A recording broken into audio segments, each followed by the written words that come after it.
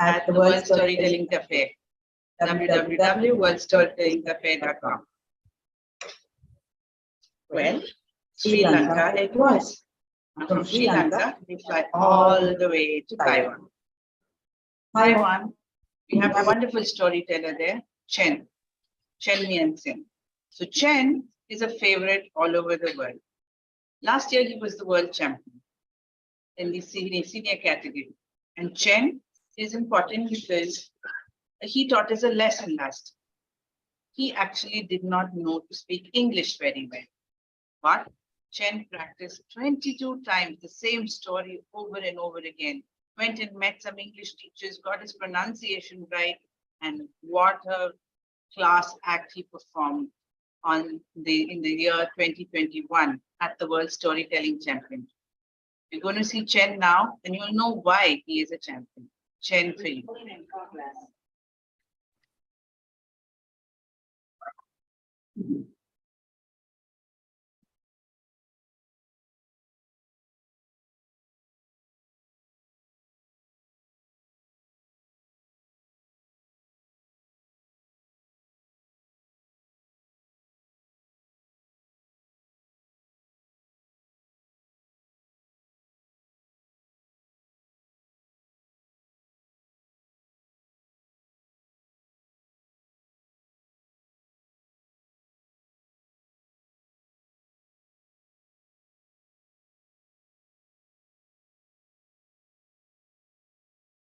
Some things are just worth waiting for.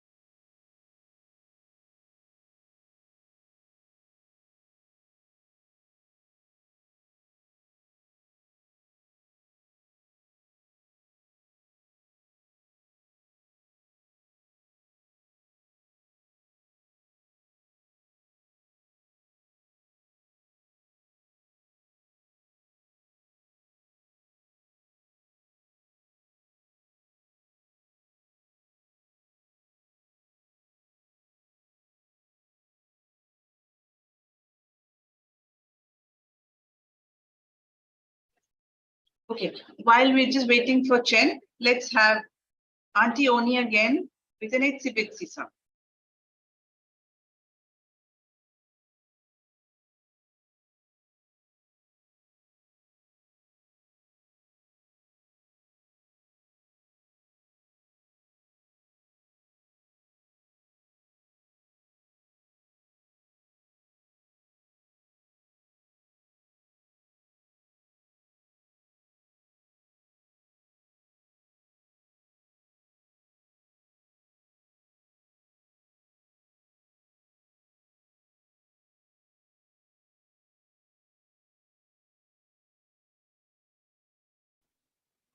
Peace and love.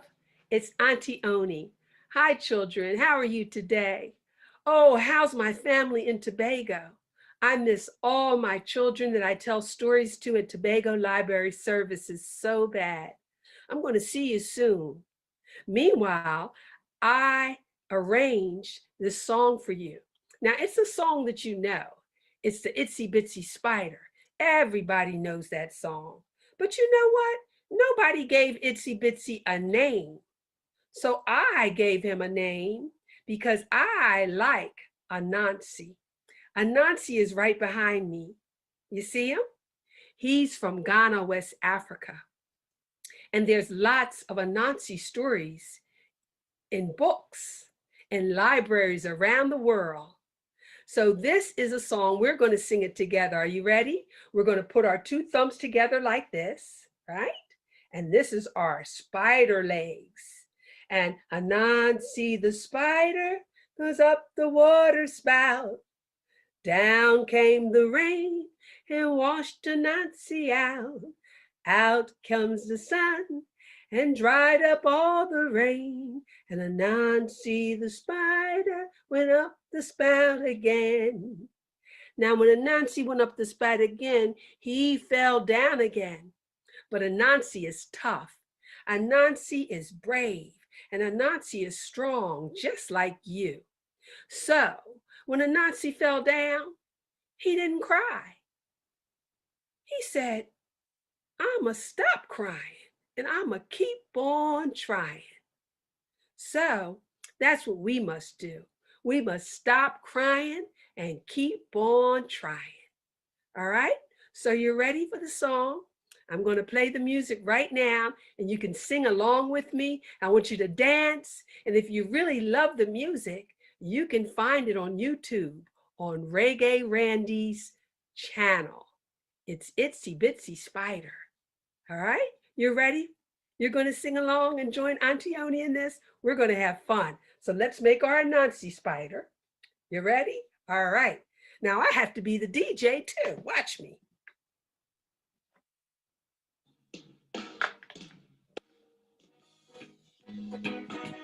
Let's go.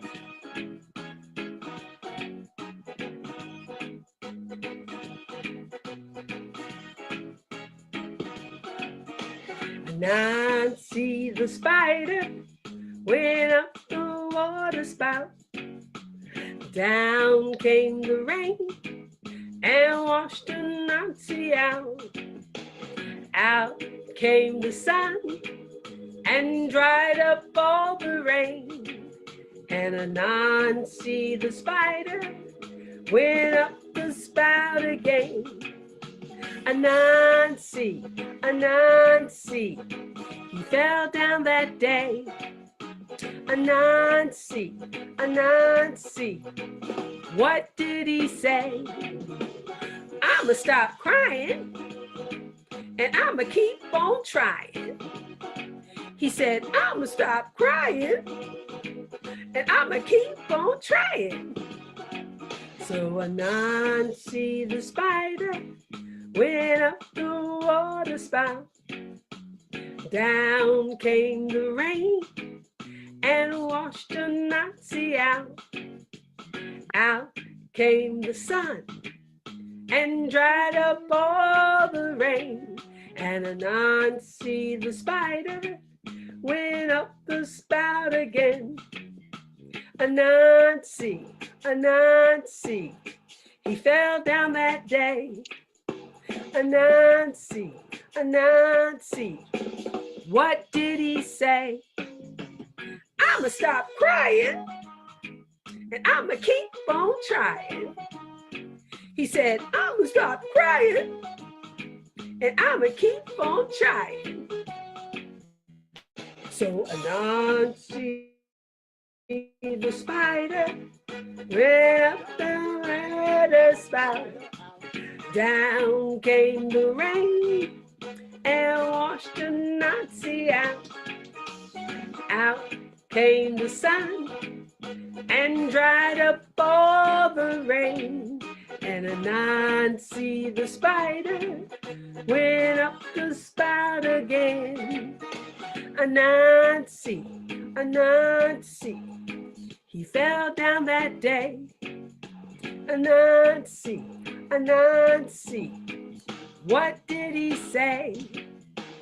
I'ma stop crying and I'ma keep on trying. I'ma stop crying and I'ma keep on trying. So Anansi the spider crawled up the water spout. Down came the rain and washed Anansi out.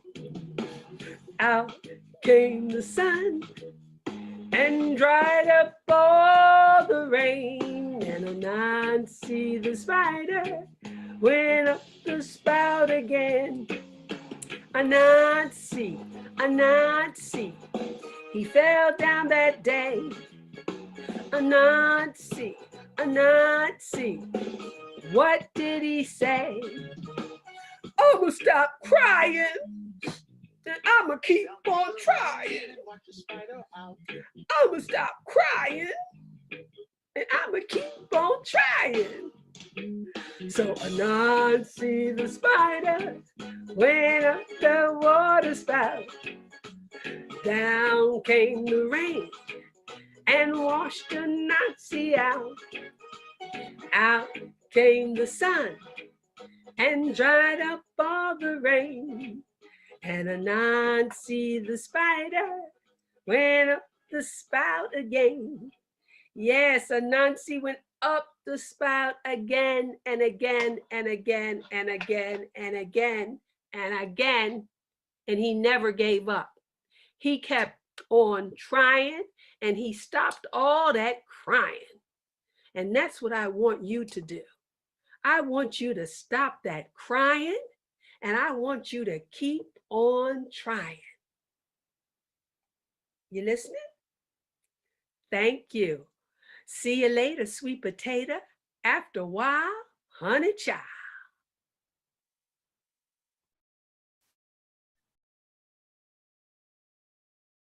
Auntie Oni is always fun.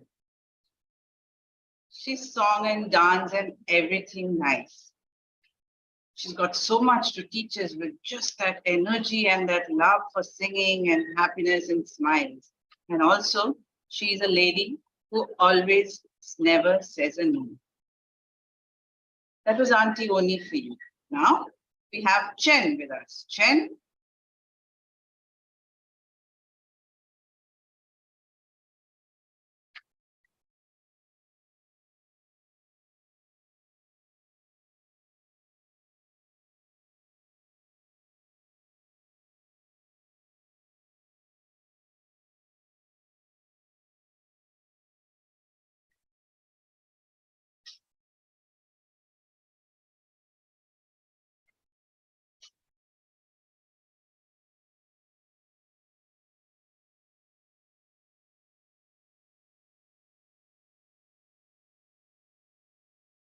There are some audio issues with Chen.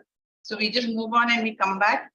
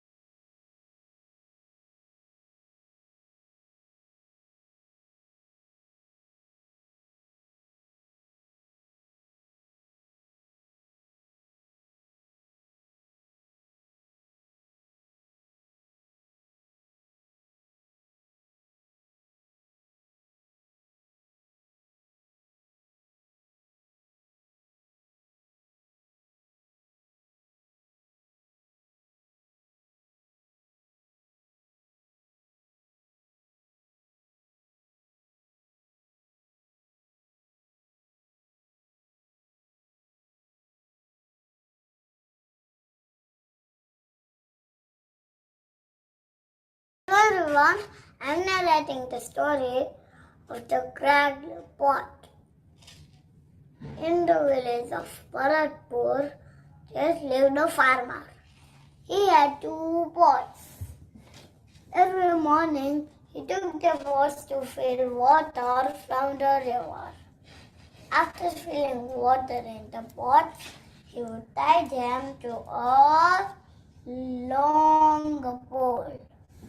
Then he will place it across his shoulders and walk home. Now, one of the pots had a small crack at the base. So, each time the farmer would walk back home, a small stream of water would fall from that pot. By the time the farmer would reach home, the cracked pot would be half empty. The farmer, however, loved the pot very much, so he kept using it.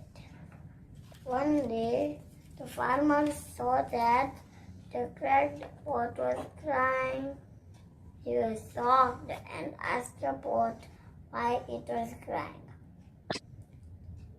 The cracked pot replied, "I have a hole, so water leaks out and I'm always half empty.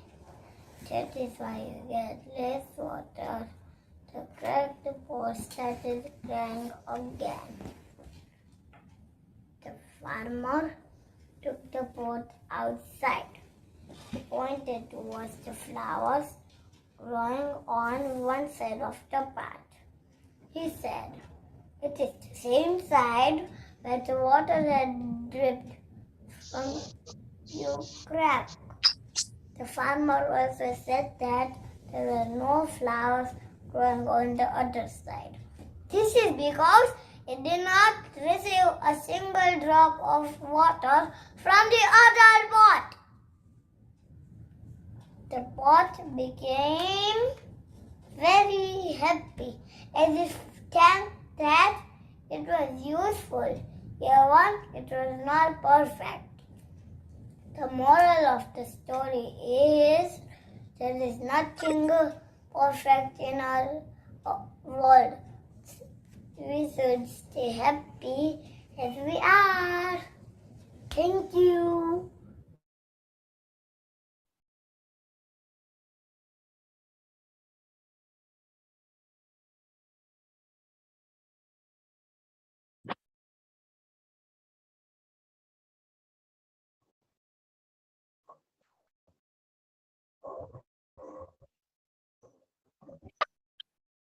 That was a very young storyteller. Wasn't it lovely? Children too are amazing storytellers. Sometimes many of us do not realize that. And at WST, the World Storytelling Championship has brought this to the fore. Children can teach us so much more. Well, with that, we move on to the Indian Kamishibai Association. Kamishibai is an art form of Japan. And the Japanese, it's kind of a street storytelling technique there. Well, this was brought to the fore by Ramya Srinidhi, who is from Bangalore. And our Nama Indian girl is our Desi girl, is a real sweetheart. She can just tell stories in any genre.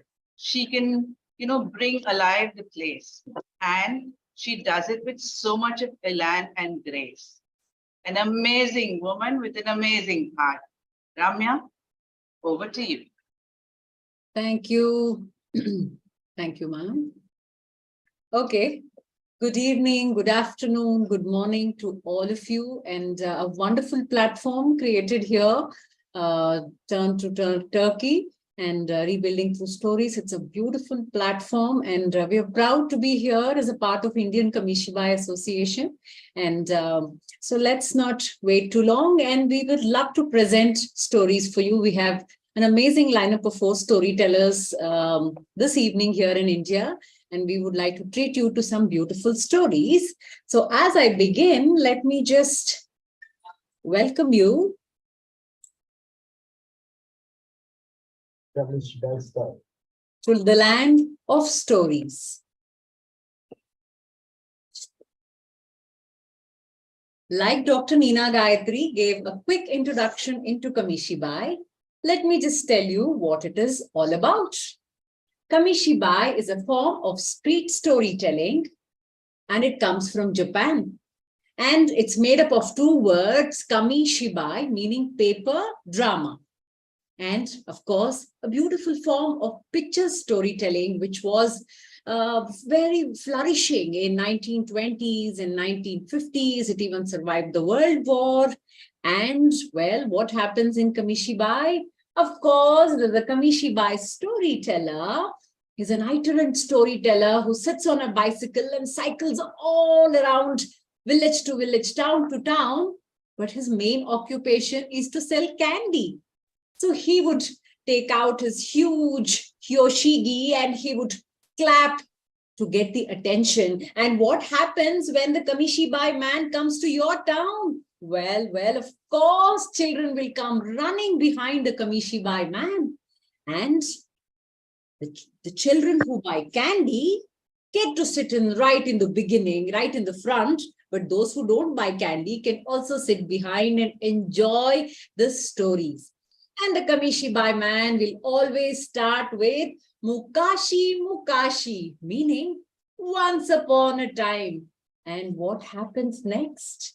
Well, there is a beautiful wooden box which has doors that open exactly like what I have. It is called the Butai. And the Kamishibai man puts in lovely, beautiful illustrated cards which have stories to tell. And as he begins the story, the doors of the box open up, revealing lovely cards which have colorful stories inside them. The Kamishibai man tells the story. He enacts beautiful stories, and once he is done, he packs his box and leaves to another city, another state, another village, another town. Well, Kamishibai, like I said, was flourishing in Japan, and it was even called as a poor man's television. Then what happened? We all got the idiot box, the television.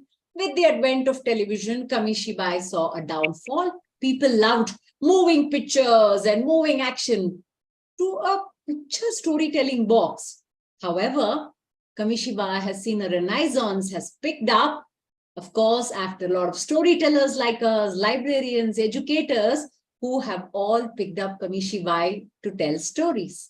So now I am going to present my story this evening in the style of Kamishibai. Well, I was wondering which story do I choose to tell this lovely audience. And this story spoke to me this evening. So I have chosen this beautiful story, and I welcome you with me on a journey of a little girl called Raha.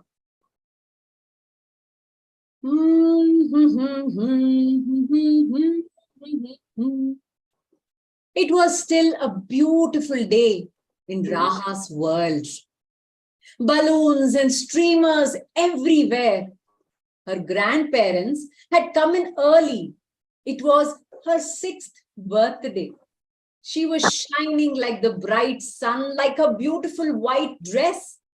And just then, her mom and dad put a string of pearl necklace around Raha's neck. Oh, they're lovely.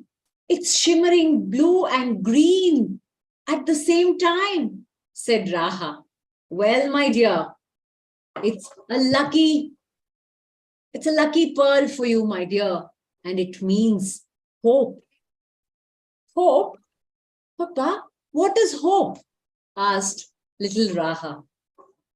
Well, the next day, Raha wanted to show off her beautiful pearl necklace to all her friends at school. She went in a little early, beautifully dressed and wearing her pearl necklace as she sat in the class. Raha, what do you think you're wearing out there? What nonsense is that? Take it off right now, said her teacher.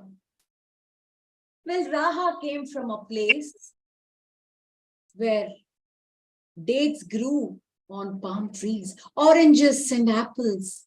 It was a very hot place, and girls from the place Raha came had to cover their hair, their ears and their neck with a same colored scarf.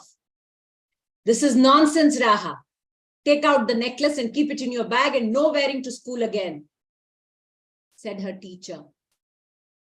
It was just black and dull gray everywhere. Well, Raha immediately ran home to her father and she complained. She said, Papa, what is this? Why did this happen at my school? Why can't I wear my pearl necklace to school? She said.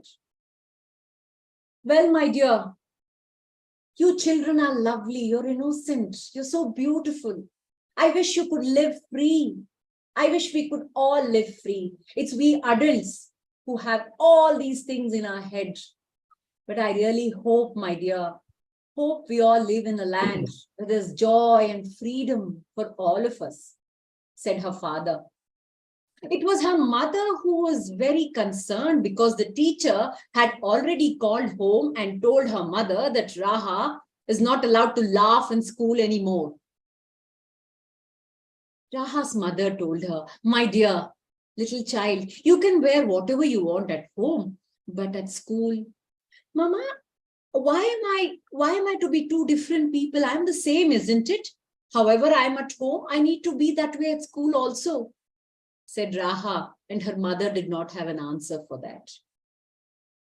Well, the next day was a Sunday, and Raha's mother had allowed her to sleep a little extra. But suddenly there was loud protests outside the window. We want freedom, we want freedom. And Raha was woken up by this loud calls outside the road, on the road. She walked up to the window and she looked. Mama, isn't it Dad down there on the street holding the biggest banner with another man and calling slogans for freedom? Said Raha. But just then police arrived there, shattered the mob, trying to send them away, and there was lathi charge, there was lots of commotion. Raha's mother closed the window. She pulled her daughter back and she said, come back, my child. Let's just get inside. Raha went to bed, wondering what happened. Why did Mama behave that way? Well, suddenly in the middle of the night, wake up, Raha, wake up, we need to go, said her mother.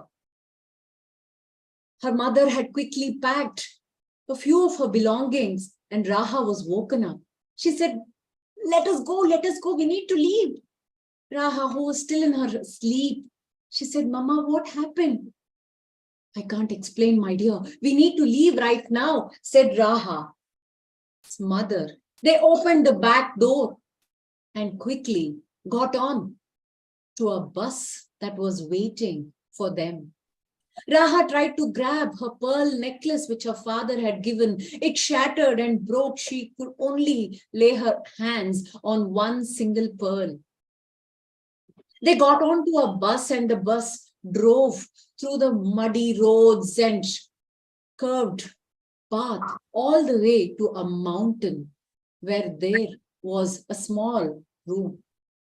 Raha's mother now sat there with her on a cold stone floor. It was silence. Slowly, the room started filling up with more people.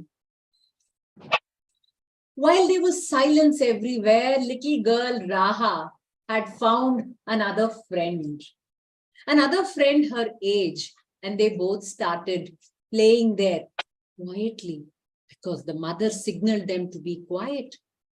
They were playing very quietly. Her friend picked up a shell that she had found and gave it to Raha. Raha saw that there was a small hole and she wanted her mother to string it in her necklace chain. Well, they were all waiting for someone called as the smuggler. These people were none other than the ones who wanted to flee their country, cross the border and go to the other side. Soon the door opened and a man walked in with a lantern in his hand and he signaled all of them to quietly leave the room. There were horses waiting for them. Well, Raha and her mother quietly got up. She bid goodbye to her friend, and outside there was a white horse waiting for them. They sat on the horse and they started to ride.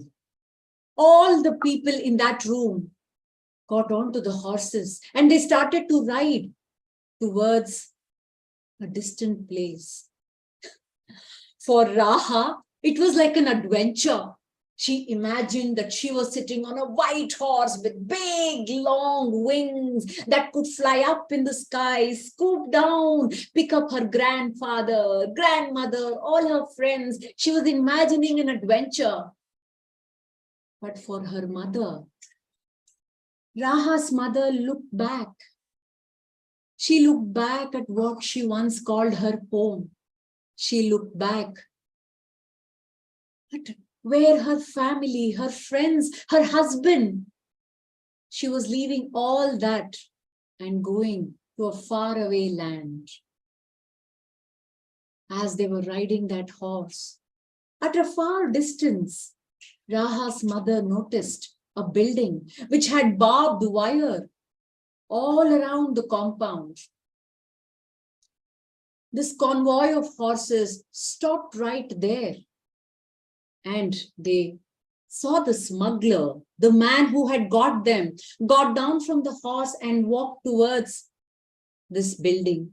They saw at a distance that there was some exchange of money that was going on.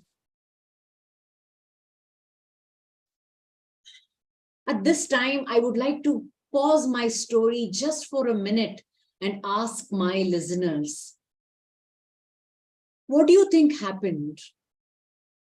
What do you think happened next? This man who was the smuggler helping the refugees cross the border, do you think he was giving money to give them a safe passage? Or do you think he was receiving money for bringing all these refugees? Raha's mother had told her that night when they were sleeping, she had got a call. She had got a call that her father was in some kind of a trouble and they had to quickly leave the country and her father will try to join them. And they were all trying to cross the border, go to the other side. As I'm telling you the story, maybe a story like this is unfolding somewhere. We have seen such visuals on televisions, isn't it? People fleeing their own country. We have seen people falling down from flying aircrafts simply to leave what they call their own country as home. Well, as you're wondering what happened next, let me tell you. Let me tell you that the handler, the smuggler whom they called, was a kind man. He had paid money to make sure all these people had a safe passage to the other side.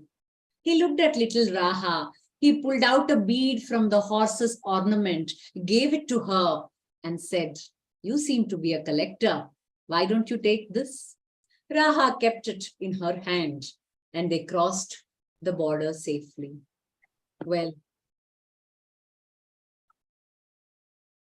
after they crossed the border, it was an uphill task for Raha's mother. She had to take different jobs just so that she can feed herself and stay with Raha. Well, after many days, finally, there was a boat that was arranged for them to cross the sea and go towards Germany. Many people were there on that day at the shore, wanting to cross and go to the other side. Raha and her mother were getting ready. Little Raha saw something on the shore. She picked up a shining seashell and she kept it, wanting to string it to her necklace, wanting to add to her collection of beautiful things in her journey. Well, quietly, they all sat on that boat. There were very few boats and many people who wanted to cross the ocean and get to the other side. It was a dangerous ride. The sea was deep, the waves were high, it was very cold. People stuck together, sat, and all they had was a hope. Hope against hope that they will get to a safer place. Well, after they crossed the ocean, they were soon put into trucks. And from there, Raha and her mother sat inside the truck, which was Many people, it was stinking. People had not had bath for many days and nobody knew where they were going. Well, after a long and tiring journey, soon the truck reached Germany. Raha was welcomed by a kind policewoman who looked at her and said, "Little girl, you are very brave. You have made a long journey. And look at you, you seem to have a collection." She pulled out a button from her uniform and gave it to Raha. Raha was tired, she was hungry, but still she was happy to be welcomed with a smile. Well, after that, Raha's mother took up a small job at a tailor shop and she was able to make a living and even put Raha to a school.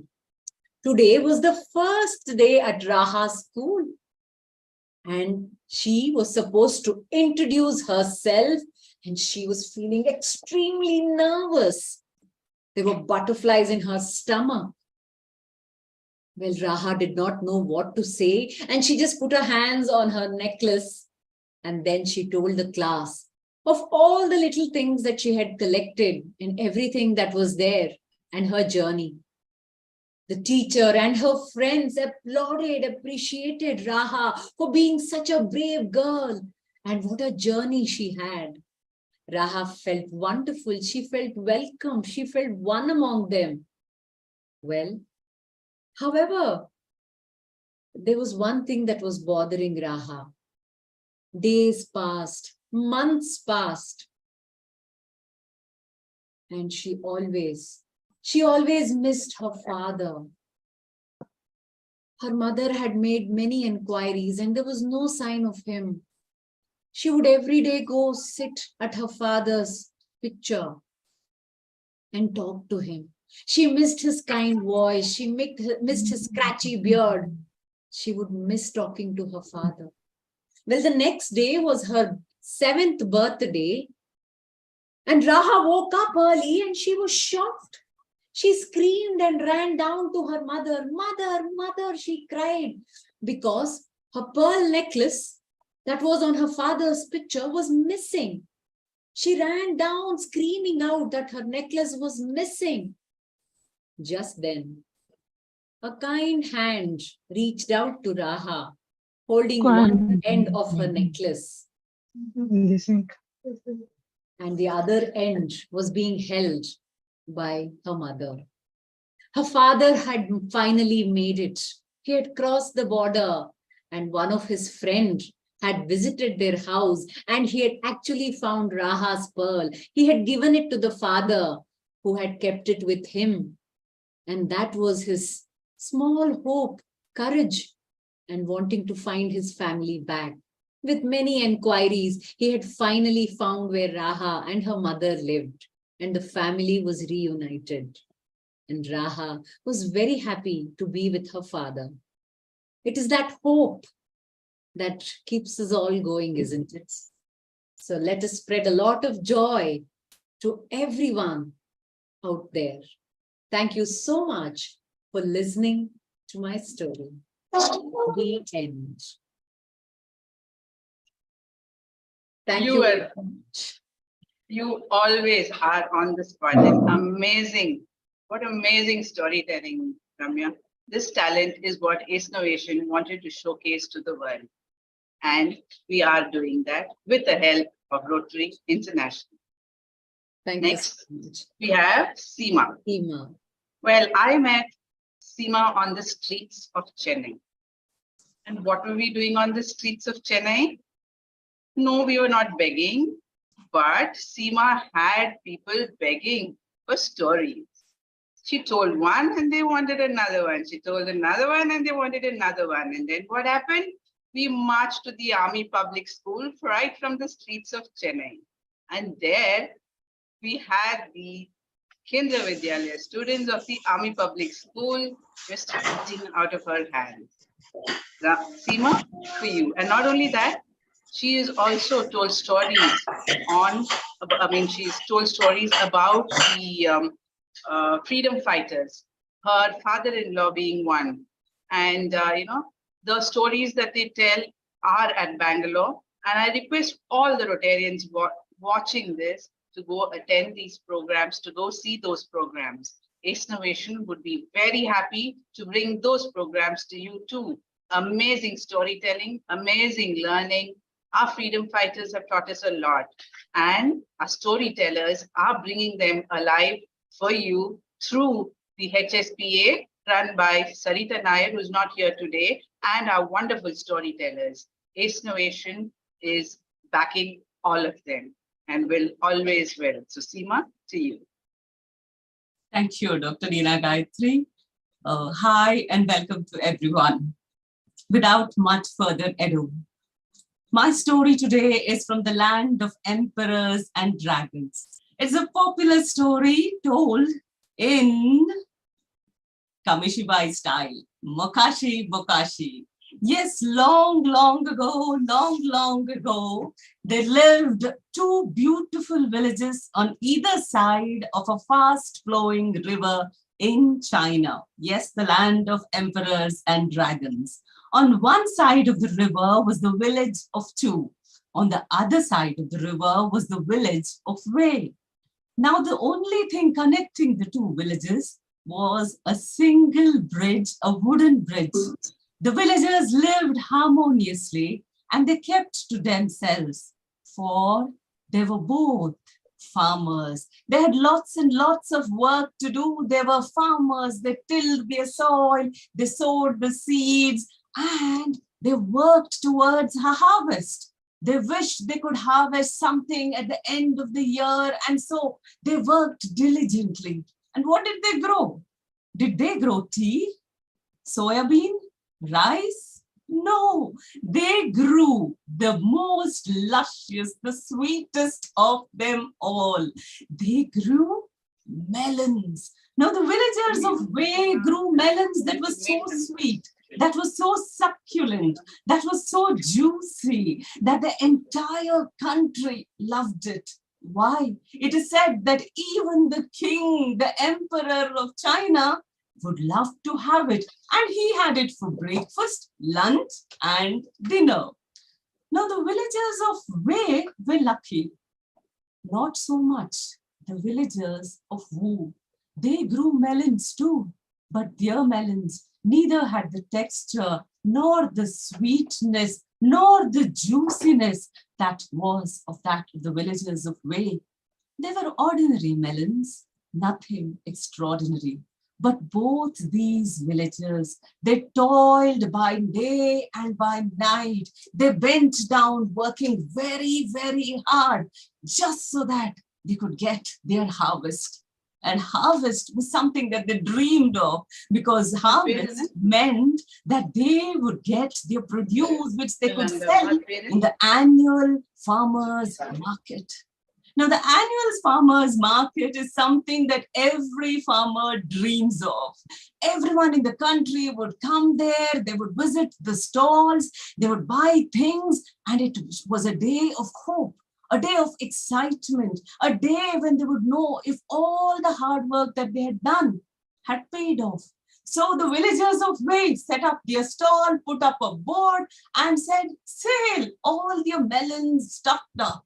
And the villagers of Chu, not to be left behind, they too had all their melons for sale. And as soon as the market opened up, people thronged to the stalls. They attacked the stalls of Wei and bought those juicy melons, those succulent melons, and they went flying off the shelves as if they were hot cakes. A few people did buy melons from the villagers of Chu, but not many. And by afternoon, while the villagers of Wei were selling most of it, the villagers of Chu found that most of theirs remained on the racks. They got desperate, and that is when they announced that they would offer discounts. Buy one, get one free. Buy 2 for 1, buy 3 for 1. They said they offered all kinds of discounts. They raised their voices. They called for people. A few did buy, but that was not enough. By end of day, the villagers of Wei had put in a board, sold out. But sadly, for the villagers of Chu, that did not happen. Many a melon was left behind. They were sad, they were dejected, they were disappointed. A year's work had gone into this. This was not expected. But the villagers of Wei, they had so much to celebrate. They partied, they hoisted flags, they burst crackers, they lit flying lanterns, they invited people and called for dinner, music, and merriment. While the villagers of Chu, they heard the music, they saw the dance and the fun and the wine and all that, and they were dejected, they were angry. The sadness turned into anger, and soon it turned into hatred. And that's what happens with hatred. When hatred clouds your judgment, you stop thinking. And that is when one of them said that it is the villagers of Wei who are responsible for everything. They are the reason for our misery. Let's do something. The others immediately nodded and said, yes, let's do something. Let's take revenge, they said. And so in the middle of the night, when everyone was sleeping, they tiptoed to the village of the Wei. They crossed the bridge and plundered the farms of the villagers of Wei. They ransacked it, they plundered it, they took away every tree, every plant, every creeper was pulled aside, and every watermelon chopped mercilessly. And then, satisfied perhaps, they quietly walked back home. Now the villagers of Wu had slept with a song in their hearts. They were so happy, they did not know what was happening. And then they realized that they had woken up to a day of wreckage, a day of destruction, everything gone. They were horrified, they were saddened. They knew what had happened, for looking across the bridge, they saw the villagers of Chu jeering at them, mocking them, making fun of them. Soon their sadness too turned into anger, and they said, we are going to avenge this. This is vengeance. We are not going to leave them alone. We are going to do exactly what they did. And so they picked up their swords, they picked up their axes, they picked up their bows and arrow and gathered together, ready to march, ready to cross the bridge and fight a war. But their leader, he said, remember, we always seek the blessings of the wise old man. Otherwise, we don't do anything otherwise. Can we just go and take these blessings before we do something like this? And so off they went to the outskirts of the village, to the wise old man. He heard their story. He felt their pain. He sensed their anger, their vulnerability. And he said, you're right. You're very, very right. You need to cross the bridge. Yes. But the tools that you carry seem to be wrong. Now the villagers of Wei, they were confused. So they said, how is it possible? How can our tools be wrong? This is what we need for war. But the wise men said, don't do this. Instead, pick up your best gardening tools. Pick up your best gardening tools. Teach them how to plow. Teach them how to sow the seeds. Pick up your best seeds. Teach them when to plant the seeds, when to sow it. Pick up your watering cans, your best watering cans. Teach them how to water, when to water, how much to water. Take your manure and show them how to put manure, when to do it. And finally, take your blackboard and your chalk. Take your blackboard and chalk and teach them that growing melons is an art. Teach them the art of growing melons. Teach them everything from sowing, plowing to watering. And that is what you need to do, he said. The villagers were confused. They said, but they did this to us. They took away everything. We hate them. How can we not take revenge? And the wise men sighed and said, remember that an eye for an eye can turn the whole world blind. You have a choice to make. You have two choices. One, you can lead a life of peace, sweat peacefully. And see to that generations to come will live peacefully without worry, rejoicing the melons of your sweat. Or you can bleed in war. You can bleed in war and lead a life of anxiety, lead a life of tension, lead a life of fear, for this is not going to stop now. They'll come back. They'll come back, and it's not just you, because once hatred leaves your heart, it's going to spread like wildfire. You have a choice to make, he said. Now, I don't know what the villagers of Wei did. I don't know what choice they made. But what I do know is that I have heard of wars many. I have heard of world wars, of the Israel war, of the Palestine war, of the Ukrainian war, of the Indo-Pak war, so many wars. But I've never heard of a war between the villagers of Wei and the villagers of Chu. And friends who have visited China tell me that even to this day, on either side of a fast flowing river, there are two villages that prosper growing melons. I wish to go there once. Won't you? Thank you for listening.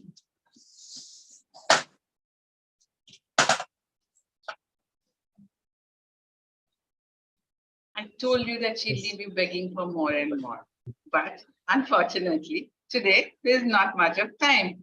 Thank you, Seema. Thank you so very much. Awesome. All right. Now, just before we go on to the other two Kamishibai specialists, we have with us Arif from Afghanistan. And when they come, when they say they're from Afghanistan, you have to have them immediately because you do not know what will happen next. Arif, thank you for coming. Arif has been Ace Innovation's superhero at Afghanistan. Arif is one person who encourages a lot of women storytellers at Afghanistan. The first time we had Arif on board, he brought about 3 or 4 women storytellers, and he had the whole room decked up so nicely with all the backdrop and everything. And these ladies told the story in Dari. And we did not understand Dari, but he was an amazing translator. And what he did that day made Ace Innovation realize that we were doing what governments were not able to do. We were crossing over to borders, and we were enabling women and empowering women across the border. Thank you, Arif, for being here. Thank Hello. you. Hello. Thank you very much for giving time and chance for doing this journey story. So hello, everyone. This is Arif Hassani, one of the storytellers from Afghanistan. So I know that most of you don't speak and know the Dari, and I prefer that do it in both language, and you can understand that the Maya story. So I want to say that behalf of Afghan people, please accept my warmest greetings and welcome you join to this live storytelling program. I know that it's a good opportunity for me to share my life story. I know that most of you heard many different fiction stories, but I prefer to share a real one. So if you're interested in that, I want to share my life, real life. That's what happened after that the Taliban captured or took over our country. I know that's too hard. It's too hard for me when I explain this my real life. So it's gonna be hurt in my heart. So my life story is the simple life of many Afghan employees who work for the international community and organizations before the Taliban took over the country. I was born and raised in Herat province of Afghanistan. My life was changed forever during the war in Afghanistan. To support my family, I worked as an interpreter for the international communities and international organizations. So my life wasn't safe over there after working with the international communities. Working alongside with international communities made me a target for the Taliban. And they called me and told me that, hey, we know you, we know your family, and we know that for whom do you work. So that was a tough situation on that time. And many times they passed notes or making phone calls that if you don't quit your job, you will be very hurt or you will be killed. Not just you, including your family. So I wouldn't be safe there, and I didn't quit my job because I knew that if I quit my job, they would kill me because they hate me. They don't like the people who work for the international communities. So I continued my job. I never stopped working due to helping my people. Even I killed at this stage because I love my country. I love my people. Knowing it would take time to receive my SIV program, or SIV means that a special immigration visa, went on that run. After the Taliban took over the country on August 2021,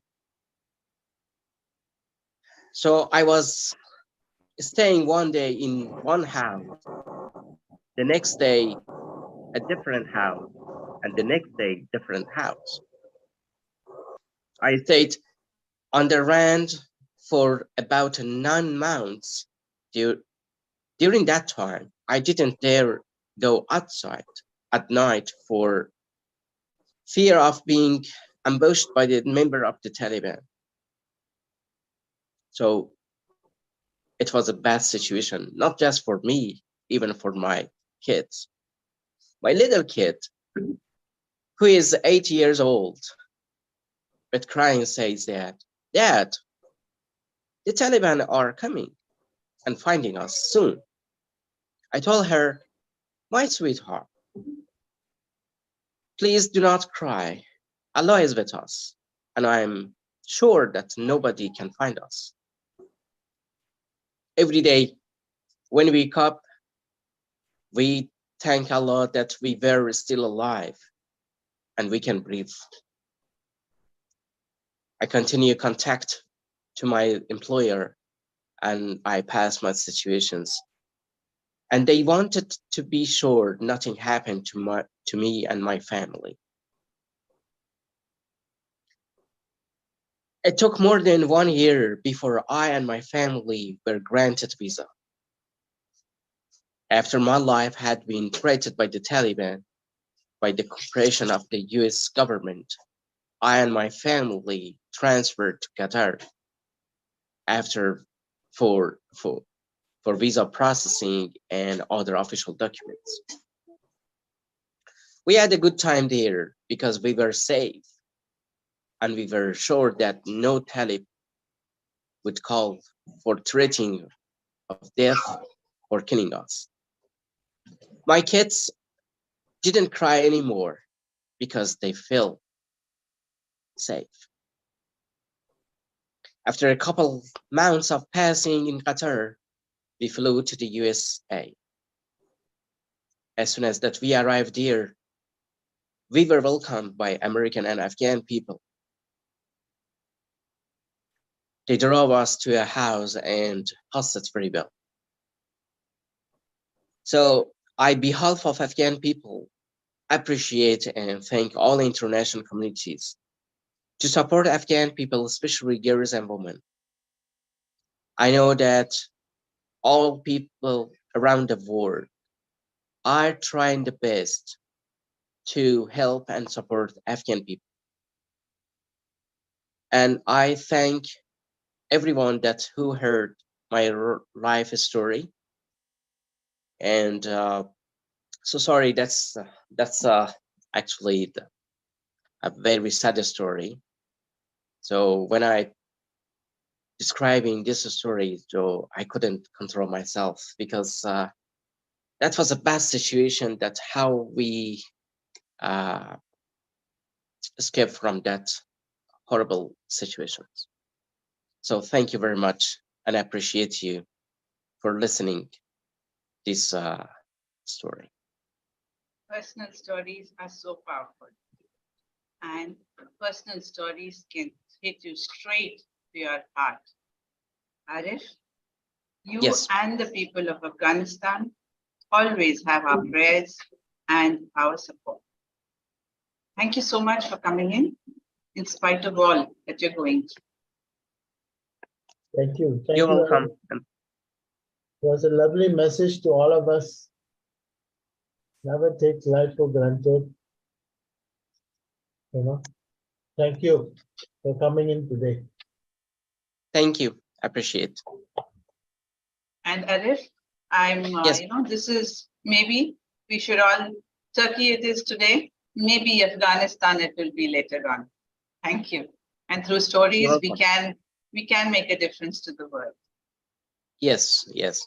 I'm so sorry that I made you sad, but there is one thing that I am sure that the international countries don't leave us alone, especially girls and women in Afghanistan. You know that they cannot go to school, they cannot go to universities, they cannot continue their educations, and that's a hope that we have you, and you know that how support Afghan people. But thank you very much. I appreciate all countries who supported in the past, now, and the future. Thank you very much. Thank you. Thanks, Arif. Thank you so much. Well, that's Thank left me all teary-eyed and wanting to do more for the world. And it kind of breaks barriers.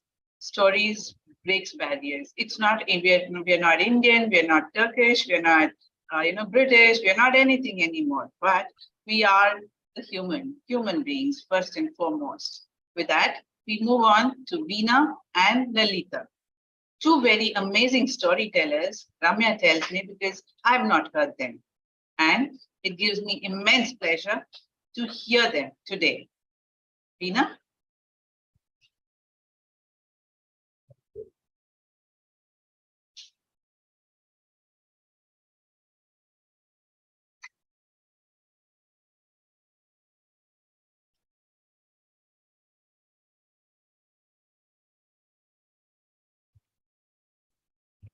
Thank you so much.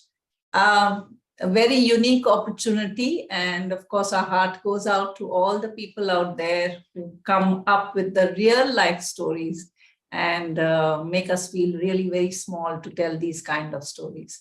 But before I start my Kamishi by telling, I have something from Turkey in my own home.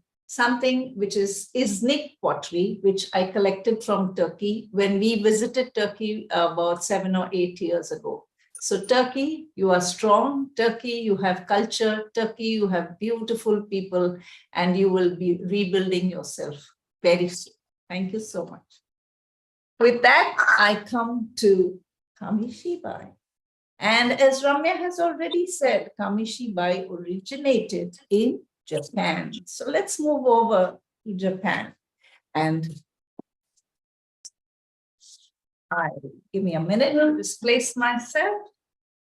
Thank you so much. And before we start the story, the Kamishibai man brings his hoishigi and he calls out to all the children and of course the adults here too. And he goes,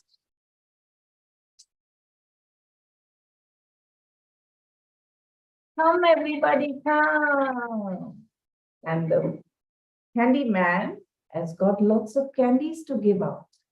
And then I hope you're taking your best seat to watch the show now. So here's the story all the way from Japan. The land of the rising sun, the land where the Kamishibai came into existence first. So this story is about Momotaro. And Momotaro, long ago, Mukashi, as they say, in a small village, there lived an old man and an old woman, a grandmother and a grandfather, Oja-san and Oka-san. And they did all the work by themselves. They brought the firewood, they heat up the water, and the grandmother washed her own clothes. She went all the way down to the river every day. Krok, krok, krok, tarok, tarok, went the grandfather with his stick. Ah, I'm tired. I wish I had some young blood to help me. And they always thought that if they had a son or if they had a daughter, well, they would help them. But the old man and the old woman did not have anyone, and they really longed for some. Now, one day, as Oka-san and Oji-san went to the forests to gather the firewood, and she went down to the river to wash her clothes, something bobbed up. And that something bobbed up, and it came up.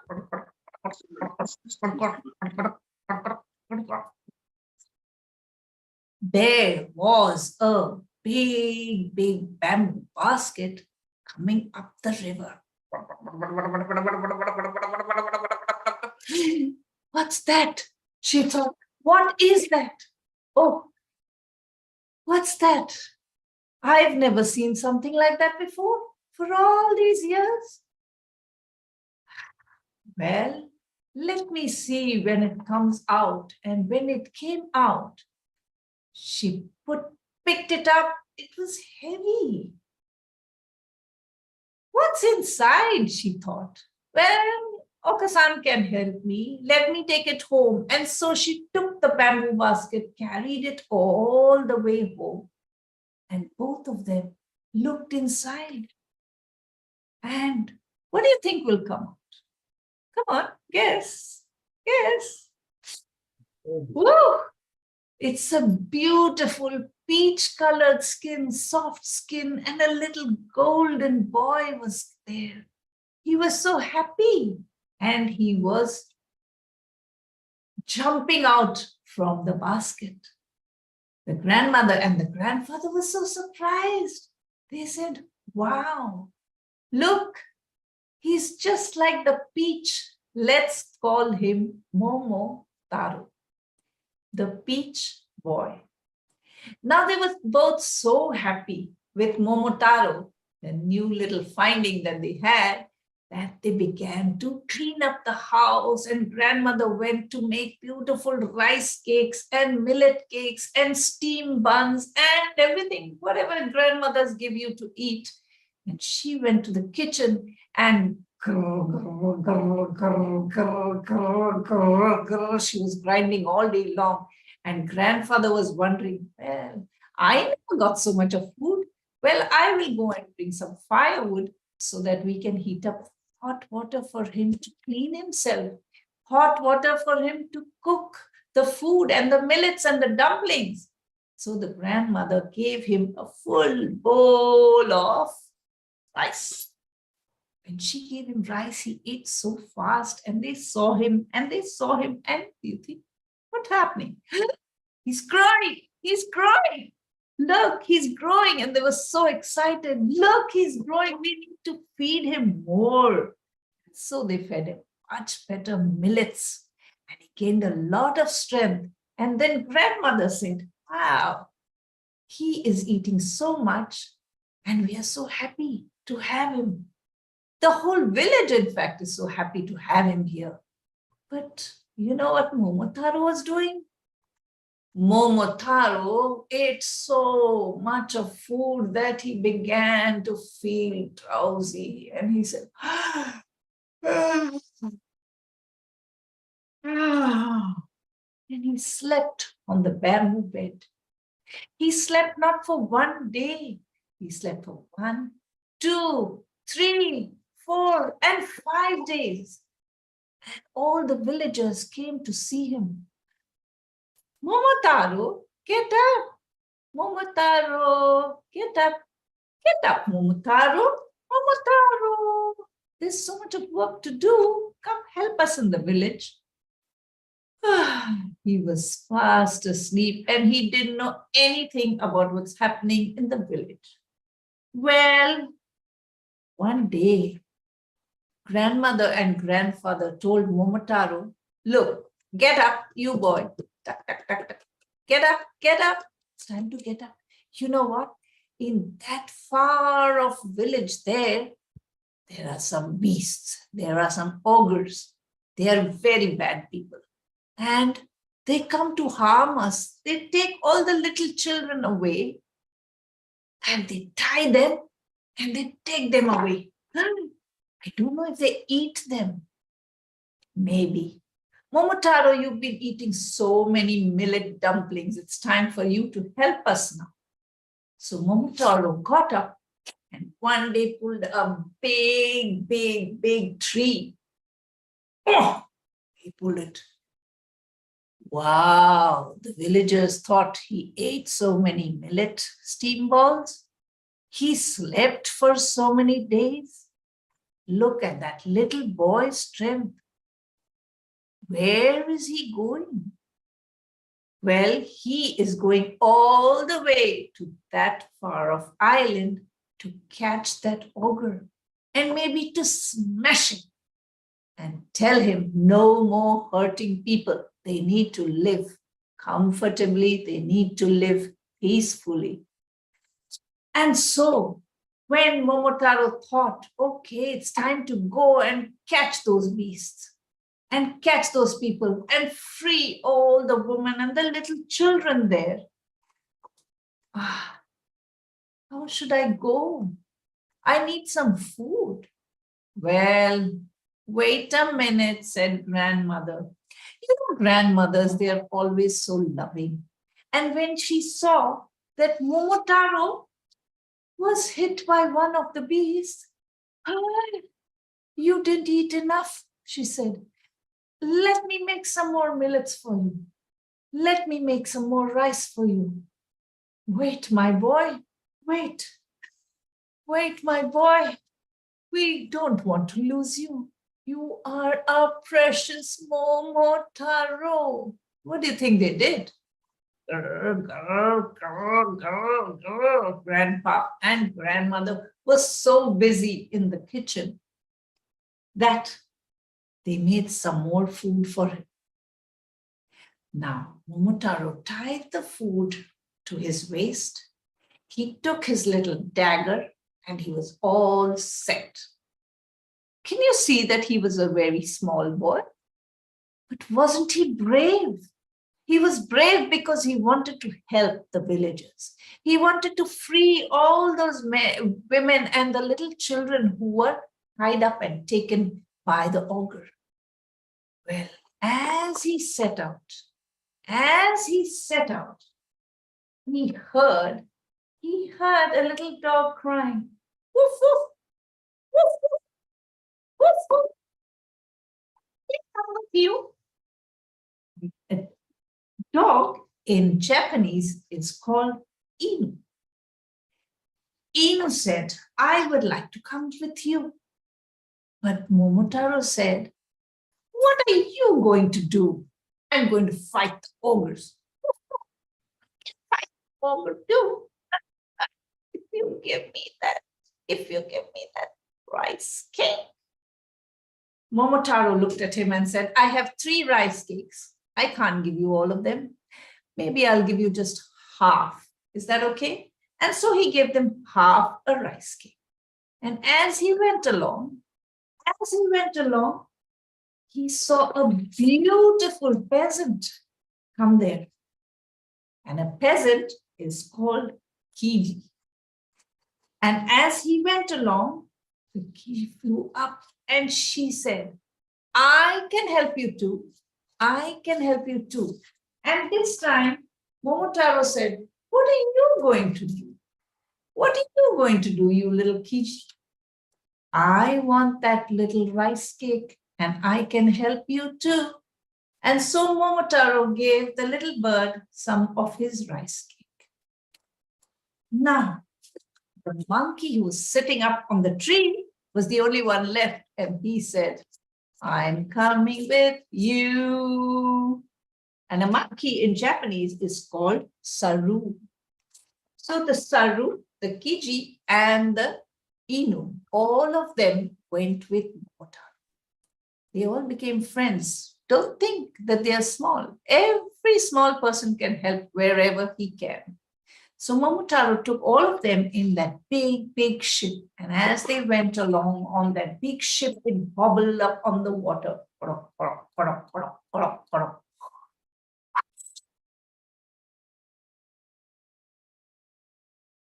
The bird was right there in front because then it could see the faraway island. As soon as they reached the island, the bird flew the first. It went. And as it went, the dog scampered onto the island too. And as he scampered, he just went and pushed open all the doors of that big gate. And the monkey tried his best to free away all the little children and the women there. The augurs came out and they said, and the bird pecked their eyes. So it was helping Momotaro. Momotaro tried to push them with his stick, but the augurs were very, very strong, and a big fight continued for a little while.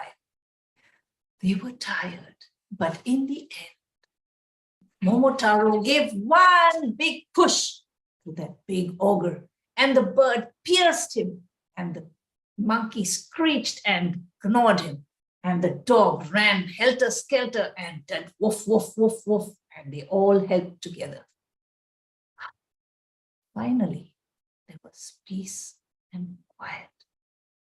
Run, run, open the doors and free up all the little children and all the women who have been stuck there. Let's have a feast. Look at all the food that the augurs have been taking from everybody and not really giving the children. So they had a feast. They were tired. And then it was time to get back on that boat and go back to their village.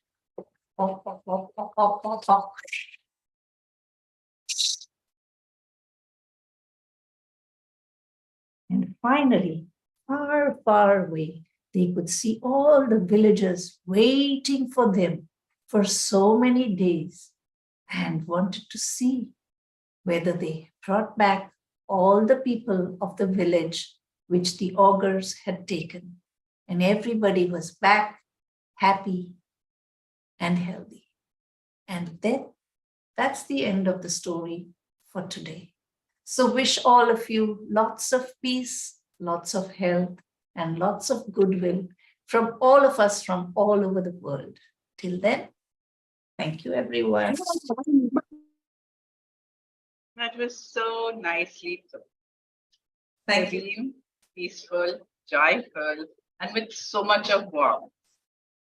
And what you showed us from Turkey and what you said about Turkey really takes us closer to Turkey. Thank you, Veena. Thank you, Veena. John? Wonderful, beautiful story. Thank you. Thank you so much. Thank you. It's a great John? opportunity for us. Thank you. Thank you, Veena. John, it's your time, but I'm going to ask you to wait for a little longer. We have just two more stories, just two. Maybe, hands could fall in your category. So I would finish with Lalita Shinde. Lalita?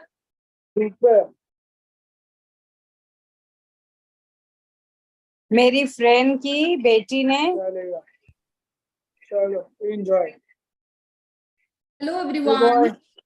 Hello. After listening to 3 Kamishibai stories, here let's listen to another very interesting story. This story is about Amachi. Amachi, Amachi. Amachi is like our Ji, Nani ji. But Amachi is from the land of God's own country. Amachi is from Kerala. Now, what is Amachi going to tell us, or what is that we are going to learn from Amachi? The story is titled as Amachi's Amazing Machines. I'm sure most of you would have started guessing. Stay tuned. Here you see Amachi, that is the Nani, the grandma, but our grandmother is a special grandmother. She has such cool things that she's tied to her waist. She has a lot of tools. She has a gardening tool. She has a little hammer. She has all the tools necessary to repair her garden. Now, this little boy that you're seeing next to Amachi is her grandson, Suraj, who has come to spend summer holidays. Amachi is a very smart lady. She is going to spend time with Suraj and also teach him a lot of life skills. So let us see what Suraj is going to learn today from Amachi. Amachi, Amachi.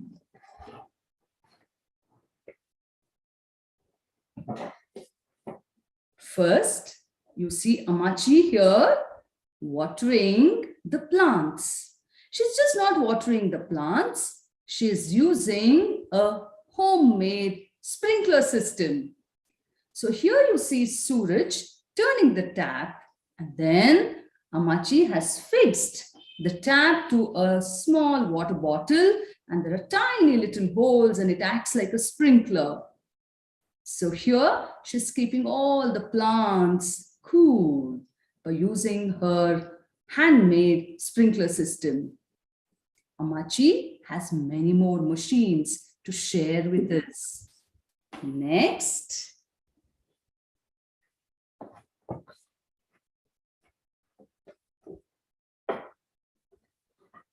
Suraj is looking very happy here. Suraj asks Amachi, Amachi, I have finished watering the plants and you asked me to pluck some flowers for puja and I have done all that, Amachi. Now, can you make some coconut burfis for me? And Amachi says, yes, I can make, but you have to help me. Suraj thinks helping making coconut burfi must be very easy. He says, yes, I will help you. And now Amachi is on the task. So what is the task? Let us see. Can you see Amachi here? She's wearing a helmet and she's about to get into some adventure. So what is that adventure? She says, Suraj, to make coconut burfi, we need coconuts. So you have to turn this machine here and I will be going up closer to the coconuts and I'm going to pluck, but we are going to pluck only the yellow ones, not the green ones. And now Amachi is zoom. What happens? She now reaches to the top of the coconut tree and plucks the yellow coconuts, that is the yellow tender coconuts, the ones which are ready to be peeled and to be made into the burfi. But here again, she has tied a sari so that the coconut doesn't get lost anywhere. It just slides, swing, and falls into a basket there. Very interesting. Now what next? Suraj visualizes, oh, now the coconuts have come down. So what is next? Where is my Burfi? She says, we are still just halfway through, Suraj. We have to now peel, that is, remove the husk, remove the fiber. And again here Amachi introduces Suraj to another interesting tool.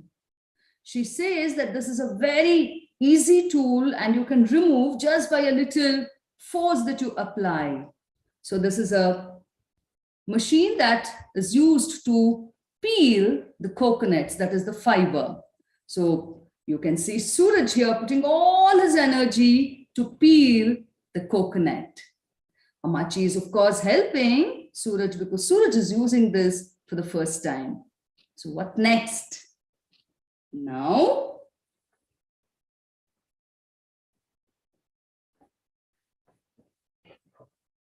Amachi says, Suraj, now that we've got the coconut, we have to crack it.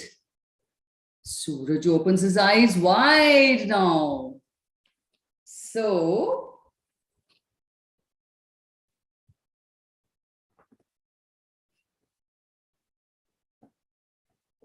crack.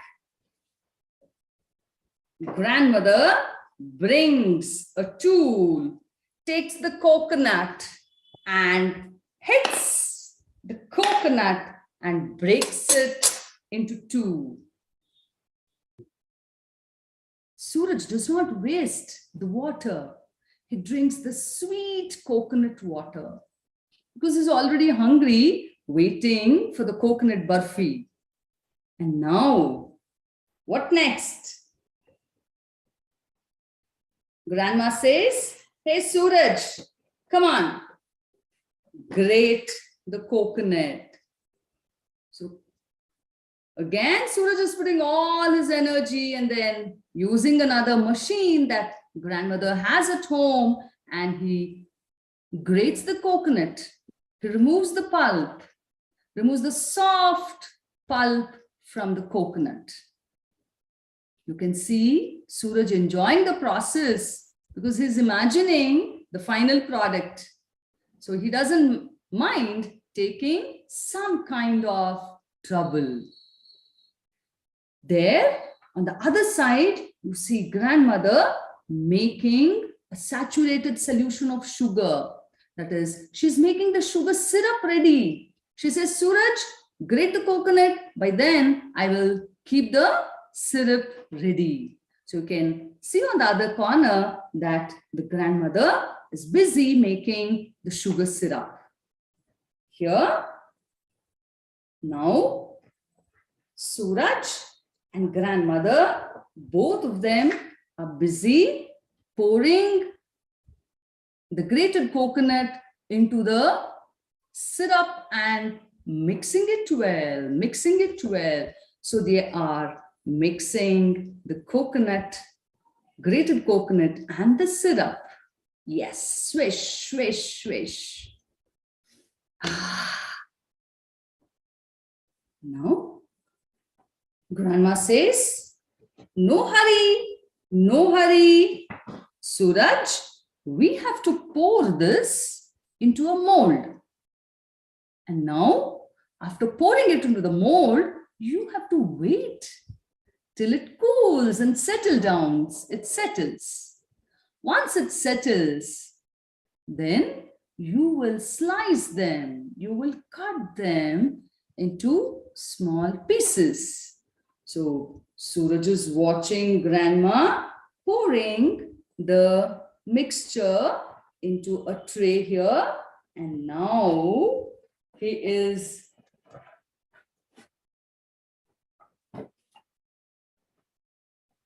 arranging the slices which are ready to be stored. Again, your grandmother instructs that it has to go into an airtight container so that you can use it for a week. And Suraj is keeping it so safely. He's just closing the lid and he says, wow, I have something to eat for next week. And then we're going to make another sweet. So that is what he must be planning. So grandmother here is telling not to open the lid often. So Amachi and Suraj are finally successful in making the coconut burfis. Amachi here did not simply make the coconut burfis. She taught Suraj a little science. She introduced Suraj to simple machines. How, with little effort, you can do extraordinary work. The same way that all of us here are telling small little stories, bringing small little experiences from our lands and then sharing it here, and we are making a big difference. Thank you. Here's a small little assignment. Suraj is very happy, but then grandmother says, Suraj, you have to identify all these simple machines that we have used. So let us all find the simple machines around us that we use in our day-to-day life. Happy finding machines around you. Thank you. See how stories can be used to teach the difficult, the not so easy, the complex, and it's all made so simple. Thank you, Lalita. Thank you. And you know, it's so late, but yeah, the coconut burfis, I wish it was here. All right, thank you so much. Well, Thank you. cobble streets and timbered houses, low timbered houses, and the iconic Lady Mermaid statue brings to mind Denmark. We have Hans, and after Hans, we have our Santa Claus. Hans from Denmark. Yeah, hello, can you hear me? Yes, Hans. Yes, Good. welcome home. Thank you very much for having me for this occasion. I'm from Denmark, and one of the most famous storytellers, H.C. Andersen, comes from Denmark. I guess most of you might know that. But anyway, I'm going to tell you a story, and I'm very proud to be able to tell a story for this event of helping people in Turkey after this terrible catastrophe. So here is my story, which is a story about a very small fish. Denmark is surrounded by water, so it's very natural to tell a fairy tale about a little fish in the sea. Well, this fish was called Little Fish because it was very small. It was so small that it looked like all the other fishes. It was almost transparent, but Little Fish thought, maybe I'm small, but I know I am the fastest fish in the ocean. So Little Fish thought, well, today I'm going to do something that I must not do. I'm going into the seaweed forest. Well, the seaweed forest, it knew that the parents said, or the friends said, don't you ever go into the seaweed forest, because there is a fish in the seaweed forest with 1,000 sharp teeth, and it loves to eat little fishes. But Little Fish thought, well, since I am the world's fastest fish, I can go anywhere. If I meet this terrible fish with 1,000 sharp teeth, I'll just say hello and then I'm gone. It cannot catch me. It's impossible. So little fish went swimming into the seaweed forest. It was beautiful. The sunlight was shining through the water and the green leaves, giving the whole seaweed forest such atmosphere of mystery that made little fish very curious and was swimming around, forgetting everything. Suddenly there was a voice saying, "Hello, welcome to the seaweed forest." And little fish forgot everything. It just stood still in the water, and there was the fish with 1,000 teeth. And it said, "Well, you look a bit too small to eat. But you know, I think we should be friends. How about us being friends? Tomorrow, I think you should come back with all your fat friends, and then we can play together in the seaweed forest. How about that?" Little fish didn't say anything. And then the fish with 1,000 teeth said, "Well, okay, so we agree that we are friends now and you're coming tomorrow. And if you do not come tomorrow, I know where you're living. And I'll come and I'll eat you and all your friends anyway." Then it went away and little fish started swimming out of the seaweed forest, thinking, if I'm going into the seaweed forest tomorrow with my friends, we'll be eaten, all of us. If I tell my friends that I have been into the seaweed forest, they will get so angry with me. And if I don't tell them, we'll be eaten anyway. No matter what I do, it'll be terrible. So little fish didn't know what to do. So finally it thought, well, I'll go away and hide myself in the big ocean and never tell this secret to anyone. Not my friends, not my parents, not anyone. It's my secret. So it escaped into the big, big ocean. Now, the big ocean was full of water, of course, and nothing. Well, the big ocean is actually quite empty. And little fish saw there was nobody there. It was swimming around and feeling quite lonely, but all of a sudden it heard something. Someone was coming and they were singing a song and they were so happy and they were going so fast, and it realized these are whales, little whales, dolphins. Whoa, they are the fastest whales in the sea and I am the fastest fish in the ocean. So we must be friends, of course. We can go together in the ocean together. That's fantastic. And then little fish started swimming as fast as it could. But within a few moments, the dolphins had disappeared.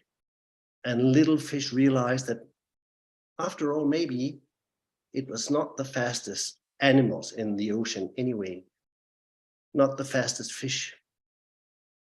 And felt so alone, and it continued out into the big desert of water. But after a long time, it met a very strange fish. It was very narrow-sided. It had huge glasses on. It was completely round and strange and looked funny, but it was all smiles. And little fish said, "Why are you smiling?" He said, "Well, that's because, you know, I am very unfortunate. I'm so clumsy, really. But then, you know, one day, without noticing, I swam into this huge whale and we became friends. Can you imagine? I am the friend with the biggest animal in the ocean. It's fantastic. We are talking all the time. We're swimming together all the time. We are just the best friends you can imagine." "Wow," little fish said. "And this means that nobody ever does anything to you because you're protected by this huge friend of yours?" "Yeah, of course," they said. "I never think about that because it's so big." And little fish thought, I should go and find some really strong and dangerous friends. Then the fish with the sharp teeth in the seaweed forest will get very angry. So it continued looking. And finally, one day it found a very strange pair of friends.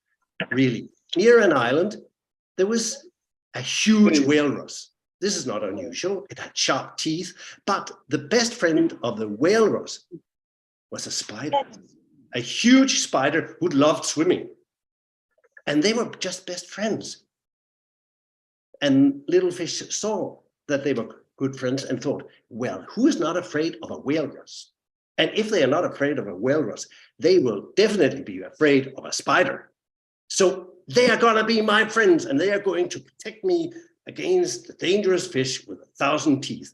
And it swam to the two friends and said, hey, hello, hey. But they didn't hear what he said. They were engaged in talking to each other. And then he said, hey, come on, listen to me. But they didn't hear it. And finally he said, come on, I want to be friends with you. And they turned their heads and looked at little fish and said, you're too small, go away. So little fish was alone again, and it didn't know what to do. It was angry and felt that it was unfair. They didn't even want to talk to him.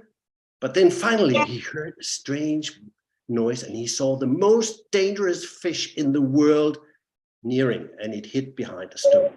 That was divers, black divers that was coming looking for something in the bottom of the sea. And they found what they were looking for, maybe, because they found this huge oyster. They didn't see little fish, and they took the oyster up, and they had a sharp knife, and they started to open the oyster little by little. And little fish said, no, no, don't do that, it hurts. But they opened it up. And then they started to look for something inside the oyster, and they found a huge pearl. And little fish said, wow, that is really very, very expensive. And then the divers took it away. No, don't take that. You're stealing the pearl away from the oyster, little fish said. But they didn't mind. They just went away, and the big oyster fell to the bottom of the sea. And little fish said, oh, I'm sorry for you. Can I help you? Can I do something for you? And then the oyster said, well, you know, it hurts a little bit, but you know what? I'm really happy because I had this stupid pearl. It hurt all the time. And I had to take care of it because everybody said to me, if you don't hide it away, people and human beings will come and take it away, and they will kill you, and they will do all kinds of nasty things to you. And I was always alone hiding it. It was terrible, but now they have been there. It was not so bad. It hurt a little bit, but now they have taken the pearl. That is super. My secret is gone. I'm so happy. And little fish thought, wow, it's happy because it lost its secret.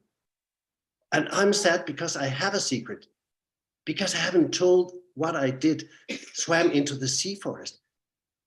But nobody can steal my secret, really. What can I do?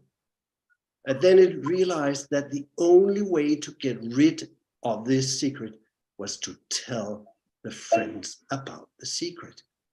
I have to go back and tell my friends. And even if they get very angry, I have to tell it, because otherwise I will never get rid of it. And I also have to pass the dangerous fish with 1,000 teeth. But I have to be brave. I have to go back. And then finally, little fish decided to go back and tell the secret. So it swam all the way back. And when it came back, there was nobody there. Oh no, the little fish, I'm too late. The fish with 1,000 teeth has been here already, and it has eaten all my friends. It's terrible. But exactly in that moment, all the friends came. Hey, little fish, are you back? That's so fantastic. Where have you been? Why have you been away? What happened? And little fish say, I had to tell you, I've been into the sea forest. I met the fish with 1,000 teeth, and it's gonna eat us. We have to escape. We have to do something. And the friends looked at little fish. Did you go into the sea forest? Yes, I did. I know I shouldn't do that. And then they looked at each other, and then they started laughing. Don't laugh. It's not funny. It's gonna eat us, it said. And then they all looked up, because on the surface of the sea, there was this fish. It was full of air. It's human beings who use that as a toy when they go swimming in the sea, if they have forgotten it. And there was this fish full of air on the top of the sea, and little fish didn't really understand. But then the fish explained him what to do. And that was a good idea. In the sea forest, there was this fish with 1,000 teeth waiting for little fish coming with his friends. And he thought, hey, why isn't he coming? I'm hungry, come on. He must be here very soon. Otherwise, I'm going to find him and eat him. And exactly in that moment, he saw a big, huge, delicious fish entering the sea forest. And he thought, haha, now they have come.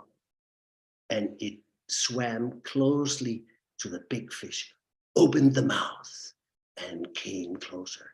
And then it said, and out of the fish came a huge bubble of air. And in that bubble was a huge fish with 1,000 teeth. No, oh, I don't like this, it said. And then the bubble of air, they near it and came to the surface of the sea, and they said, and the fish was thrown up in the air for high up in the air. No, I don't like to be a bird, it said. And then it fell into the water and swam away. And now all the fish said, wow, we have got the seaweed forest as our playground. It's fantastic. And little fish thought, I'm never gonna have a secret for my friends anymore. Because in fact, when you have friends, no matter what you do, and even if you make a mistake, you can always solve the problem together. Thank you very much. That was Awesome, awesome. ma'am. Awesome. I love the little fish. Oh, Yes. great. Thank you. Thank you You're so welcome. much. Pleasure. Thank Well, you, Hans. Hans from Denmark. And what a story that was. John Rowe. You know, Ace Innovation usually we have our World Storytelling Championship December, after, you know, just in between Christmas and New Year. So our Santa Claus goes everywhere, all over UK, Britain, wherever, or Morocco, or, you know, Romania, wherever he goes, he travels all over, and Santa Claus finally comes and purchases himself in Ace Innovation. And ever since he's come to Ace Innovation, it's been jingle bells all the way. Thank you, John, for being there for us, with us, and taking us by a hand. He's taken us to Marrakesh, he's taken us to places, he's introduced us to people. John has been a blessing and is a blessing. To John and to all our lovely storytellers who've come through the World Storytelling Cafe, Mike and Ulu, thank you so much. Over to you, John. Thank you, Nina. Namaste, Shalom Alaikum, greetings, welcome. Eid Mubarak for to all my friends in Morocco and in Turkey. So we're going to get straight. Well, before we start, because this is a fundraiser for the Turkish earthquake, it might be a good idea if I mentioned how people can donate. Now, if they go to any of the Nina can explain this better than me after I finish, but if there's posters on every Facebook site that I've had anything to do with, and on that is a QR code, and you hit that QR code, and that tells you how to pay, and the money goes to the Turkish Relief Fund run by Rotary International. So it goes straight there. But for now, we're going to start. We're going to start with Ireland because people have to be other places. So very soon. So without further ado, I'm going to introduce one of the great storytellers of this world, Liz Weir. One of the very old storytellers in this world. Hello, everybody. It's lovely to see some great friends. Lovely to see friends I've been on with before. And it's a real privilege to be part of this event. So I thought I'd tell a story from a time in Ireland where things were pretty bad, from famine times in Ireland. It's a sort of a special story for me, and I'll tell you why afterwards. But this story, I'm up in the northeast of Ireland, about 15 miles from the coast of Scotland. But the story I'm going to tell you comes from the north of Donegal, way up the most northerly part of Ireland. This story happened during famine times, the 1840s. And there was a family, a father, a mother, a little boy called Sean, who was about 4, and a little baby girl called Kathleen or Katie, just a babe in arms. They lived in a thatched cottage owned by the landlord. But of course, like many other families, when the potatoes took the blight, they had no money, they had no food, and they couldn't pay the rent. So early one morning, the landlord's men came and threw them out of the house. And the mother stood there cradling her baby in her shawl and she said, wait, I have to go back. I've left something important in the house. But the landlord's men said, no rent, no house. And so the whole family had to trudge to the workhouse while the landlord's men set fire to the thatched roof. Now, the workhouse was a terrible place. The men were separated from their wives, children separated from their parents. Within a couple of weeks, the little baby, Kathleen or Katie, died of a fever, was buried in a big pit with all the other fever victims.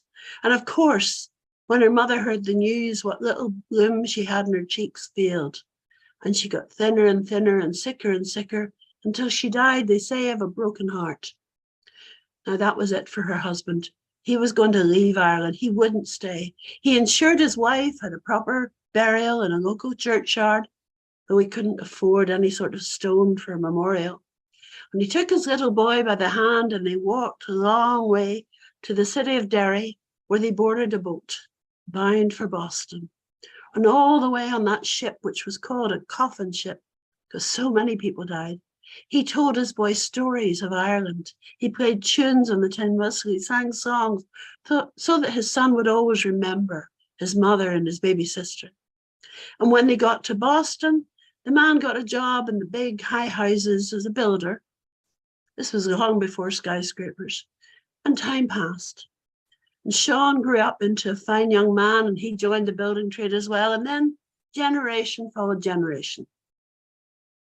About 5 years ago, the family there decided to come back to Ireland to see where all these stories had taken place, like many Americans, retracing their roots, even the president.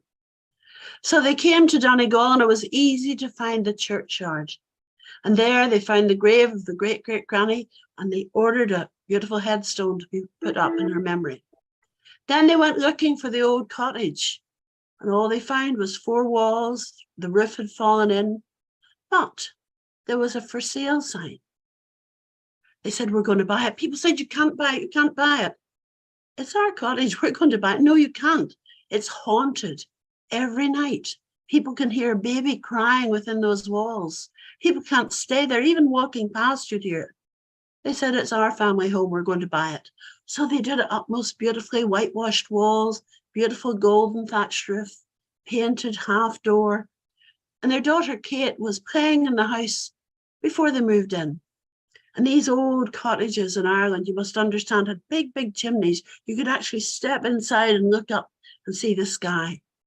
And because Katie had heard all the stories, she knew that sometimes up the wall, there was a little hole in the wall where people would keep salt to keep it dry. Those old houses were very damp. And being a bold and brave girl, she put her hand into that hole and there was something there and she pulled it out. And it was a piece of ragged cloth. And when she opened it up, there was a tin locket, you know, for around your neck. When she opened that locket, there was some writing. It said Katie, 1847. And there was a drawing of a little baby girl. Now, the modern day Kate knew the story. She knew the great-great-granny had left something behind her. And she ran quickly to her father and showed him it. And they wrapped it carefully again and they buried it in the grave of the great-great-granny. And nobody ever heard the crying baby again. And that's my story. And if I were to tell you people listening that it's not an old story, it was written by a class of 10-year-olds worked with me just a few years ago now. And yet it's a story that might well have been a traditional Irish story, but I cannot lie to my peers. So there's a story, they called it The Chain of Memories, and it's one of my favorite stories. Thank you very much. Thank you, Liz. That was beautiful. And We're going to go across from Liz. So we're going to go get a ferry across the Irish Sea. We're going to land in Holyhead. We're going to go across to right through Wales, and we're going to get to the just across the borders into England. And my co-conspirator, who runs the storytelling round every second Sunday. We haven't worked out when the next one we're going to do is yet, but round of applause for Liz Russ, Liz Weir. I'm moving across now to Mike Russ. Thank you. Good evening to everybody. My name's Mike Russ. My car, as you see, I'm where England meets Wales. I'm about 10-15 miles away from the Welsh border on the English side. And we here in Muchfanlochen, we run a festival, Get a Word in Edgeways, and it's nice to be part of the International Saint Nija from Turkey, and I hope this contributes to tonight. I'm going to start off with a very short story, John, from a fellow called John Campbell, Liz. Liz I haven't seen for ages, but John Campbell and we were great friends, and he's no longer with us. And he told me this once. It's a little Irish story for you all. Because there was a man in his croft, and he's dying as he was dying. And he knew that he was going to wake up dead at some point. And he was lying on his bed, and he could hear the breath go into his lungs and the breath go out of it. And he knew before the sun went up, he'd be no longer with us.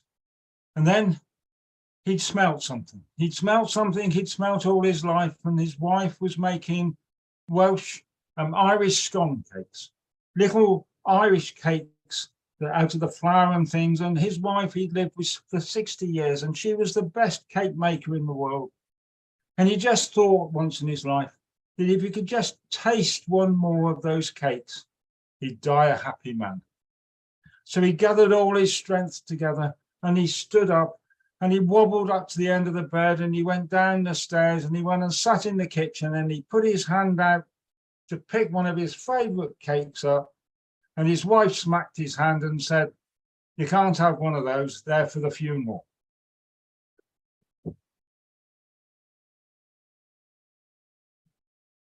John Campbell told me that in a bar in Mullyban he used to live a long time ago. And it's just a little something there's some sad news over in Turkey, but to bring a little smile to your face, okay?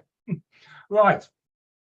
Back in the day, as we say, a long, long time ago, a long and even longer time before, it was before Adam was a boy. There was a little shepherd, and he lived just over the Welsh border from where I live, and he lived there with his mother. His father had died, and every day he went up into the mountains in the summer, and he'd keep an eye on the sheep, and that's what his job was. As he got into being his teenager years, he was about 16 or 17, his mum always used to make him a few sandwiches and a picnic for his lunch. And he sat down by the side of a little lake, a cairn they call it sometimes. And he sat down there. As he looked in, he was eating an apple, and from the water a hand was coming up. And he looked again, and a hand was coming up to the surface of the water. And he said, "That's a bit curious," but it wouldn't go from his mind. And the next day he went to exactly the same spot, and he picked another apple up, and there, sure enough, a hand was coming up. A hand was coming up. And he looked at it again, and he thought, well, so the third time he walked up, and sometimes he played the tin whistle. And he started playing the tin whistle, and as he was playing the tin whistle, he put the apple on the water. And the hand came up, and just as it reached up for the hand, he reached in, and he grabbed her by the wrist, and he pulled out a watermelon. Well, between you and me, and I can see there's no children here on the screen, she wasn't wearing a lot, but he was a gentleman. So he took his coat off, and he put it all around him, and he wrapped her up, and he looked at her, and he spoke in his language, the Welsh language, and she seemed to answer. She seemed to know. So he took her back to the cottage, and he sat down where you can imagine what his mother had to say. And he just sat there by the fire, and for 3 days she didn't move. At the end of the third day, she looked at him and she said, "Yes," she said, "we will be married." And he thought, "Oh, I wasn't sure I was going to marry you, but yeah, okay, sounds like a good idea to me." And she seemed to get on with his mother, and his mother didn't seem to mind at all. In fact, her mother hadn't said much at all about anything. So they were married.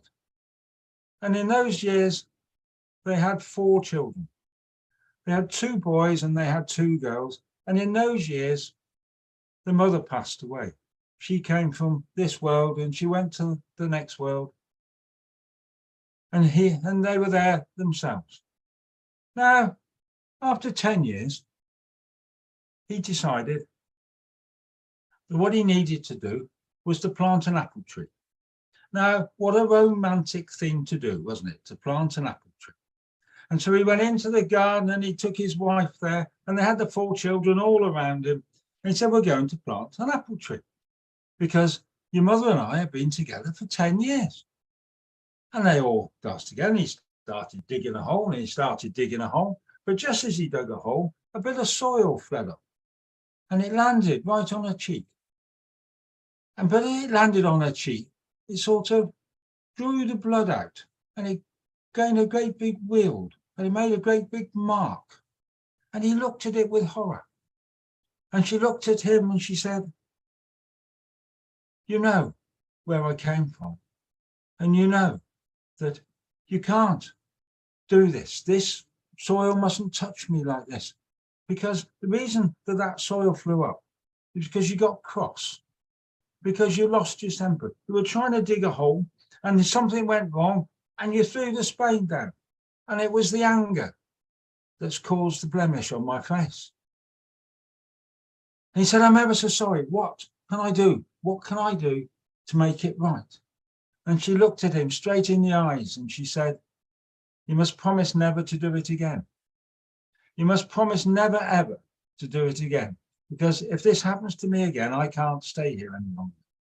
And his children looked at him and he looked at his wife, and he swore on everything he saw value that he would never, ever let it happen again.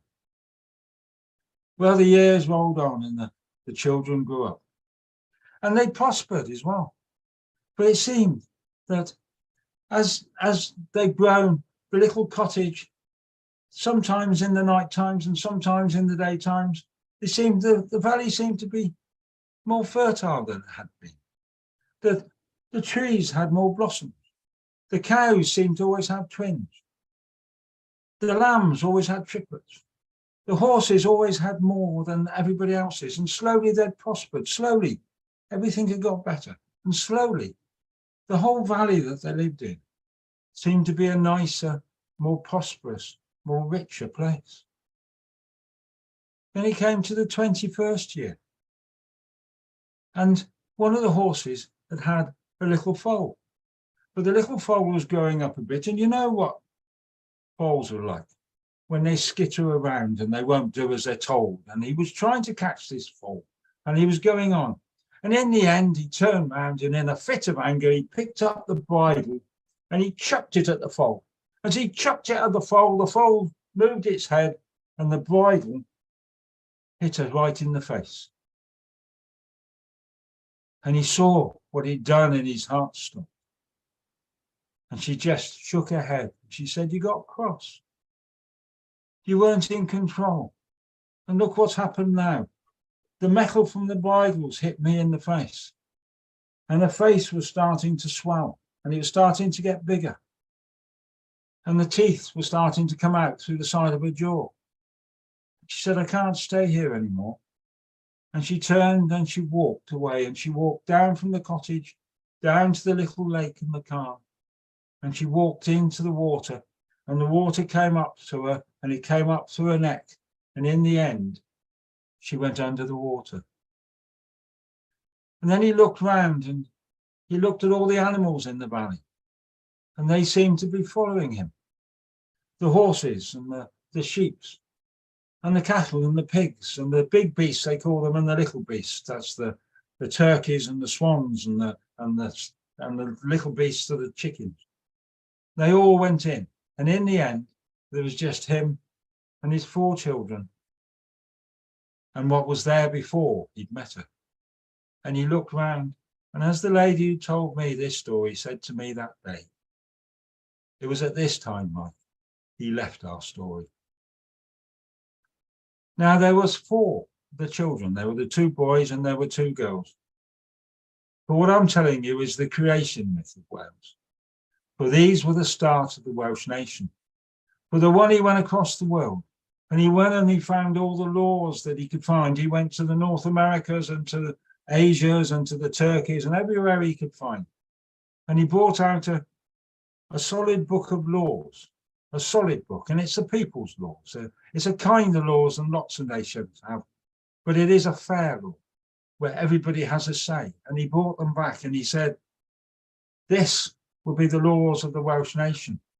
And he went and sat down and quietly and very, very carefully, the climate came. He'd done his job and he turned into a mountain. Then the second one, the second son, he went off and he saw all the religions of the world. He went to every religion you could think of, all the Sikhs and the Muslims and the Hindus and the pagans and the red Native Americans and all the other ones he could find, the Aborigines. He went to all of them, to Africa and everywhere else. And he came back and he sat down and he said, I think I'd like to say it like this. I want everybody to treat everybody like they would want to be treated themselves. We need to have a simple religion where people can take ownership of it and people can be kind to each other. And even to this day, there's the great religions of the world, and the Welsh have a simple religion. It's called the chapel. And they go there on Sunday and they listen to what he said. And he said, the last thing you need to do at every religious ceremony of whatever kind is to share food together. And so the Welsh, they became Christian and they have their chapel.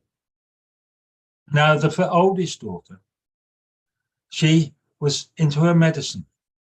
She wanted to help cure the sick and make the lame walk, make the world a better place if you couldn't help for yourself. So she went all over and she found all the different medicines and everything else, and she came back. And today in Wales, with the modern scientists they have and everything they have great teaching hospitals with the great science. But they also have a long, long tradition. It's called the old hen wife or the old good wife. And hen in the Welsh language means old. And to this day, when you go up into the valleys in the north and everything else, the Snowdonia, you will find these ladies there to this day, and they plant things in their gardens. Mostly they give them away. They make herbs and things. And what they try to do is to make the world a better place by the art of healing. But the fourth one, she was the youngest, and she was the most beautiful of all 4 of them. And she was the prettiest, but in her heart was the music. And what she gave the Welsh nation was their soul. It made them what was the best of everything that they've got as a nation. For she gave them their poetry, their storytelling, their music, particularly their harp music and everything else. And she came back after studying everything in the world, and she just started singing and writing poetry and telling stories. And the 3 of them, all 4 of them, they found a place where they liked the best of all. And they sat and they slowly turned into a mountain. And they're still there to this day. But the one thing that the Welsh nation does amongst every other nation that I know of, in every other language that I know of, and it just epitomizes it for me, for all of them. Because when I say hello to someone I've never met before, I'll say good day, or good afternoon, or good evening, and everybody has the same. But in the Welsh language, the word of greeting is croeso. And croeso means welcome. Because the first thing a Welshman will say to you is welcome to my land.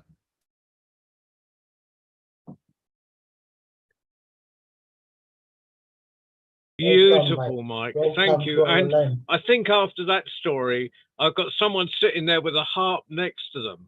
So I must go across to Amir Berg.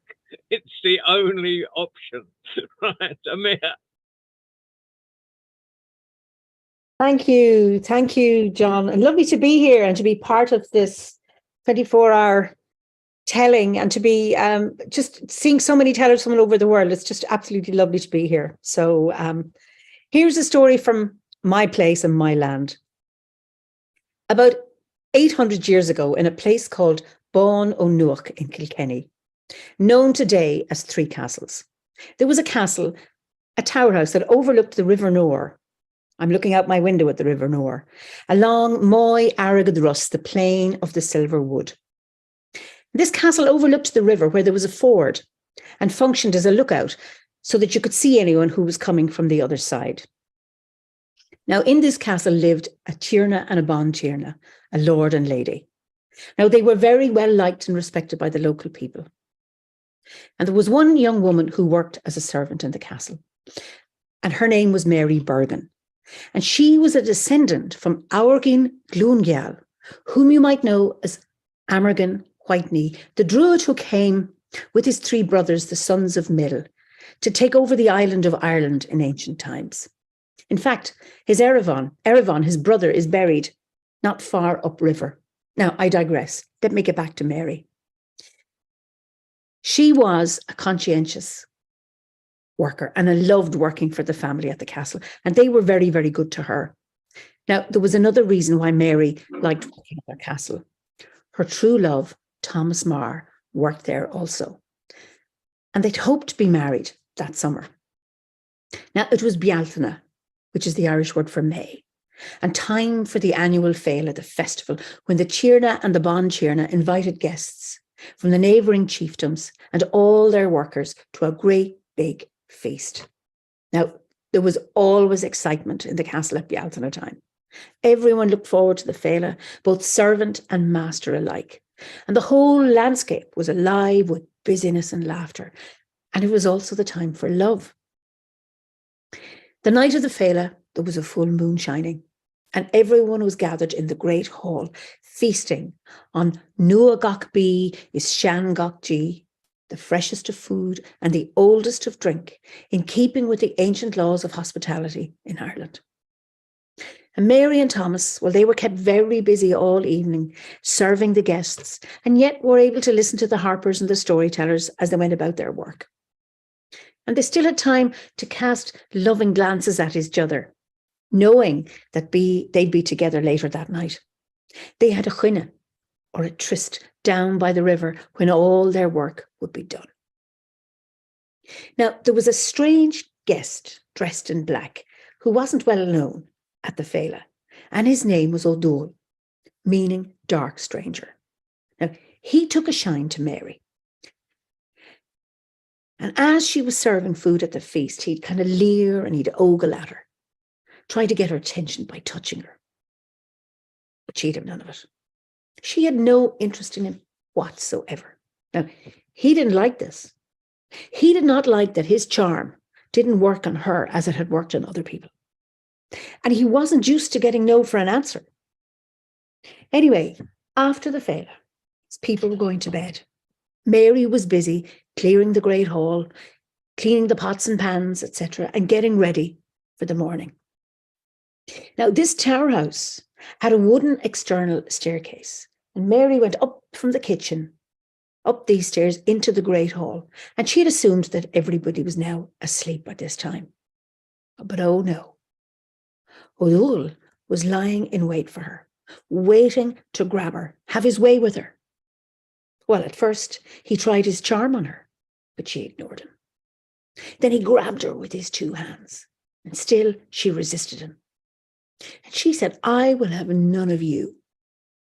Well, he flew into a rage, and she could see the malice and contempt in his eyes as he looked at her. And he said, "You're not getting away from me. I will have you because I can." Then he grabbed her by the throat, and she tried and tried to fight back, but he was too strong for her. And he strangled her and he threw her down the stairs, and she fell down dead. What he didn't realize was that while the struggle was going on, Mary Bergen managed to pull off one of his buttons, and it had his coat of arms on it. Well, O'Doul, being the kind he was, he fled off as fast as he could that night on his horse. Well, not long after, when Mary didn't show up for her chuine with Thomas, he came looking for her, And there he saw his beloved Mary's dead body at the bottom of the stairs. And he ran to her and picked her up and held her in his arms and wept and wailed, begging her to come back to him. His wailing woke up the whole castle, and down came the Tierna and the Bon Tierna, and they flew into grief and rage. How could this have happened to our beloved Mary? Strangled like this? Who could possibly have done it? And they asked all the servants and the guests who were there if they had seen or heard anything. Sure, of course they hadn't. And then somebody noticed that O'Doul was missing. Well, they said, we've no proof that he could have done anything. But then when they took Mary's body into the house to be waked, they found the button in her hand with O'Doul's coat of arms on it. Well, that was all the evidence they needed. So the Tierna sent some men off in pursuit of O'Doul. And fortunately for them, O'Doul's horse had become lame and they found him in nearby woods. And they brought him back to Bon O'Nuach, where he was tried and duly hanged for the vicious murder of Mary Bergin. Well, justice was done, but that didn't soften the grief of those who lived in the castle, and especially not for Thomas Marr. And they say time is a great healer, and so it was for many of the people in the castle. But poor Thomas Marr, too broken-hearted to remain in Bon O'Nuach with all those wonderful memories of his beloved Mary Bergin. Well, he went off to France to forget his grief. And they say that after a number of years, he found love again and went on to live a good and fruitful life. Now, my story doesn't end there, however. While the living were eventually able to get on with their lives, it was not so for Mary Bergin or for O'Doul. And Mary, because her life was suddenly taken from her, had no rest. Her death had been so violent that her soul was trapped around that castle. And she hadn't been able to go to the light, even though she'd had a proper burial, but something just hadn't been resolved for her. And O'Doul, because of the evil he had done, he was trapped there too. And they both remained haunting that castle for hundreds of years. And there were times, particularly on a full moon night and at Bealtaine time, when Mary Bergin would be seen going up and down those stairs, and O'Doul was seen skulking inside the shadows, terrifying those unfortunate enough to see him. Well, time passed, and those who had lived in the castle died or others moved on. And another tower was built nearby with an adjoining castle for the priests, or adjoining chapel for the priests. And as the years went by, the old tower, well, it fell into ruin. And then in the late 1780s, the Church of Ireland bought the land. They wanted to build a rectory for the rector. And it was completed in 1790. And instead of demolishing the ruined tower, they decided to build the house around it, with the tower as the core for the house, and they added 2 wings. And this time, they built an internal staircase at the place where the external stairs, long rotten away, had been. And it was known as the Old Rectory, as it's called today. And it was also known for years and years as a haunted house by the local people. Now, this is the house where I live. I'm sitting here in what was the tower of those long gone years. And when I first came here, I was told the house was haunted, but I've never seen any spirits, although my young daughter did many times when she was a little girl. But you know, I can hear them. And over the years, I would hear people walking and up and down those stairs, or walking on the floorboards in the room above me, opening and doors, closing doors, that kind of thing. Anyway, a number of years ago, I was doing a lot of decluttering and I got rid of a lot of rubbish. But you know what happened? That disturbed the spirits in the house. And I hear them tapping and banging all over the place. So it happened, I was visiting a healer and I happened to mention it to him. And he agreed to take a look. And this is what he did. He took my pulse and he said, I'm going into your house now. And I'm walking up the stairs, and at the top of the stairs, there's a bookcase. And behind that bookcase is a door. And there are two troubled spirits there, a young woman who was murdered and the man who murdered her. And they need to be set free. Now, the interesting thing is that at the top of that staircase, there is a bookcase. And there was a door, but we blocked it up. And at the top of the stairs, there's an archway that leads into the core of the house, which would have led in to the tower as it had been those hundreds of years ago. I may also add that that healer has never been in my house. That's happening. So I came home and I told Howard, my husband, and we prepared to set those two souls free. And at first, we encountered Mary Bergen, the descendant of Arogeen Glungal, at the top of the stairs. And we set her free with what we call Bruchta agus Chagas Key, spells and incantations, and we sent her to the light. And thankfully, she went easily. At peace at last. Now, O'Doul, he was a different matter.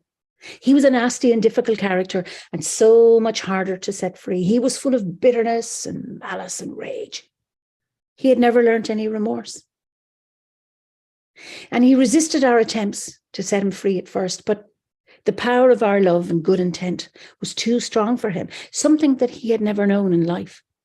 And eventually he went to the light. So both Mary Bergen and O'Doul are now in the place where they need to be, their souls at peace at last. And all has been well since in the house. Well, I have to say, there are still other spirits in their house, but they're happier ones. And occasionally they like to make their presence known to me. And they do the odd door banging and walking around. But I know that they're protecting us and watching over us. Anyway, that's my story. Sinead. Thank you. So positive. Beautiful story. Right now, I'm going to. I'd rather stay with countries. I'm going to flip backwards and forwards across the Atlantic because I just feel like that. And it was with great pleasure. I shall introduce my twin. From Washington, D.C., Baba C.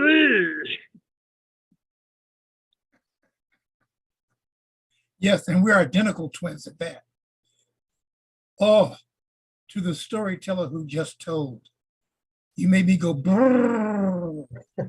We were just talking about spirits and houses and how some houses have spirits, some benevolent, some not so.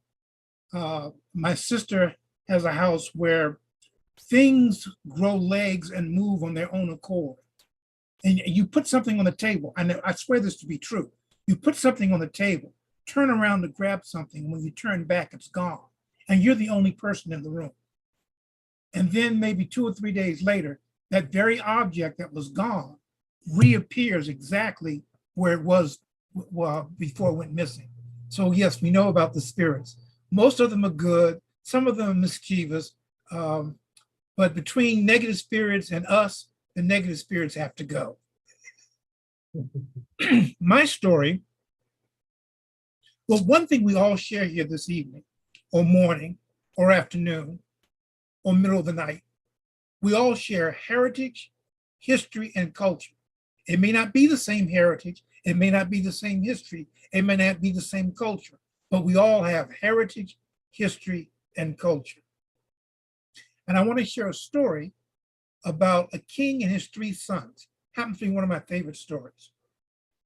And it was about a village that grew up around a baobab tree. Some people say baobab, but baobab tree. The baobab tree is a huge, humongous tree. In some parts of the world, it's called a spirit tree or grandfather tree. It yields great fruit. And in some places in the world, it grows so big, people have actually made their homes within the tree. But this story is about an Oba, a king, who knew that soon he would be joining the ancestors.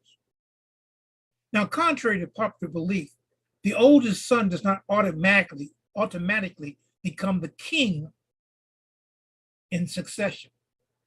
Many times it does, but not always. In this case, the Oba, the wise, he had 3 sons. One named Jelani, his name meant strength. One named Wendaji, whose name meant hunter, because he was a fierce hunter. And then there was Kuumba, who was the creator. He was an artiste. Well, the Oba wanted to make sure that the village was left in the proper hands to guide and nurture it so it would prosper once he joined the ancestors. But what to do?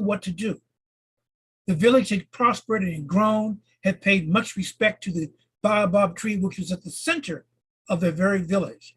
And it took up a massive piece of space at the center of their village. On hot summer days, people would sit under the tree and listen to the elders as they would teach and tell stories, listen to the griots as we told stories. But Oba the wise king, he went to his daktari, the doctor. I'm going to resist the urge to go the doctor. Who? I'm not going to say that. So he went to the doctor and he said, I'm not sure what to do. Soon I will be joining the ancestors. Not now, not tomorrow, but soon. And I want to leave my kingdom. I want to leave it to the right son, but I don't know which one to leave it to. Do I leave it to Jelani, who's known for his strength beyond strength? Do I leave it to Wendaji, who is the fiercest hunter? Or do I leave it to Kuumba, the artiste? The Daktari said, I will put you in a trance, like a sleep, and you will give your sons the same task in each trance. And then you will know the answer to your question. So in the first trance, light sleep, Oba tasked his son Jelani. He said to Jelani, who was so strong, his muscles had muscles. He was so strong, his shadow could pick things up. And he said to Jelani, I want you to go to the other side of our village. But Father, the baobab tree is in the way. I want you to go to the other side of our village. Yes, Father, it will be done. And so Jelani the mighty, the strong, the stronger than, he walked up to this great big tree that was the foundation, was the reason behind the finding and the totem for the success of the village. And he wrapped his arms around the tree, and he wrapped in his muscles beyond muscle, and he pulled and he pulled and he pulled and he pulled the great baobab tree from its roots, tossed it to the side, and walked to the other side of the village. And Oba the wise king awakened. And Daktari said, I will now put you in the second trance, and you must task your son with the same task. And so Oba the wise king went back into his trance-like sleep, where he had to deal with Wendaji, hunter, fierce hunter. And but the hunter had a mighty steed, a mighty horse. And in many parts of Africa, if you can raise horses, you are considered blessed by the gods, because the horse is subject to the bite of a tsetse fly. And usually the bite of a tsetse fly, no more horse. But Wendaji, he had horses, and he had a mighty spear, and he was known for his fierce hunting skills. And his father said to him, Daji, I want you to go to the other side of the village. And Daji said, but Oba, my father, the mighty Oba tree is in the middle of the village. He said, I want you to go to the other side of the village. That is your task. And so Wendaji leaped upon one of his mighty steeds, grabbed a spear, and began to charge, not a credit card, but began to charge toward the tree. And just before he got to the tree, he took his mighty spear and he thrust it splitting it asunder, and leaped between the two halves of the tree. And the Oba awakened. And the Daktari, the medicine man, the doctor, the healer, he said to him, I will give you a third trance, and you must task your son with the same task you tasked the two before. And so Oba the wise went into the third trance. And there he saw Kuumba, the creative one. He was an artiste. He was not known for hunting. He was not known for his strength. He was not known for his fierceness or his pride. He was known for his poetry, for the stories he would weave. He was known for sitting under the baobab tree with the elders and with the griots and exchanging stories and bits of wisdom and bits of this and bits of knowledge. And he told his son, I want you to walk to the other side of the village. But father, the baobab tree, it is at the center of the village. I want you to walk to the other side of the village. And so Kuumba sort of danced.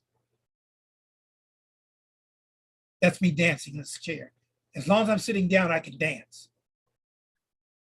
And he danced, and he walked, and he got to the tree, and he looked up and up and up and up and up. You get the idea. And he looked to his left, and he looked to his right, and he looked at the tree. He put his hands on the tree. Then he took his hands off the tree, and he walked around the tree until he got to the other side of the village.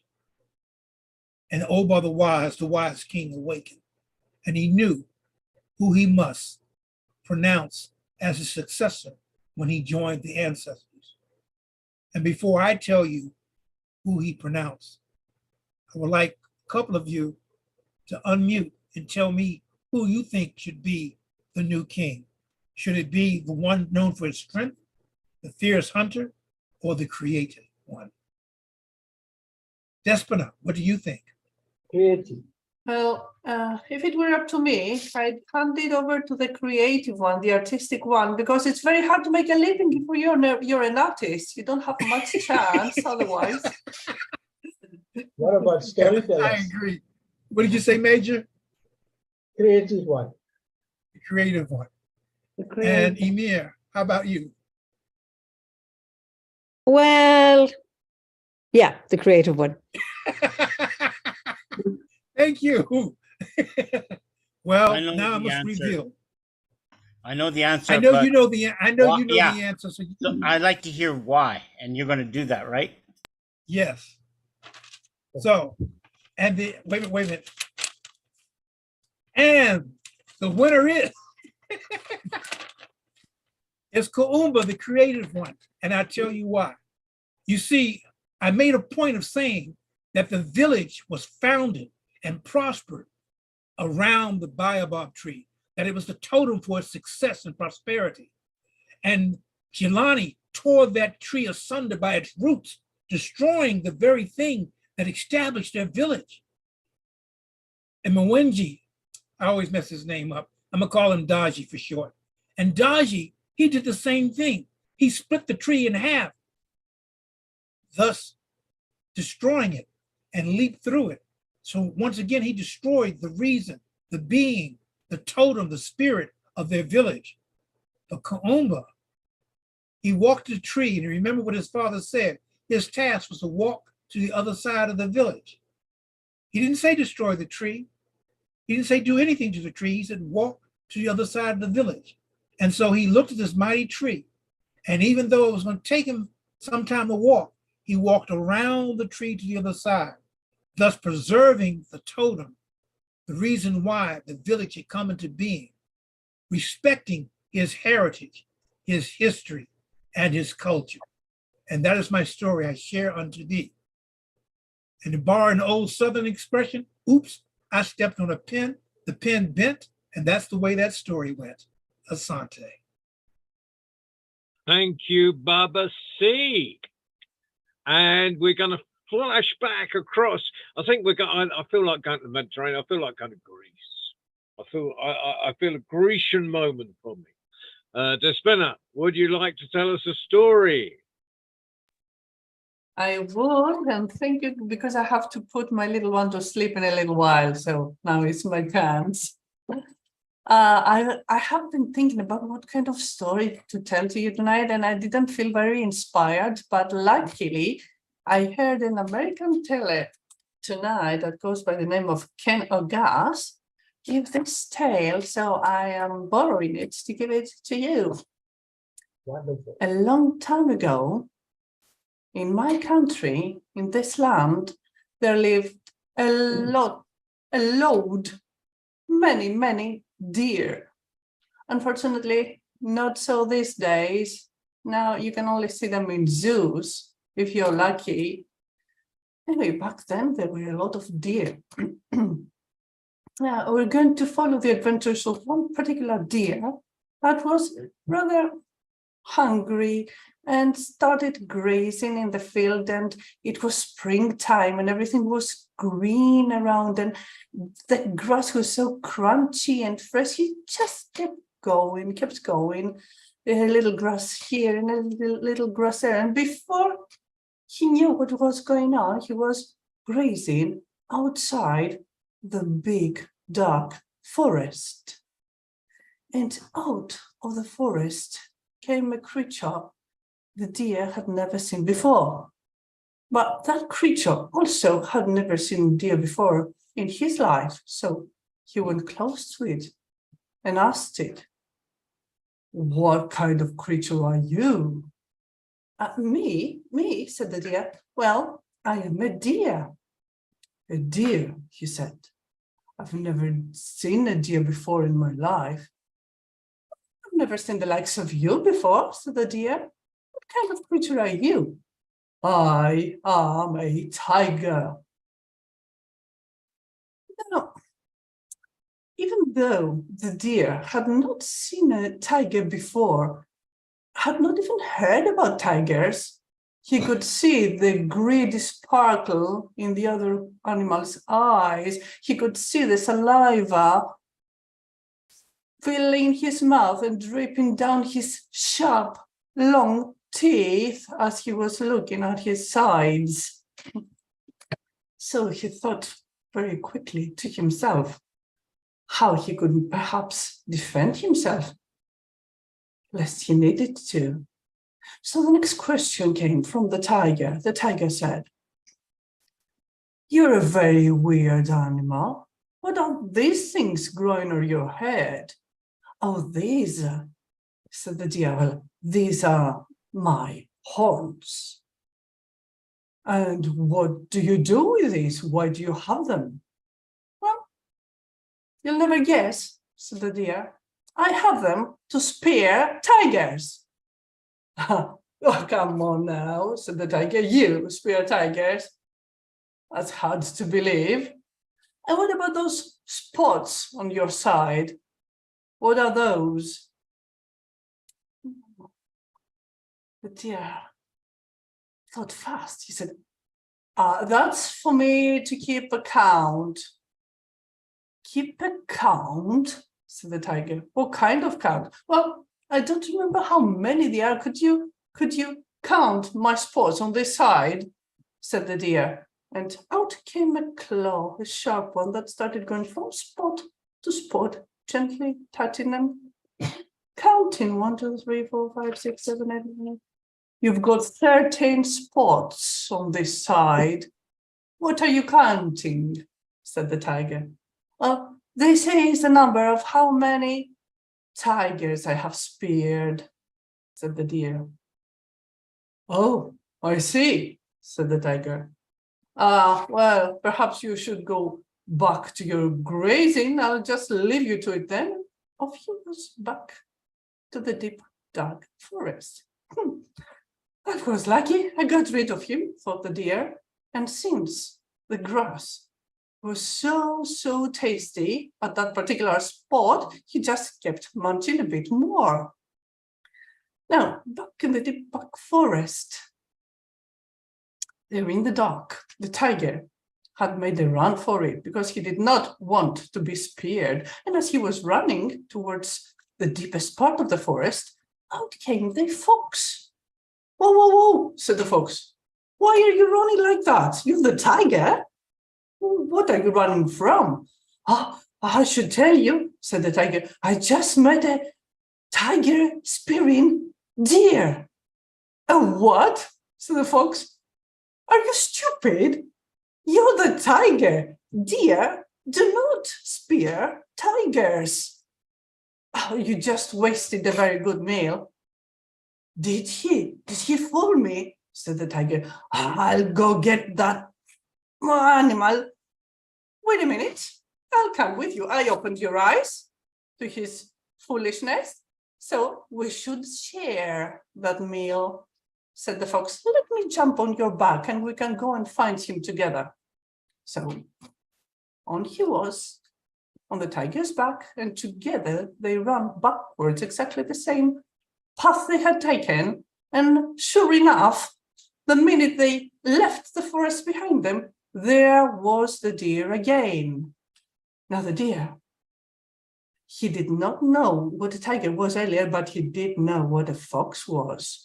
So he knew that foxes are cunning, and he knew that this fox would not be fooled. Probably, most probably, that tiger must have told him the story, and this is why they were coming back now. So he started making it, taking it around his head and trying to think of something fast, and he had an idea. He looked at the fox and he said, "Oh, my friend fox, I see you kept your word. That tiger was ready to make an escape, but you, as you told me, you brought him back to me to spear. Thank you, my friend." The tiger was furious. He shook the fox off his back. "You," said, "traitor, you betrayed me." I didn't, said the fox. "You betrayed me. You brought me here to be killed, but you're going to be my next meal," said the tiger. And the fox started running with the tiger behind his tail. And, well, there are different versions of this story. I should tell you, I'm quite fond of foxes. So in my version, that tiger was pretty fast. But let's just leave them chase each other. And that deer was quite a witty fellow. Well, he thought that perhaps it was high time he went back home and left that grass for other animals to graze. Thank you. Thank you. Wonderful. I'll be careful next time I chase deers. Right now, I think I'm coming back to England. I think I'm going to go down the road to Wolverhampton. Keith, do you have a story for us? Thank you. Can you hear me okay? Yep. Excellent, excellent. But we're off to Canada, Norman. So the Tsimshian tribe of British Columbia, in the mid-18th century, they lived in long huts between the river and the forest. And this is one of their stories. It was the darkest month of winter, and the river was frozen solid, the ground was hard, and the forest floor was covered in snow. And the tribe huddled in their hut, freezing and hungry. They hadn't eaten for days, and the wind howled outside. Children cried and old people shivered. But a boy spoke up and said, "That's not just the wind, there is something else." And everyone went silent, and they heard the howl of the wind, but on the edge of the howl of the wind, they heard the howl of a wolf. It went silent in the hut, and everyone looked at each other. The last thing they wanted now was a pack of wolves roaming around the village. The boy said, "No, no, there is a wolf out there in distress. I need to go and help him." His grandmother was horrified. "Go and help a wolf? You can't trust a wolf. You'll be in danger." But he wouldn't listen. He was a small boy and he wouldn't listen. And he put on his sheepskin coat and his hat, and he went out, feeling the wind tugging against him. And with his heart thumping, he walked into the forest. The trees standing like spectres in the moonlight. He could smell the pine needles and feel the snow crunching under his feet. The further he went in, the more uneasy he became, but he could still hear the whining of the wolf. And eventually he came to a clearing, and there, sure enough, on the other side of the clearing, a wolf was slumped, half sitting, half lying. His heart thumped. But this is what he had come for. And he took steps across the clearing toward the wolf. It opened its mouth, not in a snarl, but in anguish. And he immediately saw that in the back of its red, swollen throat, a bone stuck fast. Gathering up his courage, he reached into the wolf's mouth, grabbed the bone, and yanked it out. The wolf shuddered and slumped to the ground. There were red spots of blood in the snow. But the boy turned without looking back and walked away, throwing the bone into the bushes, out of the forest, back into the hut. The next evening, there was a howling again. The wind had dropped. It was clearly a wolf. And the boy, emboldened, stepped out. And there was the wolf on the edge of the forest. And at the wolf's feet, a newly slain deer. The wolf turned and walked away, and the boy dragged the carcass inside. And the tribe ate for the first time in days. The next night, the wolf howled again. But this time it looked at the boy and turned back into the forest. And it spent the evening showing him how to hunt as a wolf would, working together, circling around, knowing when to strike. And each evening the boy went out with the wolf and learned how to hunt. And the next winter, he showed the other members of the tribe how to hunt like a wolf, so they would never again be hungry in a stark winter. And the boy grew. The boy grew into a man, and as he grew into manhood, he was given a new name, Prince of Wolves. And he was the greatest hunter in the tribe. And even when he became an elder, he liked to spend the day hunting in the forest with a great grey wolf. Thank you. That was amazing. I love that story. Now Yeah. I'm gonna drive. I'm gonna come back to Europe. I'm gonna pick up the car. I'm gonna drive down. I'm gonna pick up Stephanie on the way because she loves Italy, and we're going down to southern Italy, and we're going to Manuela. Manuela, have you got a story for us? I do indeed, John. Thank you.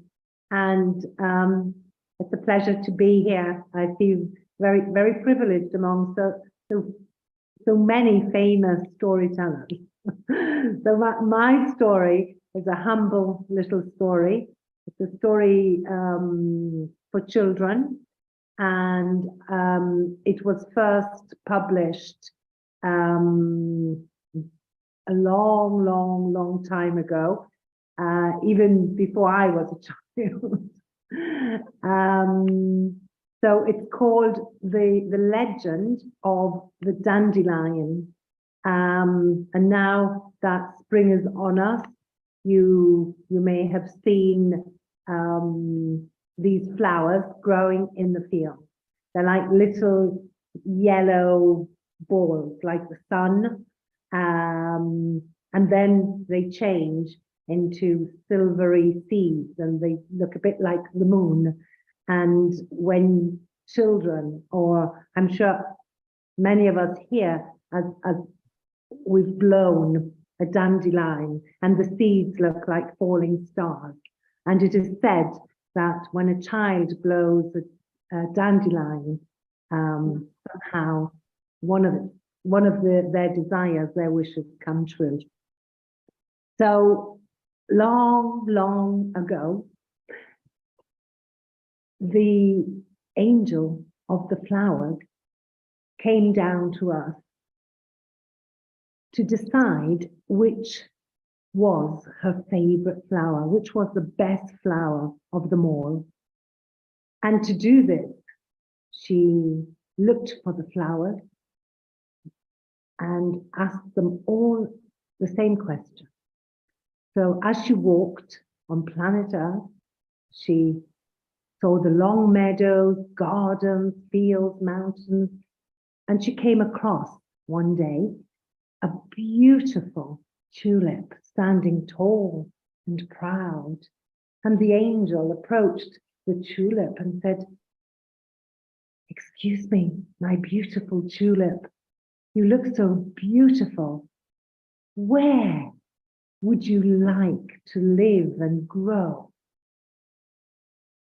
And the tulip thought for a moment and said, "Oh, I would love to grow in the castle grounds, where I can be seen and against the Ya işte konuşulsun. Dilek'le sen konuş. İşte dememişsin niyetini. Kim gidiyor? Reyhan gidiyor. Sen oturun Dilek'le konuşun. Yok dedim öyle bir niyetim yok dedim. Ne zaman değil mi? O gün orada. Ha. Onu. And that was the tulip.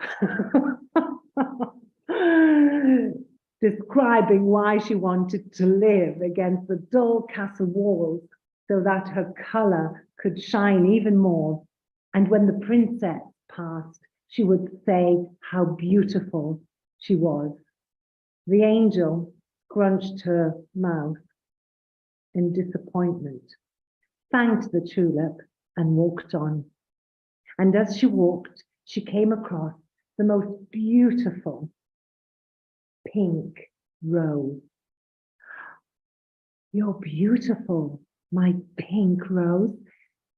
Now, if you could choose to live wherever you wanted and to grow, where would that be?" The rose thought for a moment.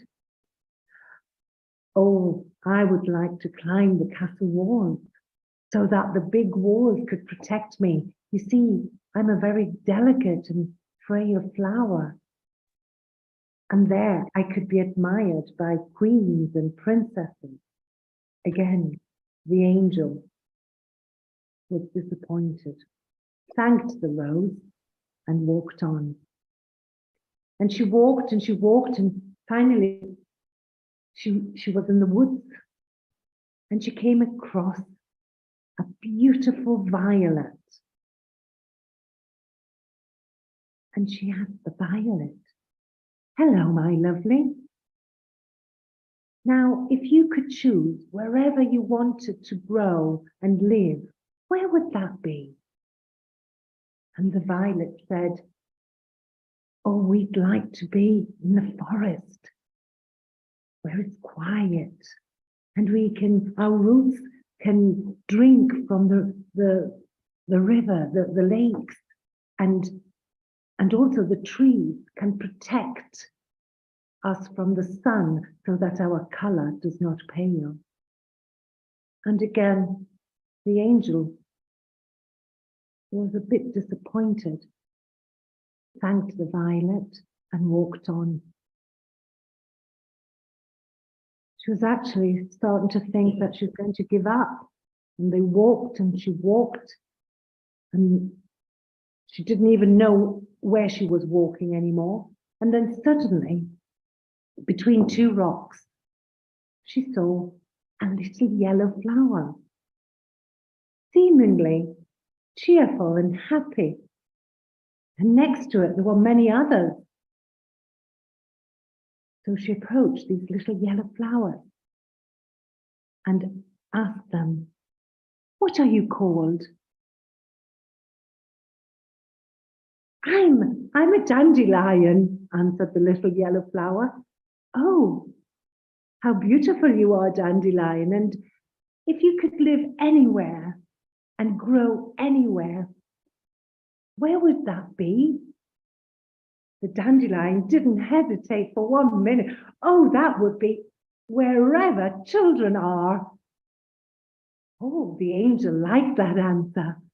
"Yes, I want to make children happy. And when they see them, they can see the sun or the moon or the stars and be happy and cheerful." The angel knew. Now she knew her favorite flower would be the dandelion. And this is why dandelions, you can see them around from spring to fall, because the angel gave the dandelion the permission to grow longer and wherever that she wanted or they wanted to grow, to make children smile. And that's the legend of the dandelion. Thank you.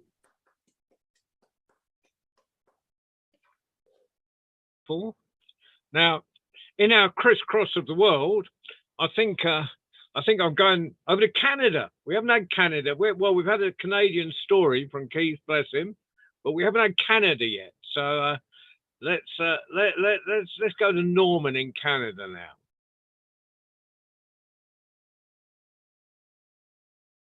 Norman, you have to unmute. There you go. Yeah, thank you, John. It always takes me a moment to find the unmute button, which is an irony, isn't it? My story actually comes from Canada, originally inspired by a woman, and on a activity called the Story Stone, and I put a picture in it. And the Story Stone traveled and journeyed and changed, and this is the story as I now tell it. And I think it fits in with a few of the stories that have already been told. My Uncle Norman, whom I'm named after, loved to travel. And when he came back to the Ottawa Valley, he brought back with him a whole bunch of stories. And so I love to do the chores on his farm because there's always a story with it. And one morning I brought in some wood for the wood box because the wood box is always empty, it seemed. Clunked it down, went over, poured myself a mug of tea, and sat there sipping and saying, "Uncle Norman, this is the best tea in the world." He said, "Well, there's a story to that." And so I settled in for the story, and this is what he told me.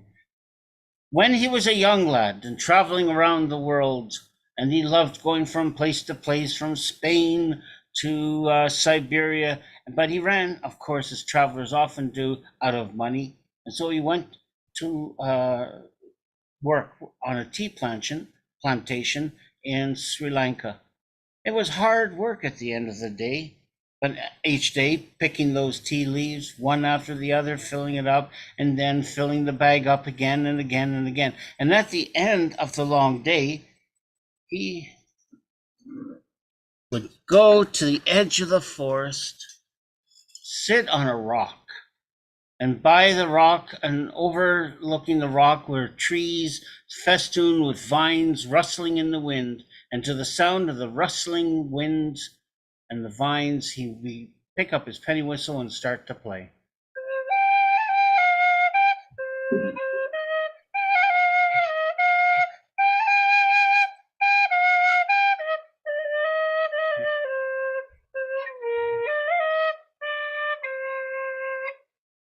Now, one day, as he was playing by those rustling vines, out of the forest there came a long-tailed monkey. He seemed to like the music.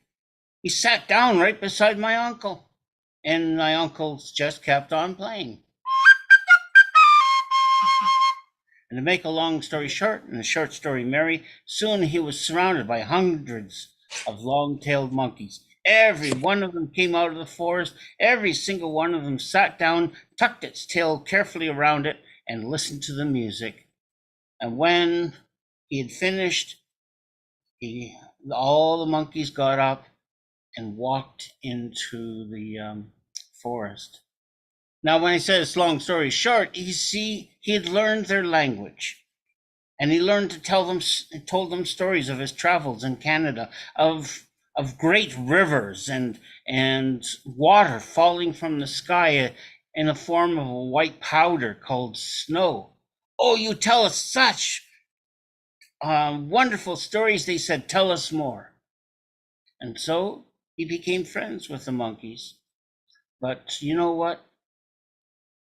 There's one thing that every traveler gets after a while, and that is thoughts of home.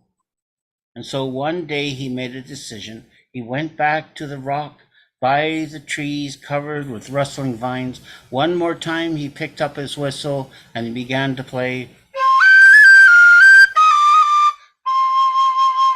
And once more all of the monkeys gathered around him. And when he had finished playing, he said, "My friends, I have something special to tell you." "Oh, yes, you have no story?" No, said he said, "I have to say goodbye. I have been away from home for a long time, and I want to go back home." "Oh, no, you won't," said the monkey. "We want you to stay with us and tell us stories forever." And those monkeys, hundreds of them, jumped up, pulled down the vines, and before he knew it, my uncle was wrapped up like a big green cocoon in those green vines. And the monkeys picked him up, ran into the forest, until they came to a clearing in the middle of the forest. And then very, very carefully, they unwrapped him and they said, "Now, Uncle Norman, you will stay with us and tell us stories forever." Well, my uncle, he didn't want to stay in the forest forever. He liked the monkeys. They were his friends, but he couldn't stay there forever. And now he knew he could fight his way out because he was a big man. And there were little tiny monkeys, even though there was a lot of them. But he did not wish to hurt his friends and harm them in any way. And so he had to think. And he said, "Okay then, my friends, just give me a moment to think." And he thought for a moment and a moment or two, and he's got an idea. And he said, "Okay, my friends, it is almost dark, and I have something for you. I'm going to build you a bonfire." And the monkey said, "Fire? Oh, we like fire, but we don't know how to make it." "But I do," said my uncle, and he built a bonfire, and the fire went crackle, crackle, crackle, dancing red, yellow, and gold in the shadows. And the monkeys sat around the dancing flames, stared into them, and they all went, "Ooh." When all the monkeys were gathered, sitting down, my uncle put his next part of his plan into place. He began to sing.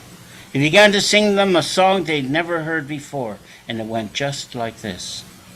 "The night is long, Sarikura, and dreams are sweet, Sarikura.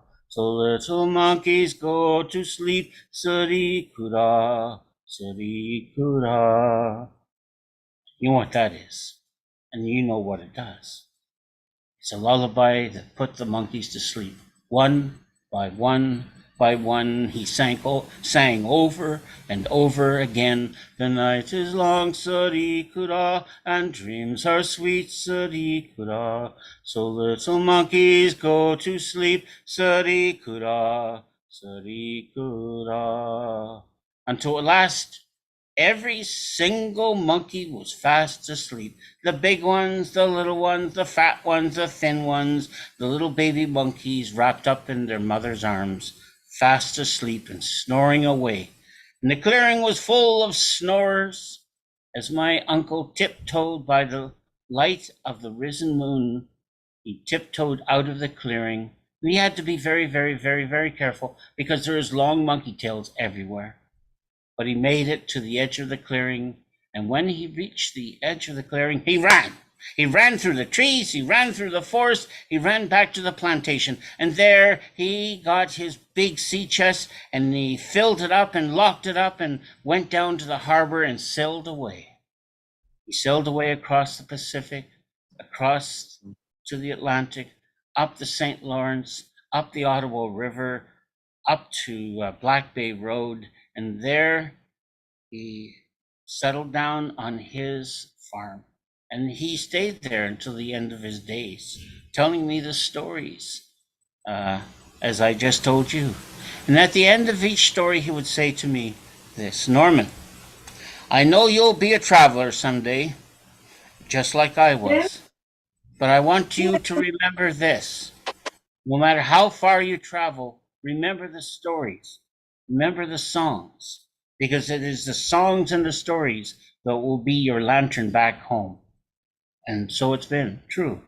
I've traveled far, and I've always brought back stories. And I'd like to thank everyone here who has shared their stories as well. Thank you. Norman, that was lovely. It's always lovely when you tell stories. Now, I think we should stay with the white bearded people. There's we've got a couple more from our end. We started a bit late, didn't we? So we can overrun a little bit, if that's okay with you, Major. We've got No Mike. problem. Then is that okay? Mike, Janet, and if there's time, I'll tell one. We'll see how it goes. We won't overrun more than our 2 hours, I promise. But well, I don't know. Mike's about to start. Mike Faxty, tell us a story. Oh, thank you very much. I feel kind of overcome being in such stellar company. But here we go.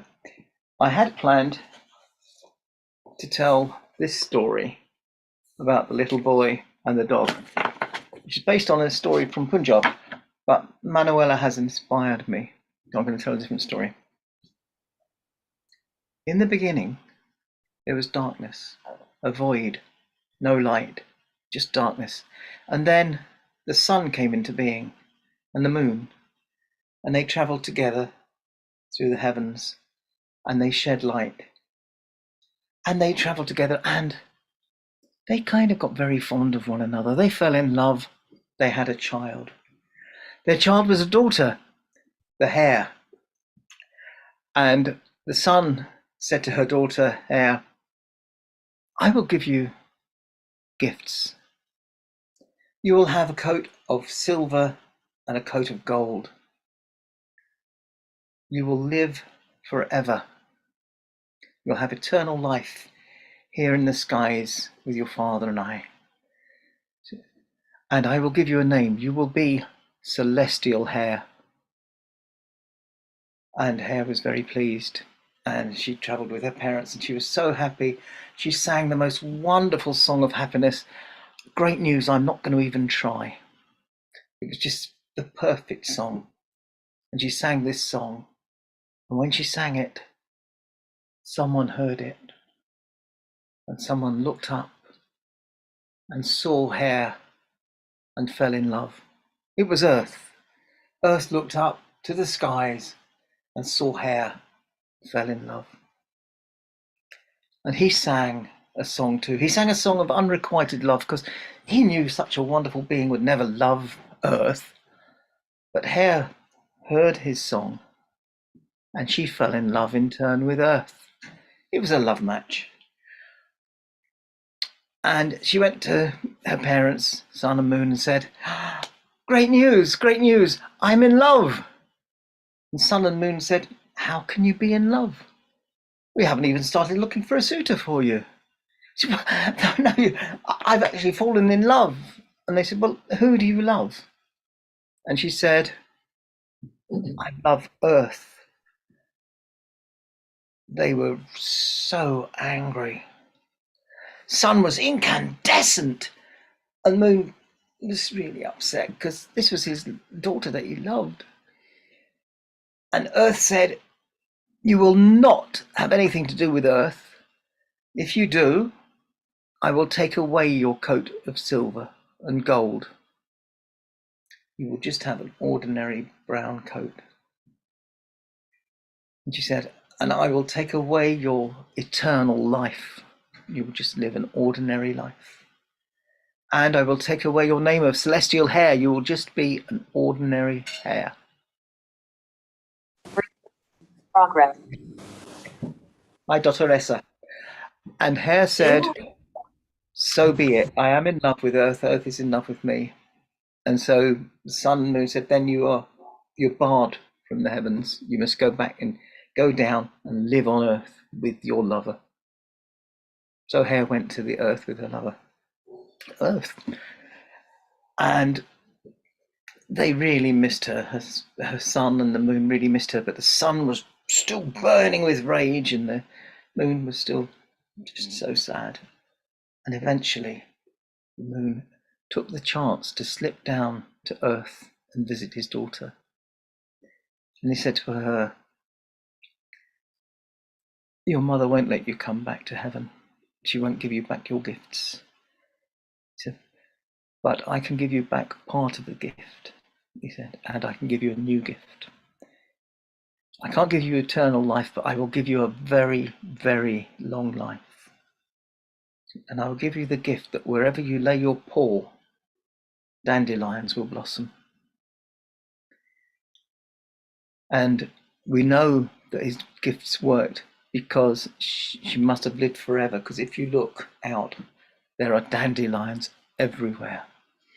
And that was how the dandelions actually came into being.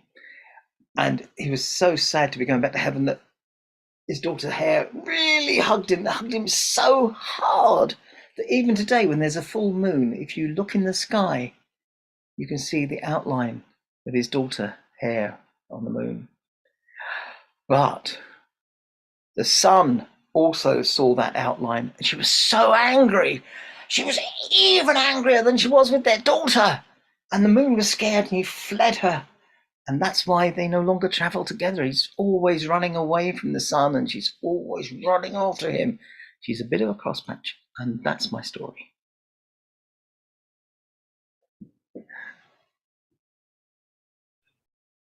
So I liked Hares until that story, but you know, every time you mow a lawn, about 2 minutes afterwards, it's covered in dandelions.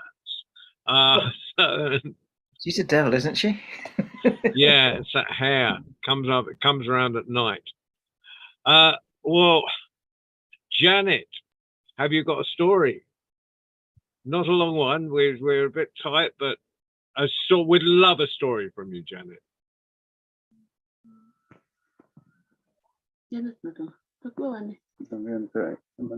Unmute. Yes. I was looking for my mute. Right, let me view us. All right, I will try to make my story short as I can. Hello, Lawrence. John was a farmer. He was hardworking. He loved his soil. He kept it in really good heart. He cared for his soil. He cared for his crop. When he grew a seed, he planted it. He knew when to plant it. He knew what was needed. Sunshine, water, and love. And his crop always grew with beauty. Now, John, he just grew one crop. He didn't grow fruit. He didn't grow corn. He grew one crop. He grew onions, all kinds of onions. He grew little pearl onions. He grew crimson onions, as red as when you have a drop of blood from a pinprick. He grew golden onions, golden like the dandelions. He grew brown onions, dark and strong. And his onions were the best onions ever. And proud was he of his onions. His next door neighbor, Joe was very dismissive of John's onions. Dirty things from the ground.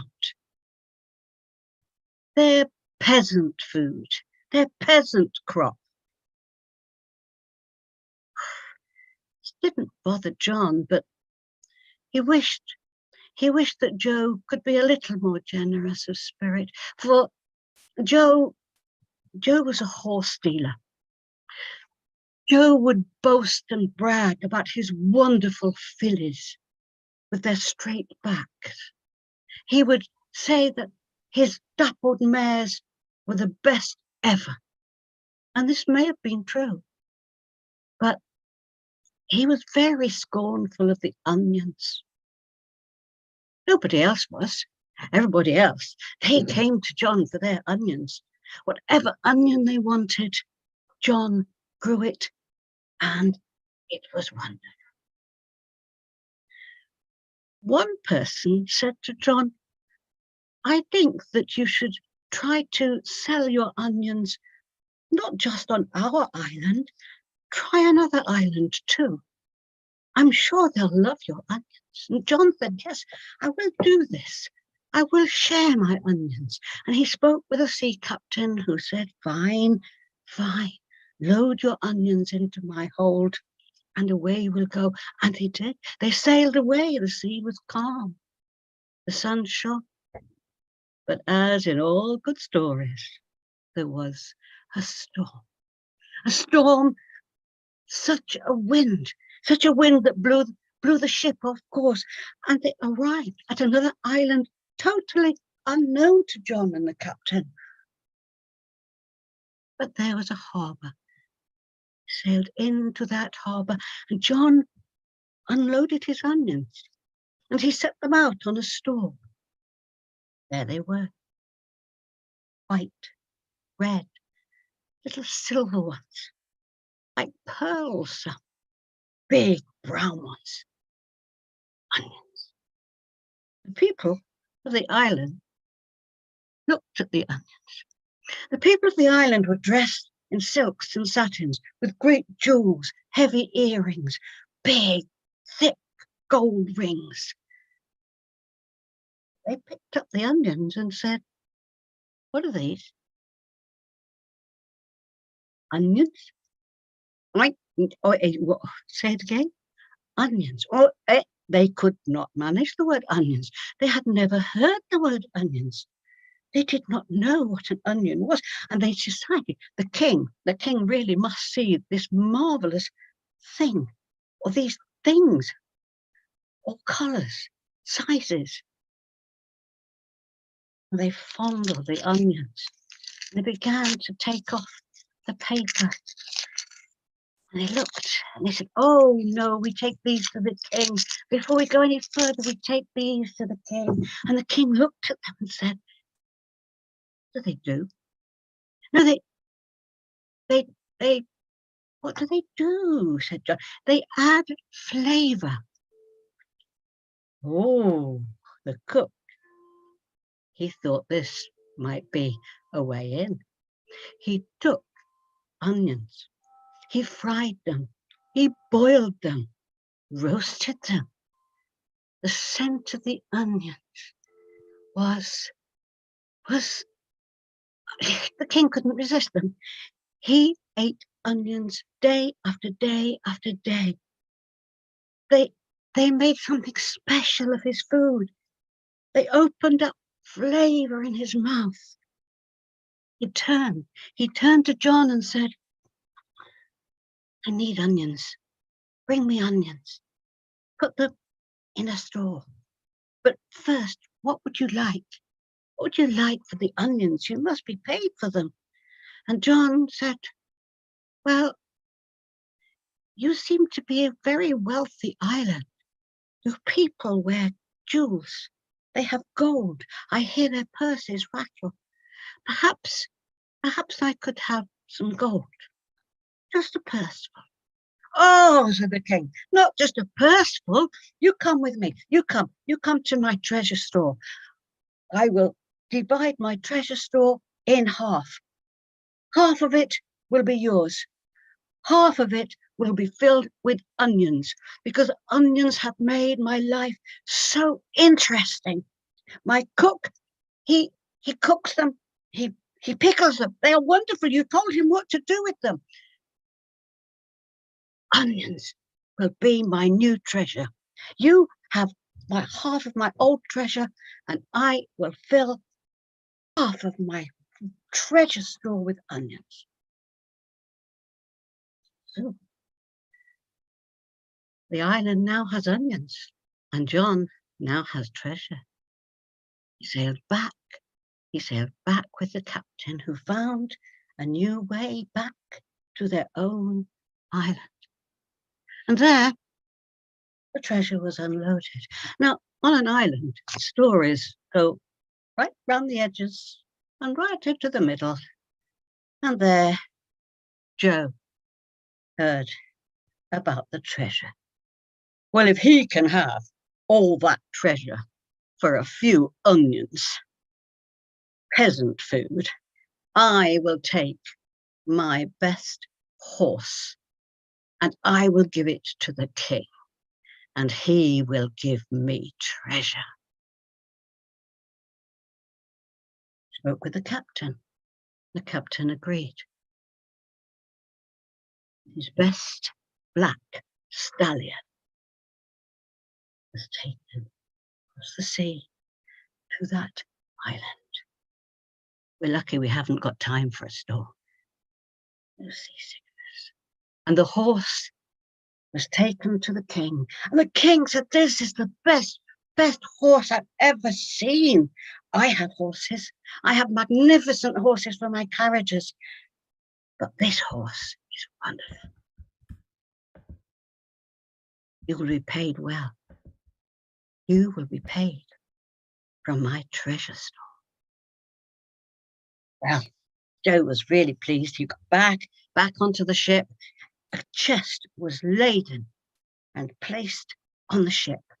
Back they went to the island. There, the ship was unloaded, and the treasure chest was taken back to Joe's farm. Joe was so delighted. He shouted to John, look, I've got treasure too. I've got the treasure from the king. And he unlocked that chest. And I can see from the smiles on your face, I opened the lid, and the treasure was the king's onions back on the island where they came from. And I suppose that just tells us, doesn't it, that the greatest treasure isn't necessarily a jewel. Oh, wow. Janet, that was fantastic. And what a lovely version of that story. I've never heard that version before. Thank you. Beautifully told. As well, come to the end. Waleed, thank you very much for being here for this this part of it as well, because Waleed's sitting in our cafe in Marrakesh, and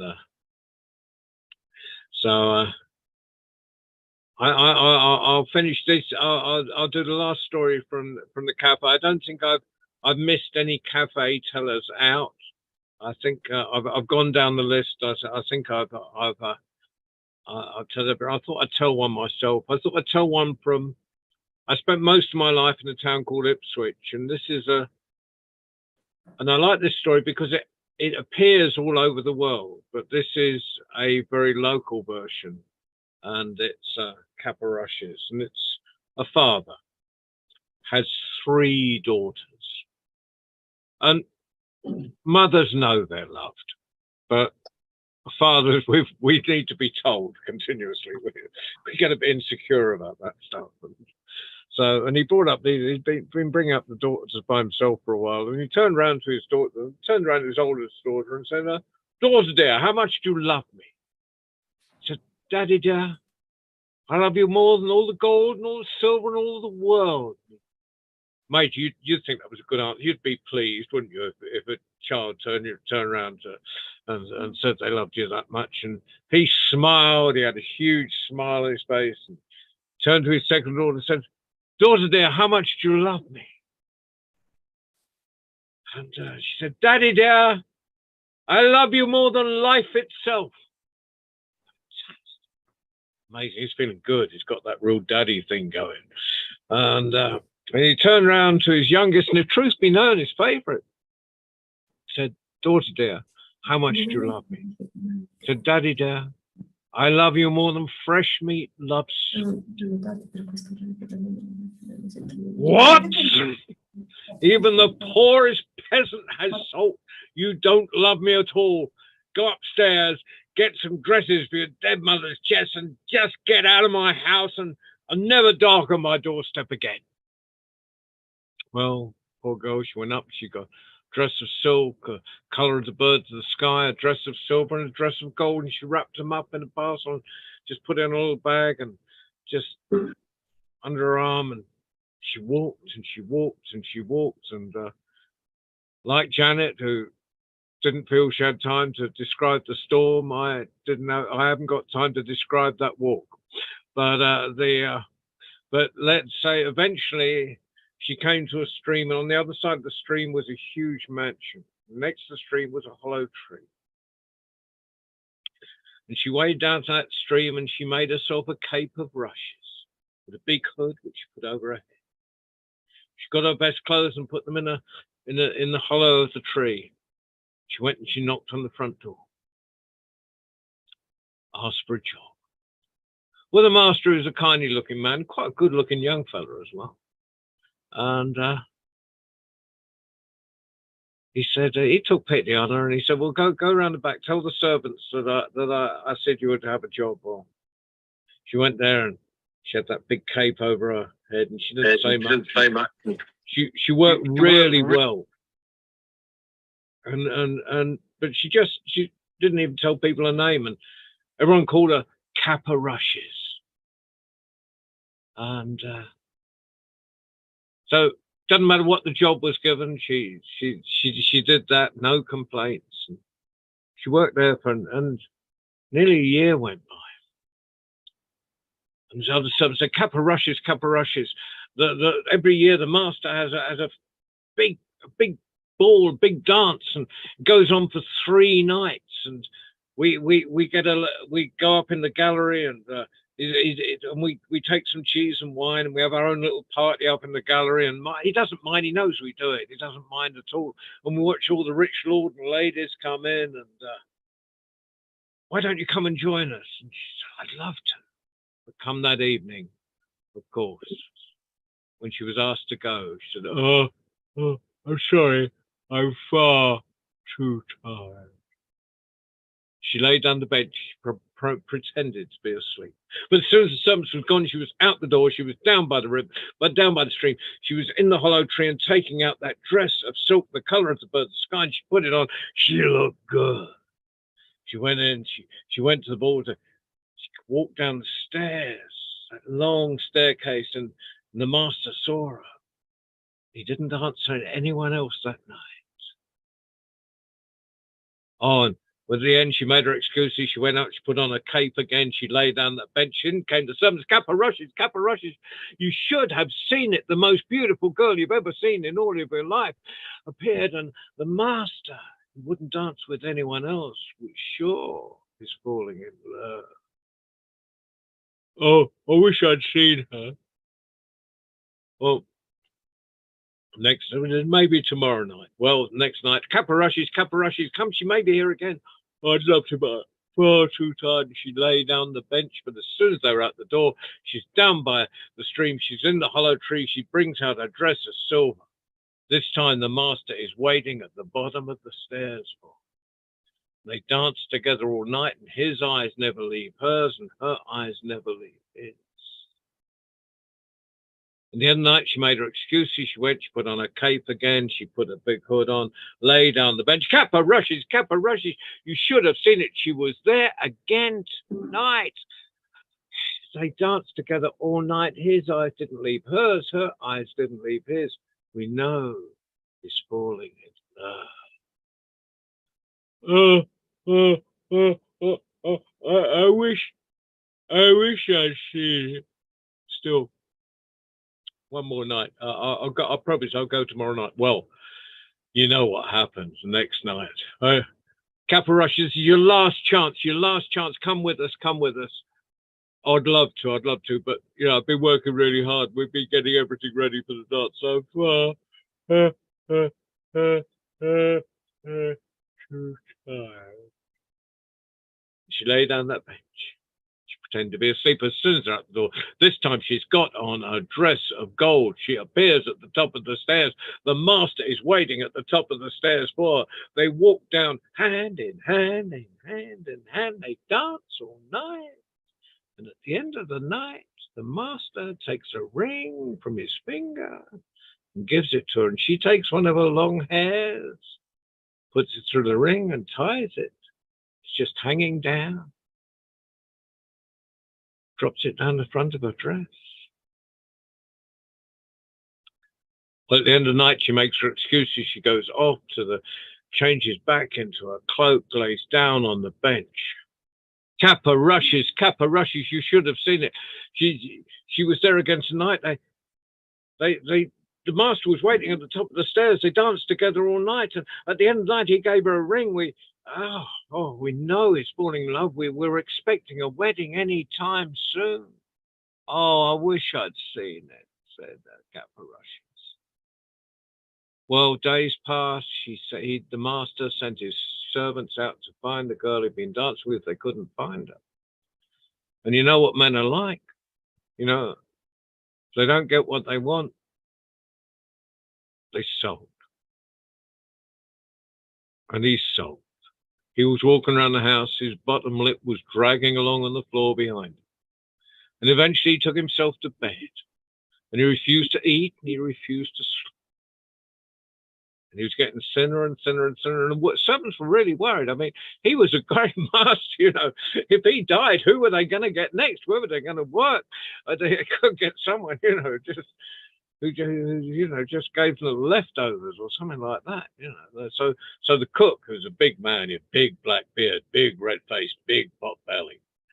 He turned around to Kappa Rushes and said, make this soup, and stir it. He made the soup, but she was stirring the soup, and he said, when it's ready, don't make sure it doesn't stick. Keep stirring. She kept stirring it. When it's ready, put it in a wooden bowl and get it taken to the master. Oh, when the soup was ready, she ladled out a bowl full, and she took that ring. She dropped it into the bowl. She took the hair off first, obviously, and it was taken up to the master. And by one of the other maidservants, and he got it. And you know, when you're ill, I don't know why people give you soup while you want cream cakes and ice cream and that sort of thing. They give you soup, and so you get it and you push it around your plate, don't you? It's useless pushing soup around; it just flops back into the middle. But so she's pushing the soup. Drink. And he pulled out the ring. Who made this soup? In comes the cook. Big black beard, big red face, big pot belly. Well, it wasn't you. Someone must have helped you. It was just Kappa Rushes. She's a lovely girl, and you know, she never complains. So don't be angry with her. In came Kappa Rushes. Hood pulled down over her face. The master held up the ring and said, where did you get this ring? From him who gave it to me, she said. throwing her hood back. And there was the girl he'd been dancing with 3 nights. Well, obviously, there was to be a great wedding. But she had just one request, that the meat should be served without salt. All the guests were there. All the ladies and gentlemen of any worth came, and big long tables. The meat was served. The master cut off a piece, put it on the end of his knife. There were no forks in those days. And everyone else cut off a piece, put it on the end of their knives, daggers. Master put the meat in his mouth. And he spat it out the floor. Everyone spat their meat out onto the floor. They looked out at the end of one table. Was a man crying. And they said, "What's wrong?" He said, "Well, nearly a year ago,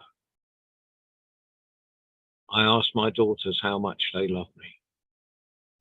And one told me, she said, they love me more than all the gold and all the silver in all the world." And I thought that was great. And the second said she loved me more than life itself. And I thought that was fantastic.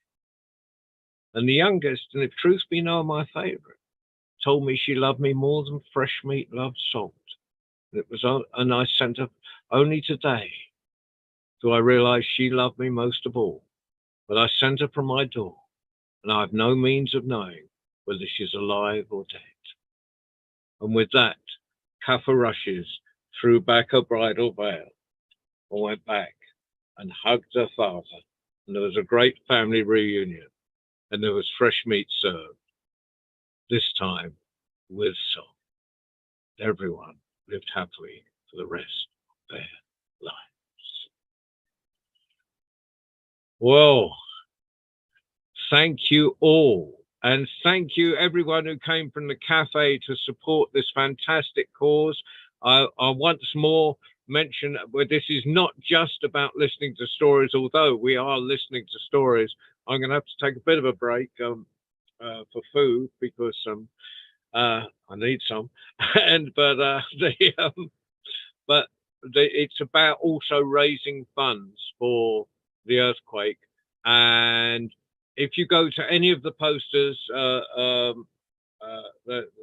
on any of the World Storytelling Cafe community, I put posters up there on my Facebook site and loads of Facebook sites. There's posters. I'm sure on Major Nation Ovations there's loads of these posters about, and you'll see a QR code. Click on that, and that'll take you, and the money's all going through Rotary International to make sure it gets to the right place. We've opened your hearts. Now open your wallets. So love you all. Thank you, and thank you, Waleed, and thank you, Mike. I saw you there for your support in this enterprise, and thank you, Major and Nina, for inviting us to be part of it. It's been a privilege. You're carrying on for some hours yet. We'll carry on live streaming you, but I'm taking a bit of a break. So thank you. Bye bye. 1 minute. Thank John. you. We are honored. Yes, we are honored. And Mike, Santa Mike, Despina, Inia, Manuela, Babasi, Norman Parents, Stephanie Cavendish, Janet, and Mike again. And Mike, thank you so very much, all of you. You know, in a world where there are stories galore, your work connects us to the soul. They not only give life to any story they tell, they give it a heartbeat, a pulse, open its eyes, ears to the world, and transport you to another world of imagination and wonder. And they left you wonderstruck.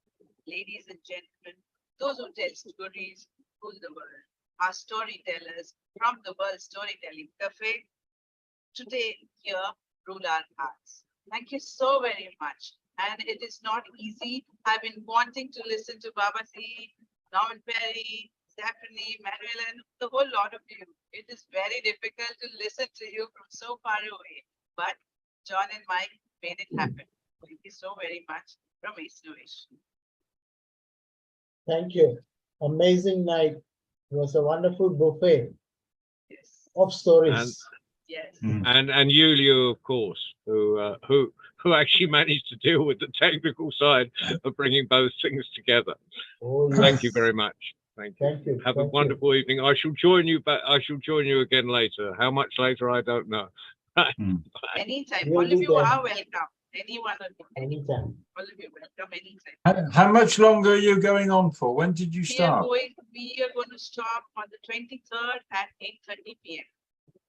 We're 24 hours non-stop storytelling. So you started, 195 countries. It's 4:30 in Singapore AM. And it is right. So when did you India. start? When did you start? How many hours ago did you We start? started at 5 o'clock India time. It's about, we're past 12 hours. So You're another- past 12 hours, right? So you're going for another 12 hours, yeah? Yes. Okay, I'll try and call in later. Yeah, absolutely. We will have the grand finale for the 2022 World Championship. Yes.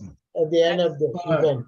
Well, I think it's very, I'm only just a little guy from the middle of England, but it is very well done and congratulations. These things don't happen without people like Dr. Nida and Major Rajan. Is that how you pronounce it? Yeah, good, well done. Well done, thank you, well Thank done. you, thank you. Yeah, absolutely well. We'll do more projects anytime for Yeah, World well- Storytelling Cafe. Yes. Well, We've that's not always my been fault. with Ace Innovation has always been with the World Storytelling Cafe because John was kind enough to invite us to Marrakesh. And, we did 2 years, we did a 2-hour program and we thoroughly enjoyed ourselves. Right. Well, I do some work for the Storytelling Cafe, but I couldn't get to Marrakesh this year for personal reasons. So anyway, it's in England. It is 9:30 and the pubs are open and I'm going for a beer. Okay. Bye-bye. Thank you, Maria. Thank you. Staying with us for so long. Yes, Maria. Maria's in Italy and she's one of our world She's from champions. Chile. Chile. See you later, everyone, and thank you. Thank you, Mike. Thank you, Mike. Take care, everybody. Thank you, everybody. Thank you. I'm gonna do Thank like you. John and go get something to Hello eat. again. Oh, the pleasure is mine. Thank you. The pleasure and honor was definitely mine. I look forward to Lots of hooking up love. with It's this group ours. again. Manuela, lots of them. Thank you, everybody, and special thanks to Waleed and our team who've worked on the Eid in Marrakesh, and we were expecting Eid to be yesterday when we made the original plan. So it's really wonderful that you did that. Do you want to say something? I just want to say thank you to everybody. This is Lucy. Hi, Lucy.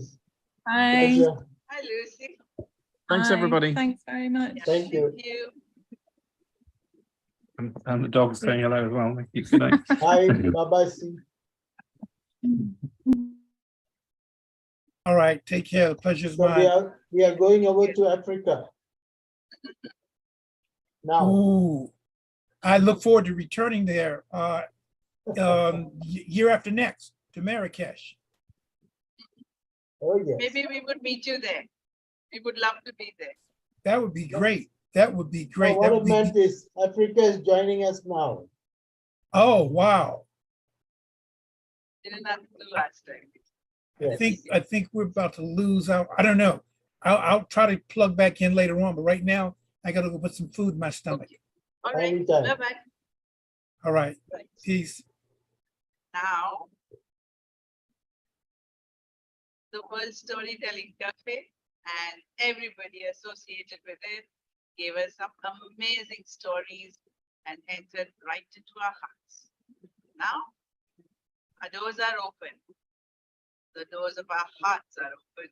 And Kristen Perimonte is going to walk right in. Welcome, Kristen. Thank you so very much. Kristen was a story. Some time back, Major and I had attended the ASST Association, Artists Standing Strong Together, the association, which consists of storytellers from America. We attended a storytelling session and we announced about the Turn to 13 program. And we just announced, that's all we did. And here are these storytellers with hearts so large and with minds so open. They just wanted to give. Kristen, thank you so much for being here. Thank you, Kristen. Thank you for the invitation. Thank you. Pleasure. And oh my goodness, bless your souls being up so incredibly late, or I maybe so incredibly early, or so many hours. This is It's a beautiful. joy of listening to stories. You know? Yes. You don't get it They feed often. the heart. They feed the heart and soul. It's true. Yeah, shall I go ahead and tell the tale that I have? All right, I shall Yes. tell. This is a new to me story, and I'm really excited to share it with you. And it is by a woman named Leslie Slape, and the tale is called The Tale Teller. The tale teller traveled from village to village and town to town, sharing stories in exchange for food or a place to sleep at night. Because as we all know, stories are meant to be shared. Well, when the tale teller would arrive at the village, the word would spread quickly and the people would gather from miles around. They would gather to hear the stories. And on this particular day, it was decided the entire village would call it a feast day. And the great hall was open and the people gathered.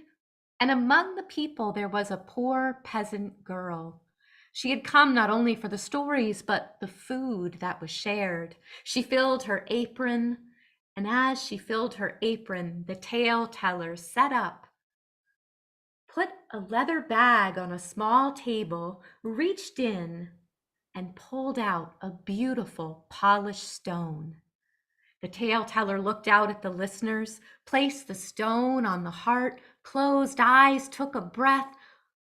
Once upon a time, there was a father with 3 sons, and the listeners listened, enraptured by the adventure.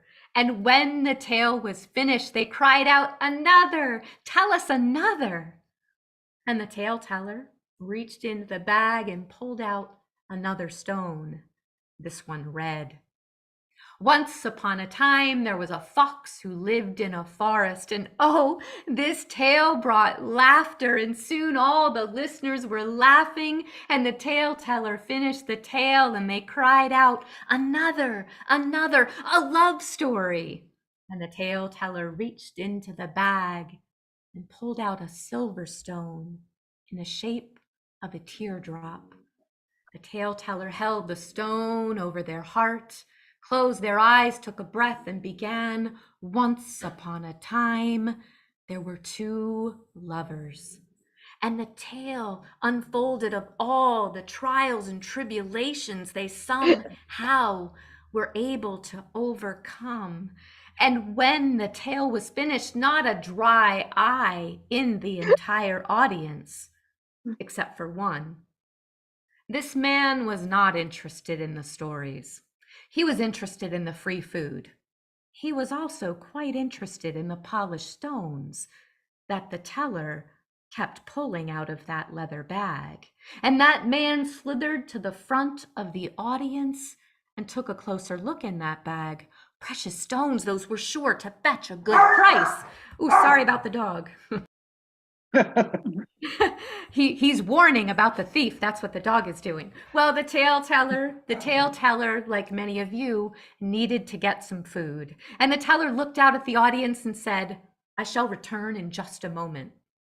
The thief took that moment, walked even closer to the table, reached into that bag and pulled out a handful of those precious stones and put them in a pouch.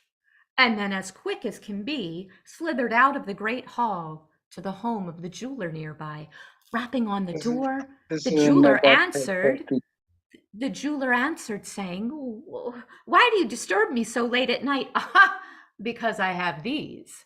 And the thief opened his hand and presented to the jeweler what looked like an ordinary rock. The thief was surprised. What had happened a moment ago was a precious stone. Reached into the pouch and poured them all out into his other hands, and all of those stones, the magic was gone. And the thief was surprised. He said, I don't understand. Just a moment ago in the tale teller's hands, these were precious gems. Oh, my friend, those are story stones. They only have value because of the stories they hold. Did you listen to the stories? No. Well, they're worthless now. Be gone with you. And the thief crept into the night. Now, meanwhile, back at the great hall, the tale teller stood once again in front of the listeners. And looking out at the crowd, he scanned all their faces. And he saw the poor peasant girl, the one who'd been gathering the food. And when the tale teller looked into her eyes, the teller knew exactly the story to share. The teller reached into the bag and pulled out a gold stone, held it to the heart, closed eyes, took a breath, and began the story. Once upon a time, in a certain place, there was a poor peasant girl. The peasant girl listened intently to every word that was being spoken, and the tale teller kept their eyes on the girl, eyes filled with such sadness, and the tale teller knew that this heart-healing tale was just the tale that was needed. Continued the story, healing the heart along the way, and when the story ended, the peasant girl approached. Please, would you come to my house and tell that story to my sister? She is ever so sick.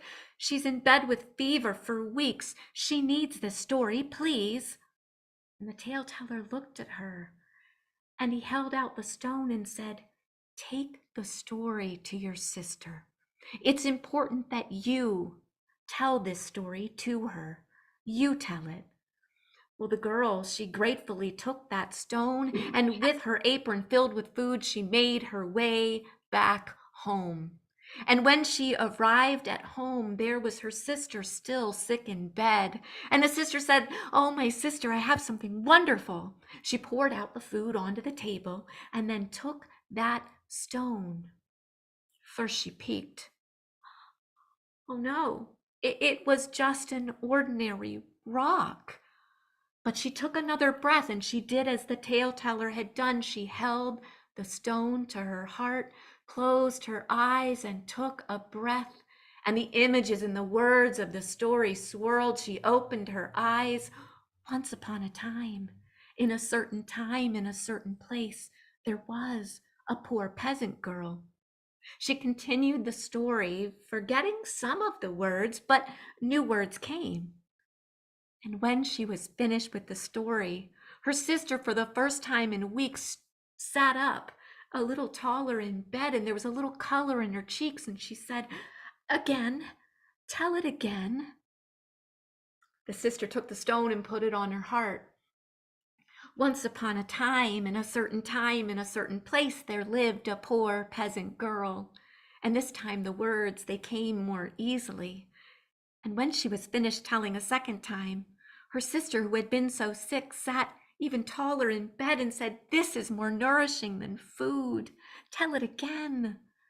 So the sister, with the stone on her heart, told it again and yet again and yet again, all night long.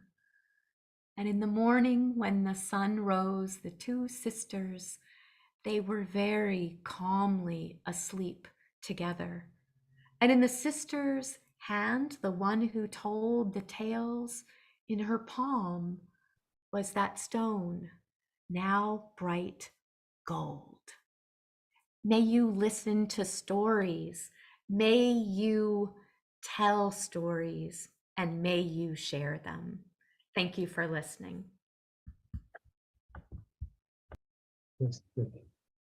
That was amazing. Yes, it was absolutely awesome. Thank you. It's energy packed. Thank you so much for the opportunity to share. That's a story that just found me on Wednesday, and it just warmed my heart so much. It's just such a beautiful story. Thank you again for allowing me to share. Thank you, Kristen, for coming in. And thank you for, not even batting an eyelid and just saying yay for Turkey. Thank you so much. Thank you, Kristen. Thank you, Major Ryan, as well. And thank you, Dr. Nina. We'll join you for more sessions. Yes, definitely. We should do things together. There's so much to do for the world. Yep. And this is just So the much. beginning. Yes. Happy And, to continue collaborating. Yes. yes. And there are so many storytellers out there in the world and doing so much. The world, and we need to showcase them. Sometimes nowadays a 3-hour movie here would make it very difficult to watch. But see, we are 24 hours, we're listening to stories, and I'm not feeling tired at all. Are you, Major? I'm fully alert. Yes. Enjoying. All right. Yep. And we have a lot of company. Rose is there from, Africa. Then we have Maria. Auntie Shine is there. Yes. In spite of that tooth being taken off. Thanks, Auntie Shine from Nigeria. We stream live anyway. Yes, we are waiting for Jim to land here. He will land any moment. And Jim is also from ASST. And he was very kind enough to join. Okay, we have Lolanda. We give Jim some time. Lolanda, welcome.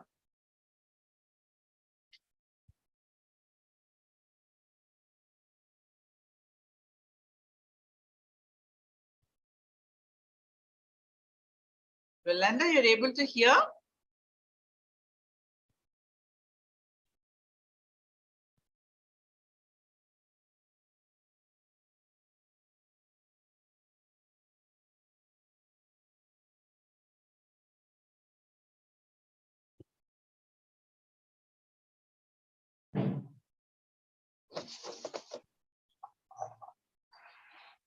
Ah, yes. Hello? Yes. Can you hear me? Lolanda. Yes. Can you Lolanda. hear me? Yes, of course. Okay. I'm live now because before I've tried to participate, but it was impossible to enter. And I try in this moment. Good evening. Can I talk with you? Yes. Yes, yes. We can see you. Okay, okay. Hello, first, it's an honor to have been invited to the International Storytelling Festival. First of all, I want to thank you for the invitation, Eva Lianou Petropoulou, and the organizer of the event, Nina Gayatri. Now let me introduce myself. I'm Yolanda Leotta, poetess and storyteller from Italy. I live in Calabria, in southern Italy. For this event, I want to tell you the story of the temple of Vera Lacinia, of which only one column has survived. The sanctuary of Vera Lacinia revolved around the Doric temple built in the 5th century BC, above an earlier archaic temple of the 7th century. The cult of Hera derives from the Achaean colonies. Hera, in the tradition, passed as the patron goddess of Argos, Sparta, and Mycenae. The archaeological park of Capo Colonna includes the sacred area that covers about 50 hectares. The majestic Doric temple is located about 10 kilometers south of the polis of Croton, on the legendary promontory Lacinio, now called Cape Colonna. The sanctuary of Hera was one of the main festive centers in the region. It's said that it was kept in the temple the sumptuous clock of Alcestis, the famous painting of Helena by the Pentazeusi. In the sanctuary, it was believed that miracles took place. The ashes laid on the altar were not carried away by wind.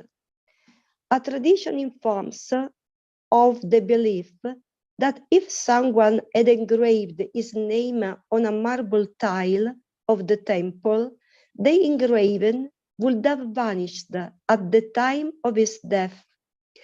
At sunset, the women dressed in mourning, dressed in humble clothes, commemorated with a mourning, lament the death of Achilles.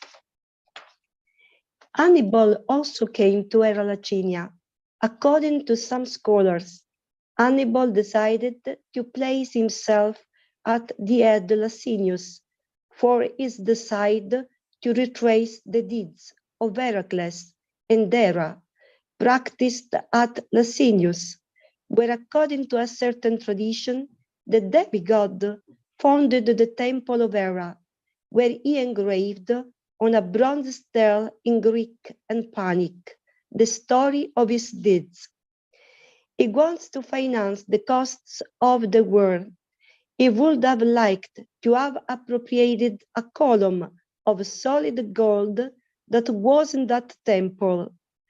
Juno appeared to him in a dream, warned him not to make that sacrilegious gesture, threatening to deprive him of sight, even of the only eye which he saw.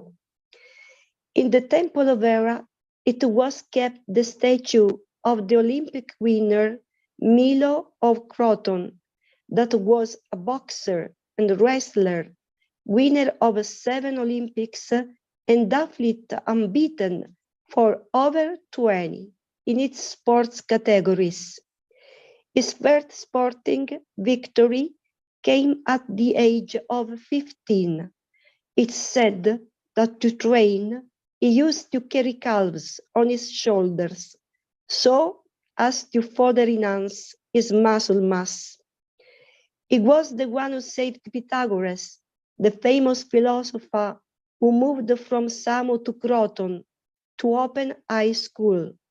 During an earthquake, he replaced a column of the building where the philosopher was gathered together with his group, of which Milo was also part, allowing the structure to not collapse and to make everyone escape in time. The legend tells that Milo, now old, while crossing a forest, came across a hollow olive tree, sacred to Hera, in front of the city temple of the goddess Hera Lacinia. But what happened? The wrestler put his hands inside the cavity to break it, but it got stuck and he was eaten by a pack of wolves. Certainly an inglorious death for the famous hero of Croton. Thanks so much to listen to me. It was an honor. Thanks Good so evening. much. It was an honor having you, Rolanda. Yes. And I love your name. It's such a Yes. unique Thanks. name. Thank you so very much. Thank you, and see you soon, I hope, Yes. for another occasion and event. Thank you so much. Thank you. Thank you so Thank very you so much. We'll meet again. Yes. That was Italy giving for Turkey. Well, now we have Zoot Velasco. Zoot is a Rotarian and he has given a talk on Rotary and the activities. He wanted to share that with us. So we are sharing that before he tells his story. Zoot on Rotary.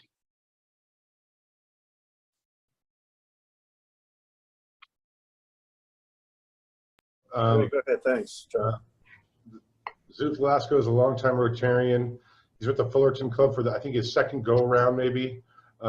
He had a stint up in the Central Valley for a while, I think, if memory serves. He's a former director at the Muckenthaler and currently a public affairs person at Cal State Fullerton. I'm the director of the Gianneschi Center for Nonprofits at the Mihaela School of Business at Cal State Fullerton. I was so close. And he's got a really interesting presentation on back. Harris. And so it'll be a little different because he can't walk around and he's got headphones on. But, you know, welcome Paul Harris 2020 version. Thank you. Thank you. And Craig, you're back, I see. So I am. Sorry. You're good. You got out of the introduction. Thank you, John. It was good to hear from Craig that it is Asian American Awareness Month as well as Jewish American Awareness Month. I don't know if you all want to, you could honor both at the same time. You go to that new restaurant in Brea called Betty Hanukkah's. It's a Japanese Jewish restaurant. It's a little joke there. I thought it was Sosumi. All right, so I'm going to share my screen here. And let me go from the beginning. Okay, everybody can see my screen. Craig, can you see my screen? Yes, I can. Okay, so we're going to give you a little history of Rotary. And usually I ask clubs when I do the speech, this is a great time to bring in guests because if you're a new Rotarian or a guest of a Rotarian, it's a great way to kind of learn what Rotary is. I think we're terrible at explaining what Rotary is, so this kind of does it for you. And so if you've been in Rotary a long time, a lot of this may be redundant, and I won't fault you if you want to do other work, but for those of you who really want to know more about Rotary, this is a great thing for you. So, and I'm happy to do this again next year where I can come in person and maybe do it for new guests that come. It's a great way to kind of introduce prospective members to Rotary. So this is my praying mantis from Orange County. It's an actual Orange County praying mantis saying thank you. This is my little thank you slide for having me here. My first encounter with Rotary started when I was 6 years old. And at 6 years old, and I'm giving away my age here, I started, I was the youngest of 6 kids growing up in the 1960s in Pennsylvania. And my mother would put us all in a Vista Cruiser station wagon. And back then, you know, seatbelts were optional as well as an FM radio. You could choose which one you wanted. And so we had one wonky door that often would open while making corners. And whoever was the youngest got to be next to the door because they would bounce the most. So that's kind of growing up in the 60s. And we would fly into towns on, you know, camping trips and seeing relatives. And I'd see these signs up at the corners of towns that said, you know, welcome to whatever the town was, Rotary Club, you know, of whatever the town is. And I thought I would see this logo and I would think, wow, that must be a really amazing club for people who make cogs. And that was really kind of the extent of my thought of Rotary for about 25 more years until I was in my 30s and I was working for the City of Los Angeles Cultural Affairs Department. And I was in charge of building 4 new art centers in the harbor area. And one of them is this Banning's Landing Cultural Center that opened up. I was in charge of getting it built and some others. And the head of the port was on my board and he said, you know, you need to come down to our Rotary Club. And I said, well, you know, I think I've heard of Rotary before, but what is it exactly? And he'd say, well, you know, I can't really tell you. You kind of have to just come down.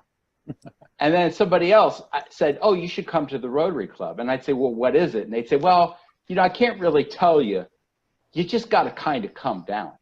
And the more I heard this, the more I thought about it, the more I thought it sounded a lot like a cult, you know, and I kind of pictured that there would be robes and hoods and maybe some kind of masks and maybe some bloodletting of chickens and secret handshakes. I didn't know what I was in for.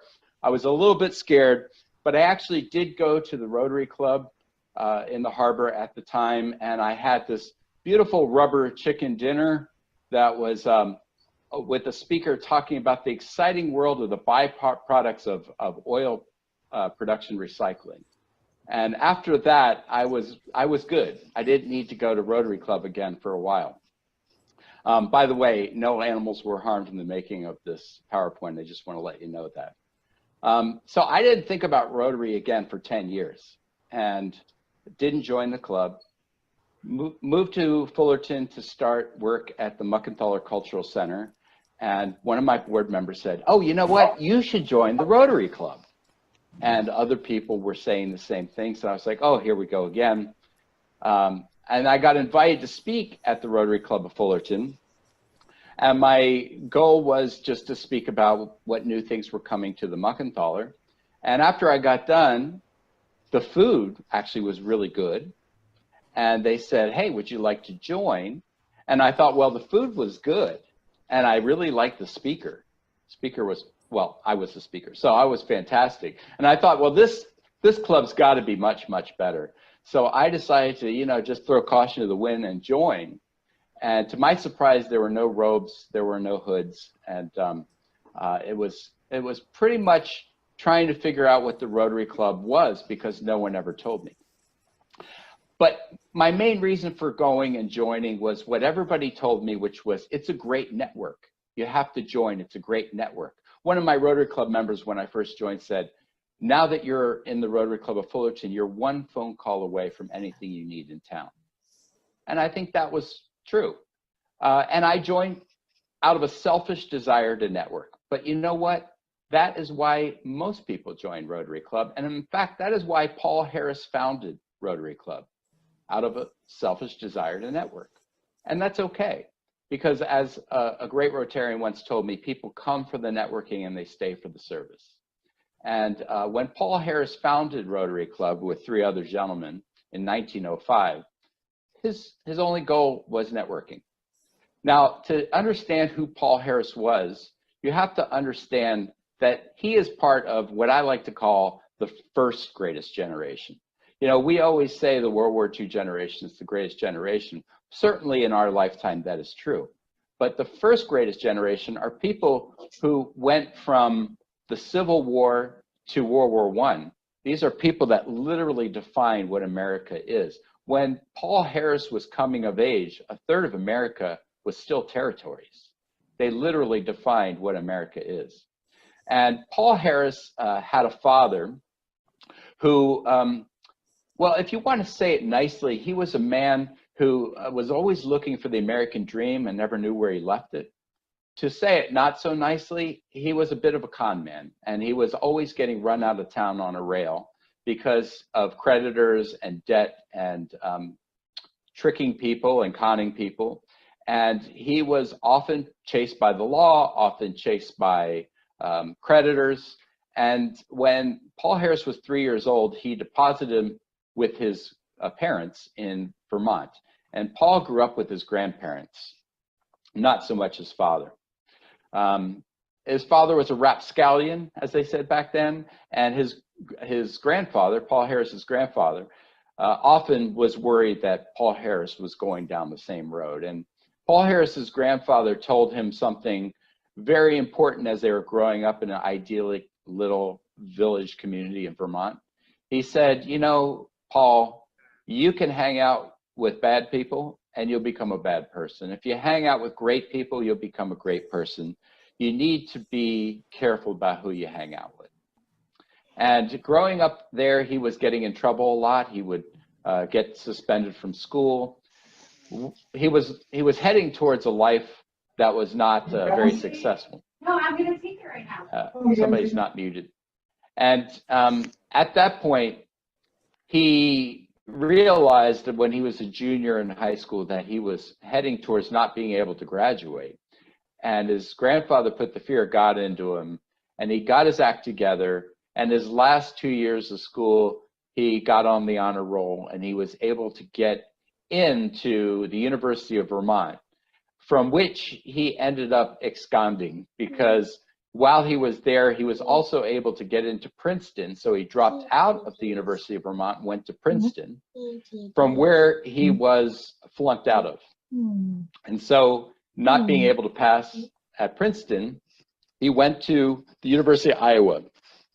Now, keep in mind, in the 1890s, Iowa had probably a dozen people in it, so the whole state. So it wasn't too hard to get into the University of Iowa at the time. And he got his bachelor's degree and ended up getting his law degree at the University of Iowa, which was a much easier school. But the important thing is he stuck with it, and he did get his degree. And then he did something what a lot of young men did in the 1890s when the world was still being formed as we know it today. He went on what they used to call the 5-year plan. And the 5-year plan was where you would tell your, in his case, his grandparents, I'm going to go see the world for 5 years. I'm going to find out where I want to be, and then I'll settle down there. And that's what a lot of people did back then with a college degree, because with a college degree at that time was a big deal, and you could get a job almost anywhere doing anything. So he went to San Francisco because even though this was the 1890s, it wasn't that long after the gold rush, and San Francisco was a boom town. And he went out there and worked as a newspaper reporter at the San Francisco Chronicle. He worked there for a year, and then he decided he would go and visit Denver because Denver had just had silver strikes and it was a boom town. He got a job on the newspaper there, but he didn't want to stay in journalism. He got some work as an actor working at a theater. And then he became a cowboy and herded cattle to Chicago. It was the first time he saw Chicago. And Chicago at the time was getting ready for the World's Fair. What we call the Columbian Exhibition, or what we call the World's Fair today was then the Columbian Exhibition. And the whole world was coming to Chicago. Columbian exhibitions were a lot like Olympic Games are today, where a city will build itself up for it and the entire world will come and see it. So they were getting ready for that, and he was really interested in Chicago, but he was still on his 5-year plan. So he went to Florida and he got a job as a graveyard stone salesman. And he did that in Florida so well that his boss sent him to New York to set up a second franchise. And after that, he sent him to Europe to set up one in Genoa, Italy. There he said, you know, I'm tired of being a graveyard salesman. I'm on my 5-year plan. I'm going to take off.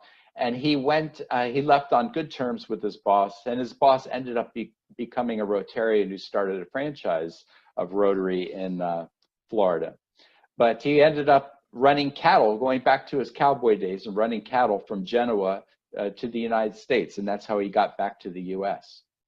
And then as the Columbian Exhibition drew closer, he moved to Chicago, which was becoming the boom town of the US at the time.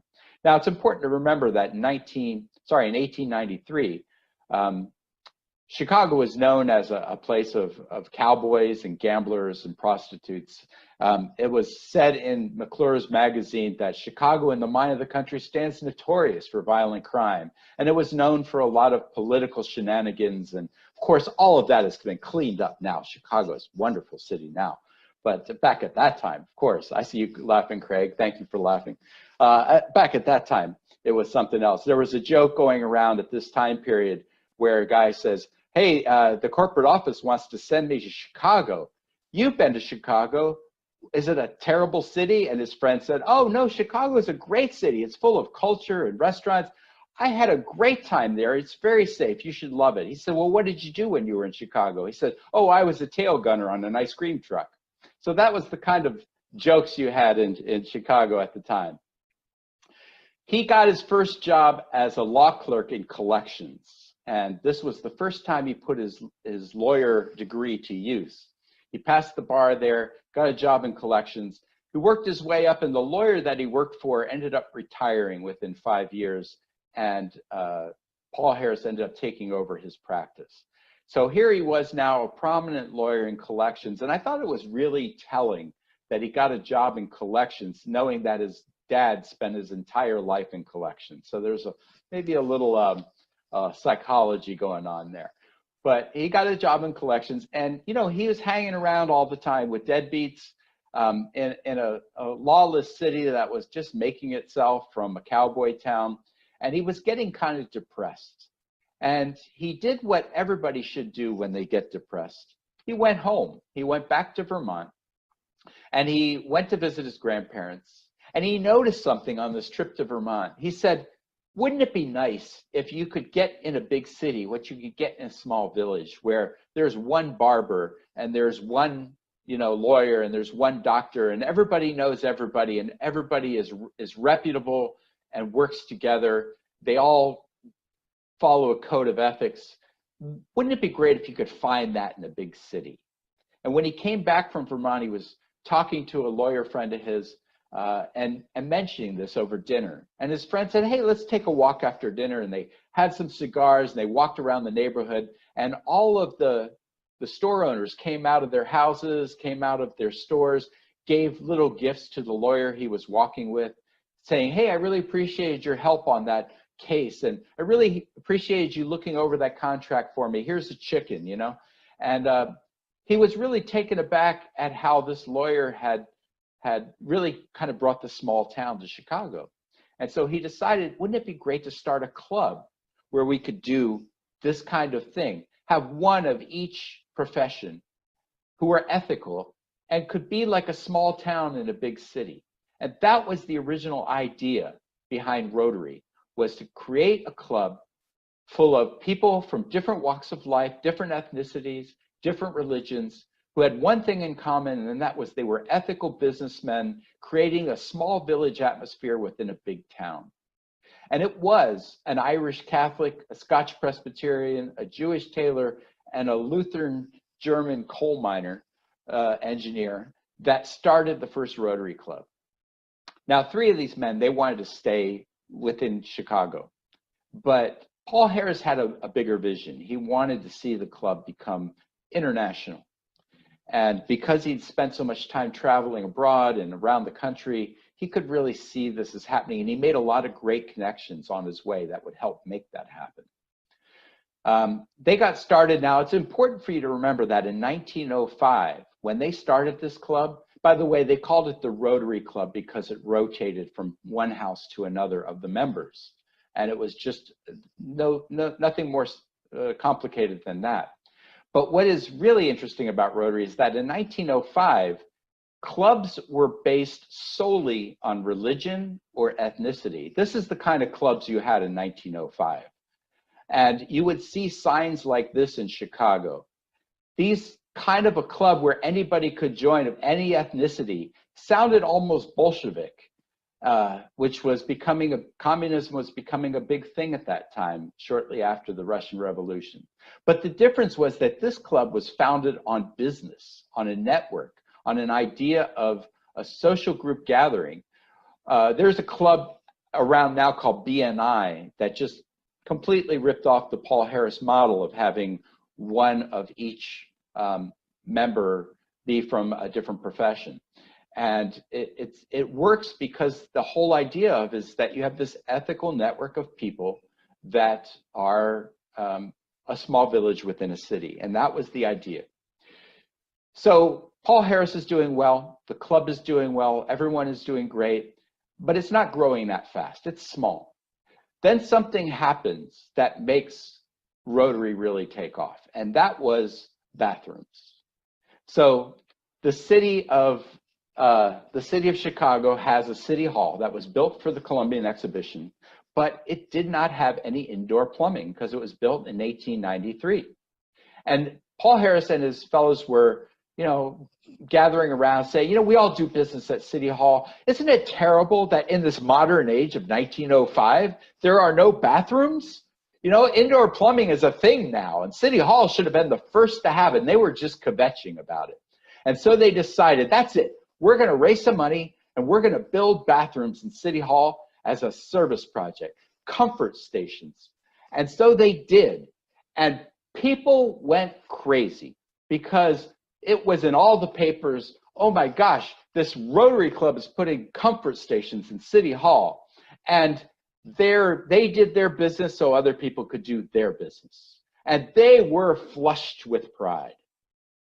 These are the jokes, folks. So they were flushed with pride, and they were able to get a huge amount of press for this project. And other people joined purely because they wanted to be part of the service element that Rotary had just started with this first project. And service then became entrenched as part of what Rotary does.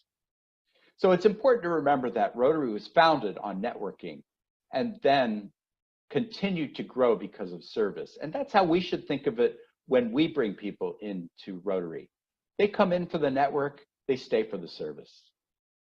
Rotary went international in 1910 with the first club in Edmonton, Canada, or Toronto, I can't remember which, Canadian club. It kept growing. The fifth Rotarian was a man named Harry Riggles, who was a music teacher, and he introduced the idea of singing at Rotary meetings, and that's where the singing comes from. And I know there are a lot of clubs. Craig, are you a singing club or a non-singing club? We used to be. We're not a singing club anymore. So I would, you know, when I give the speech at other clubs, I highly recommend you return to singing. And the reason is because we don't really love the singing all the time. And usually we're singing kind of dumb songs from 4th grade, but we don't have to. We could sing pop songs if we wanted to. The reason that singing is such a great and important part, I think, of Rotary is that when you're singing with other people, you have to drop your mask. There's no way you can look cool and sing these old songs like Home on the Range and stuff that we do at meetings. You just can't look cool doing it. You have to drop your mask, and it just makes you more connected to people because everybody looks stupid at the same time. I actually went to our sister club in Shanghai, Korea, and when they got to the singing part, keep in mind this is an all men's club. There are 40 businessmen in full suits at the meeting. And when they got to the singing part, they joined hands and their hands swayed gently as they sang. It was really quite moving for me. So I encourage clubs to bring back the singing. We can sing fun songs. They don't have to be the same old 4th grade songs, but I think it's a great thing. In 1916, Rotary Foundation formed by then President Arch Klumpf, and that's why we have the Arch Klumpf Society. He started it with $26.50, and the way it got started was kind of organic. When they got done the convention that year, they realized they had $26.50 left over in the coffers, and they didn't know what to do with it. They'd never run out of money before, or they never had extra money before. In the past Rotary conventions, they always had to chip out of their own pocket to pay the difference. And they didn't know what to do with this money. And keep in mind what was happening in 1916. We were in the middle of World War I. And they decided, let's start a fund for world peace. And so they started the Rotary Foundation.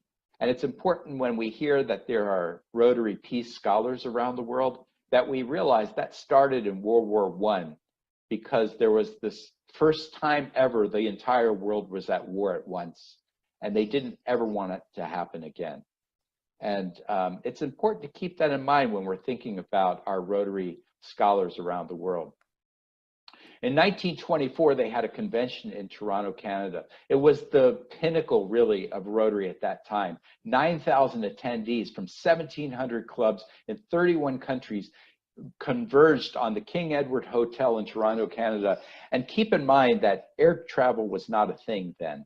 So people came from trains, they came from buses, and they met at the docks. They came from ships as well. And they all met at the docks, and they were met there by a bagpipe band in Scottish regalia attire. There was secret handshakes back then in Rotary. And then once you were met by someone with a secret handshake, you would join a parade into this, what you see pictured here. And it was quite a sight in 1924. And there was actually a uniform for this. You had to wear this uniform when you came to the convention. It's a blue blazer with white cotton pants and a polka dotted tie and a skimmer hat. And I actually think we should, if you're looking at me, I actually think we should go back to this. You know, that's why I dressed for you today. I think we should go back to this and bring back the secret handshake too. But that was the whole point. This is what the logo looked like until 1924 when it was changed from the wheel to the cog, because the idea was brought up that we're all cogs in the human machine trying to move it forward. And when you see that logo, I hope you think about that. We're all cogs in the human machine trying to move it forward for a cause. It was also introduced soon after the four-way test, and you all can unmute your mics and say it with me if you'd like. Is it the truth? Is it fair to all concerned? Will it build goodwill and better friendships? Will it be beneficial to all concerned? And this brought in the idea of the ethics of Rotary. Now, there is a rumor that women were not allowed in Rotary until 1987, and that's actually not true at all. Women were allowed in Rotary at the very beginning of Rotary, and the first women joined in 1911. Now, keep in mind, to be part of Rotary, you had to be a business person, and there were very few women in business at the time. But women did join in Belfast and Minnesota, Belfast, Minneapolis, and Duluth, 3 Minnesota clubs. In 1911, these were suffragettes that joined. And women were part of clubs. In 1914, the Rotary Ann started at the Philadelphia Convention. The president's wife started them. Her name was Ann.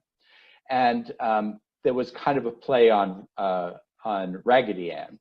And so that was a club for housewives of Rotary. So we had women in business joining in 1911. We had the Rotary Anns in 1914. But in 1921, at the convention, they decided to ban women from joining. And that was when women were kicked out of Rotary.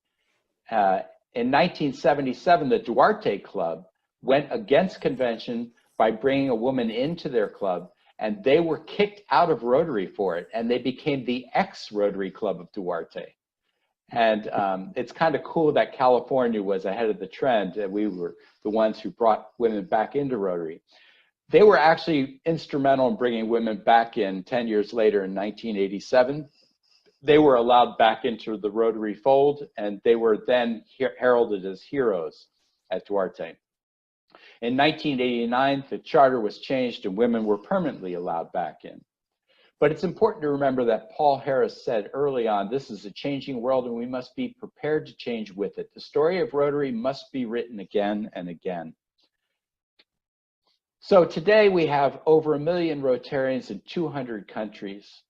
We have Rotarians from high school age all the way up to seniors. We're doing projects from Albania to Zimbabwe, A to Z. And we're this close to wiping out polio. It's down to just a few cases in a few countries. It's the vacation in the middle of my lunch day when I get to see my Rotarian friends, and really my best friends are my Rotarian friends from my club. It is also leadership training. This is Dr. Jim Young from the Fullerton Club. He used to go around doing this Paul Harris talk, and he did it in over 40 countries around the world. And all the money that was generated from it, he put into Paul Harris points for club members. And it went back into Rotary. This is Buck Catlin. He was a 3-time mayor of Fullerton, 7-time council member. He was a submarine commander in World War II. He actually was in charge of destroying the Japanese fleet after the war. He worked his way up from an enlisted man to I forget what his commander of the submarine fleet. He was somebody that really taught me many things, and both Jim and Buck Catlin are both passed away now, but I learned so much about Fullerton from them and so much about Rotary from them. And it was Jim that asked me to take over for him doing this talk, and I do it in memory of him. You know, we have clothes on, too many clothes and not enough hangers. These are the kind of first world problems we have in America. But other people are trying to get water, sanitation, inoculations. And we as Rotarians are doing these projects all over the world. Service above self is our motto. And Gandhi said the best way to find yourself is to lose yourself in the service of others. I learned what Rotary is back in 2000, and I believe it was 11, when I was a Fullerton Rotarian and a typhoon hit the Philippines. My wife is Filipino, and she was in the Broadway show Miss Saigon on tour. We got some friends of hers together who were singers in Miss Saigon, and we did a relief concert. We put it together in 1 week. Started on a Monday, we did it the following Monday. We raised $43,000. Now, if I had done that concert on my own in the Muckenthaler, which is what I was planning on doing, I would have raised maybe $5,000. But when Rotary got behind it and it became the district event, we were able to raise $43,000 in 1 week that went to typhoon victims. That's the power of Rotary. And that's what I learned, that everything that I wanted to do for the community was amplified by Rotary. And that's why I say I came for the networking, but I stayed for the service. So how are you going to serve? The Anaheim Club builds houses in Mexico. There's all of these different things that are going on. And many of you took part in the shields and the masks that were being built at Packman. That was done, started by Dan Alween, who is our future district governor-elect. He was our past president at Fullerton Club. And that's the kind of thing that I'm proud to be part of as a Rotarian. And I'm proud that you all were partners in it. So that is the end of my speech. This is my the end picture. I want to say many thanks to you for having me. And are there any?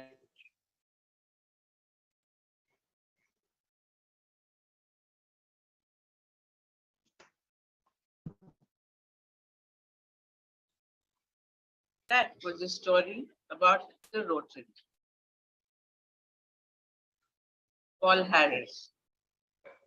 We need to thank Paul Harris because it's because of him today this program is happening. We move on.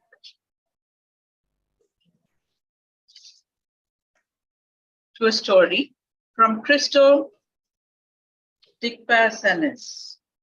Christo Dikpastanis.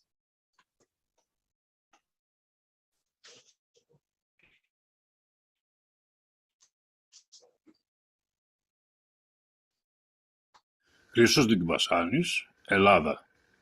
Ψιλόβροχο ανοιξιάτικης ημέρας. Μπόραξε σπάει που εξελίσσεται σιγά σιγά σε ψηλή εξαγνιστική βροχή. Περπατώ σκεπτικός με τα μάτια στο δρόμο. Δεν με ενοχλούν οι μικρές σταγόνες της βροχής. Νιώθω να μου καθαρίζουν το πρόσωπο και την ψυχή με την επιμονή τους. Κυλούν από το μέτωπό μου και τα ρούχα μου, διεισδύοντας στο κορμί την καρδιά την ψυχή μου. Μου προσφέρουν ανάσα δροσιάς που τη χρειάζομαι άμεσα και καταλυτικά. Θέλω οπωσδήποτε την κάθαρσή μου από τις ενοχές και τις τύψεις προηγούμενης μου ημέρας. Νοτισμένο πρωινό άνοιξης και εγώ βαδίζω, αναζητώντας λίγη γαλήνη μέσα στο μεγάλο άλσος της πόλης μου.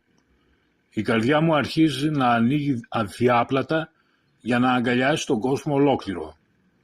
Ο ήλιος της ψυχής μου ξυπνάει επάνω από τα λουλούδια και τα όνειρα των ανθρώπων. Ο στεναγμός μου γλυκός και τα μάτια μου ανάλαφρα να κοιτούν τη δροσιά της ημέρας με τα μυρωμένα ρόδα. Μια ατέλειωτη λαχτάρα και μια γαλήνια αγάπη βγαίνουν επιτέλους από τα σωθικά μου και πετούν επάνω από την πανέμορφη πόλη μου, επάνω από την αγαπημένη μου χώρα. Πρώτη φορά νιώθω τον έρωτα ως ευωδιά. Πρώτη φορά η ζωή μου γίνεται τραγούδι και η αγωνία της απαλή πνοή που πλανιέται επάνω από τα χωριά της πόλης, τα βουνά, τα ποτάμια, τις λίμνες, τις πεδιάδες, το γαλάζιο ολόφωτο ουρανό και το απόμακρο σύμπαν. Ταξιδεύει επάνω από το πιο ήρεμο, το πιο ωραίο περιβάλλον. Η ύπαρξή μου ελευθερωμένη από την ομίχλη και το κρύο του μακρύ χειμώνα φτεροκοπά προς τις κορυφογραμμές των βουνών που ενώνονται με το γαλάζιο του ουρανού σε τρελό χορό. Θάλασσες, ακροτήρια, νησιά, κόλποι. Φεύγω στα βάθη της μαγευτικής φύσης. Της φύσης που κάνει τον άνθρωπο όμορφο σωματικά, ψυχικά, πνευματικά. Η φύση, όσο και αν ταλαιπωρήθηκε από καταστροφές, σεισμούς, πυρκαγιές, πολέμους, ποτέ δεν άλλαξε γιατί έχει μάθει μέσα από τα μονοπάτια των αιώνων να κάνει θαύματα. Προσφέρει συνέχεια καρπούς, δίνει πολιτισμό, χαρίζει πρόοδο. Και έπειτα εγώ από μικρό παιδί έσαινα τα όνειρά μου πάνω στο μυρωδάτο χώμα της μητέρας της γης με μεγάλη ζωηρότητα, ίσως και αφέλεια. Και ύστερα περίμενα να φυσήξει δροσερό αεράκι και να πάρει τους πόθους μου μαζί του μια γύρα επάνω από τους ηλιοφώτιστους ορίζοντες της πατρίδας μου, της κατάλευκης και αχνής, σαν τα επιτίβια μάρμαρα που είναι σπαρμένα σε κάθε σημείο του αισθησιακού κορμιού της. Πατρίδα χώρα μου που κυριαρχείς στην κάθε σκέψη μου, τον κάθε λογισμό μου, στα χαραγμένα από το χρόνο βράχια και στο αγέροχο γλαυκοπράσινο της θάλασσάς σου, θα ξαπλώσω τη σκιά μου αυτή την ημέρα της Άνοιξης, και ας πέφτουν επάνω μου ψηλές σταγόνες ελπιδοφόρων ονείρων και πόθων. Σας ευχαριστώ θερμά.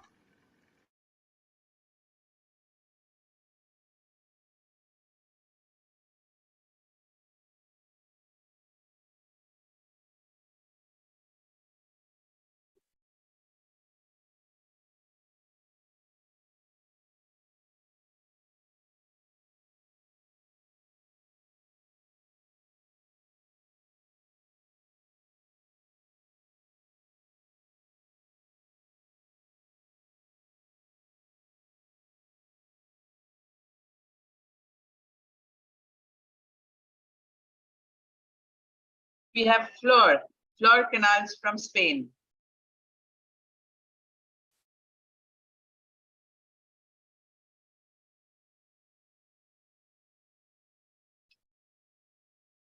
Hi.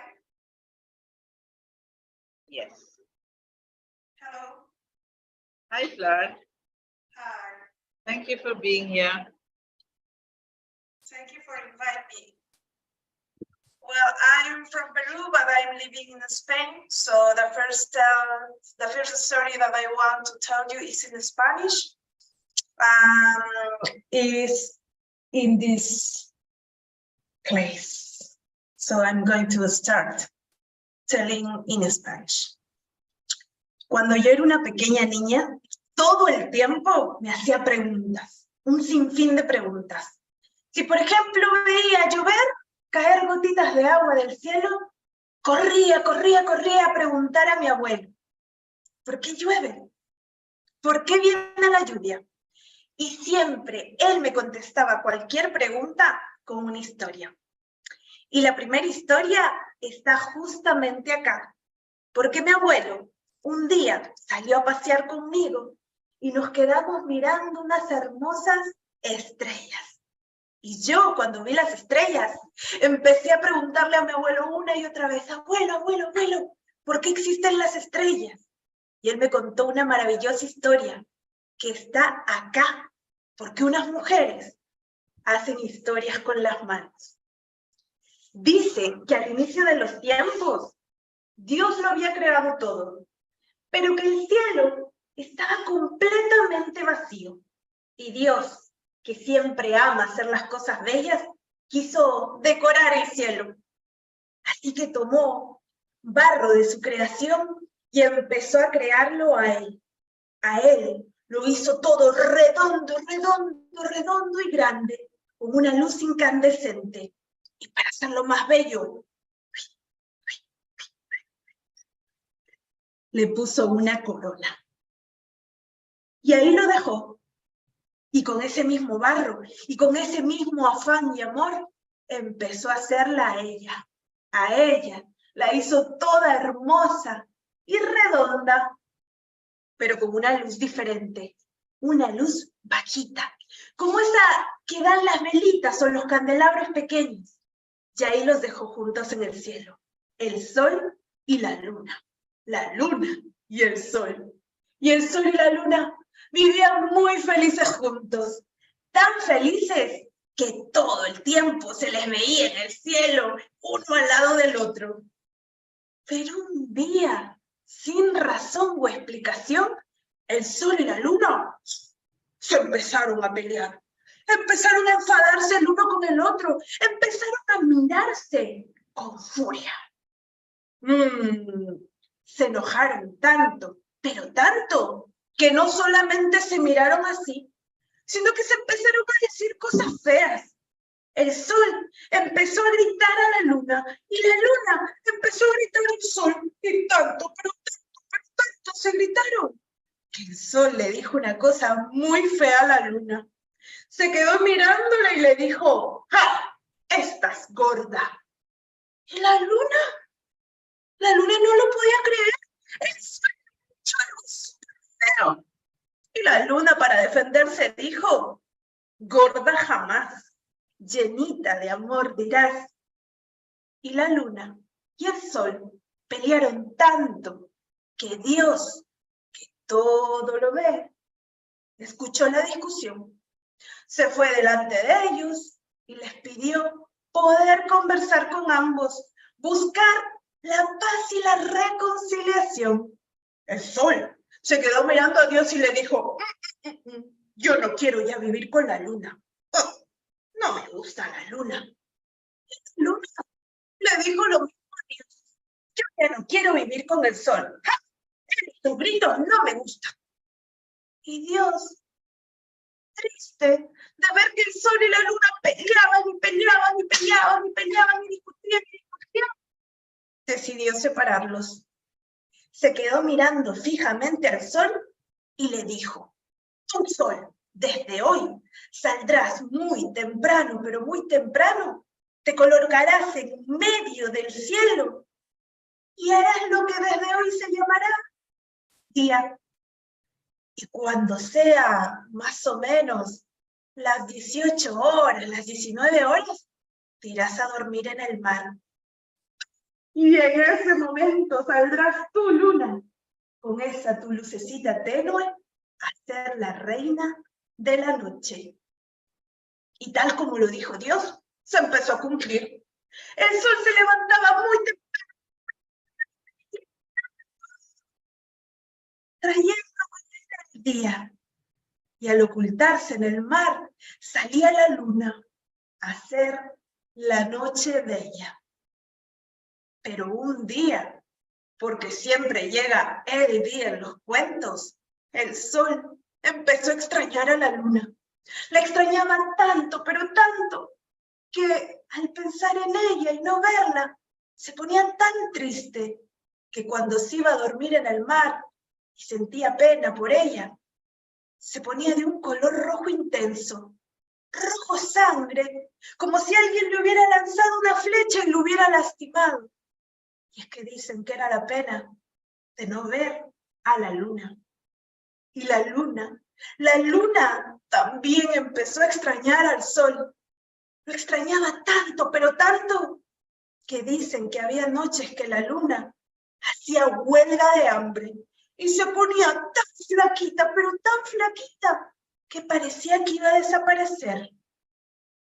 Pero un día, ambos extrañaron tanto ese mismo día, que el sol no se ocultó en el mar, se quedó ahí clavado en el cielo. Y la luna salió acelerada, acelerada, acelerada. Y ambos se miraron, se acercaron. Tanto se acercaron que los dos se hicieron uno. Y a eso que los científicos llaman eclipse solar, ellos le llamaron amor. Y tanto se amaron que la luna, con el amor del sol, se hizo luna llena. Y de esa luna llena nacieron todas las estrellas que están en el cielo. Dicen quienes narran cuentos también que todos los seres humanos somos polvo de estrella, porque venimos de un padre como el sol y de una madre como la luna, que por amor se unieron un día y trajeron a los niños a este mundo. Las mujeres que en mi país cuentan esta historia, la hicieron con las manos. Y acá pueden ustedes ver al sol, y acá pueden ver a la luna. Y aquí las dos fueron eclipse solar, y de ellas nacieron absolutamente todas, pero todas, las estrellas. Gracias. Gracias. I wish we could, understand Spanish, but we didn't need to, because the expressions, the voice modulation, and the action, the gestures, amazing. So nice, Flora. Thank you Flora. so much. Thank you so much. Thank you. You have one more story? Yes, I have one more. I don't speak English in a properly way, but I'm going to try. And I'm going to help me with this kamishibai. Oh. This is yes. Okay. And we are going to knock the door.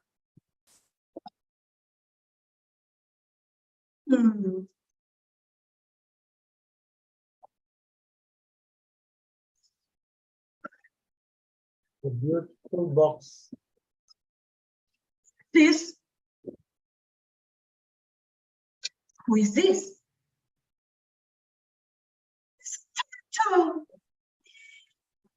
One day I asked my grandfather and my grandmother, who is a turtle?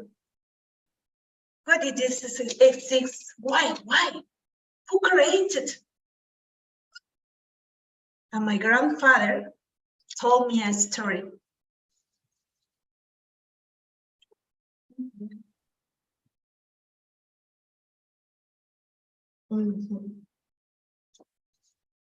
At the beginning of the world, all the animals can talk between them, talk a lot, all the time. They were very happy. But one day, God invited everyone to a great party, a big party. And he put some notes telling, welcome to the party in the heaven. Welcome to the party in the heaven. And all the animals want to go to this party. They want to go and meet God. But a little turtle was asking, how can I go to the heaven if I don't have the way to go? So he thinks and thinks and thinks. He thought a lot. And he asked to a little bird, a little bird, please, help me. I want to go to the heaven. And the turtle tried to ask him, but this little bird, he never listened anything. So he talked with the parrot. Parrot, help me. I want to go to the party in the heaven. And the parrot said, yes, I'm going to help you.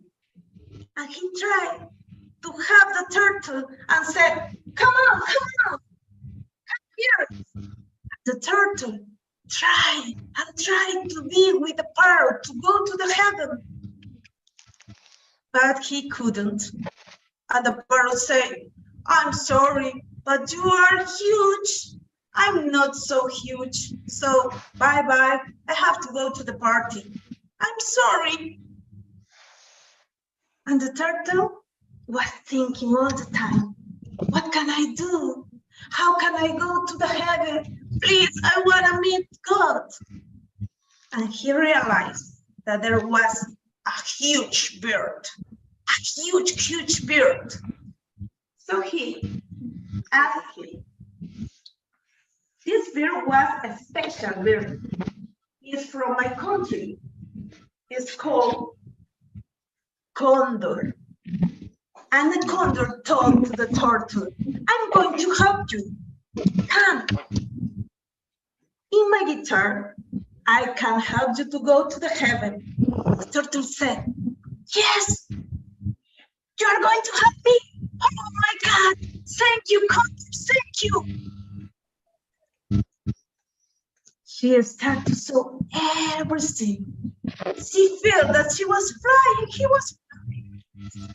And go to the heaven.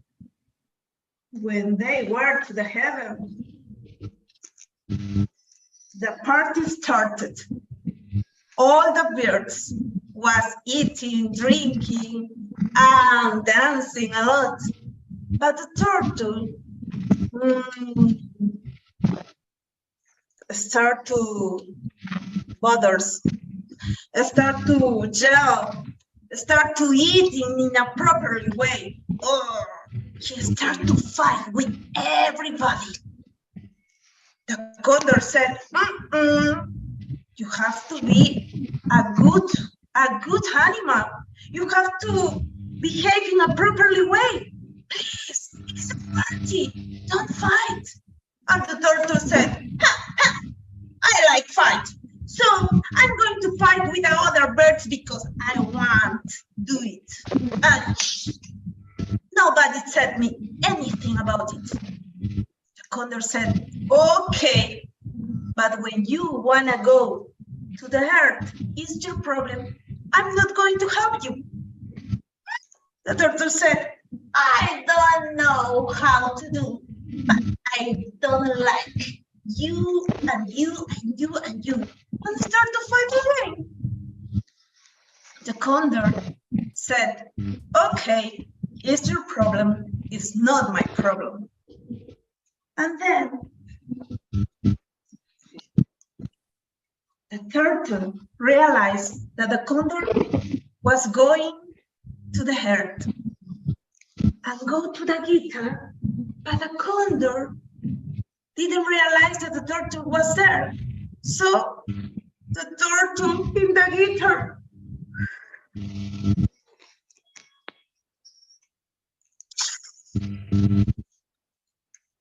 the guitar broken. The turtle was in the earth, but had a huge problem. All the show was in a little pieces. So an angel, a beautiful angel, heard a turtle crying.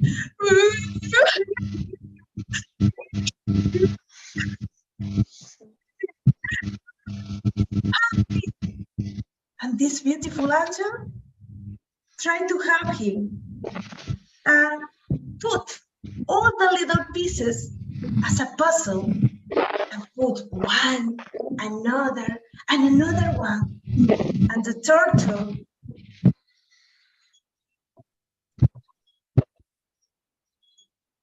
said to the angel, thank you, because now I'm great, and I know that I didn't have a proper behavior. So sorry, I've just learned a good lesson. Thank you, angel, for taking care of me. Thank you for all your love. Thank you a lot. Thank you, Flor. Thank you. Your English was so good. No, I don't think it. And so nice of you to come and try. Thank you, Flo. Thank you, The Major. Kamishibai box is beautiful. Yes. That looks lovely, the Kamishibai box. Thank you. Nice to meet you, everyone. Is this from Spain or is it from Peru? This story? No, the box? You know, but This is from Peru. Peru. This, yes, it's in my country, in the city where my grandfather was born. They use this kind of flowers. It's the same as this, but they put it in a Kamishibai. So this is the decoration from my country. All the colors. Thank you. Very nice. Thank you so much. Thank you. Well, Nepal is a very interesting country. It's a beautiful country too. Very close to India. Very similar. But the storytellers are a little different. Let's see one. Mansi Agarwal from Nepal.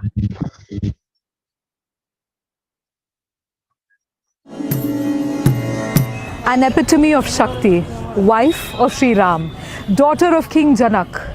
She is Nepal's most beloved and well-known daughter. She is Sita. We've all heard about her. Volumes have been written about her. But here in Janakpur, She isn't just a mythological or a historical figure. She is a living, breathing entity. People here think of her as their daughter, as somebody they know. Today, I'm going to take a long walk through the meandering lanes and streets of this city, and I'm going to try and learn more about Janakpur's love for Sita.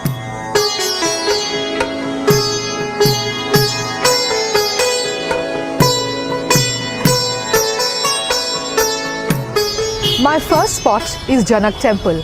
Sirdhwaj Janak was the king of Mithila in the Treta Yuga.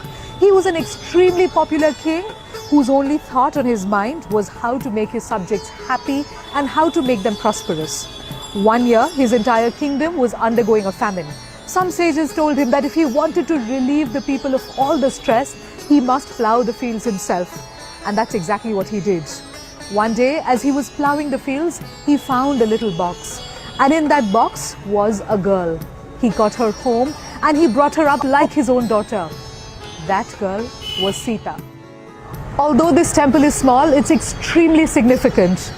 The kind of devotion that you see here is unparalleled.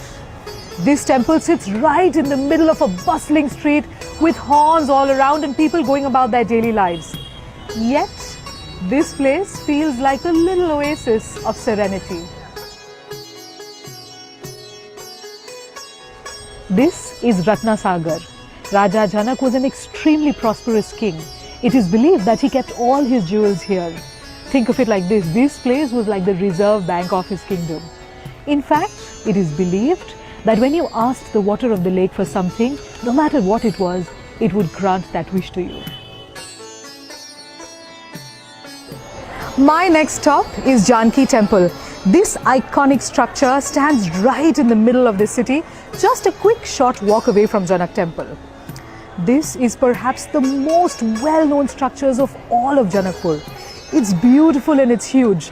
This is believed to have been the court of King Janak, and this is where Sita, his daughter, was brought up with a lot of love and care.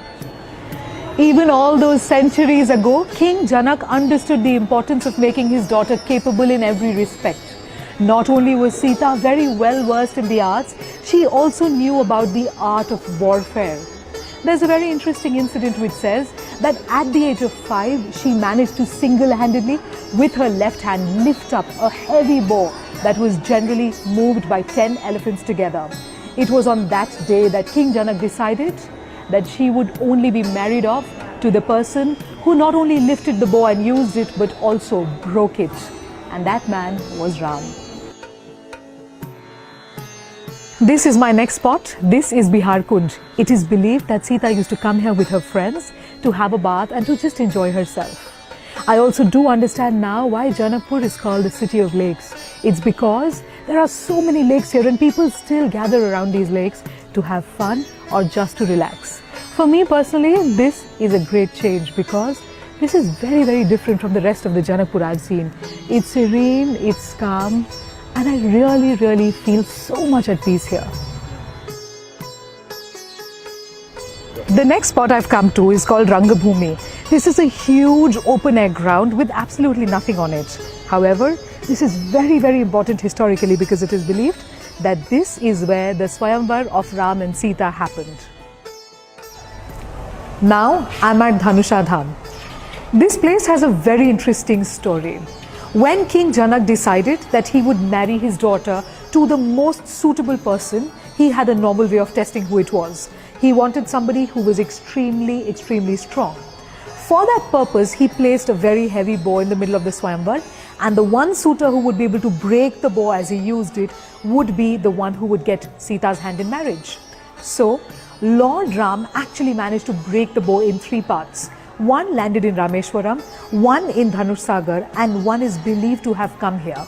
The central part of the Dhanush broke and came here and is preserved very well under a 550-year-old peepal tree. It is also believed that this part of the Dhanush is growing every single year towards the eastern side. Behind me is the Vivah Mandap. This entire monument has been built to depict the union or the wedding of Ram and Sita. Once a year on Vivah Panchami every year, thousands of people and devotees gather to watch this entire ceremony being played out. It's a beautiful sight, I'm told, and I would love to visit sometime. For now, however, I'm just going to enjoy its sprawling gardens and the nice atmosphere here. Thousands of people believe that if they get married here, their union will last forever. I was in fact extremely lucky on my first visit here to watch 2 weddings take place. Now I'm at Mani Mandap. This is a beautiful large compound, and this is believed to be the exact place where Ram and Sita got married. What fascinated me a lot was to learn that the wedding was subdivided into 2 parts. The first part was the Bedi, where they swore to be together by each other's side in front of God. And the second was the actual wedding, where they swore to be together by each other's side in front of both the families. My next spot is Ram Mandir. In Mithila culture, it's believed that the son-in-law must stay at his father-in-law's house after the wedding, and so did Lord Ram.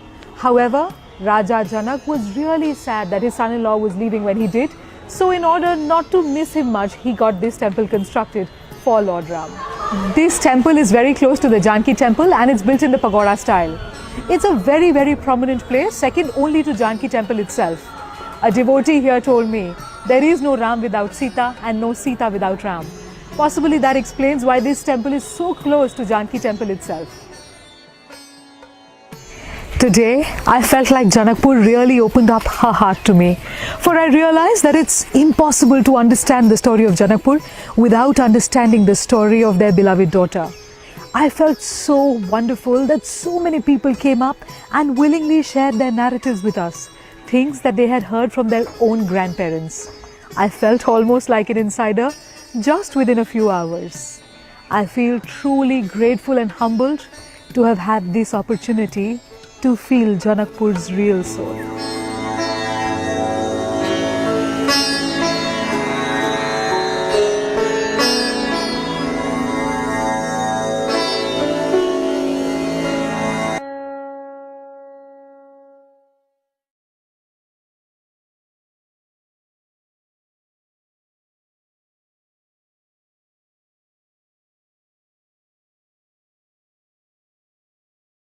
Stories can also be about places and people.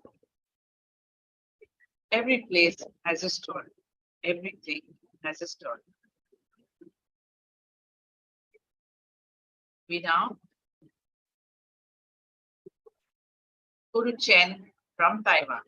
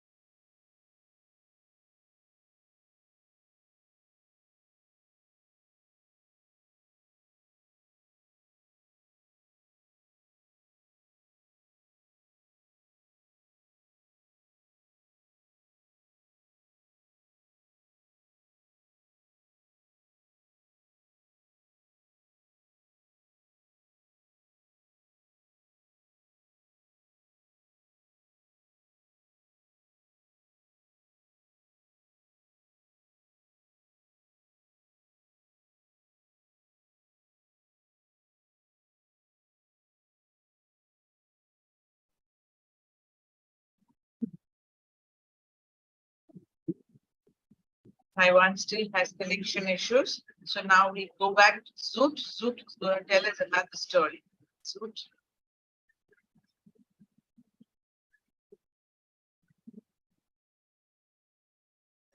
Our next storyteller is here tonight, and he is a pretty busy guy.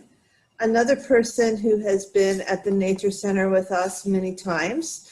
He also is a mime, a dancer, an actor, and he's been very involved in arts, bringing storytelling and culture into prisons, cultural centers. He teaches and helps nonprofits. It's great to have him here tonight. Please welcome Zoot Velasco. Thank you. Thank you. I appreciate it, Laura. Thank you for hosting this. It's such a great thing that you do for the community with everything you do for storytelling. Linda, I want to let you know that our mothers must have gone to the same cooking school. I'm pretty sure that they did. That rang really true for me. And Ina, I am the youngest of 6, so I understand all the fighting part of your story. With the 7 brothers, and I think pretty much if we had gotten 6 spools of thread, our parents would have come home to find us all tied up, and that would have been about the end of that. So thank you for that great story. You know, this is a season of gratitude, and I'm grateful for storytelling. And I thought about this a lot today, knowing I was going to perform tonight. In 1990, I moved to Pasadena, and I was lucky enough to be on the same block as a storyteller named Milbree Birch. And Milbree really introduced me to storytelling when she asked me to film Donald Davis's concert that she was producing at the neighborhood church.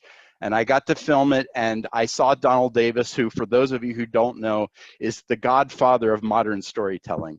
And Donald blew me away, and it made me want to do this. My other neighbor was a man named Leslie Perry, who is another great storyteller from Pasadena area. And then through Leslie, I met Michael McCarty and a bunch of other storytellers and started on this journey in storytelling. So with that in mind and the season of gratitude and my gratefulness to storytelling, I'm going to tell you a story that's an homage to my friend Leslie Perry, who passed away a few years ago. Leslie was an amazing person as well as an amazing storyteller. And one time I came back from a conference in Monterey, an artist conference, and I was telling Leslie about the conference and this great storyteller I had seen there named Mary Jo, who was an Oakland storyteller. And she told this great Southern story about a prize mule. And when I told it to Leslie, he loved it so much that he insisted to start telling that story and came up with his own version of it, and it became part of his repertoire. So tonight, I'm going to tell you my version of the prize mule folktale. And to tell this properly, it is a call and response, so I need you to unmute yourselves unless you're in a house with small children or animals or people with Tourette syndrome or whatever that you need to worry about. Otherwise, unmute yourself so that I can hear you respond to this. So everybody's there, let me hear it. Perfect. Now, this is a Southern story, so I have to tell this story. Now, if you get a lot of feedback, you might want to mute yourself if you're the one feeding back. And Laura can probably tell because their mic's going to be bouncing like this, and she can mute that one person if you see somebody bouncing there, Laura. Okay? Now, otherwise, keep yourself unmuted. Now, this is a Southern story, and to tell the story properly, I'm going to have to ask you from time to time, you know wood? And I want y'all to say wood. Let's try this one time now. You know wood? Now let me tell you, people, I know this is California and everything. It's not wood. It's wood. Wood. I'm from southeastern Tennessee, and where I live, there's people out in the Great Smoky Mountains, and just at the foot of the mountains, there's some really nice farmland. And there's a man there, his name's Cleotis. And Cleotis has himself a nice little farm there. You know, he doesn't really want for nothing. He doesn't have a lot, but he has one thing that makes him awful powerful. And that one thing is his prize mule. And Cleotis's prize mule is so amazing that, I mean, the mule stands about 6 feet tall at the shoulders. This mule has, you know what? This mule has muscles on his muscles. This mule is so black and beautiful that he shines. I mean, you could see the sun shining off his black fur, and it just makes his muscles ripple. I mean, this mule can plow an entire field in one day. And then Cleotis will just kind of relax in his hammock with the mint julep for the other 5 days while everybody else is still plowing their fields. I mean, this prize mule is so amazing that he goes to the county fair and he wins the best mule contest every single year. I mean, this mule, you know what? Just checking. This mule was so amazing that this mule, not only does he win every year, but people pay Cleotis for stud fees to have this mule go and help them out. And the mule is not too happy. I mean, not too unhappy about that either. Let me tell you, his name is Samson, this mule, and this mule is powerful special. Now, the thing about it is that Cleotis has a neighbor named Rufus, and Rufus, he's got a mule too, but his mule is mangy, his mule is dirty, his mule is scrawny. His mule will take 5 days to plow the field that Samson can plow in one. And Rufus, he get mighty powerful jealous of Cleotis and his mule Samson. And after Samson won the county fair for the 7th time in a row, Rufus came up with a plot. He came out in his backyard early in the morning and he started digging a hole. Now he's digging this hole. He's digging this hole. He's digging this hole so deep that he's got a pile. He's got a good 1-story pile of dirt behind him by the time he's done. I mean, that pit is so deep and so wide and so long, it'll fit, you know, a prize mule. And he waits until dark. And he takes a pile of oats and he sneaks over to Cleotis's farm. He cut a little hole in the fence between them. He snuck over there. He opened up the barn, and you know what? He got that pile of oats and he tricked that mule to come out. And he walked him across the whole pasture into his field, across into his backyard. And he had put some twigs and some branches and stuff over that pit. So when the mule got on top of that pit, he didn't know what was going to happen. He fell right through it. He got stuck in that pit. That pit was covering the whole mule. And Rufus, he climbed up. He climbed to the top of that 1-story pile of dirt with his back to the mule, and he started shoveling that dirt into the hole. Started shoveling it into the hole. And every time he shoveled a pile of dirt in that hole, the dirt would land on the mule's back, and Samson, he would just shake it off, step it on down, and rise up a little bit. Every time a pile of dirt would come onto his back, he would shake it off, he would stomp it on down, and he'd rise up to a new level. You guys can say it with me. He would shake it off, he'd stomp it on down, and he'd rise up to a new level. And he did that with every single spadeful of dirt until he came higher and higher and higher. And eventually he was even with the ground, and he had tamped down that entire hole and filled it. And Rufus never turned around and saw what was happening. Now, Samson was even with Rufus, and Rufus is right behind him. He's not on a high pile of dirt anymore. He's level. And he's right even with the haunch hind legs. Well, Samson is a prize mule, and he gave him a good kick, and Rufus went, some people say he went to the moon. We'll never know, because Rufus was never seen or heard from again in that town. Now, the moral of the story is this. Sometimes you're going to have things. You're going to have things in your life that are going to get you down. You're going to have COVID. You're going to have lockdowns. You're going to have an economy. You're going to have job situations. You're going to have people situations. Things are going to get you down. Spadefuls of dirt are going to get on your back. And you know what? You need to shake it on off. Stomp it on down and rise up to a new level. I said you gotta shake it off. Stomp it down and rise on up to a new level. I said you gotta shake it off. Stomp it on down and rise on up to a new level. Rise up. Okay. Thank you. He's huge. And I do remember hearing Leslie tell that story. Hear, hear. Awesome. Zoot had sent the story to us to show it to everybody because he felt that this was one story that everybody needed to be heard. Zoot is a member of the AST in the US. Well, it's time to go to South Korea.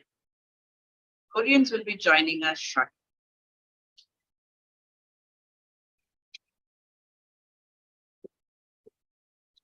South Korea, the storytellers are a disciplined group. They love storytelling. They love stories. And they just cannot say no to anybody who talks stories. There she is, Alicia. Alicia is an amazing story. A story which needs to be heard, and she's here, there, and everywhere. Alicia is Ace Novation's sister. A sister so far away that it makes us so happy to see this lovely lady. Alicia teaches stories and she teaches it so beautifully. We have been witness to the students that she has taught. Not only is she an amazing storyteller, she also creates so many, many more storytellers. World Storytelling Championship has seen world champions coming from South Korea. Thank you, Alicia, for being here, and over to you. Thank you. Hello, everybody. 안녕하세요. My name is Alicia Dongju Bang. I'm from South Korea. Now South Korea is 7 a.m. I woke up early in the morning, but I'm so glad to participate in this meaningful event. 감사합니다. Thank you. Korea has a long tradition of great stories and storytelling, and Dorina explained about me. Yes, of course, I'm an international storyteller, and I'm organized the storytelling festival in South Korea. I think that a storytelling festival is a great opportunity to meet other storytellers around the world and share each country cultures with the stories, and also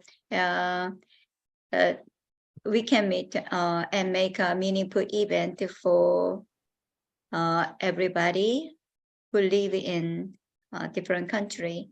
So today I'm going to share a story. It is based on Korean picture book. It is called 방긋 아기씨.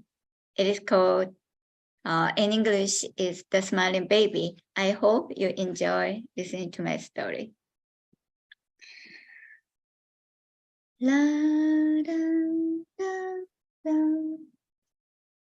la da da da, la da da da, la da da. A long, long time ago, there lived a beautiful, beautiful king in a palace.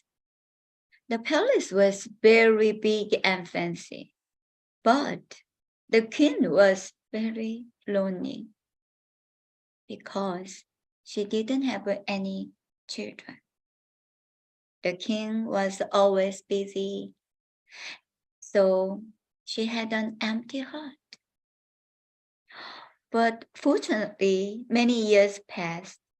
But finally, she had a beautiful, beautiful baby. Of course, she was very happy. And there was a huge celebration in the palace for 10 days and 10 nights. Everybody was invited. The queen was always thought about her baby. And she wanted to do everything for her baby. Every day she sang a song for her baby. Come on, look at my baby. Isn't she beautiful? Everybody said, yes. Yes. I love you forever. I like you for always. As long as I'm living, my baby you'll be. But one day she realized that something was wrong. Her baby, the princess, never smiled. Why? Why didn't she smile? The king had the most expensive clothes made for the baby. She even put a beautiful flower decoration on the clothes. Look these beautiful clothes, my sweet, sweet baby. Don't you love them? Please show me your smile. But the baby just looked at the queen and she didn't smile. Why? Why didn't she smile? The queen prepared the most delicious feast for the baby. Come on, baby. Try this delicious food. But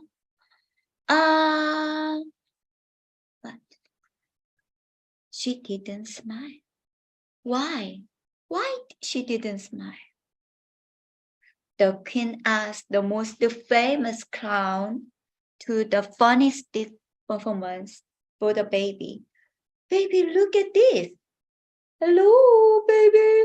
I am the funniest clown. Oh no, but the baby never smiled. Why? Why didn't she smile? Everyone was curious about it, and everyone worried about the baby. Nothing of the most expensive clothes, the delicious food, and funniest crown performances, and still the baby never smiled.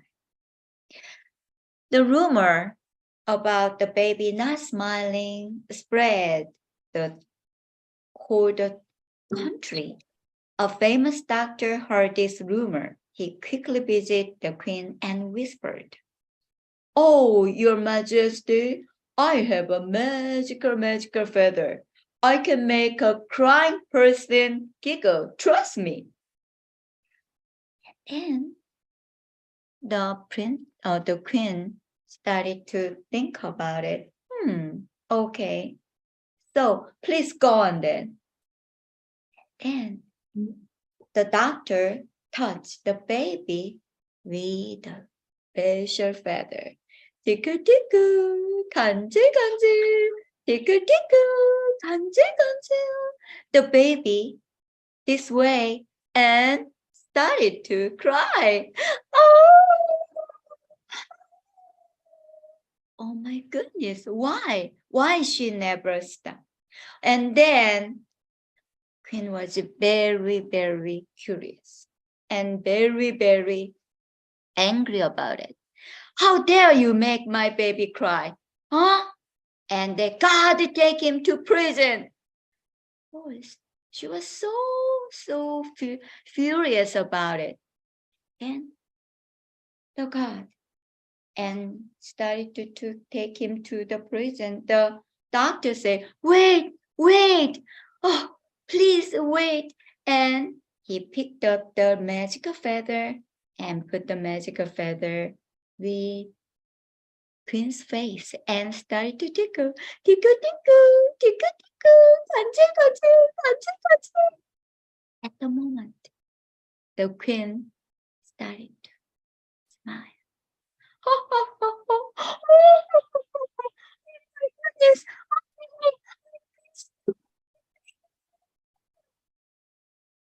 And do you know, as this happened, and the baby looked at the queen closely. You know what happening? That time, the baby started to smile. The baby stared at the queen and saw the queen's face. And she smiled and began to laugh. The queen held the baby tight and cried out, "Oh, oh my smiling baby." The baby smiled and smiled. Her smile looked exactly like her mother queen's smile. And the queen started to sing a song. I love you forever. I like you for always.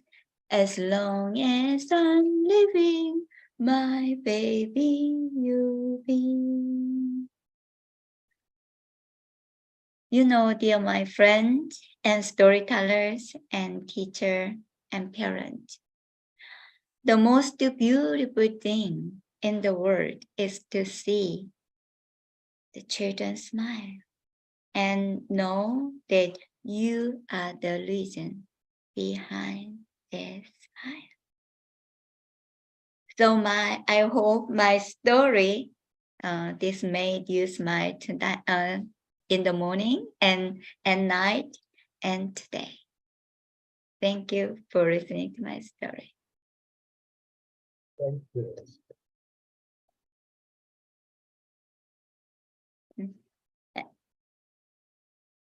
And many people think that in the future, our future is it rely on children. So we are here for children. So I hope my story makes happiness to gay children. Thank you. Definitely.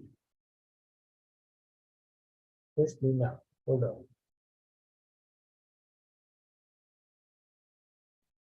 Yes. Yes. Lisa, Yes. babies and you know, so much alike because everybody loves them and everybody loves Alice. The two are so very, you just can't help but love babies. You just can't help but love Alice. Thank you, Alicia, for all that you do for stories and storytelling all over the world. Thank you.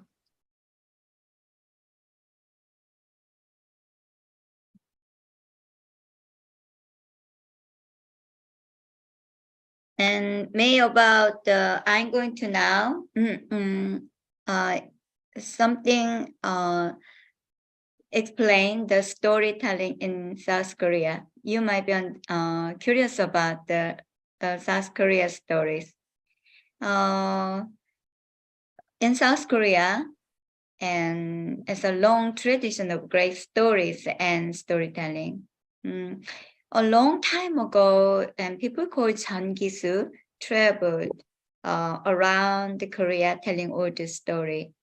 And back then, folktale and reading and storyteller performances were easily enjoyed by the public at the street market.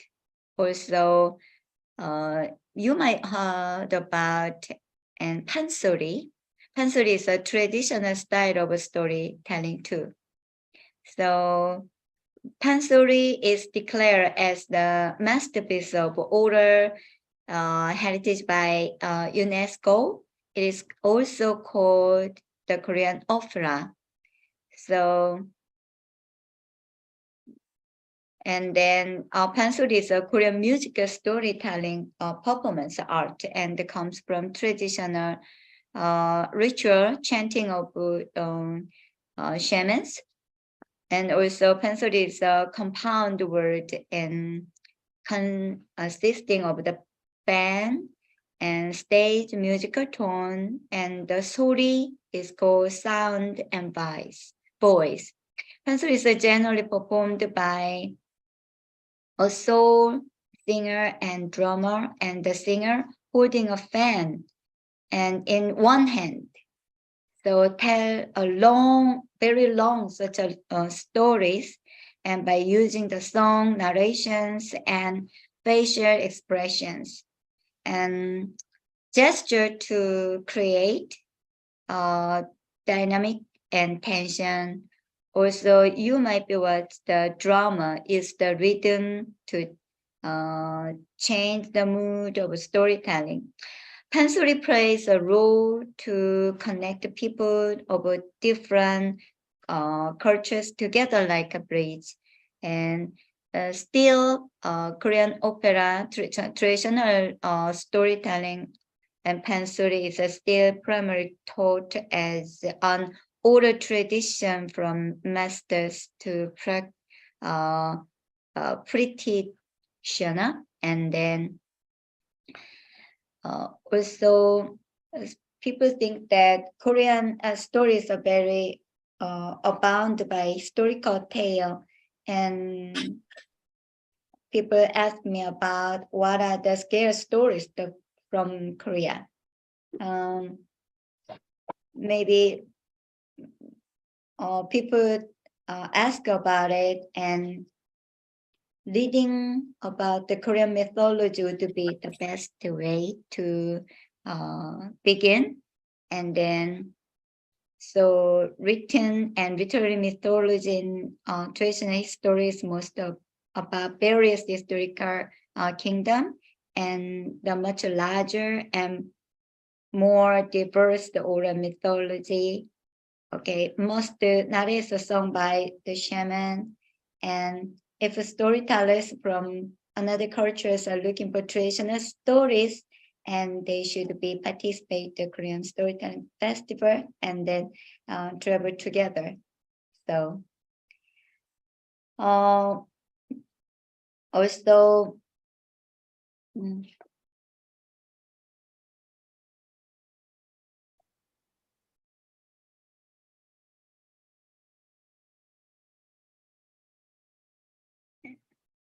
and Nina, to keep telling the stories, or okay. Okay, I can hear. Yeah. Yeah, we'd like to hear more stories. More stories. Yes. Or can we do one thing, Alisa?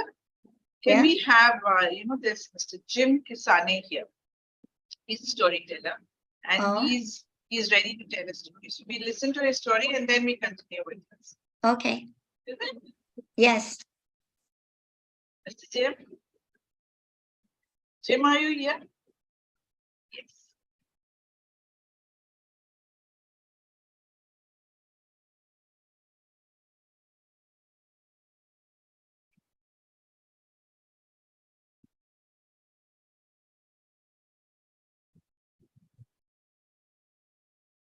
Yes, Jim. You'll have to unmute.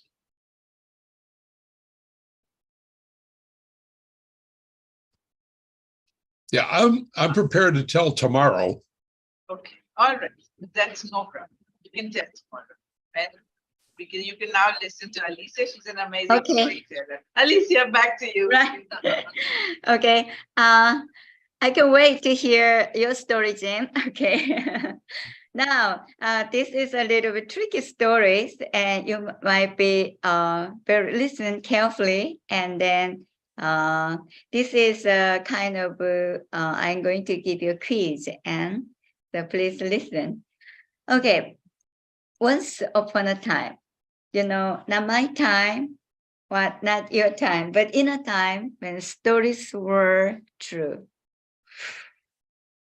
So In the land of Korea, there was a special hill. The special hill was in a small village. And if someone fell down on the hill, do you know what makes sound? Degu, degu, degu, degu, do, do, do. Okay, repeat after me. 1, 2. Degu, degu, degu, degu, do, do, do. All right. But if someone fell down on the hill, degu, degu, degu, degu, do, do, do, he could only live 3 years. How many? 1, 2, 3 years. Can you imagine? If you fall down on the hill, you only live 3 years. Oh no, how so strange. That's why this hill is called 3-year hill. One day, an old man was climbing up the hill and he saw a rabbit. He ran after the rabbit, hopping, hopping, hopping, hopping, hopping, hopping. And the rabbit, he tried to chase the rabbit. He didn't concentrate and he fell down. Degu, degu, degu, degu, do, do, do. Oh! That time he had fallen down this hill. What can I do? Oh my goodness. Now I can live only 1, 2, 3 years. After that, he worried and worried and worried and too much, and he got sick. He just waiting, and he always worry about that he can only live 3 years. And one day, a smart little boy passing by and told him, "Hey, for old man, it's not a big deal. Please, come on, wake up. It's okay. Cheer up." And the time is, my little boy, I just fell down the 3-year hill. Now only I can live 3 years. But then he said, okay, it's not a big deal. Don't worry too much, because if you fall down the hill, only 1, 2, 3, but degu, degu, degu, degu, degu, you can live 3 years, but you fall down 2 times, degu, degu, degu, degu, do, do, do, you can live 6 years. And then if we fall down 1, 2, 3, degu, degu, degu, degu, do, do, do, degu, degu, degu, degu, do, do, do, degu, degu, degu, degu, do, do, do. All right. Please help him. How many years can he live?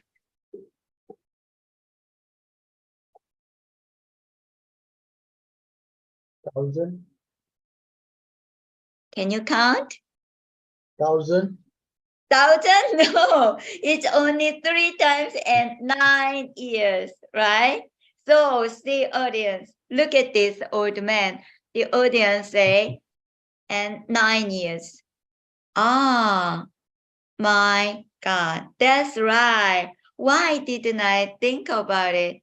I feel much, much better. So thank you so much, audience. And then the old man went to the hill and fell down the hill, and 1, 2, 3, 4, and thousands of years, and he can live so long, long time. So no one could count how many times. And from then on, he wasn't sick and he lived happily ever after. Actually, I'm very, very clumsy. What do you think, Nina? Okay. Many people say, oh, I just fell down and made a mistake. And yes, sometimes we are so clumsy, and yeah, include me, include you, everyone afraid about making mistake.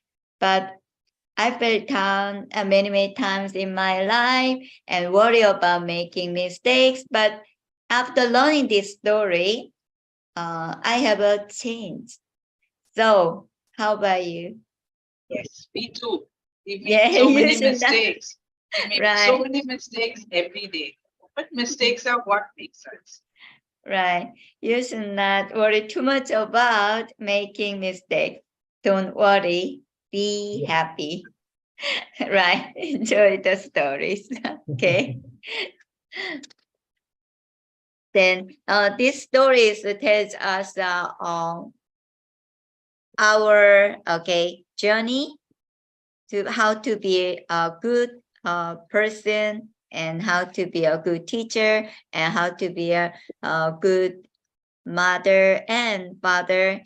But always we have to tell to students or children, it's okay, but keep going on whenever happen. So this is this tells us today.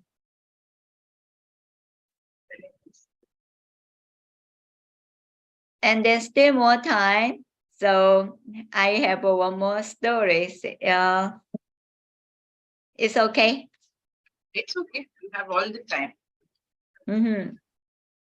So, and usually, and I just told about the fan.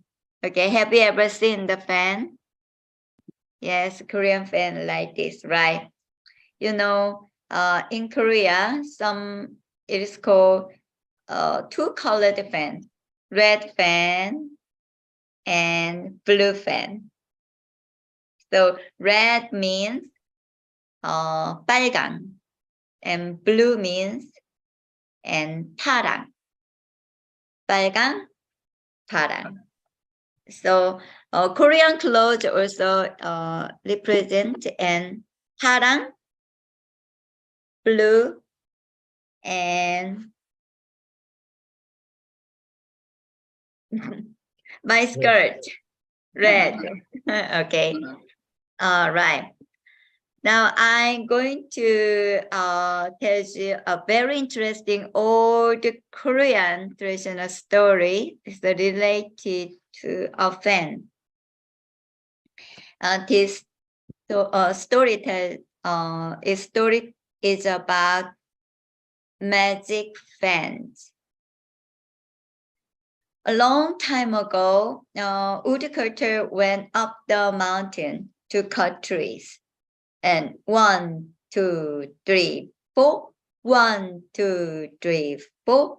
1, 2, 3, 4. 하나, 둘, 셋, 넷. 하나, 둘, 셋, 넷. 1, 2, 3, 4. 하나, 둘, 셋, 넷. Oh, phew. It's really flat. So I wish I could find something to make me cool.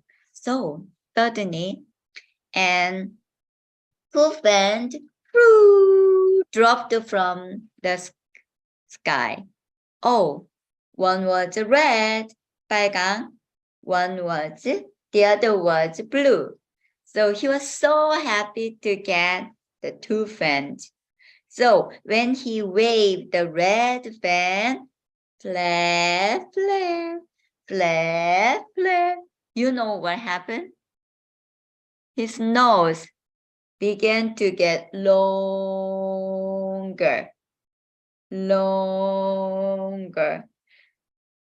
Light and flap, flap, flap, flap. Oh no! Look at my nose. Why is my nose so long? What can I do? The woodcutter held his nose tight and cried. And after a while, he picked up the blue fan and fanned his nose. Flap, flap, flap, flap, flap, flap. To his amazement, his nose began shorter and shorter and shorter and shorter. Oh my goodness, this fan is magical fan. He was so delighted. At the moment, the woodcutter had an evil thought. It's a bad idea. How can I make a lot of money with red fan and blue fan. And taking the red fan and blue fan, the woodcutter went to a rich old man's house. He's very, very rich. And then he said, "Oh, sir, it's very, very hard today. And I can make you feel very, very cold and cool." And he picked up the red fan and fan and fan and fan. And then the rich old man's nose, of course, began to get longer and longer and longer. And rich old man say, "Oh my goodness, my nose. And maybe I have a bad disease." He fell down astonished. And then the woodcutter say, "Oh, rich old man, don't worry, I will cure your nose disease. And then would you pay me a lot of that?" "Yes, if you cure my nose, and I will pay you and as much money as you want." So the woodcutter made the old man's nose flap, flap, flap, flap, flap, flap, and returned to its normal size using his blue fan. So he received a lot of money from the old man. Then, now I can make lots of money then. The woodcutter soon became very, very, very rich. One day, he waved a red fan toward his nose, and out of curiosity, I wonder how long I can make a nose with a red fan. And I will try. Flap, flap, flap, flap, flap, flap. And his nose began to long as a tree. Flap, flap, flap, flap. His nose began to as long as a mountain. Flap, flap, flap, flap. Oh, it was so much fun. He was so happy and kept flap, flap his nose and longer and longer and longer, and it reached to the sky. At the moment, the Sky King was surprised to see it. "Oh, what a strange thing! And God take this long nose to a pillar." And so some heavenly soldiers tied his nose as a pillar.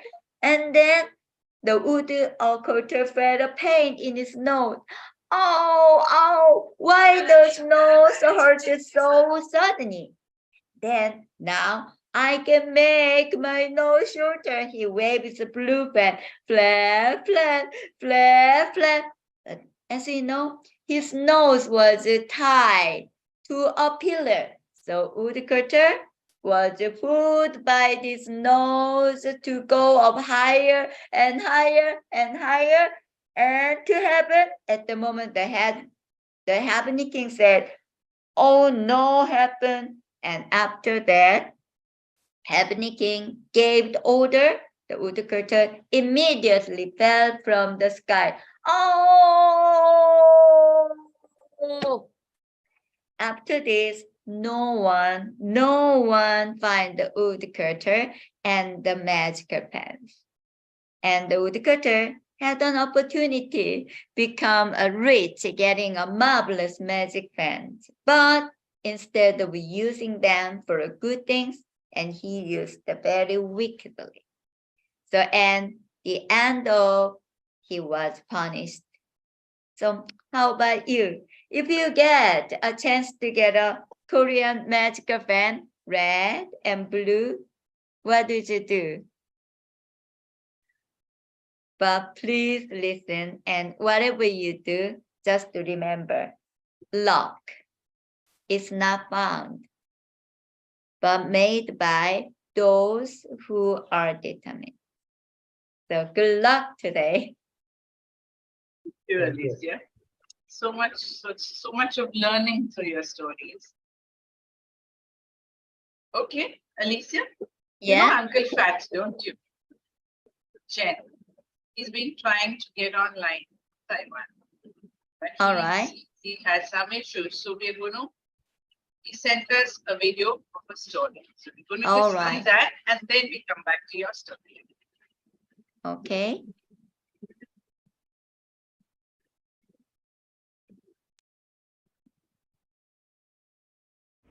各位大朋友、小朋友，大家好，我是胖叔叔鬼猪猪，又到了我们故事绘画开门喽。今天要看什么好画，听什么好故事呢？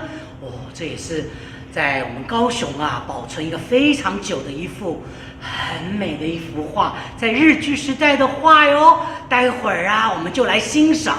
那么首先先来一首，也是在澳洲流传的一个古谣，叫《Inane》。来跟着胖叔叔一起来拍拍手，待会儿胖叔叔手在变的时候，你跟着我变化啊！这是一个澳洲原住民的古谣《Inane》。好，来，我们拍腿也可以啊。Inane kakuwana, Inane kakuwana, hey ula ula ula. 乌拉嘞，一比耶，加快！伊那内卡古瓦那，伊那内卡古瓦那，哎，乌拉，乌拉乌拉，乌拉嘞，一比耶，鱼游出来喽！伊那内卡古瓦那，伊那内卡古瓦那。哎，乌拉开花，乌拉乌拉，乌拉嘞，一比耶，猴子爬出来喽！咕哇嘞咕哇嘞咕哇嘞咕哇嘞咕哇，就咕哇嘞咕哇嘞咕哇嘞咕哇嘞咕哇，就待会儿可以一起救哦！伊那内卡古瓦那，伊那内卡古瓦那，嘿乌拉。乌拉乌拉乌拉嘞，一比耶，咕哇嘞咕哇嘞咕哇嘞咕哇嘞咕哇，就咕哇嘞咕哇嘞咕哇嘞咕哇嘞咕哇，就咕哇嘞咕哇嘞咕哇嘞咕哇嘞咕哇，就拍拍手。哎，其实里面唱什么我也不知道，这么古老的一个原住民谣传下来，就变成一种文化。而一幅画作，经过了哇，可能超过几十年、近百年，在这个台湾的土地，就在这南方啊，艺术家们相会，有许多很美的友谊，切磋画作，而我们今天可以欣赏，可以看到当时的景象。这个跟拍照感觉不太一样，绘画有艺术家的想象力，有艺术家的想要表达的意思。今天这幅画就在这里，叫做其后福聚楼，是这栋楼房。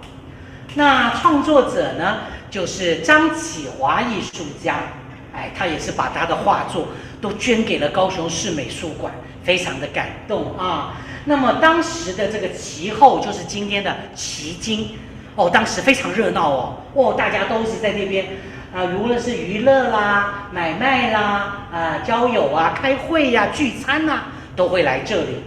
那么这个旗后的福聚楼算是一个酒家，之前就是像这样子，里面可能很欢乐，喝酒啊，陪着聊天呐那么这边有一个地方有看到了一个画板。后面就有一位艺术家在画画，他的身后有很多人在围观，大概都在看画。这画家是谁呢？当然就不是张启华了，是他的老师廖继春。廖继春老师跟他一起来画，而他把老师也画进去了。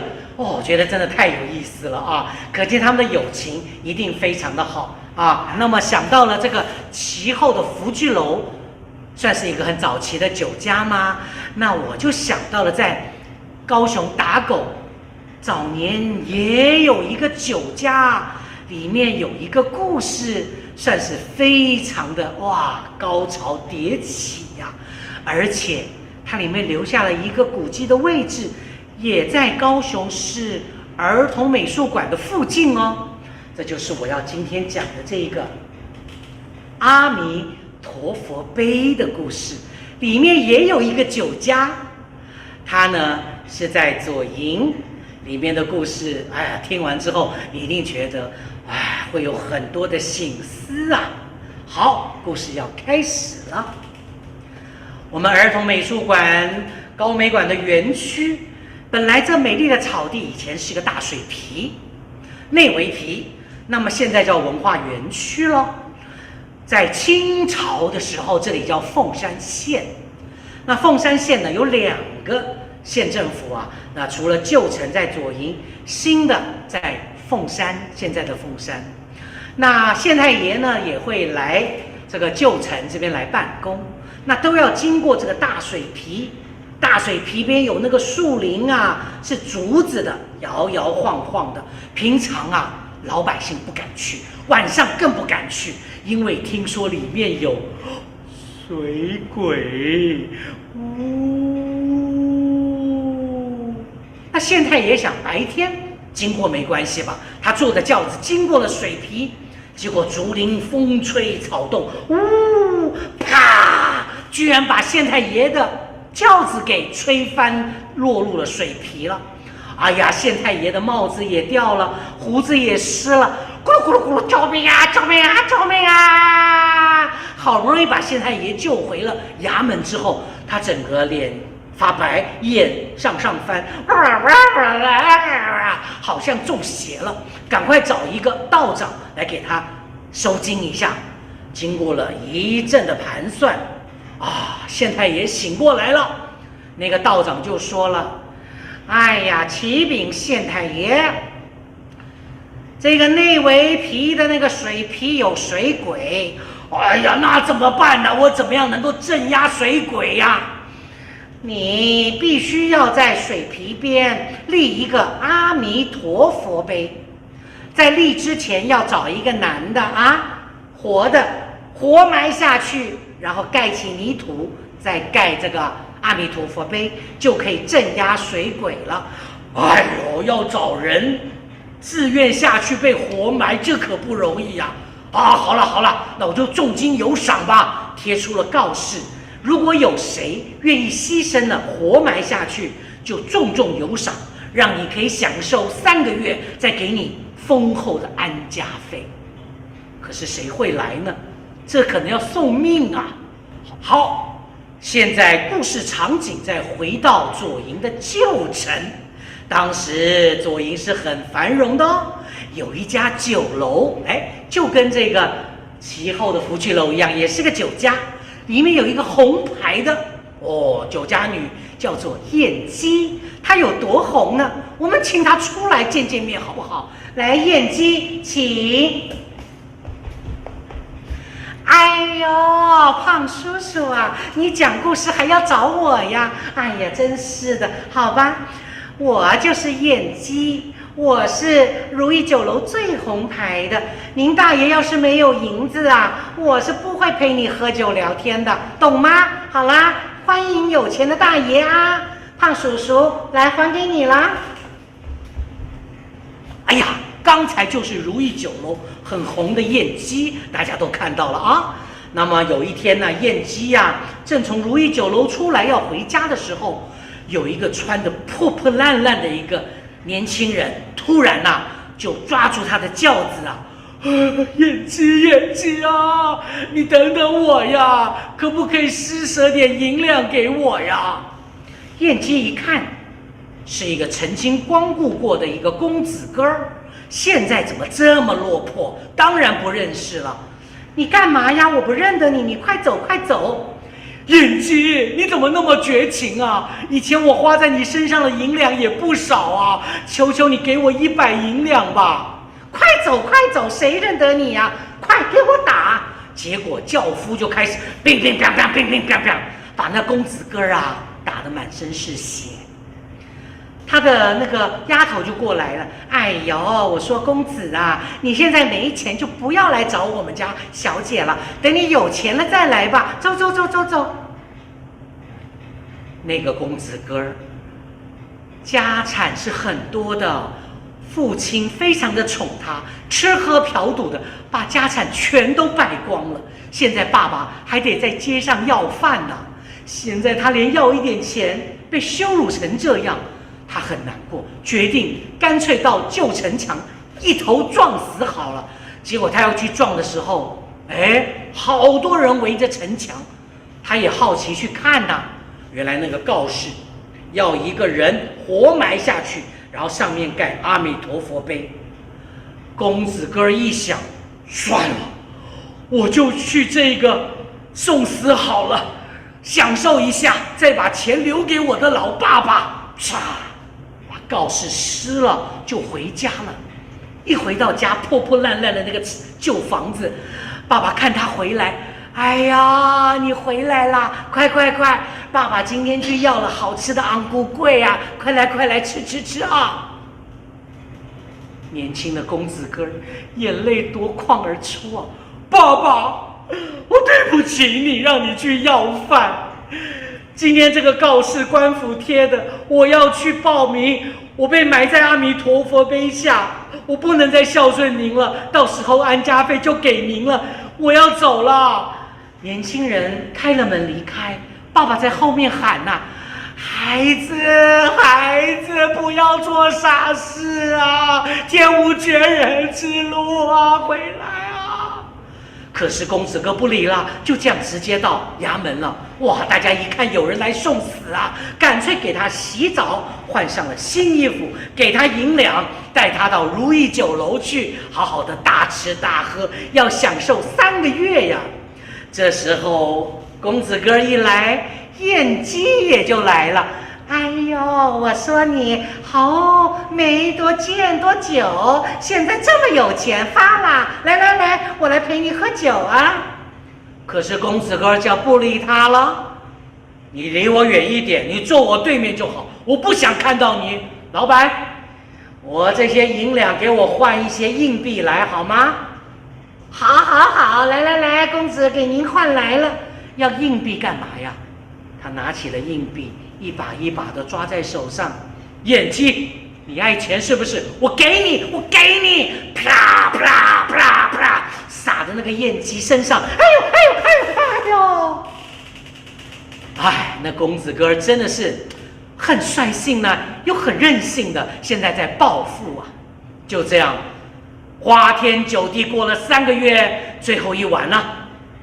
第2天就要埋在阿弥陀佛碑下了。师爷跟他说，明天早上会带他去，然后他戴一个桃胡的帽子，然后一脸画黑的，一脸半脸画白的，拿头木剑、竹剑啊，穿着官服的鞋子，就可以送进去洞里埋起来了。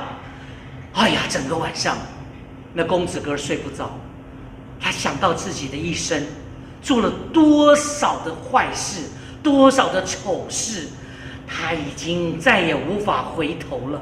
就这样慢慢等到天快亮的时候，他才沉沉的睡去。再张开眼，天都已经大亮了，他坐在床头等，怎么没有人来找我？埋在阿弥陀佛碑下呢？怎么回事啊？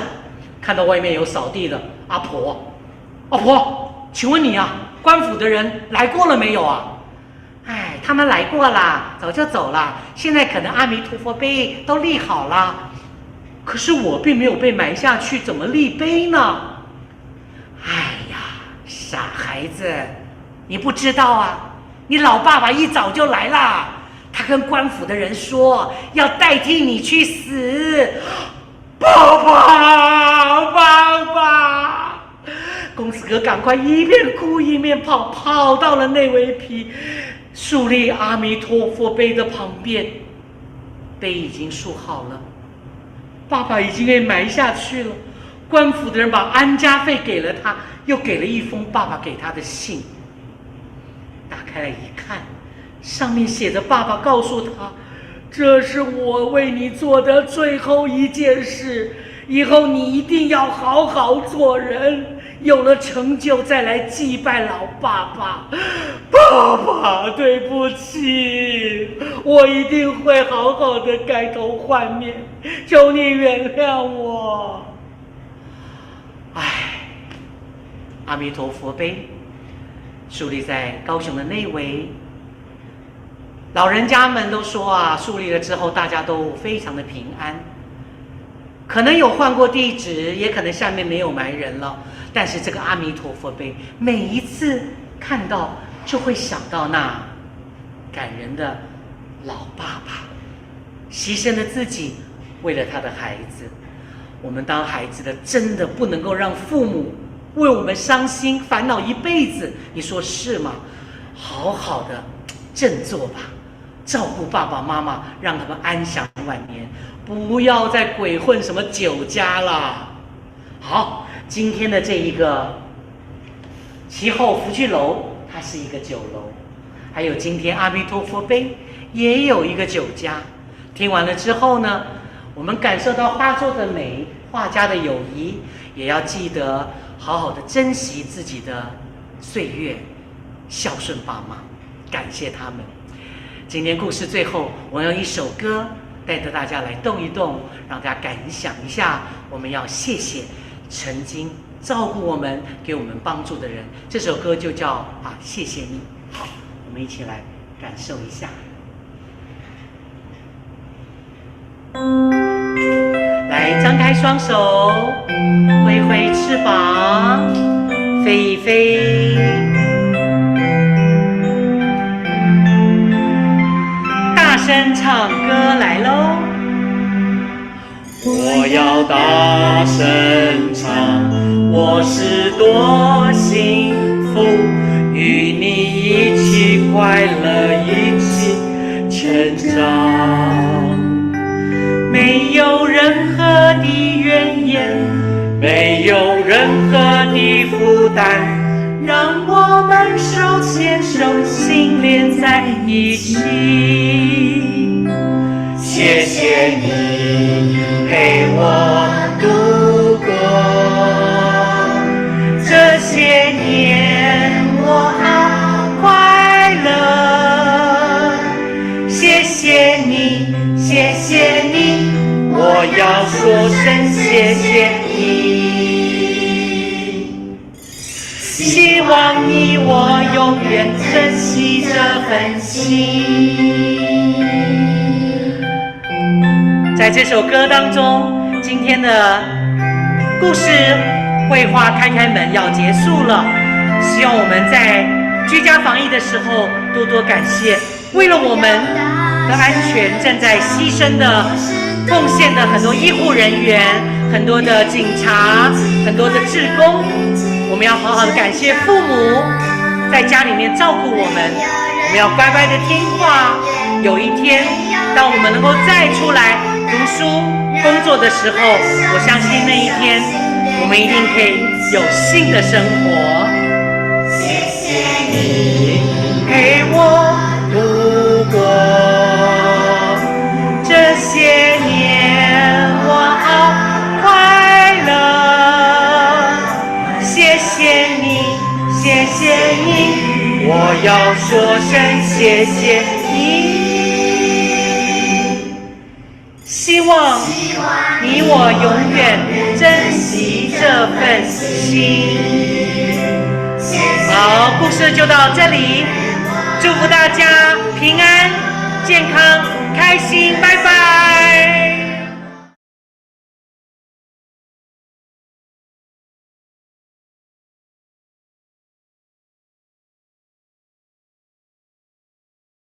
That was Chen. Chen is Ace Innovations WSTC 2021 World Champion. Alicia?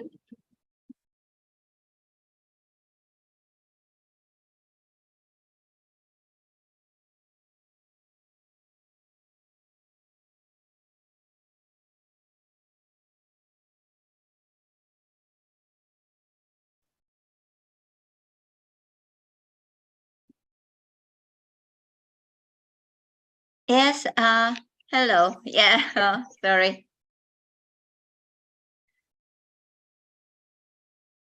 Wow, and it's such a really lovely stories. And yeah, And also I love to hear the music of song about include his stories, right? They learn together. So now our session is introduced and other storytellers. Yes. Now just to look.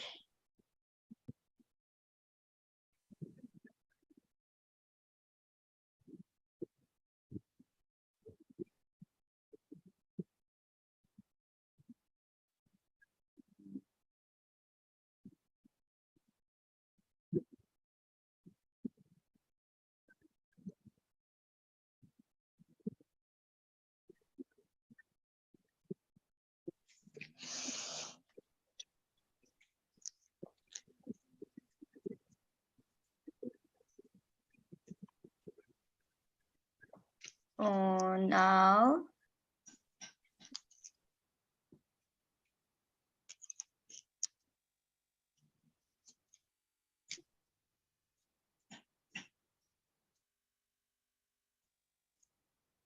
and so Nina, do Yes, do you have any videos from and Yes, you want to update them? Okay.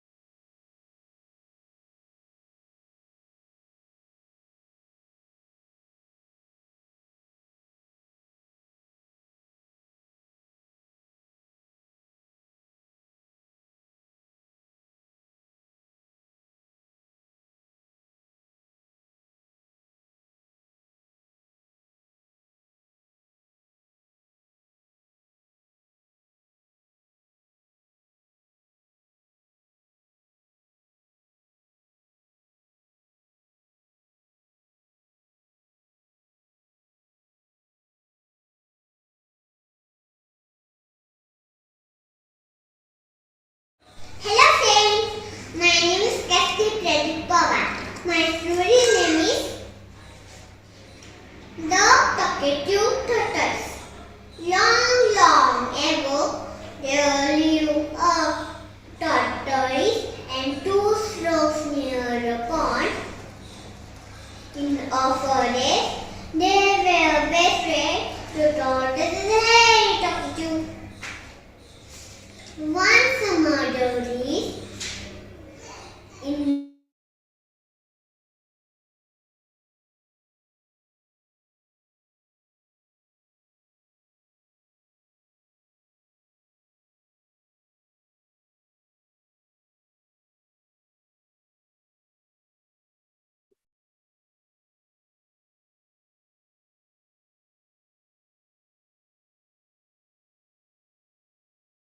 Γεια σας, είμαι Θανασία, είμαι 15 χρονών από την Ελλάδα και θα διαβάσω το παραμύθι «Η κότα με τα χρυσά αυγά». Ένας χωριάτης είχε μεγάλη στεναχώρια που οι κότες του γεννούσαν μονάχα από ένα αυγό τη μέρα. Είχε την απέτηση να ζορίζονται, να κάνουν από 2 αυγά, να πηγαίνει στην αγορά, να τα πουλά και να βγάζει διπλά κέρδη. Αυτός ο χωριάτης, για να πετύχει το σκοπό του, έκανε διάφορα πειράματα. Ανακάτευε τις τροφές, πρόσθετε φάρμακα, τα κοπανούσε στο γουδί και διάφορα άλλα. Μα τι κάνει αυτός ο άνθρωπος, απορούσαν και σιγοψιθύριζαν τα κλωσόπουλα, βλέποντας τον να κάνει 1002 τεχνάσματα και δίνοντάς τους νέες τροφές. Οι καημένες οι κοτούλες από μεγάλη αφοσίωση στο χωριάτη έβαζαν τα δυνατά τους να τον ευχαριστήσουν. Όσο όμως περισσότερη προσπάθεια έβαζαν, τόσο και περισσότερη προσπάθεια το ζητούσε. Και όλα αυτά γιατί βιαζόταν να γίνει πλούσιος. Ένα πρωινό που το συνήθιζε, ξεκίνησε από τα χαράματα να μαζεύει τα αυγά. Στον δρόμο έκανε καινούργια σχέδια για να του γίνουν οι κότες περισσότερα αυγά. Μπαίνοντας όμως στο κοτέτσι, κόντεψε να λιποθυμήσει. Πάνω στα άχυρα είδε να λάμπει ένα πελώριο αυγό και αυτό το αυγό ήταν από χρυσάφι. Τρελός από χαρά ο χωριάτης, έβαλε τις φωνές. Πήρε στην αγκαλιά του την άσπρη κοτούλα που είχε κάνει το χρυσό αυγό και κοκοκό και κικική. Την ξεχώρισε από τις άλλες. Την έβαλε σε ένα άνετο μέρος με την ελπίδα να του γεννά κάθε μέρα χρυσά αυγά. Η καημένη κοτούλα δεν άργησε να καταλάβει για ποιο λόγο την μπούκωνε ο αφέντης της και γιατί την περιποιούταν τόσο πολύ. Μα τι άπλιστος άνθρωπος είναι αυτός, αναρωτήθηκε. Μπορώ να του γεννάω κάθε μέρα χρυσά αυγά. Είναι αδύνατο να ζοριστώ περισσότερο. Δεν είναι σωστό να με εκμεταλλεύεται έτσι. Μετά από εκείνη τη μέρα, η καλή αφοσιωμένη κότα δεν ζορίστηκε πια καθόλου. Συνέχισε κανονικά μαζί με τις άλλες κότες να γεννά άσπρα αυγά. Πού και πού έκανε και κανένα δίκρυκο. Κι ας φώναζε το αφεντικό σαν δαιμονισμένος, κι ας θύμωνε που δεν το έκανε χρυσαφένια αυγά. Αυτή το βιολί της. Στο τέλος ο χωριάτης έμαθε το μάθημά του. Δεν ήταν και κανένας χαζός. Άφησε κατά μέρο το σχέδιο να πλουτίσει και αποφάσισε να μην εκμεταλλεύεται κανέναν πια. Ακόμα και τις κότες του. Και έκανε πολύ καλά γιατί μαζί τους, εδώ που τα λέμε, περνούσε ζωή και κότα.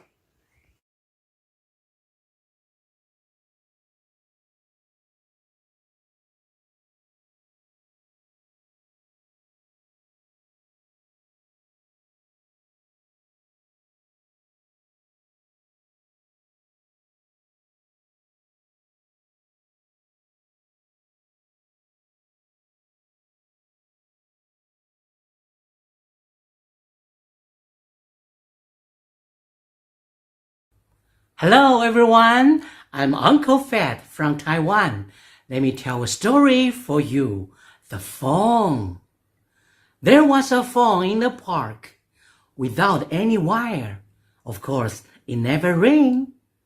But Grandpa Bear talked to everyone.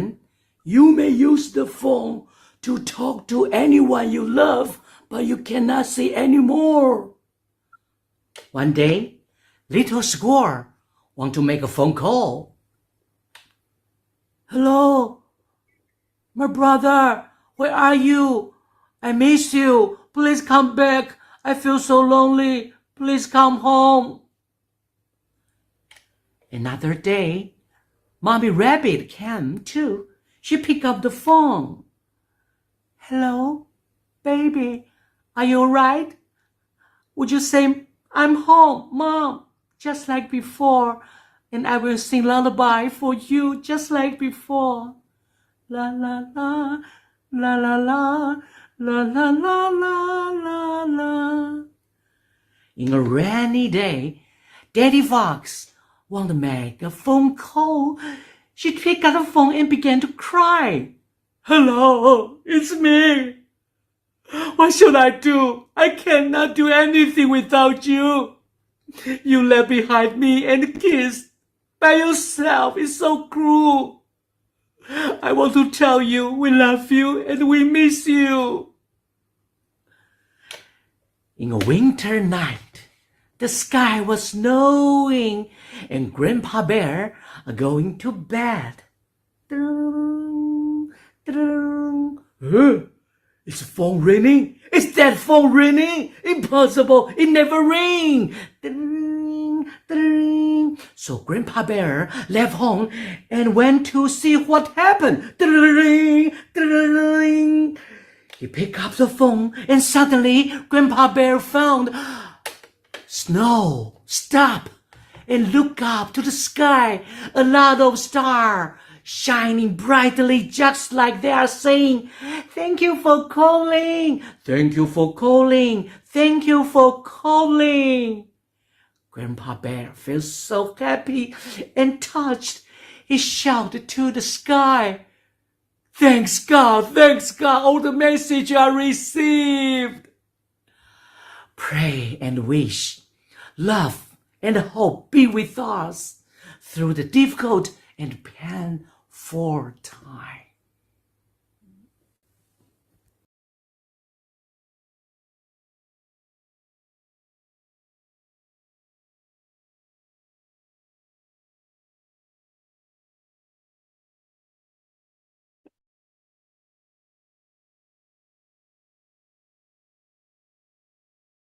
All right. Our storytellers from Poland are coming. Poland, Romania. It's 2 minutes. And then it is in Africa. You want to hear a story? Once upon a time, in a small town, a girl named Noor lived with her family in a poor, popular neighborhood. Noor was unhappy and uncomfortable with the situation. The streets were so dirty and trash was literally everywhere, so the smell was really bad. And the air was polluted, and Noor and her family used to get bited a lot by dangerous insects, and that was obviously bad for their health. So my friend and I decided to solve the problem. So we decided to build a factory. We called it Trash Factory. This one will help on collecting the garbage from all around the town by using mini robots. So these mini robots will fetch the trash into the factory. Let's collect it so it can put it under meeting, recycling and boxing process, and at the end it will be transformed into energy.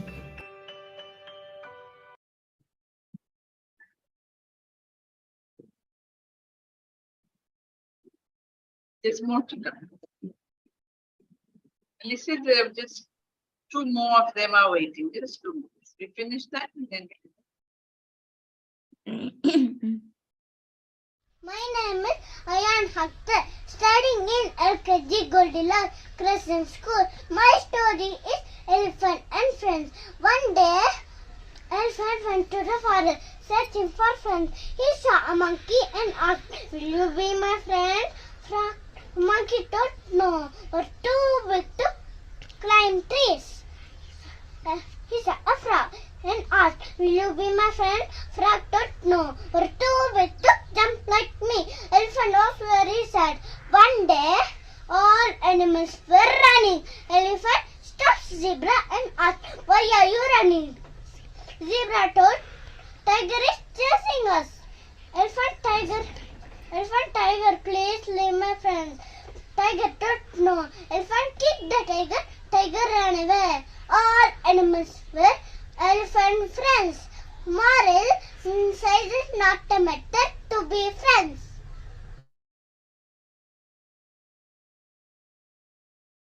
That was Ayan Akhtar for you, and he wanted to tell a story. Yes, Alicia. One story from you.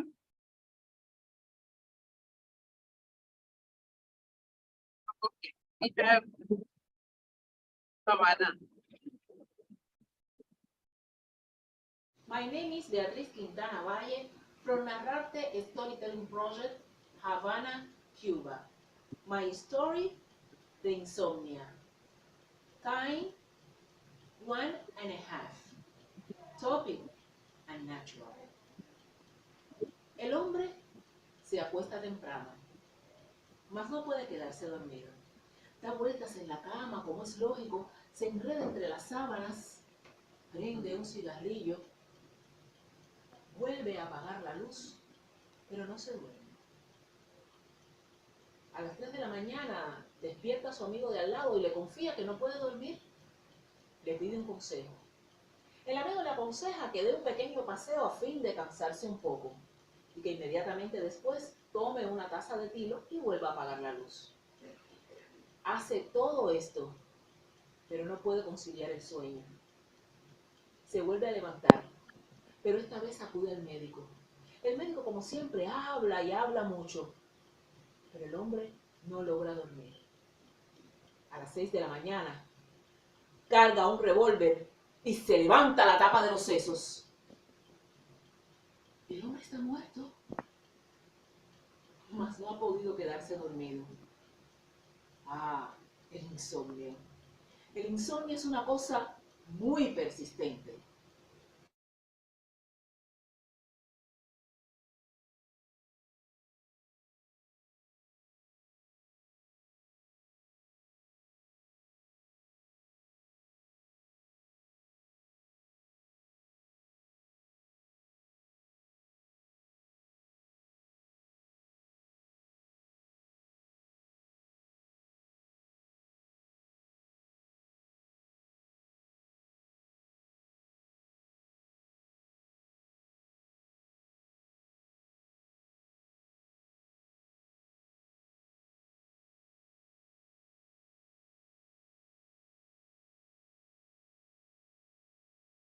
Hello, I'm Valentina, I'm from Italy, and this is my story.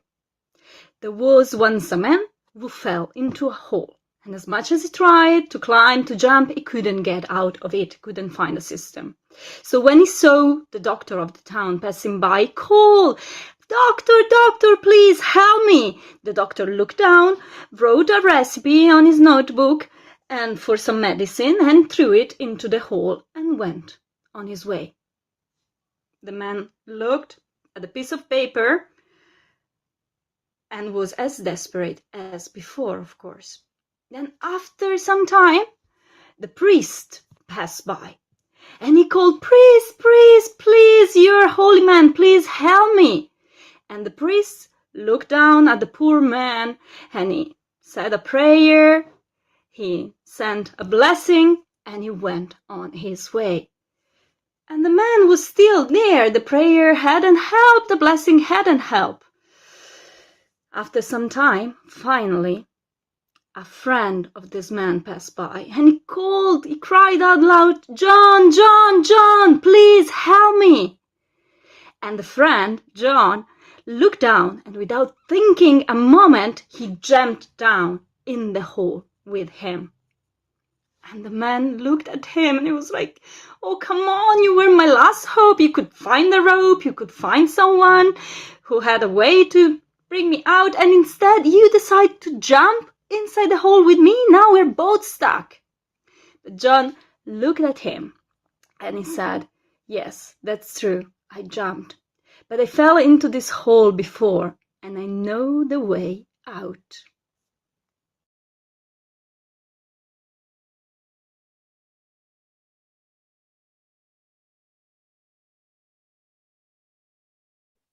Would you like to say that whole story?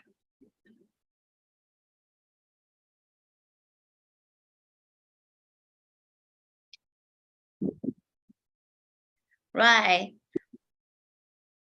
All right. So now, next story so it will be, I'm going to show you how to invite it and stories and using the door.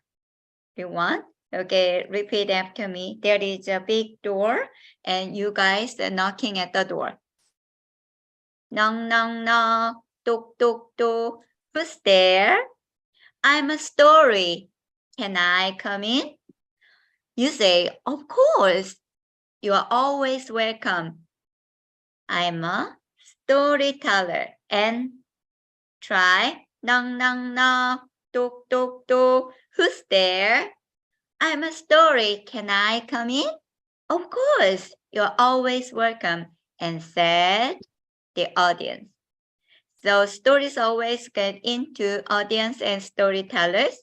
And now I'm going to show opening stories with the two goats on the bridge, but I'm slightly changed the story into instead goats. And this year we are rabbit stories. So I just before I start the stories, I'm gonna teach you rabbit in Korean. Rabbit is 토끼 in Korean. So yes, so put your hands up like this, everybody. All right. Tan toki tokiya. And translate. Jack Rabbit, where are you going now?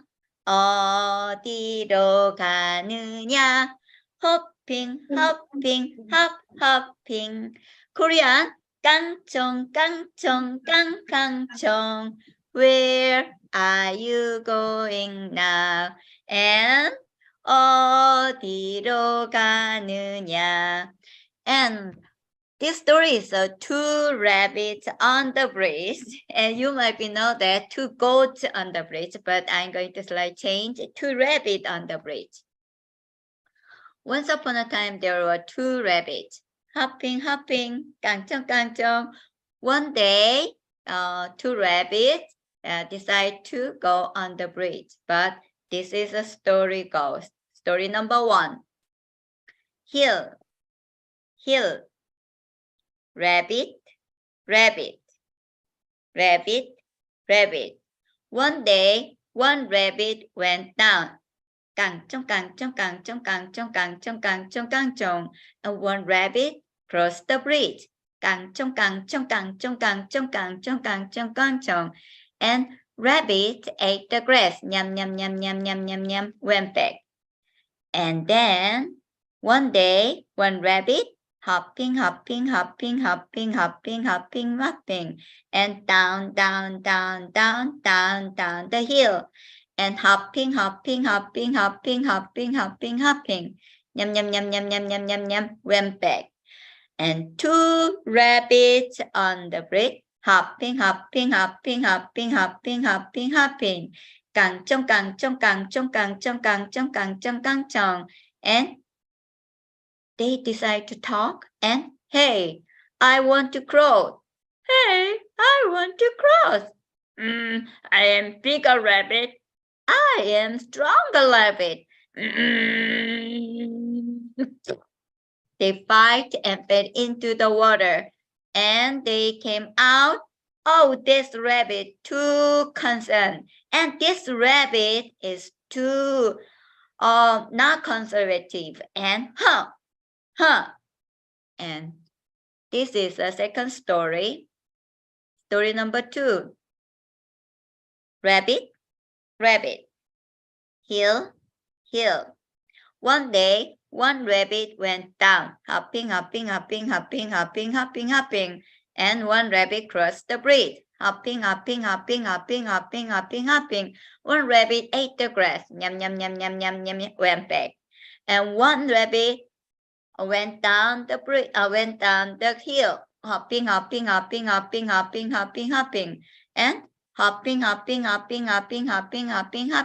yum, yum, yum, yum, yum, yum, yum, yum, yum, went back. And two rabbits started to went down, hopping.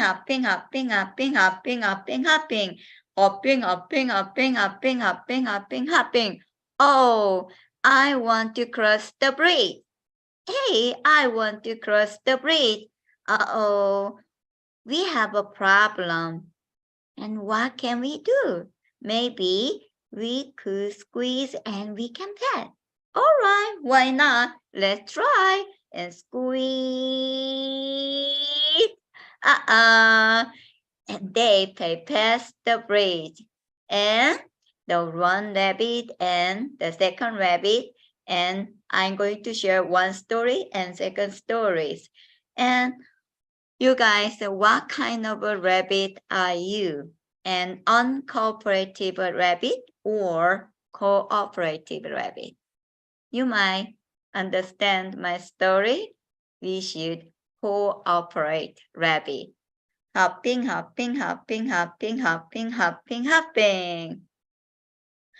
Now, and then we just okay, cooperative rabbit, right? Yes. And then also one of my students, and he told a story about the Peter cat, the cat story, right?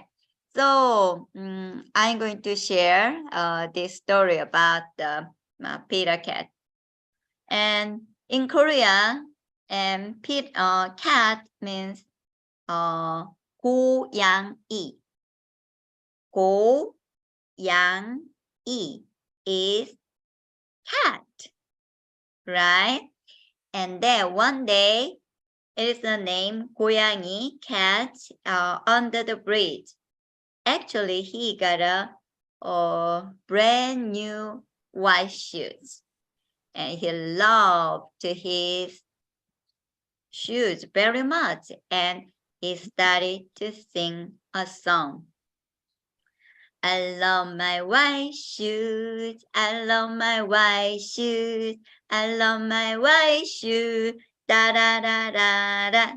Uh-oh, that the 고양이 stepped on a large pile of blueberries. Oh, what color shoe, Tony? Yes, the blue. But this cat, did Pet cry? No, goodness, no. This 고양이 never cried. And he started his song.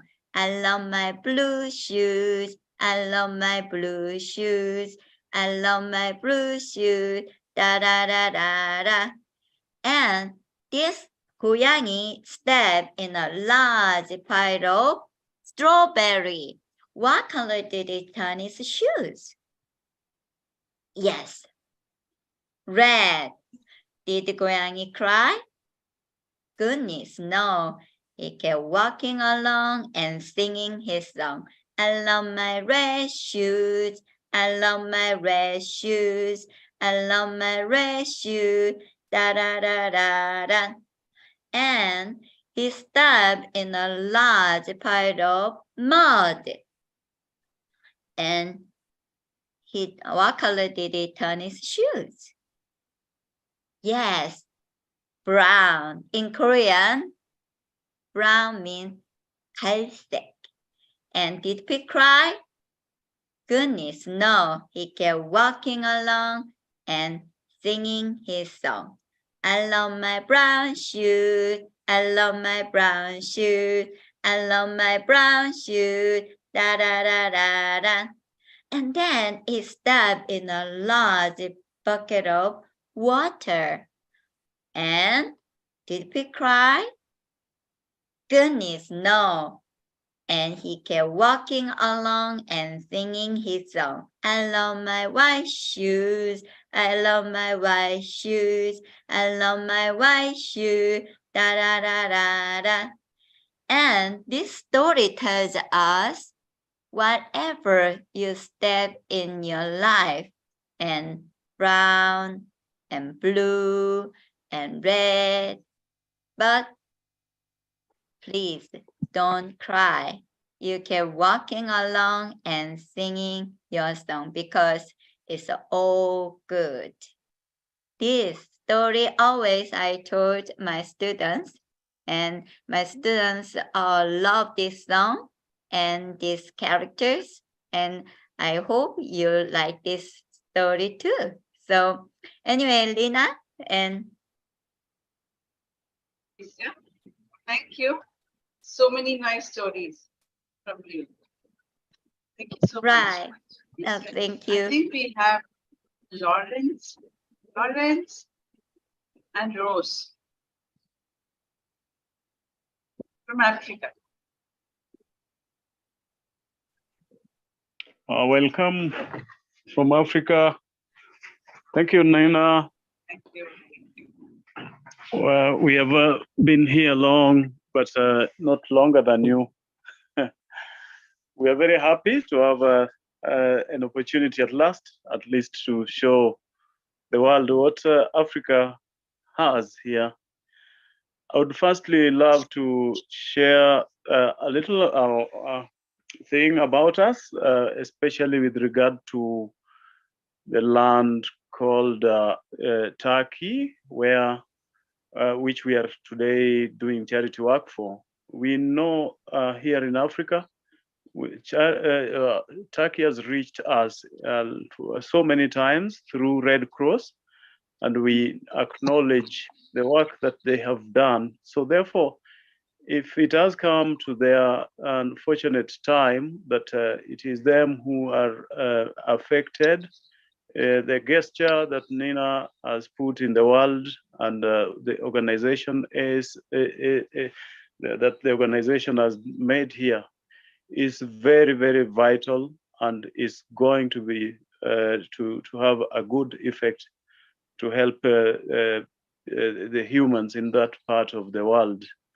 I also would like to present here that the place where I am living in back in 2016 in the month of May, we were attacked by floods here, and it was something very, very serious because you know how nowadays climate changes. So now we found ourselves in very deep waters, and like my house here, my house was filled up with waters above the seats, as you can see, and we found our seats floating. Everything was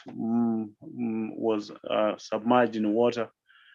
But after some while, we saw the ambassador of Turkey visit us here, and immediately we organized. So many villagers were affected. Around 250 families were affected, and we put them together. I helped that work a lot, and eventually we had Turkey and Red Cross coming with their big force. So the work of charity is their work, and we stand with them at this hour when they are in need for world support. Okay. Okay, Nina. Thank you. I would like to first bring on board to introduce to you one teacher. Her name is Rose. She has been my colleague. We have been working together, but living in different ends of Nairobi. So she is the one to come first. I would like to invite her first. She's doing a lot of work with children around Kenya, and she's really, a storyteller, come teacher, come writer, author of uplifting books to children. So I would like to invite her. Welcome, Rose.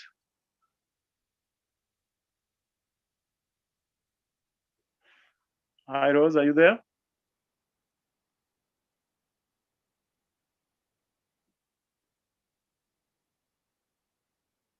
Is she hearing me? Rose, are you there? You are there, but can you hear us? We can't hear you.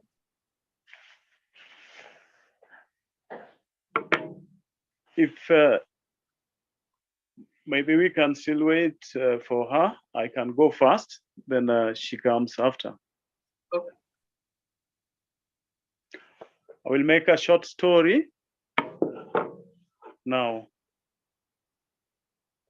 Here it is past midnight. I will definitely wake up people who are living close to me, but they will. I'll be sorry for them tomorrow.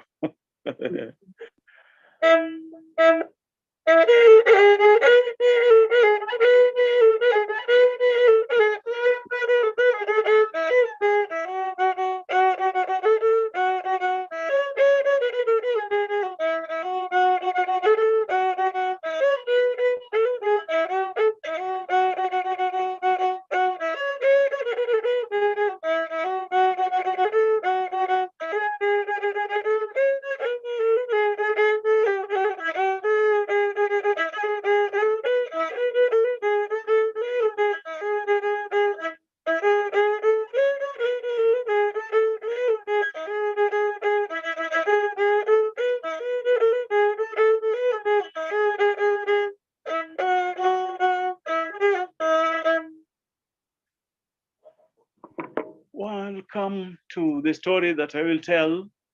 A long time ago, in the far away land, western part of Kenya, where nestles the Lake Victoria.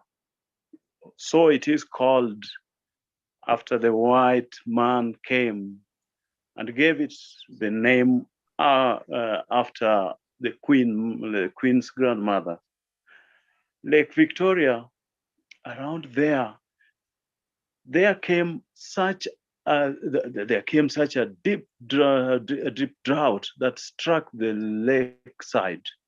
People there started to lose food, and there was a lot of, it was brown and bare. Every cow, all animals were thin, and soon after they died. And there was no food, for nothing green was on the earth. Animals fell one after the other, and the happy ones were simply meat eaters, or the carnivores, so we call them. The dogs, for example, each one had his own heap of carcass that they used to eat, that they ate. And then human beings were themselves so skinny that their skins just covered their sketchy bones. It was real heat beside the lake. For around 8 months, no rain had fallen, no water had come from the sky, and people were getting so worried. Some started to move out of the area to go to the higher lands. Now, during this time, elders came together. They began thinking, what shall we do to redeem our land, which is getting captured by drought? And yes, they agreed that we shall visit a medicine man who also doubles as a rainmaker down the other riverside. Then they went, and while they reached there, the old man, his name Aguturumbe, a bearded man, he came forth and asked them, are you going to pay the price to the gods? And they said, yes, we are willing to pay any price to the gods. Say anything, we shall give it. And Aguturumbe, the medicine man, the rainmaker, said, you shall go out and bring to the crocodiles. You will feed the crocodiles with the body of a young girl who will fit in the descriptions I want to give now. That young girl must be 12 years of age. That young girl must be the firstborn, the first fruit of her mother's womb. That young girl must be from the first fruit, must be the firstborn girl in her father's house, in her father's house. Then the old men looked at themselves. Surely, what shall we do about this?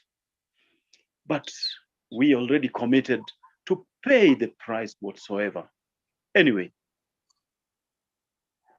they went.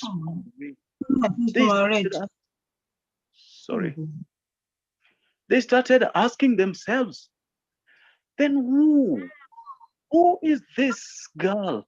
This description is befitting who? This description. I know the girl who befits this description. 12 years of age, first fruit of her mother's womb, first daughter of a firstborn son. That is none other than Waganda. Ah, Waganda, the sweet girl. Oh, poor her. She's the one who is now going to be fed to the crocodiles to get us the rain that she must fall, that we very much need here. And yes, as they retreated back to the village, yes, they called all of their village mates and announced it in the public. Come ye young and old, and listen to me, listen to us. We went to the medicine man, and the medicine man said, a girl of 12 years, a girl who must be the first fruit of her mother's womb, and a girl who must be a daughter of a firstborn man. And that description befits none other than Waganda. Ah, everybody caught their heads in awement. Oh, poor Waganda. She was there, poor Waganda. She was there, poor Waganda. Some cried. Some started to sob immediately. Mothers were like, what? It can't be Waganda. But how did Waganda receive it? She wasn't so much in surprise. She, when asked about what she felt, Waganda said, if my death will be the price to pay for people to get rain, so be it. So be it. Let me die and let my people get the rains. And oh, it was agreed now by all that they were going down to the river. And they all started the procession to reach the river to take Waganda there. And yes, Waganda was leading the way. And Agwoturumbe, the medicine man, was also following behind. And the elders were also following.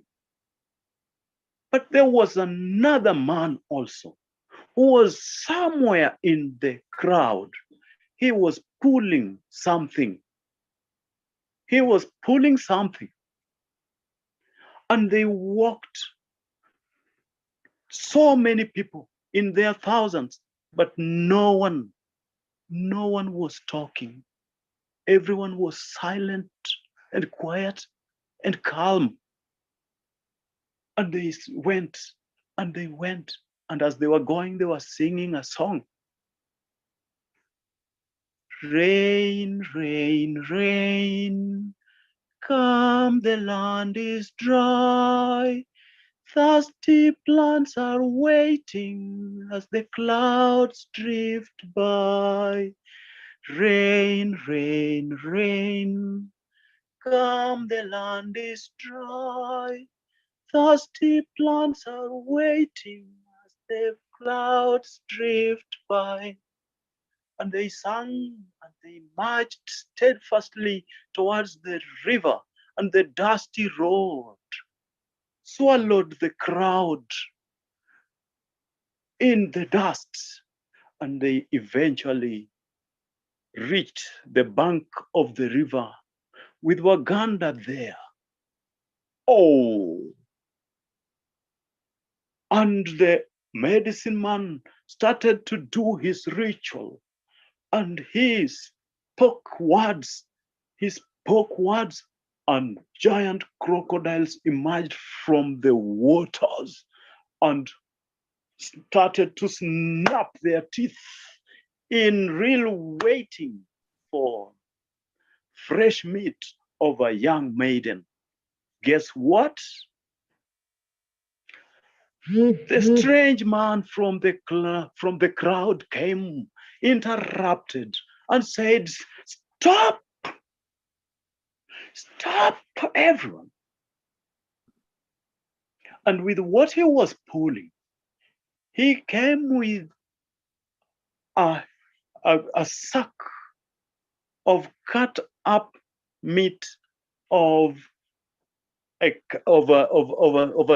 sheep, and he started to drop those ones, and the giant crocodiles shot up the water and snapped their teeth with loudness, and yes, ate they chewed the meat, and yes, they chewed the meat, and another, and they chewed the meat, and there and then he ordered the people, "Look there up, past the hills there you can see a dark little cloud. It won't take you long before the rains hit you. You must start running back home immediately. None of you must stay here longer, or else you might be swept by the harsh floods that are soon going to come. And you, girl, Waganda, you are saved. Take your, dress up well, and please run back." And people went back happily, joyously. And yes, as they were going, the rains started immediately, and they were being rained on, and they were singing happily for Waganda, for Waganda. And they were happy that Waganda was saved, not chewed by the crocodiles, but they have gotten the rain. And it was a party.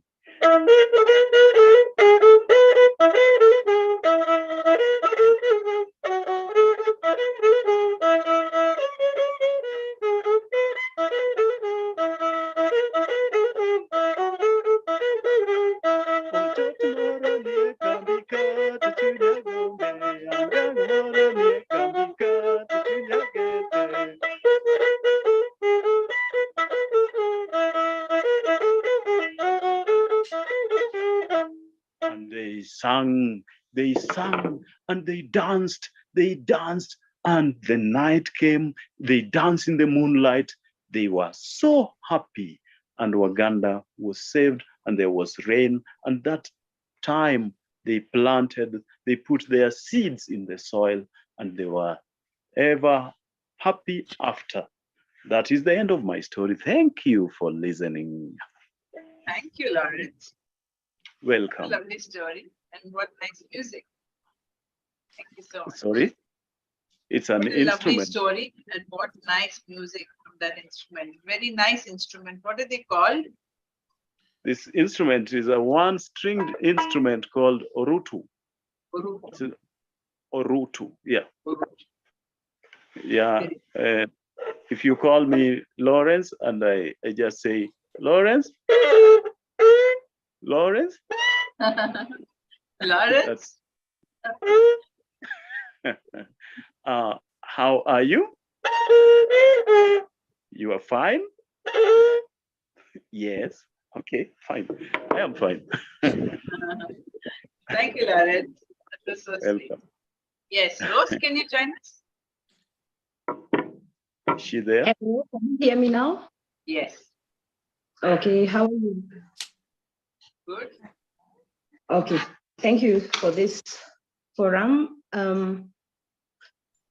When I was thinking about what story to share, I thought of sharing something personal.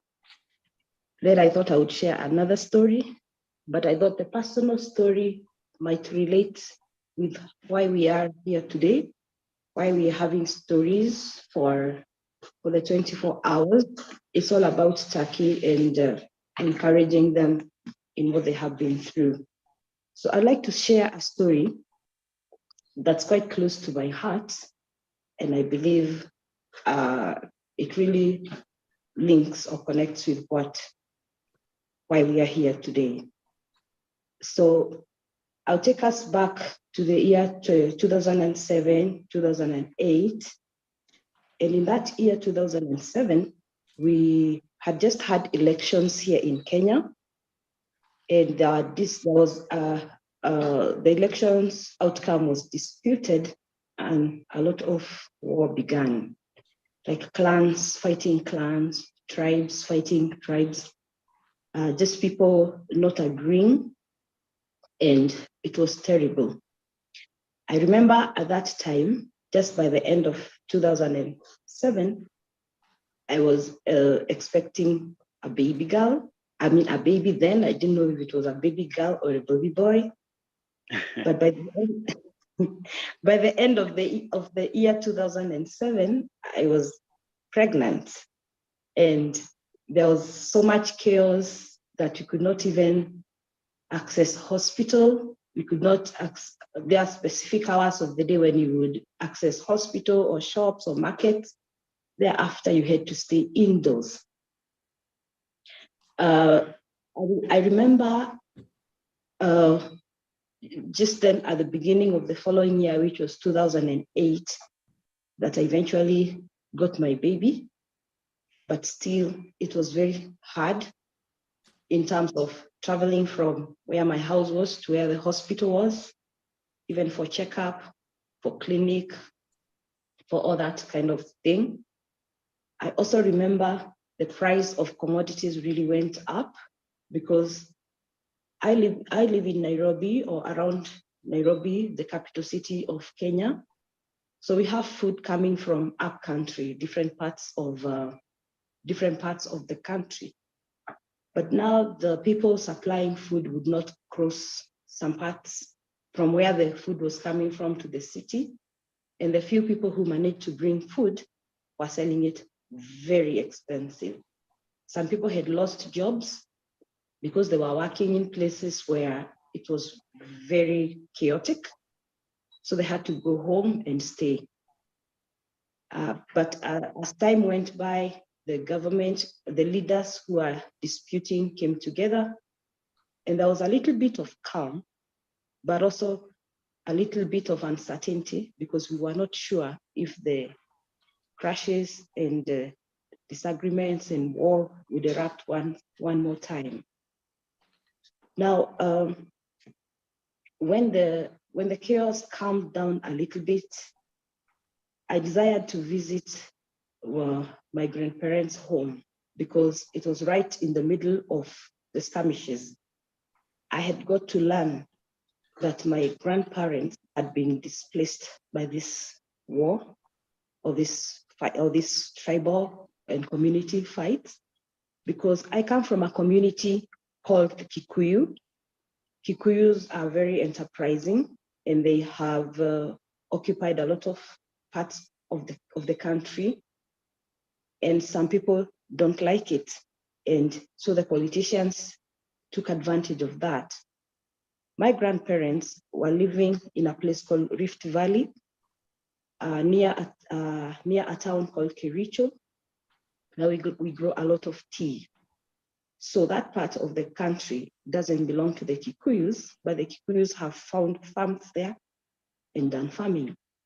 So my grandparents live right in the middle of that area. And I got to learn that their houses had been burnt down, everything had been destroyed. And actually at that point, my grandmother had to be rescued from the place because my grandfather had died in the year 1998, but now it's like 10 years after. So my aunts, now the sisters and the brothers to my mother, had taken my grandmother and taken her to live in a house where my auntie was living. But still, because of her, she had a condition, she fell sick, really sick.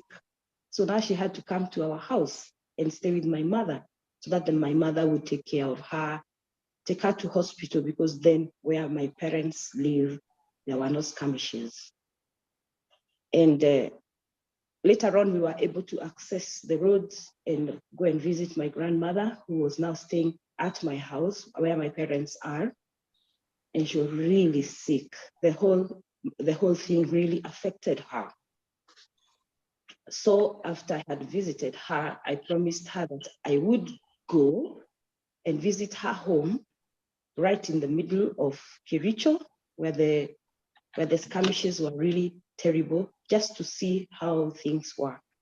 My mother told me it would be very dangerous to do that, but I told her I would love to just visit, have a closure of everything, because this, my grandmother, I am named after her, like our traditions go.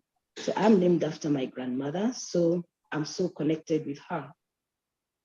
So I was living in a place called Rongai, and I had to travel all the way to where my grandmother lived in a journey of a day that was so compressed. It cost me like about 6 hours and 41 minutes or 7 hours traveling using public means. So I have to move from one town to another, not driving a private car, but using the public means. And I traveled all the way. And sure enough, as I got there, I found that everything had been burned down. My grandparents' house was nothing but char. My uncle's houses, the ones that had been built within the compound, were all burnt down. It was just like charcoal or coal. The granary where they had stored maize and potatoes after a great harvest had also been burnt down. There's only my uncle, the last born in my mom's family, who was within the compound, and he was now living in a little house that looked like a sheep's pen, because he couldn't build another house because it would be burnt down. I took some pictures with me so that at least I could go and show my mom and my siblings and my grandmother, who was still with us. And it hurt me so bad because I remember how beautiful my grandparents' house was, how hardworking my grandparents were. They had a lot of goats and sheep, a lot of businesses, butcheries, and just a grocery stores, and everything had been burnt down. The whole place just was in ruins. And for me, it was really heartbreaking. So now all my uncles had to be, and my aunts had to be scattered all over the place, living now in different towns. Fortunately, my grandfather had managed to procure pieces of land in different places. So like my uncles, one went north, one went south. They were just all over the place. And after I left this place, it's called Londiani, I had to go look for another uncle who was living in a place called Nyahururu. So I traveled from Rongai to Nairobi, Nairobi to Nakuru, Nakuru to Londiani, Londiani back to Nakuru, Nakuru to Nyahururu. And then I spent the night there now after I found the other uncle, who I actually found at 9 p.m. in the night. Now my grandmother wouldn't go back to her home because taking her back would be like throwing her away and not even bothering with her. So she stayed with after she got better from her place, she moved to my auntie's place. That's a younger sister to my mother. And she stayed there until she became too sick with a lot of depression and stress, and even wondering now where her children are. They can't even access her because still some pockets of places within the country were having crashes rather.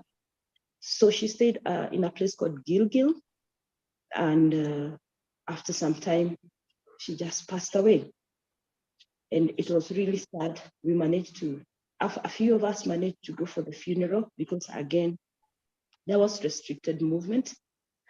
But my mother was just shocked that I could be able to make that kind of journey, a dangerous journey at the time. Because I remember even when I got to around the place where my grandmother lives, some people asked me, why would you come all the way? I said, no, because this is where my parents came from, where my mom came from actually.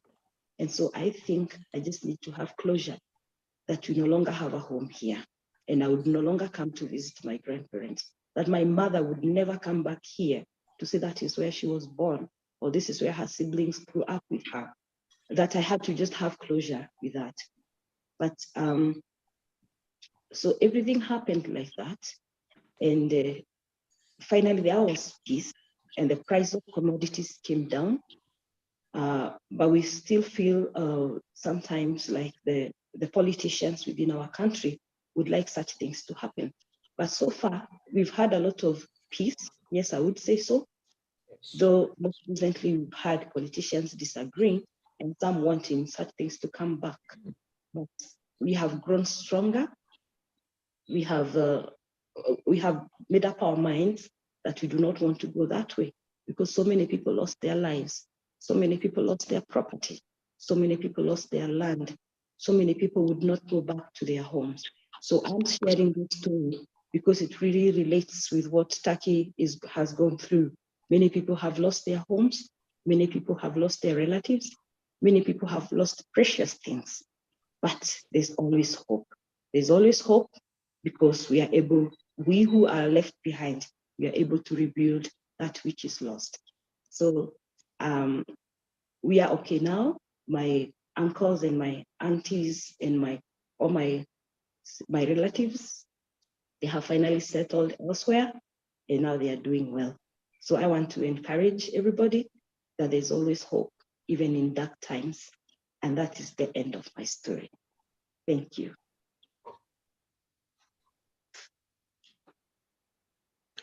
Thank you, Rose. It is excellent and it is excellently told, but it is really touching us. I remember that time. It was really a dark time in the history of our country. You know, the world, people do not just know the meaning of peace until it is gone. The worth of peace, people never know it until it is lost. So I can see there is Aunt Sunshine is around. Auntie Shine. She's here. I have seen her. Can she be the next? Nina? This Writer Space Africa. I am from there. Writer Space Africa. Yeah. Hi, good day. Sorry I joined late, but it's an interesting conversation so far, and I'm enjoying the stories. Thanks a lot. Welcome. Andrea?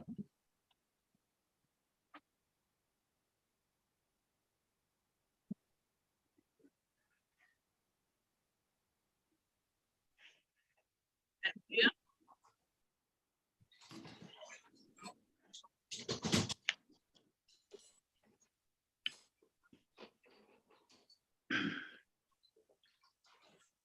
Andrea's not there. Clarence, could you teach us some African song or some story which is the form of a song? Can you teach us all some African song? Yeah, some African song. I can teach you a Kenyan song, which is Okay, teach us the Kenyan song. It's very easy. It flows. Say Jambo. I think we can. Can we unmute? Can we unmute? Yeah. Say Jambo. Jambo. Jambo Bwana.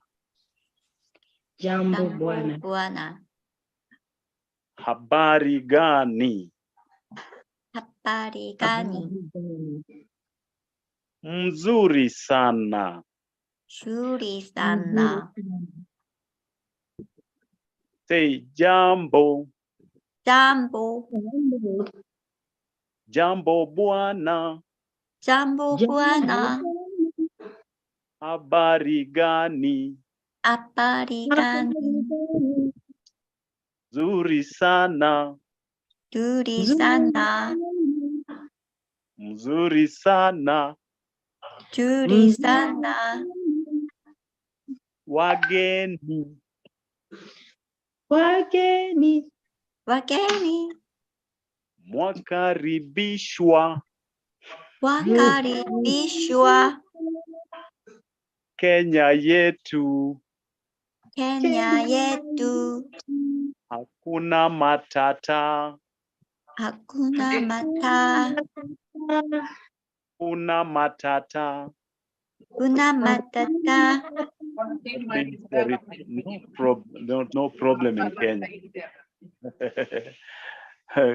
Okay, I don't know whether we should follow it through and sing it properly. I can come again when I load my bundles. Okay, Nina. Yeah. Thank you, Garis. Shortly here. Thank you, Rose. Thank you, Nina. Thank you. Thank you Welcome. so very much. And you both were there right in the beginning. Oh.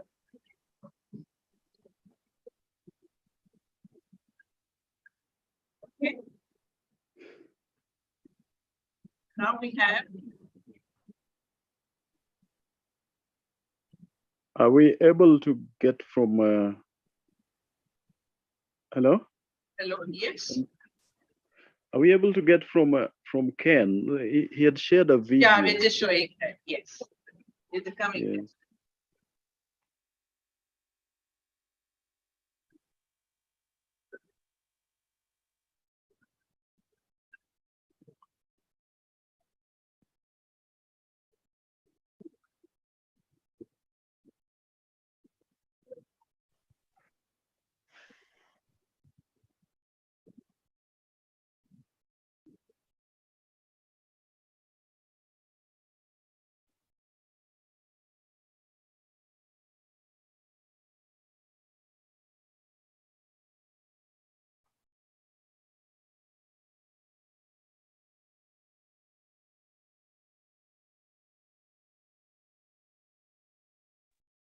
Before we show Ken's video, we have another one. Xavier has sent us a video.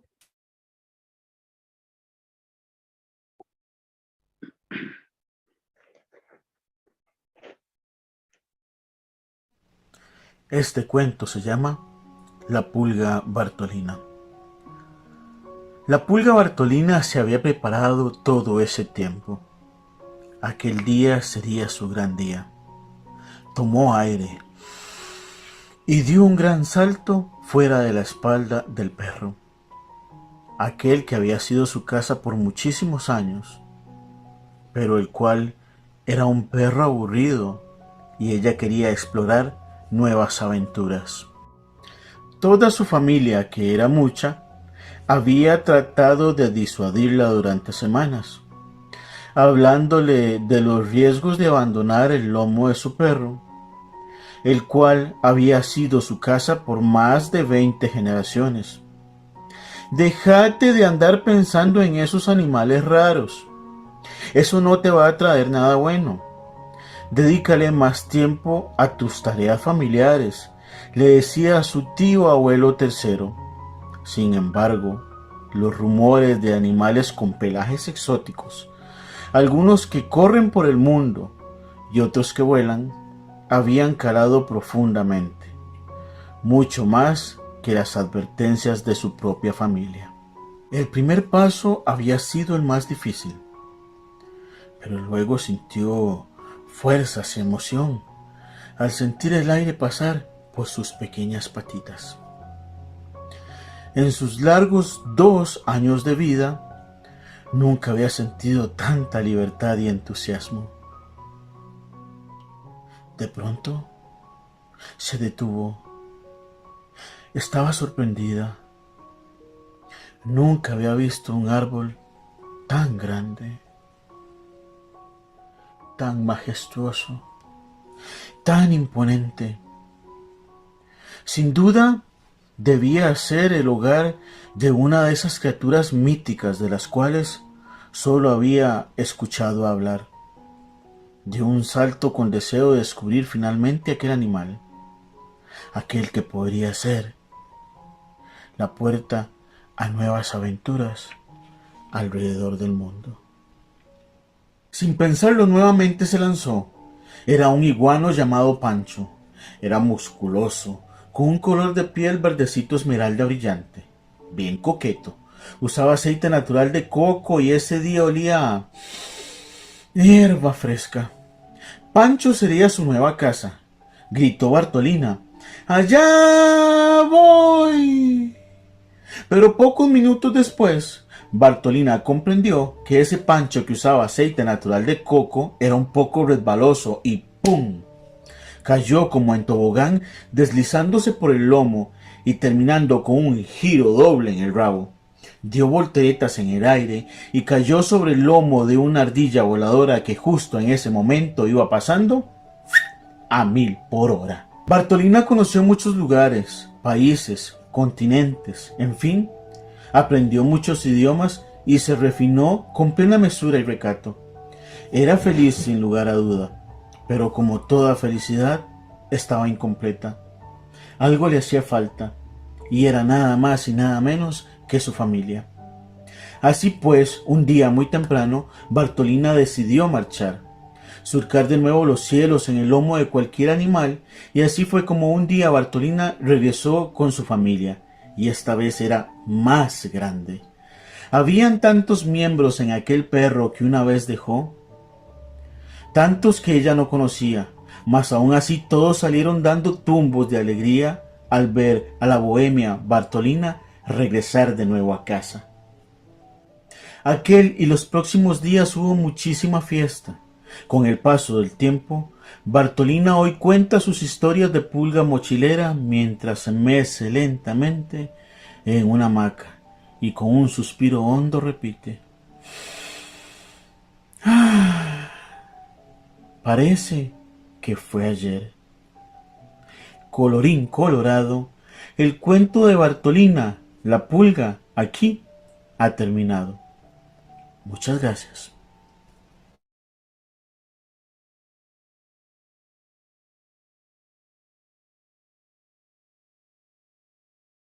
That was Xavier. Now we have Ken.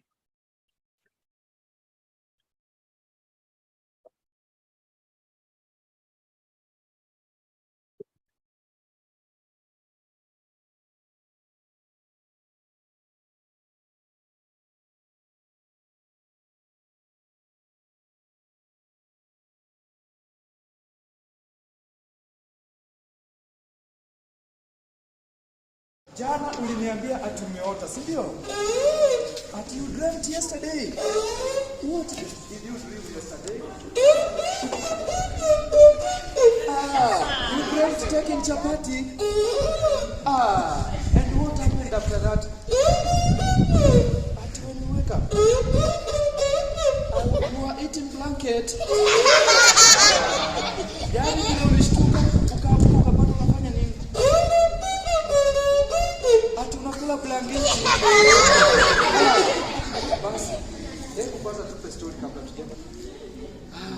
Ilikuwa sherehe kubwa ambaye mfalme alikuwa ameiandaa, sherehe ambaye ilikuwa ni ya kusherekea mwanawe ambaye alikuwa anaitwa Simba Kadonye. Siku hiyo wanyama wote walivalia mavazi ya kuvutia. Sungura alikuwa kavalia mavazi yake ya kuvutia. Zebra alikuwa amevalia mavazi yake ya kupendeza. Basi siku hiyo ilipofika, kila mnyama alikuwa akielekea kwa mfalme nyumbani. Mfalme alipofika pale, wanyama wote baada ya kufika pale, mfalme akakaribisha wanyama wote. Kulikuwa pale na pundamilia, kulikuwa pale na twiga, kulikuwa pale na wanyama wote. Si unajua wanyama wengi, si ndio? Ndio mnyama mmoja kwanza hapa mbele. Mimi. What? Swara. Swara, mpigie makofi. Haya, mnyama mwingine.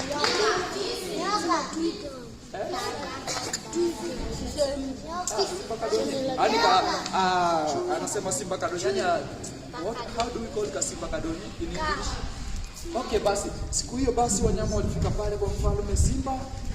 Basi mfalme akasema kitu moja: asanteni wanyama wote kwa kufika hapa, lakini kabla sijaanza tutamkaribisha Sungura ambaye ni mwanamuziki, atupee wimbo mmoja kwanza ili tupate kuendelea na sherehe. Basi Sungura alikaribishwa jukwani. Sungura akaja. Siku hiyo Sungura alikuwa na mwanawe. Mwanawe pia alikuwa ni mwanamuziki na walikuwa ambao wanaweza kucheza nini? Ala za kitamaduni. Basi Sungura mwanawe akafika na wakajitayarisha. Habari zenu. Vile mnaona niko na mwanangu hapa hivi na tutawachezea wimbo moja. Mwana wa mberi bayaye. Mwana wa mberi bayaye. Basi Sungura akachukua ile nafasi ili aweze kufurahisha wanyama wote ambao walikuwa wamefika pale. Basi wakaanza.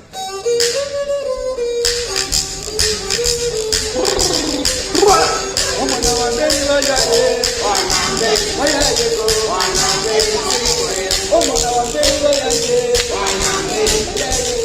Mwana wa mberi bayaye. Mwana wa mberi shangilia. Mwana wa mberi bayaye.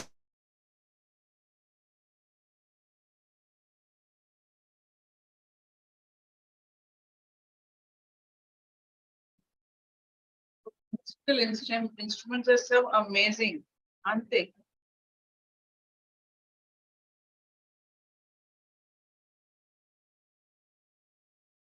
President. They are not acting so much because maybe the holidays. Okay. So they prefer us to die rather than closing everything during holiday season. All right. Meena, Major has just joined. And Nagulanala, hi na, welcome. evening, Satish, Major. Mr. Na. Major has just Good joined. evening. Yeah. Hi. No, not this one.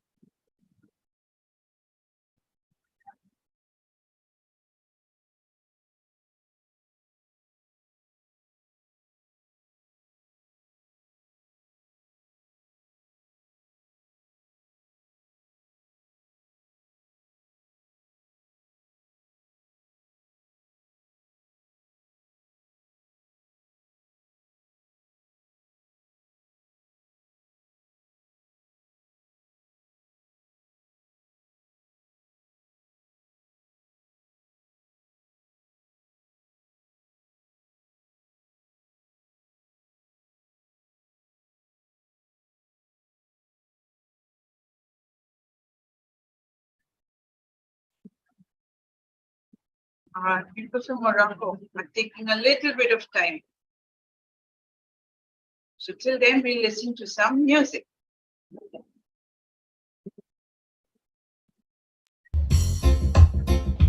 Hey! Hey! Hey! Hey! Ubuntu, I am because we are. Ubuntu, we are because I am. In this world together, a human family, to care for one another in peace and harmony. I am your Auntie Oni, you are my special friend. I'm here to tell you stories from the beginning to the middle to the end.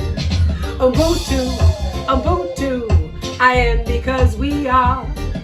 Ubuntu, we are because I am. So happy to see you. You bring me so much joy to tell you my stories and hope that you'll want more. Since we're here together, let's brighten up our day, and you can tell my stories in your own special way. Ubuntu, I am because we are. Ubuntu, we are because I am. So in this world together,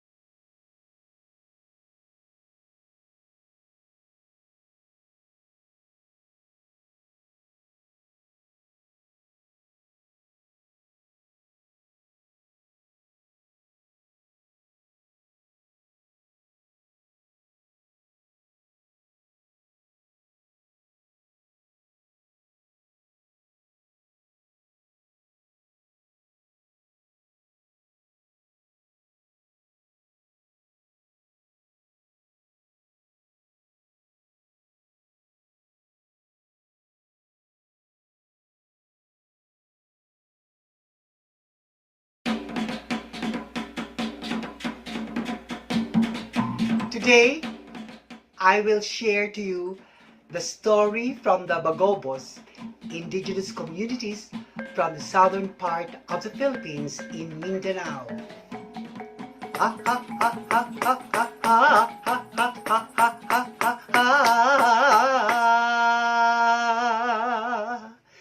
The Minukawa swallowed the sun. A very long time ago, before the community will plant, they will ask permission from the deities and the spirits. They always work with nature, and they never fail to share their produce to everyone in the community.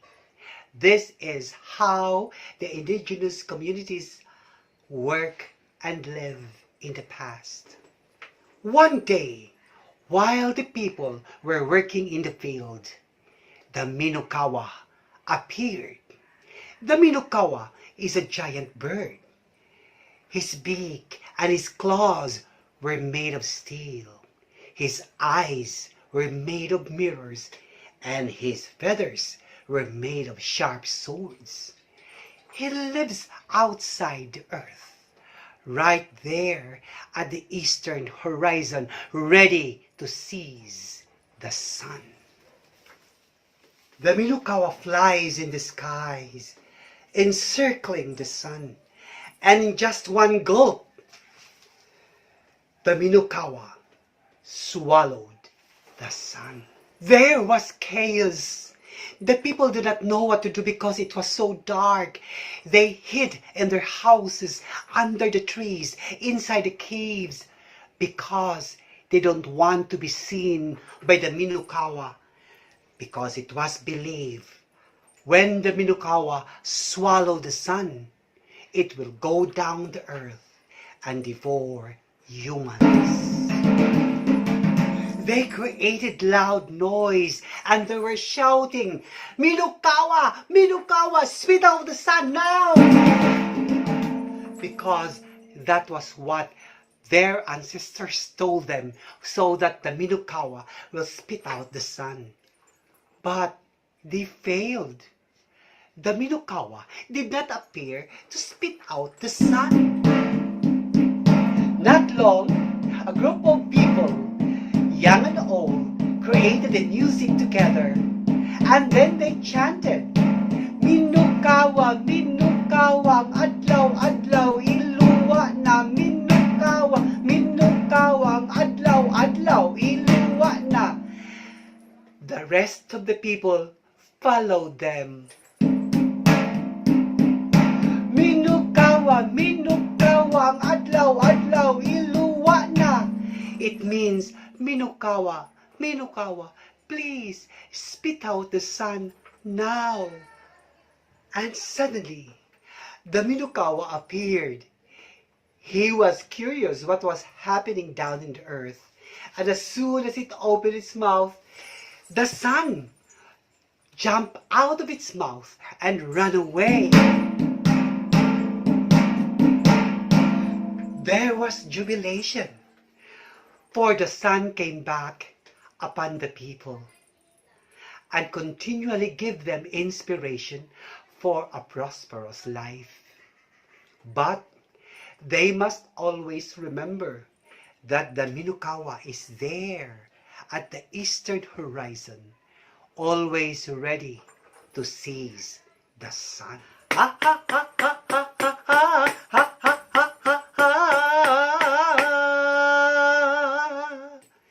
That was the story. The Minukawa swallowed the sun.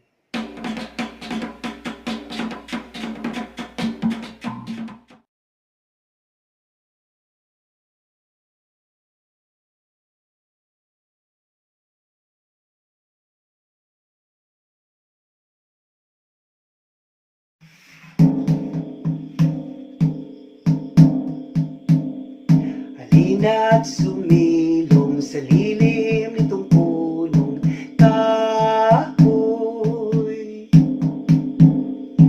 Langkapin ang halimuyak sa gantimpalang buhay. That song was by Popong Landero, and it talks about the tree. It calls all the people to take the shade of a tree. My story is about a tree, and it started with the little seed. This story was written by Mary Ann Ordinario Floresta, The Little Seed. Long ago in Mindanao, there lived a dato who lost his heart. He was known as a dato who had no feelings and affection. He never cared how others felt. One day while he was resting in the garden, he heard a tiny voice. "Help me, please, help me."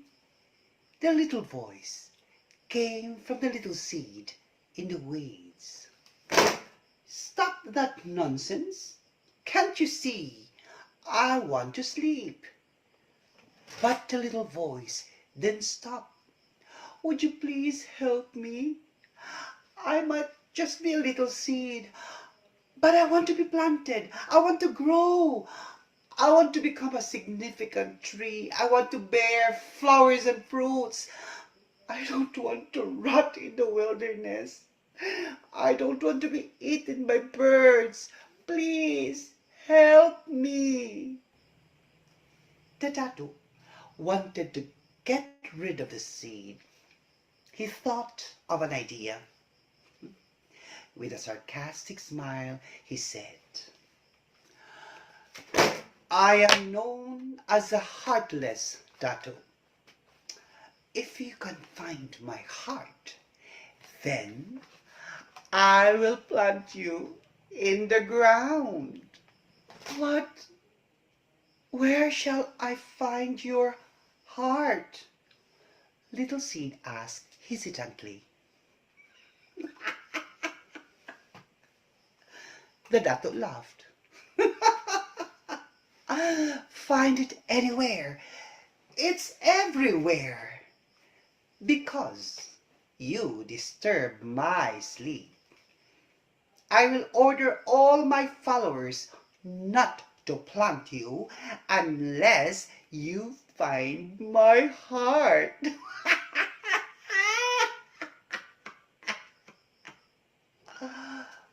Poor little seed was left with no choice but to look for the heart of the dato. Slowly, the seed crawled until it reached the plant kingdom. Different plants were seen everywhere. There was a ruler in every kingdom. The king of fruits, the queen of flowers, the queen of tubers, and the king of shrubs. The seed went to see the 4 rulers.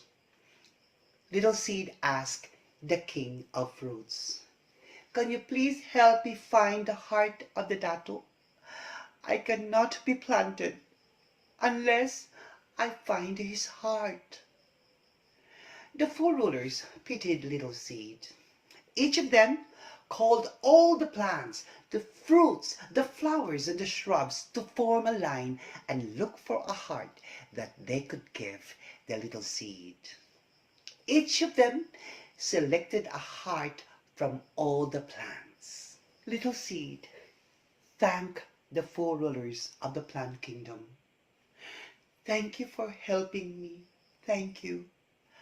I wish someday I will become a useful tree that will bear fruits for others." The 4 rulers said, "Little Seed, the gifts we gave you may not be the heart of the dato, but because of your patience and perseverance, you will surely find the heart of the dato." Little Seed went back to see the dato and gave the gifts. The dato burst into laughter.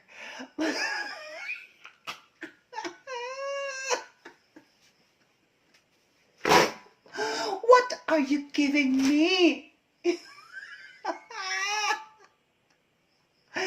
A strawberry, yes, it is red and fresh. But this is not my heart. This is a fruit. Anthurium. I know it is heart-shaped flower, but this is a flower. And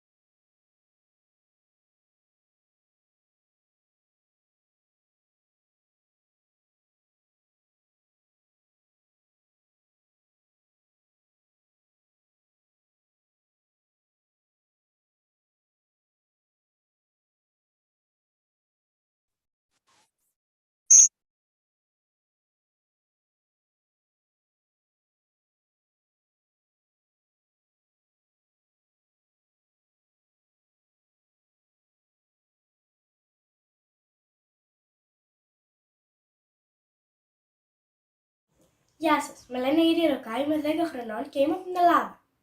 Θα σας διαβάσω έναν από τους άνθρωπους του Ηρακλή από την ελληνική μυθολογία. Ο Ηρακλής μπροστά στην αρετή και την κακία. Όταν ο Ηρακλής έγινε παλικάρι, κάθισε μια μέρα σε ένα έρημο σταυροδρόμι για να σκεφτεί το μέλλον του. Ξαφνικά παρουσιάστηκαν μπροστά του δύο γυναίκες. Η μία ήταν απλά ντυμένη και στεκόταν σοβαρή. Η άλλη ήταν ντυμένη με φωτεχτερό φόρεμα και τον πλησίασε πρώτη γελαστή. «Με λένε κακία», του είπε. «Κοντά μου θα βρεις τη χαρά και την καλοπέραση. Εγώ θα σε βοηθήσω να χαρίσεις τη ζωή σου, χωρίς να κουραστείς καθόλου». «Εγώ είμαι αρετή», του λέει η δεύτερη γυναίκα. «Δεν σου υπόσχομαι ευτυχία χωρίς κόπο. Μαζί μου όμως θα βρεις το σωστό δρόμο και θα γίνεις ένας άνθρωπος χρήσιμος στον εαυτό σου και στους άλλους». Ο Ηρακλής, αφού σκέφτηκε για λίγο, αποφάσισε να ακολουθήσει το δρόμο της αρετής. Έτσι έγινε ένας σπουδαίος άνθρωπος, δυνατός στο σώμα και στην ψυχή και χρήσιμος στους άλλους.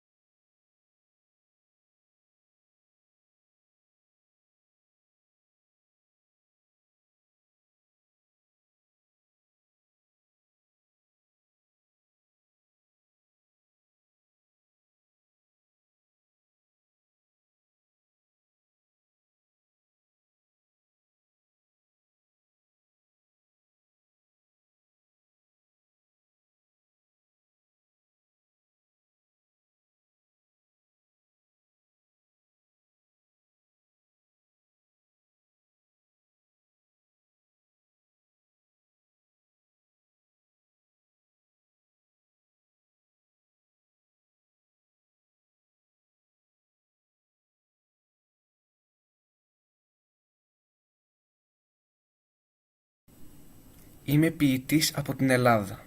Ονομάζομαι Δημοσθένης Δημήτριος Δεσποτίδης. Θα σας διηγηθώ μια ιστορία του γνωστού Αισόπου. Ο γάτος και τα ποντίκια. Μια φορά και έναν καιρό, σε ένα μεγάλο αρχοντικό σπίτι με πολλά δωμάτια, έμενε μια γριά. Το σπίτι ήταν παμπάλαιο. Κανείς δεν το πρόσεχε πια και οι τοίχοι του είχαν αρχίσει να ραγίζουν. Οι σοβάδες να πέφτουν, τα πατώματα να σαπίζουν. Η γριά που έμενε σε αυτό το παλιό αρχοντικό σπίτι κρατούσε μόνο 2 δωμάτια ανοιχτά. Στο ένα έμενε αυτή και στο άλλο η υπηρέτριά της. Όλα τα άλλα δωμάτια τα είχαν κλειστά και δεν άνοιγαν ποτέ τις πόρτες και τα παράθυρά τους, ούτε έμπαιναν ποτέ εκεί μέσα. Σε ένα από τα κλεισμένα δωμάτια όμως 2 ποντίκια έστησαν φωλιά και σιγά σιγά έγιναν μια πολυάριθμη οικογένεια, στρατός ολόκληρος από ποντίκια που αλώνιζαν σε ολόκληρο το σπίτι. Κανείς δεν τα πείραζε και εκείνα νύχτα μέρα ροκάνιζαν ό,τι έβρισκαν μπροστά τους και έγιναν όλα τετράπαχα. Μία μέρα ένας γάτος του δρόμου, βρίσκοντας ανοιχτή την εξώπορτα του σπιτιού, μπήκε μέσα για να προφυλαχτεί από το κρύο και χώθηκε κάτω από το κρεβάτι της γριάς. Όταν το είδε την άλλη μέρα, η γριά χάρηκε που θα τον είχε και τον κράτησε. Μία μέρα που ο γάτος περπατούσε αμέιμνος στο σπίτι, ανακάλυψε μία τρύπα η οποία οδηγούσε σε ένα από τα άλλα δωμάτια όπου ζούσαν τα ποντίκια. Και καθώς τα ποντίκια έβγαιναν ανυποψίαστα από τη φωλιά τους, ο γάτος τα καταβρόχθιζε. Και επειδή τρώγοντας έχετε η όρεξη, ο γάτος βγήκε και το επόμενο βράδυ από το δωμάτιο της γριάς και άρχισε να τριγυρνάει στο απέραντο παμπάλαιο σπίτι. Στον πρώτο διάδρομο που μπήκε, αντίκρισε κοπάδι ολόκληρο από ποντίκια και έπεσε απάνω τους με μανία. Εκείνα, συναισθισμένα όπως ήταν να μην τα πειράζει κανένας, άρχισαν να καταλάβουν τον κίνδυνο που τα απειλούσε και ώσπου να κρυφτούν στις τρύπες τους, ο γάτος έφαγε αρκετά. Πού να ξεκολλήσει τώρα ο γάτος το διάδρομο? Η γριά τον έχανε, γιατί εκείνος μέρα νύχτα παραφύλαγε στο διάδρομο για ποντίκια. Τις επόμενες μέρες, αφού βρήκε τρύπα σε κάποια πόρτα, ο γάτος μπήκε και σε ένα άλλο δωμάτιο και από εκεί σε άλλο και έτρωγε τόσα ποντίκια ώστε δεν είχε φάει σε όλη τη ζωή κανένας γάτος σε όλο τον κόσμο. Σιγά σιγά όμως ξύπνησαν και τα ποντίκια και κατάλαβαν πόσο επικίνδυνος είναι ο γάτος. Κρύφτηκαν λοιπόν μέσα στις τρύπες τους και δεν ξαναβγήκαν. Ο γάτος περίμενε 2 μέρες, περίμενε 3, αλλά κανένα ποντίκι δεν φαινότανε και αυτός άρχισε να πεινάει. Σκέφτηκε λοιπόν να τα ξεγελάσει. Έτσι πήδηκε πάνω σε ένα ξύλινο χοντρό καρφί που ήταν στον τοίχο και κρεμάστηκε από αυτό παριστάνοντας τον ψόφιο. Ύστερα από 2-3 ώρες, ένα πονηρεμένο ποντίκι, καθώς δεν άκουγε τις πατημασίες του γάτου, τόλμησε να μισοβγεί τη τρύπα του. Κοίταξε τριγύρω και είδε το γάτο που έκανε το ψόφιο. Αλλά κατάλαβε τι είχε γίνει. Άκουσε και η γάτα του φώναξε. «Και σακίνασε εδώ να γίνεις και να σε κρεμάσουν σε καρφί. Εγώ δεν έρχομαι κοντά σου», είπε το ποντικάκι και κρύφτηκε πάλι, όσο δυνατόν πιο βαθιά μπορούσε μέσα στην τρύπα. Και έτσι το ποντικάκι γλίτωσε από το γάτο που έσκασε από το κακό του. Σας ευχαριστώ πάρα πολύ.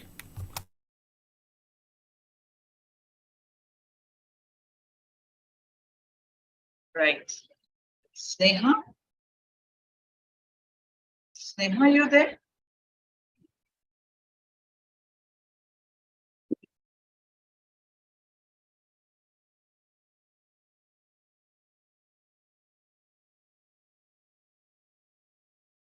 Sneha is just coming in.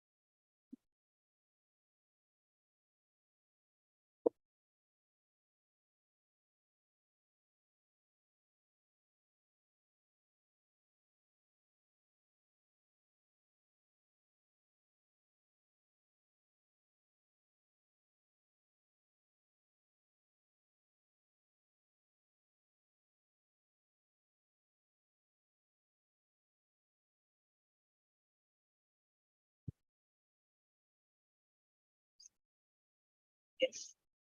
For you? Yes. You come on the, yeah, join with this one.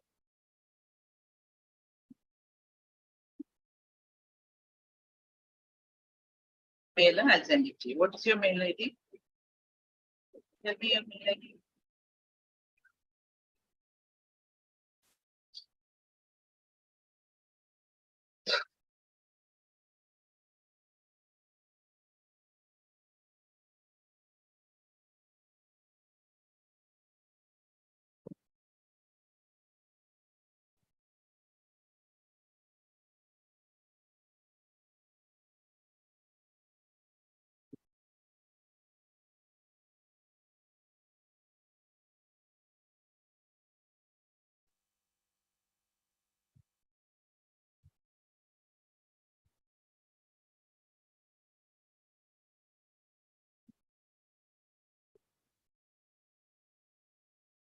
Send.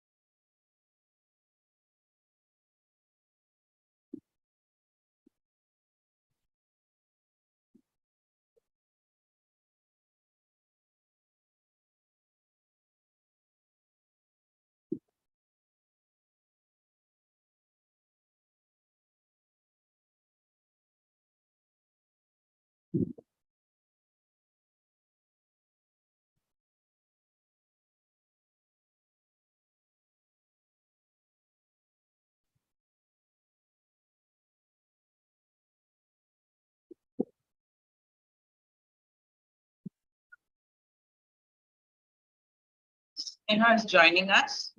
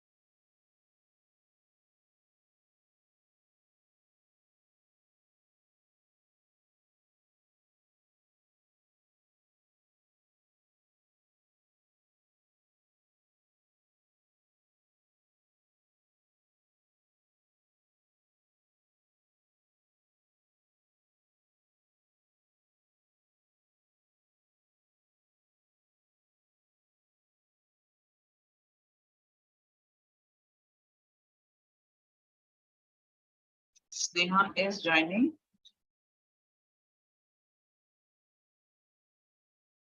Yeah. Oh.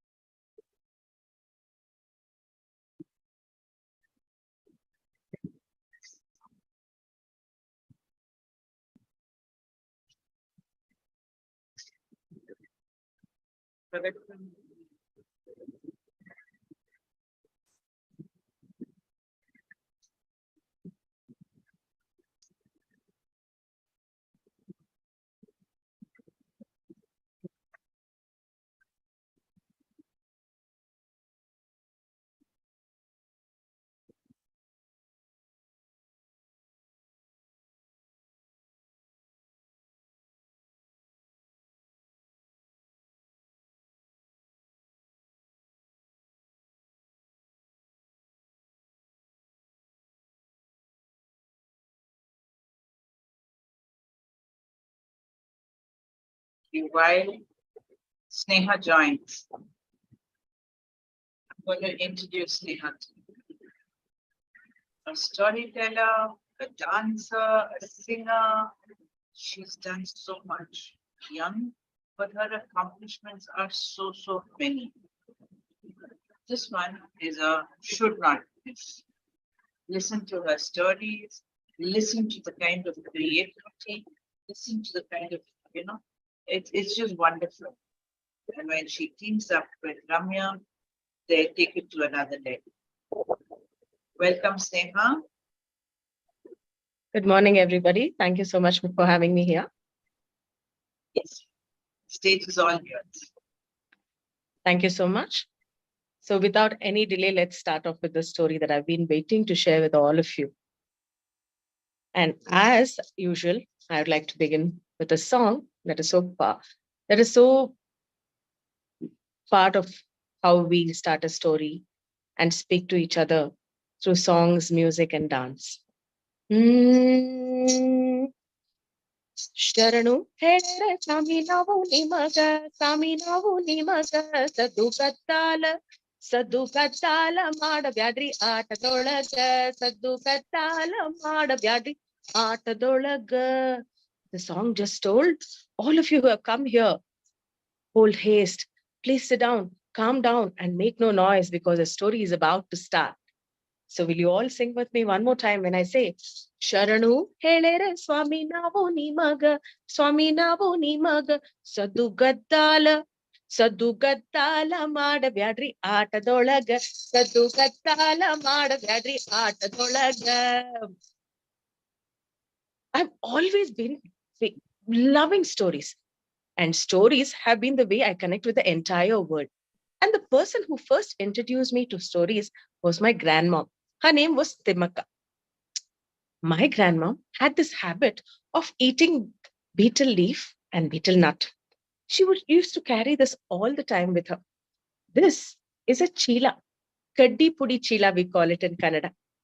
This used to be tucked right here at the waist, so it was easily accessible. She would put her hand right into it, pull out a betel leaf, and then put some betel nut and put it into her mouth. And then you know the story is about to start. All the time, we grandchildren would pester her, sit with her and say, please, please, please tell us something interesting. And she used to come up with such an elaborate world of stories that made us wonder, oh my God, is she really making this up? Did she read this? Because she never went to school. She was a lady who has always been taking care of the house. In fact, my grandmom was married at a very young age. She had a young daughter when her husband passed away. Then leaving her village, she came to this city and started her life on her own. She never went to school and she never had a formal education. I always wonder how she got all these stories. One day, she told us, you know what? All of you, when you're starting something new, you need to start it during just when after Amvasya is over. Amvasya is when there is no moon. And then the new moon is starting. That is when you have to begin. And she would tell this all through a story. And we would all sit and gape at her and think, oh, is it? And just think of it as a story.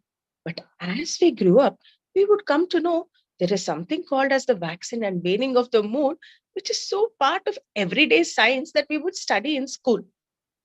Then one day she would tell us, when you're about to begin on a new journey, this is how you have to pray and start, so that there's positive attitude. So whether it is mental makeup or what is happening in the universe or what is happening internally, she would tell it always through stories.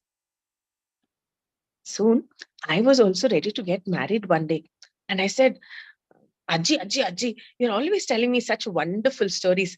Can you tell me one beautiful story about a husband and wife? I'm now eager to hear about how to be in a marriage, how I should be with my husband, and how this relationship is going to be.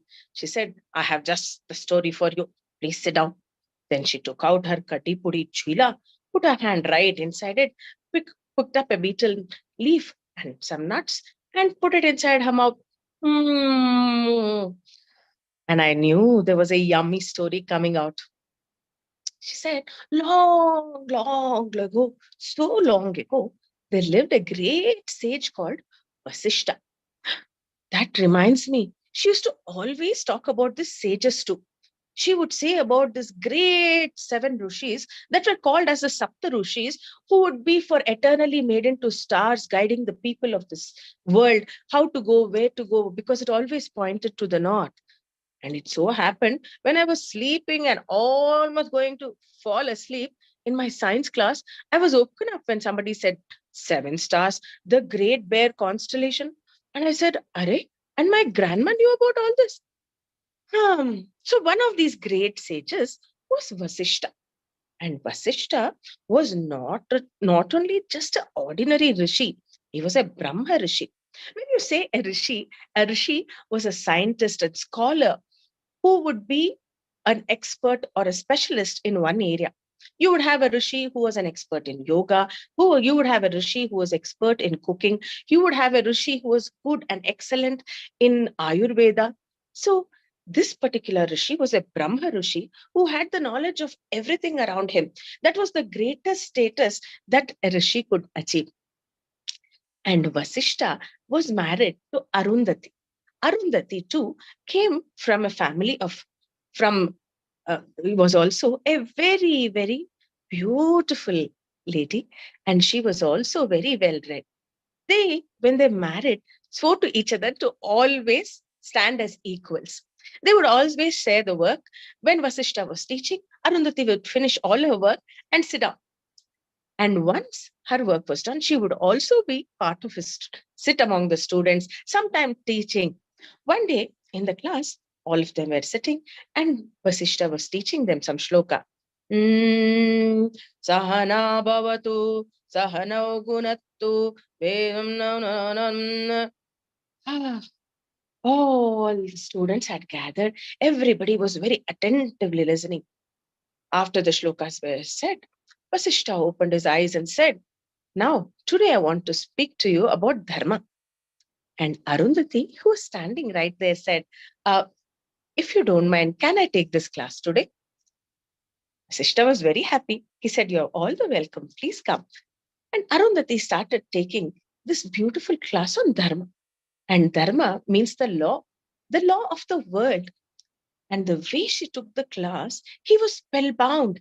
And he said, Are, you are so wonderful. I think you should take more classes. Then Arundhati said, If I do that, who will take care of all the cooking and all the other things we'll need at the ashram? I don't think I should do that. Once in a while, when I'm free, let me do this. Vasishta said, Are, no.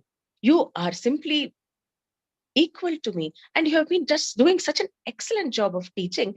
I think you should do more of this. This is worthy of all the knowledge that you have. Hearing this, Brahma, the great creator, sent Nandini to the ashrama. Nandini was this beautiful cow. She was so precious, so white, like the milk that she would yield. And she was very special too. She was a wish-fulfilling cow. In Indian mythology, we have this variety of things that are meant to be eternal and also wish-fulfilling. There is the great Meru Parvata that can give anything you want. There is the great Kalpavruksha that is a wish-fulfilling tree that will give everything that your heart desires. And the beautiful Nandini was a cow that would give whatever you asked for. Because of this addition into their ashrama, they were able to teach and reach out to more students. Whenever they needed just anything, whether it was food, clothes, they would just reach out to Nandini and say, Nandini, could you kindly help us with this? And varieties of dishes, clothes, everything was available to them. One day, another great king named Vishwamitra happened to pass by their ashrama. He had been on a hunting escapade, and everybody in his entourage were quite tired. Stopping at the entrance, he said, this looks like a small ashrama. Ashrama, to tell you all, is like a residential school where the students stayed with the guru, the teacher, and learnt each of these subjects till they finally graduated and were ready to go out into the world. So as Vishwamitra stood there at the entrance, he said, I wonder whether he'll be able to take care of a king like me and all my entourage. Anyway, one of you, please inquire. He sent somebody with him. And very soon, Vasishtha and Arundhati came out and said, we're honored to have you here. Kindly please come and join us.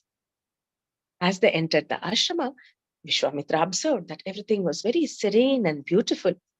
They were given fresh food, fresh clothes, and it turned out to be such an expansive meal. Vishwamitra began to wonder, right here, deep inside the forest, how are this couple able to get all these resources to provide for all of us, and that too so quickly? Then Vishwamitra said, okay, let me now quickly have a bath and then come back with some fresh clothes. But how do I ask these hosts?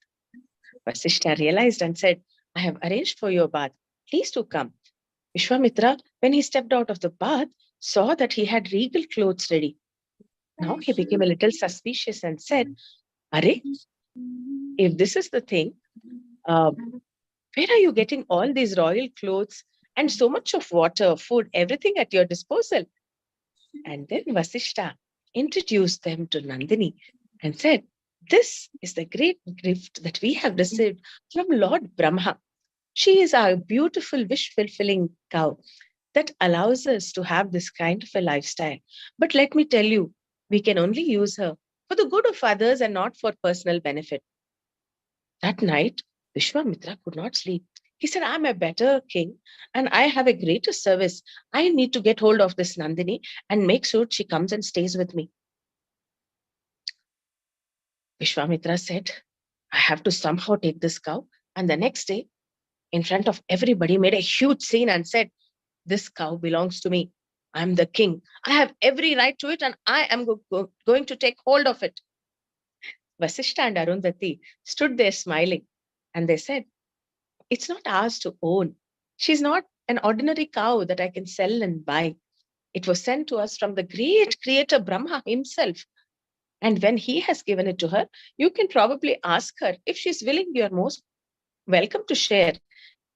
And Vishwamitra by then had lost his patience and asked all his attendants to go by force, get Nandini with them and come back.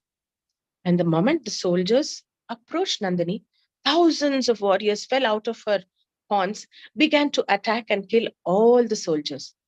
That is when Vishwamitra realized that this was no ordinary cow and could defend herself, and fell down at its feet and said, oh, great Nandini, please forgive me. I shall not attempt to take you. Vishwamitra left for the day, but he could never come over the insult that had occurred to him. He said, I'm a king, but somehow this man and woman who stood there as equal seemed to have a greater power than me. How is it possible?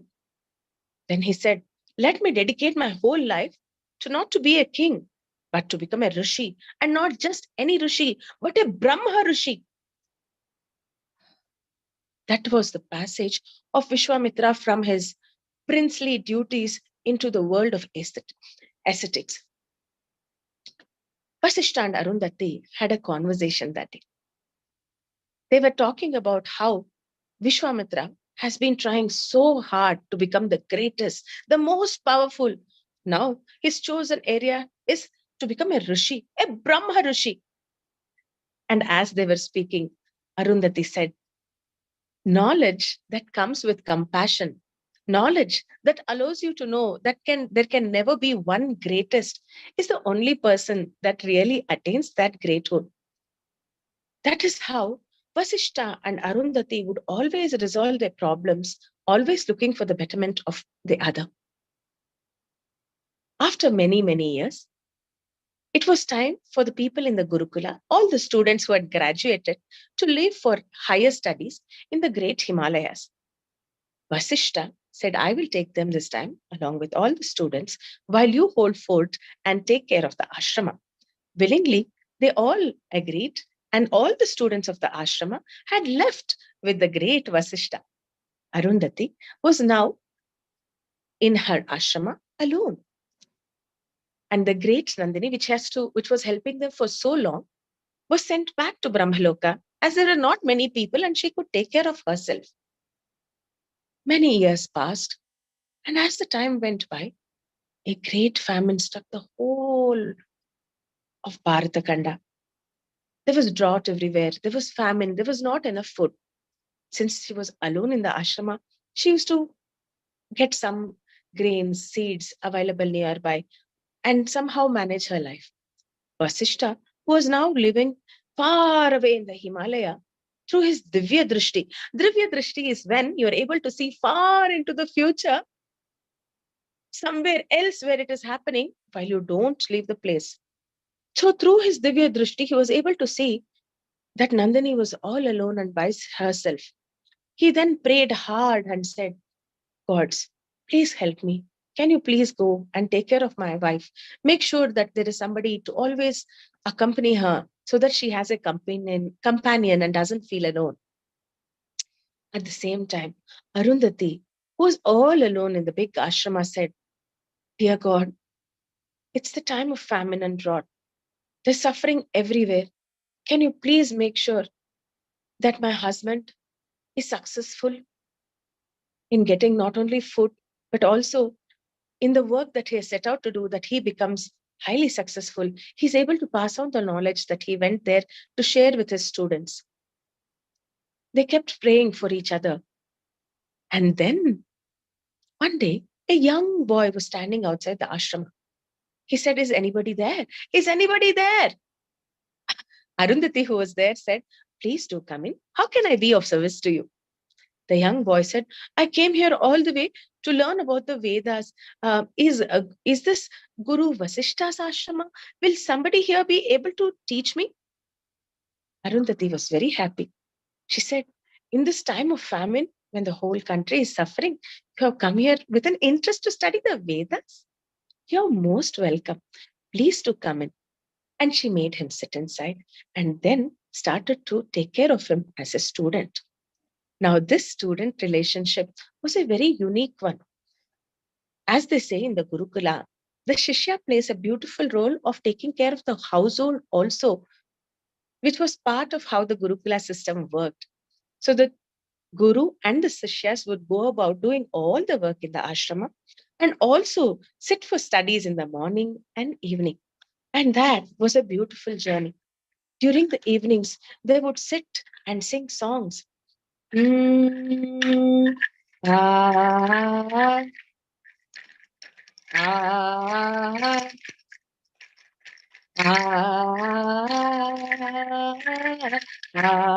dura dura bandano, dura dura bandano. Even in these songs, even in the stories, there would always be some lesson hidden that the student would always grasp. And if he didn't, the teacher would take the time to elaborate the nuances that was hidden in the song or the story.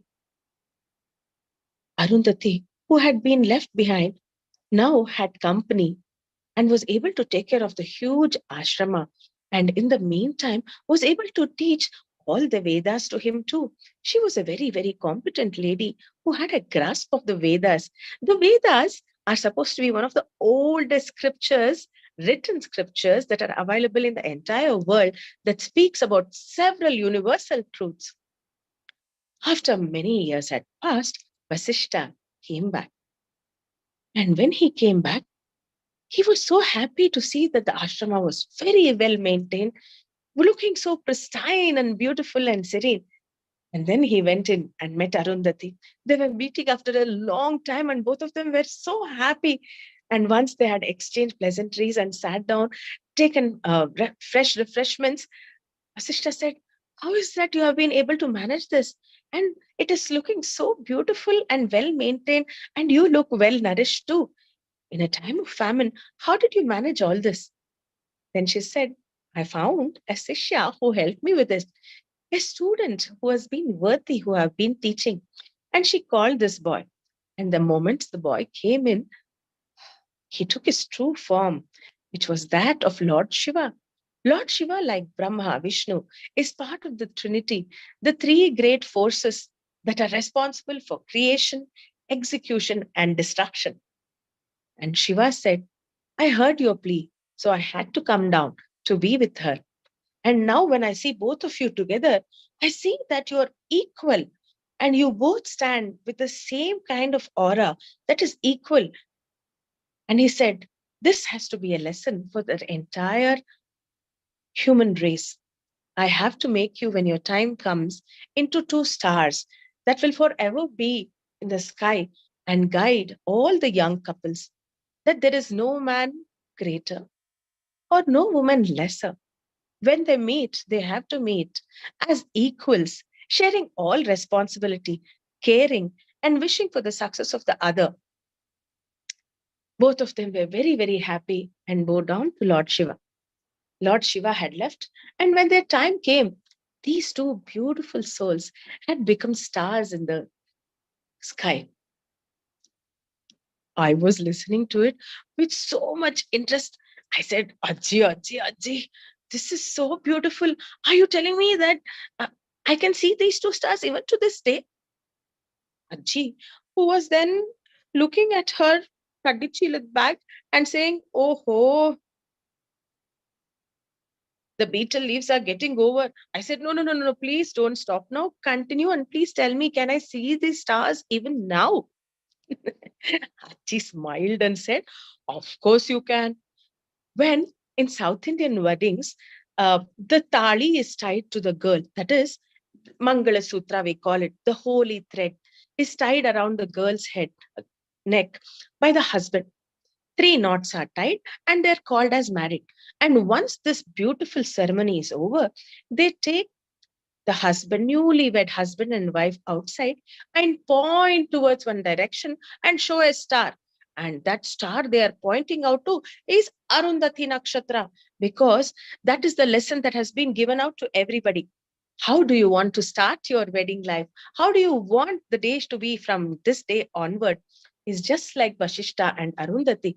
So once the marriage ceremony is done, you would always have the priest pointing to them. Of course, sometimes it would be a sunny day and then we would not be, but they always point in the same direction and say, there is the Arundhati Nakshatra, and pray to her to guide your way. And I said, oh, that means once I get married, I'll also be shown the Arundhati Nakshatra. It must be something so special and spectacular, right? I was blown away by this concept and then started looking up on it, thanking my Ajji for a beautiful story, of course. It so happened, even to this day, it has something very, very magical. I started looking up, how does this work? When stars are in groups and pairs, it is usually that there is one very powerful star that draws these other stars because of its gravitational force, which keeps making all of them revolve around them, which is how our solar system is too, right? But then what is so special about this star? This star, which exists in this constellation called Ursa Minor, are a 2-star constellation. And instead of one star becoming very powerful and keeping the other one revolving around it, These stand out as two stars that have equal gravitational force and continue to rotate around each other where there is no major star or no minor star. Isn't that such a fantastic concept? That two stars have continued this fabulous journey forever, standing out as equals in this journey. That is how I learned about these beautiful stars that exist far away in the universe. Then I began to wonder, Are, this is another universal truth that I have learned from a small story that my grandma told chewing on her betel leaf. And how does he know about this constellation, about two stars so far away in another galaxy, in another constellation? How does she know about it? It is nothing to be surprised of, because, like they say, in India, they speak philosophy, spirituality, science as part of their daily life.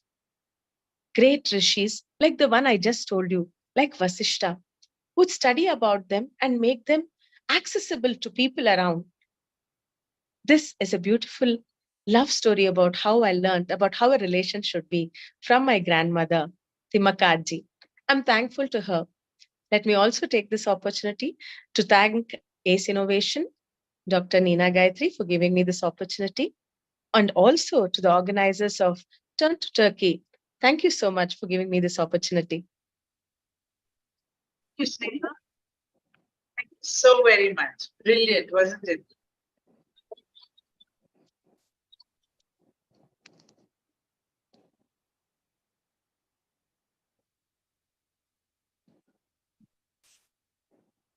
Would you like to tell another small story, Sneha? One little one. Sure, definitely. Let me tell you another story about how, again, without ever knowing what, without speaking it out as a science class, how things would be put into our heads through stories. So in this story, it so happened, there was a man who was always fighting with his mind and his body. It so happened that one day he heard that if you ever look for your reflection in the water, your personality is going to get split. You will become two different people. One has to be put inside a box, another inside a box, and kept for a fortnight. You might not ask me, how is it possible, a body getting split? Well, it used to happen. That's how stories in India used to be. There was this person, a great king, in fact. He looked down and saw his reflection when he was told that you should not see. And the moment he saw, he fell in love with what he was seeing. And once that happened, there was a great split, and then it became two parts, his body. As was told, people around him quickly put him in two boxes. When they opened one, out came the prince as he was. In another, what came out was a huge snake. People feared and said, what has happened? But the snake soon fled away. The prince now had was soon coronated as the king and started looking for a bride. And he met a beautiful girl called Sirisambi. He married this girl, and both of them were having a beautiful life together. But then this princess began to see that there is something wrong with the king. Somehow it looks like half his part, half of him is missing. He's only looking like an image of what he used to be, and there is something missing inside. She used to always sit and wonder what happened. He was not interested in her. He would not spend time with her. Sirisampe began to feel very sad and said, Are, what am I doing? And that time, she looked up and saw the prince was coming towards her. And now he looked entirely different. But let me tell you all the secret about what had happened. The great snake that had come out of the other jar had now turned into the prince himself. He now was the other form of the prince who could take on his form. And when he came, she could see that he had totally changed. He was totally in love with her and couldn't take his eyes off her. The heart began to sing loudly. Yere baruvavanaro maime, yere baruvavanaro. ಈತನ ಹೆಸರು ಇಲ್ಲದೆ ತಾಕ ಲಾಗಿತು ಮನದೊಳಗ ಅಯ್ಯ ನಮ್ಮ ನನದೊಳಗ ಏರಿ ಬರುವವನಾರೋ ಮೈ ಲೇರಿ ಬರುವವನಾರೋ ಈತನ ಹೆಸರು ಇಲ್ಲದೆ ತಾಕ ಲಾಗಿತು ಮನದೊಳಗ. The moment I set eyes on him, my heart is tapping out. My heart is calling out to him. Who is he? Who is he? And soon they had developed a great friendship. To the princess Sirisampige, he looked just like the prince. So she was all the more happy to spend some time with him. As they were spending more time, the real prince, who was now getting more dull and more withdrawn, noticed a change in Sirisampige. He said, Are, this girl, something different about her. From being forlorn and sitting in a corner and crying, how come she's looking so bright and full of life? And then a gossip fell on his ear. He heard that Sirisampige was now pregnant. And the real prince now was shocked. He said, I have never been with her. That child is not mine. And I will make sure that she is publicly punished for this. Sirisampige, who had been innocent of all this, said, But I have only seen you and been with you. How is that you're blaming me for this?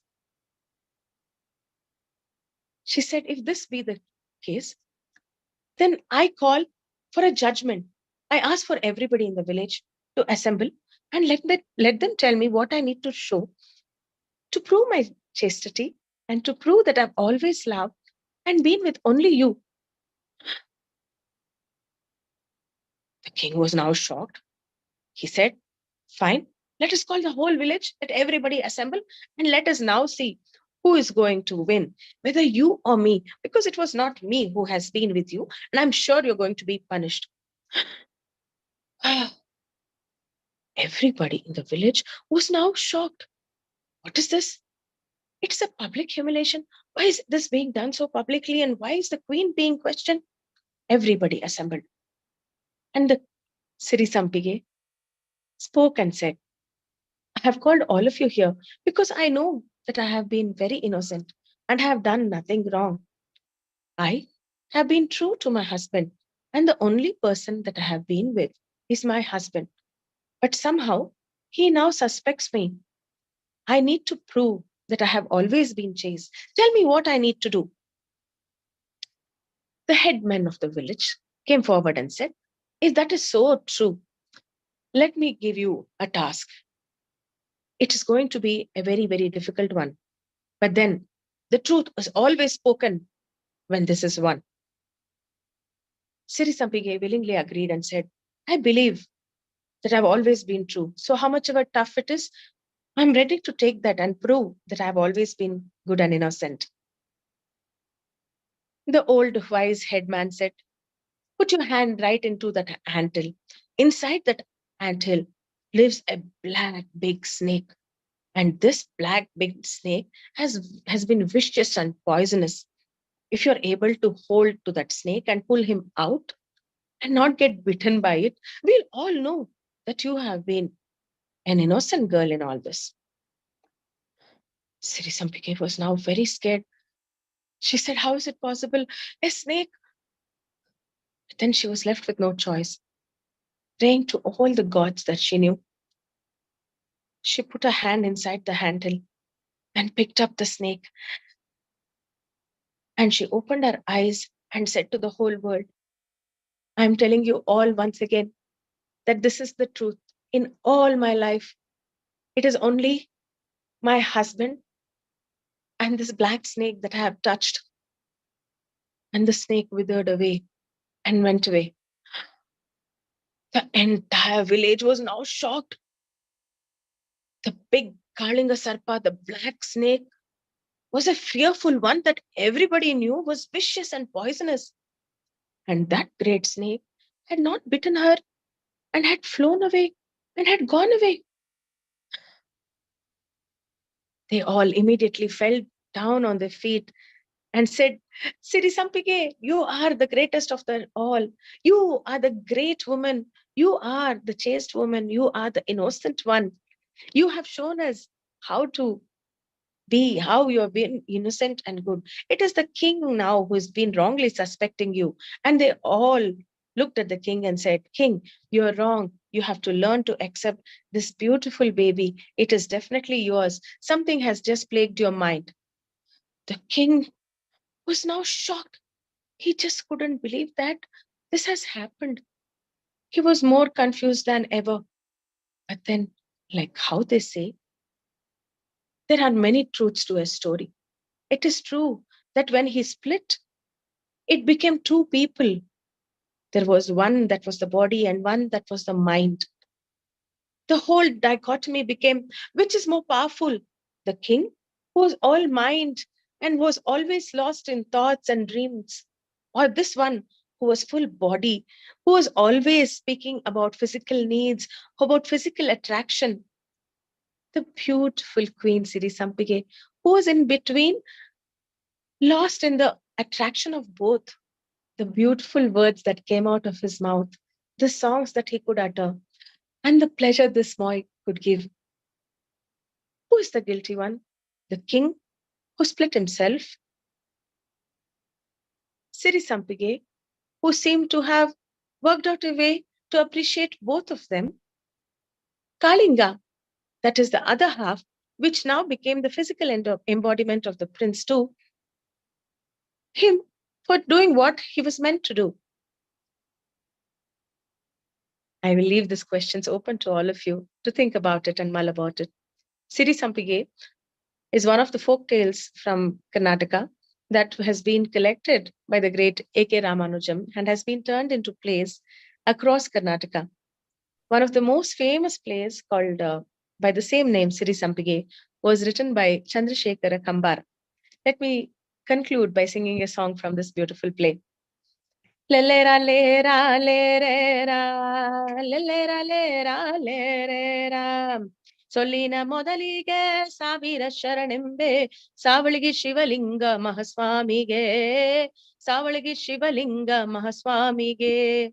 Lileli holagi, Satipati tanagi, Lileli holagi, Satipati tanagi, Natisida Nataraja Ardhanarishwarage, Natisida Nataraja Ardhanarishwarige.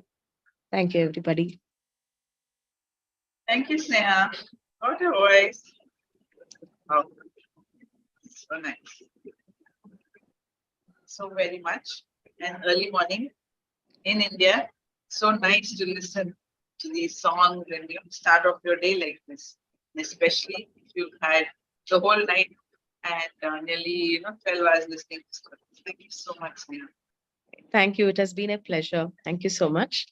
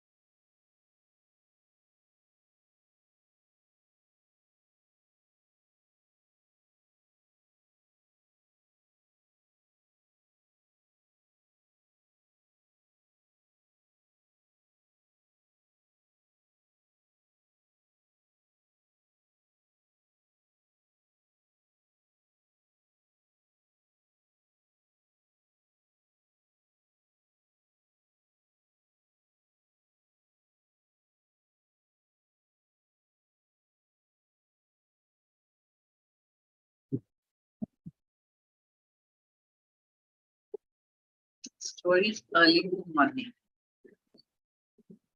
from Raha. Yes. از وقتی که یادم میاد عمم برام کتاب داستان میخوند و قصه میگفت. وقتی که قصه میگفت من پامو میذاشتم تو دنیای قصه ها و وارد دنیای قصه ها میشدم. مثلا وقتی که قصه خاله سیسکه رو تعریف میکرد من میشدم خاله سیسکه. کفش قرمزیامو پا میکردم، چادری هستیم و سرم میکردم و با خاله سیسکه میرفتم به همه دور. یا مثلا وقتی که قصه ماه پیشونی رو تعریف میکرد من میشدم ماه پیشونی. ماه پیشونی همونی که پیشونیش یه ماه نورانی داشت. یا مثلا وقتی که قصه گرد آفریدون گفت من میشدم گرد آفرید. لباس رست تنم میکردم، موهامو زیر کلاه میذاشتم و برای دژ سپید به جنگ سهراب میرفتم. یا مثلا وقتی که قصه مهرابه رو تعریف میکرد من میشدم مهرابه. سوار بر سیمرغ میشدم و تو روزای سخت کرونایی میرفتم و بچه‌های جهان خوشحال میکردم. از همون موقع عاشق قصه گوی و قصه گفتن و قصه شنیدن شدم و الانم خاطره قصه گویمو برای شما تعریف کردم. اینجوری شد که من قصه گو شدم.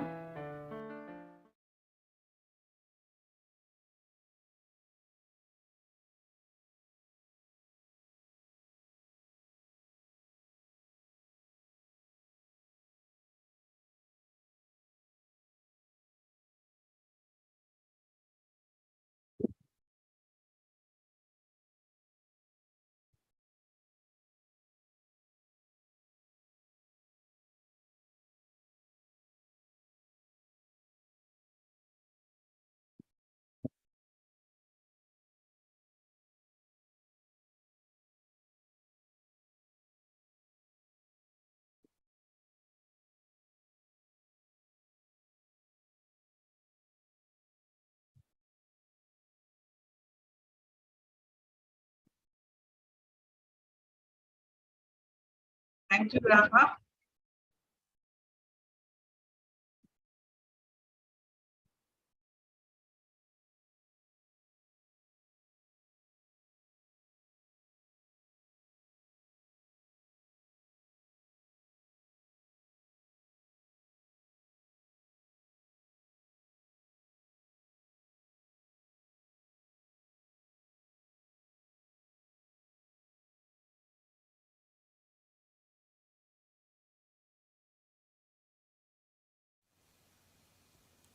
Το λιοντάρι, ο γάιδαρος και η αλεπού. Μια φορά και έναν καιρό, σε έναν τόπο μακρινό ήταν ένα λιοντάρι, μια αλεπού και ένας γάιδαρος. Το λιοντάρι ήταν ο βασιλιάς των ζώων και αντιμετώπιζε τα υπόλοιπα ζώα με μια αλαζονία. «Είμαι ο αρχηγός εγώ και σας κάνω ό,τι θέλω και σας διατάζω και σας προσέχω όμως, φτάνει να με υπακούτε τυφλά». Ο γάιδαρος ήταν ένας απλός, καλός γαϊδαράκος. «Μας αγαπάει αυτός, μας αγαπάει, το ξέρω, το ξέρω». Και η αλεπού ήταν πιο προσεκτική, γιατί όπως πάντα ήταν και λίγο πιο πονηρή, μερικές φορές και έξυπνη. «Ας προσέχουμε καλύτερα, ας προσέχουμε καλύτερα, γιατί εμένα δεν μου αρέσουν τα μεγάλα λόγια, τα μεγάλα λόγια είναι φτώχεια». Μια μέρα είπε το λιοντάρι: «Λοιπόν, για μαζευτείτε εδώ». «Μάλιστα, μάλιστα, να έρθουμε». «Να έρθουμε, να δούμε τι μας θέλετε». «Να τρέξετε να μαζέψετε φαγητά για τη νέα χρονιά. Έρχεται δύσκολη χρονιά». «Ωραία, ειδικά φέτος, πολύ δύσκολη». «Δύσκολη κάθε χρόνο είναι, φέτος ακόμα δυσκολότερη, να δούμε. Τρέχατε, μαζέψτε φαγητά». Και τρέχει το λιοντάρι με την αλεπού και μαζεύουνε φαγητά τόσα πολλά που φτάσαν μέχρι ψηλά. «Μπράβο, μπράβο, είστε καταπληκτικοί και οι δύο. Συγχαρητήρια», κάνει το λιοντάρι. «Ευχαριστούμε, ευχαριστούμε», κάνει η αλεπού. «Είδες που είπα ότι είναι καλός, ευχαριστούμε». «Και τώρα να τα μοιράσουμε». «Για μοιράστε τα». Άκουσε να σου πω, γάιδερε, να με βοηθήσεις εσύ στη μοιρασιά, να σε βοηθήσω κι εγώ, γιατί άμα δεν είμαστε ενωμένοι εμείς οι δύο, δεν ξέρω τι μπορεί να γίνει με αυτόν. Αυτός είναι και λίγο αλαζόνας. Όχι, στο πάνω μου, στο πάνω μου, δεν σε θέλω εσένα, φύγε, μόνος μου. Διότι όποιος δεν έχει μυαλό έχει πόδια. Και αρχίζει ο γάιδαρος να μοιράζει. Ένα για μένα, ένα για την Αλεπού, ένα για το λιοντάρι. Ένα για μένα, ένα για την Αλεπού, ένα για το λιοντάρι. Ένα για μένα, ένα για την Αλεπού, ένα για το λιοντάρι. Και καθώς τα μοιράζει, φτιάχνει 3 ίδιες ακριβώς στίβες από τρόφιμα.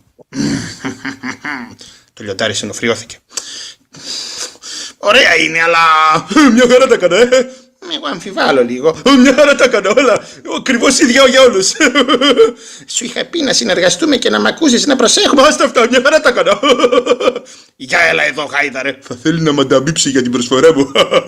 Για πλησίασέ με. Να έρθω κι άλλο πιο κοντά δεν σε βλέπω. Κι άλλο πιο κοντά δεν σε βλέπω. Κι άλλο πιο κοντά. Βοηθιά! Και ο γάιδαρος φεύγει τόσο μακριά που δεν πάτησε ξανά. Παραλίγο να τον κάνει μια χαψιά. Αν δεν πρόσεχε κι αυτός ευλογημένος, εμένα σίγουρα θα με φάει έτσι κακομοίρα και μικροκαμωμένη καθώς είμαι. Για έλα τώρα εδώ εσύ να μοιράσεις. Τώρα που μείναμε 2 είναι και ευκολότερο. Του είχα πει να συνεργαστούμε και δεν ήθελε. Να μοιράσω. Ναι, βεβαίως να μοιράσεις και να μοιράσεις σωστά αυτή τη φορά, γιατί το προηγούμενο δεν μου άρεσε. Δεν σου άρεσε. Ξέρει αυτός. Τέλος πάντων. 1 για μένα, 1-2 για σένα. 1 για μένα, 1-2 για σένα. 1 για μένα, 1-2 για σένα. 1 για μένα, 1-2 για σένα. Τελείωσες? Τελείωσα. Για να δω. Εγώ μέχρι εδώ, εσύ μέχρι εδώ. Μπράβο. Βλέπω έχεις μάθει καλά το μάθημά σου. Βλέπω ξέρεις και καλή αριθμητική. Στο σχολείο σου μάθανε καλή αριθμητική? Όχι, δεν μου τη μάθανε στο σχολείο. Μου την έμαθε ο γάιδαρος πριν. Που σημαίνει ότι ο γάιδαρος έπρεπε να συνεργαστεί και να μην αφήσει την Αλεπή μόνη να βγάλει τα κάστανα από τη φωτιά. Χρειάζεται το μυαλό, χρειάζεται και η δύναμη. Και έπρεπε να συνεργαστούν ενάντια στην αλαζονία του λιονταριού. Γιατί η αλαζονία πάντα θα υπάρχει. Και γι' αυτό και πάντα θα χρειάζεται οι υπόλοιποι όλοι να είναι ενωμένοι για να την αντιμετωπίζουν. Και ζήσαν αυτοί καλά και εμείς καλύτερα.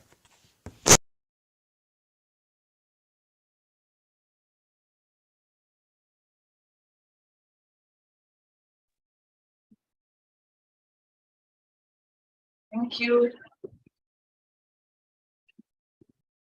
Now we have one more story, and then we go to Maria. Yes.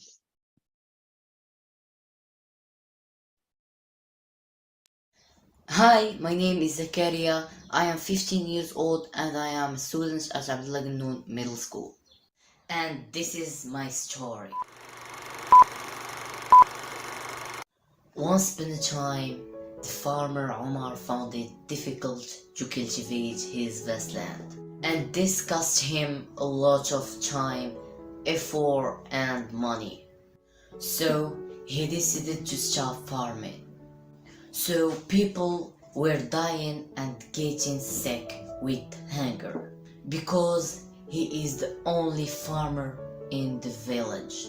So Amin Bougrain and I decided to help Omar to cultivate his vast land in short time using biomaterial for have bio vegetable and fruit. So we invent a helicopter that has the ability of spraying a large amount of land in a short time with small amount of water. This machine works 24 hours a day and 10 times faster and easier just by using solar energy. In the end, the village overcame its problem and Omar went back to work and lived in peace.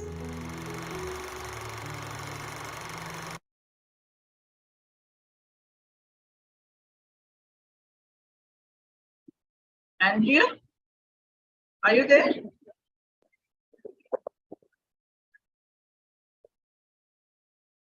Andrea?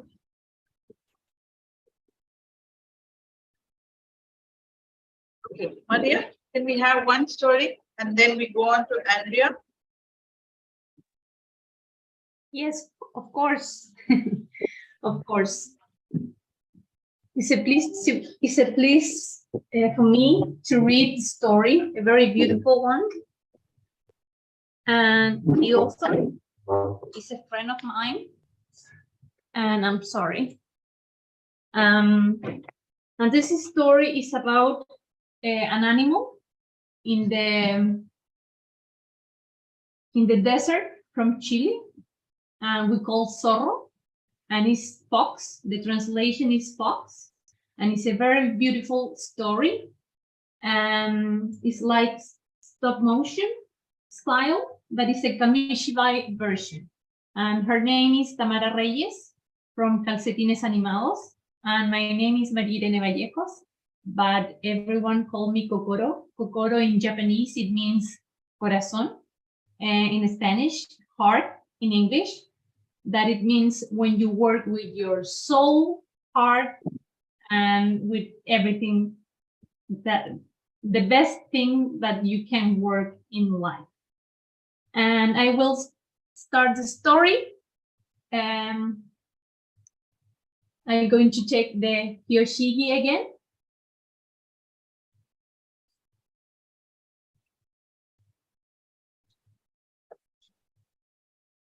Ok. El zorro más brillante. Un día, Kishin apareció solo en la estepa. Su madre alguna vez le dijo, cuando te sientas solo, busca la estrella más brillante donde la encuentres, hallarás tu hogar.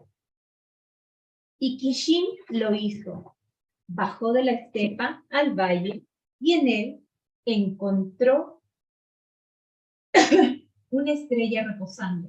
Se llamaba Copiapó. La vida allí no era fácil, pero era divertida, porque había conocido a Kucha y durante un tiempo fue feliz. Sin embargo, una noche Kucha le dijo, me encanta mirar las estrellas, aunque desde la ciudad no se ve muy bien, solo se distingue esa, la más brillante. ¿Cómo se verá más de cerca? Las preguntas de Kucha se traspasaron a Kishin y dudó por primera vez si este era el lugar correcto para vivir. Estaba concentrado en eso cuando llegaron unos hombres a buscarlo y lo llevaron a la estepa, otra vez. Entonces Kishin decidió encontrarles un mejor lugar para vivir. Así que caminó hacia el norte y al oeste durante largo tiempo, hasta que de una alfombra de flores que apareció en su camino, un extraño animal le habló. ¿Es un zorro chilla merodeando entre las flores? No me digas que vienes a cazar vizcachas, porque te aseguro no tenemos buen sabor. Hablas mucho para ser tan pequeño, le dijo Kishin. No estoy interesado en casarte, pues estoy buscando la estrella más brillante. Para verla, tendrías que escalar un lugar muy alto, le respondió la vizcacha. Pero tú solo no podrás llegar allí. Ven, conozco un amigo que vive más arriba, que de seguro conoce el camino. Y así, zorro y vizcacha cruzaron caminando el desierto florido. Andando y andando, el calor se hizo cada vez más fuerte, hasta que Kishin vio a lo lejos un brillo enceguecedor, sobre el cual flotaban unas delicadas nubes rosas, por lo que se lanzó sobre este todo a correr. Agradece que no era un espejismo, zorro despistado, le dijo una de las nubes a su lado. ¡Guau! Está salado esto, no se puede beber. Pero hay mucho para comer, señor zorrito. Por eso los flamencos vivimos aquí. Qué bueno que lo encuentro, Rocinto, dijo la vizcacha que acababa de llegar. Mi amigo y yo buscamos el camino a la estrella más brillante, pues eso está bastante lejos, aunque recuerdo un delicioso salar de aguas cristalinas por allí. Así que iré con ustedes y les mostraré el camino. Y dando grandes zancos, el flamenco salió del agua y comenzó a caminar por el desierto. Caminaron y caminaron durante largo tiempo, hasta que, forzados por el cansancio, decidieron descansar. Pero no fueron los únicos con esa idea. Por correr de los murciélagos, sin darse cuenta, entraron a otra cueva, y al salir de ella, el paisaje los deslumbró. ¡Qué pastos más verdes!, pensó la vizcacha. Me quedaré a vivir aquí. ¡Qué aguas más cristalinas!, pensó el flamenco. Invitaré a mis hermanas a vivir aquí.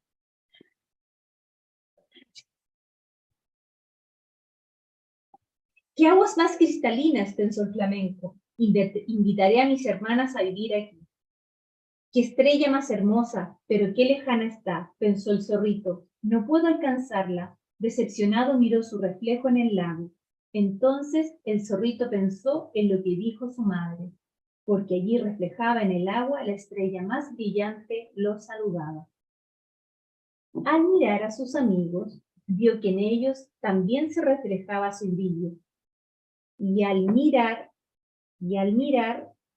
el cielo, el zorrito lo encontró dentro de sí y comprendió. Busca la estrella más brillante. Donde la encuentres, hallarás tu hogar. Si la estrella más brillante brilla en nosotros, cualquier lugar donde brillemos podrá ser un hogar. Ella necesita ver eso. Gracias a ese regalo, Chin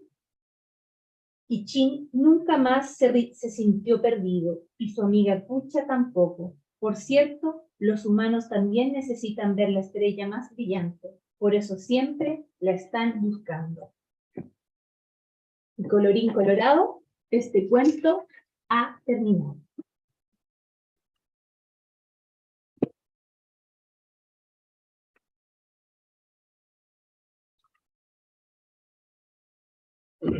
Thank you very much, Major.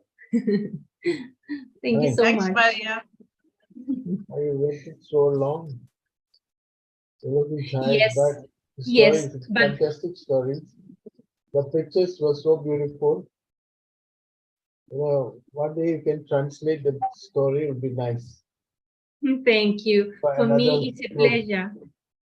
Thank you. For me, it's a pleasure to share with you, with Nina, my dear Nina, and my dear Major, because in South America, we have too many people, very good storytellers. Maybe you can appreciate in this screen how talented people can be, but for me, during this long day, I have been watching so many hearts full of love for telling stories and for children and for people from Turkish. So, sorry, Turkey.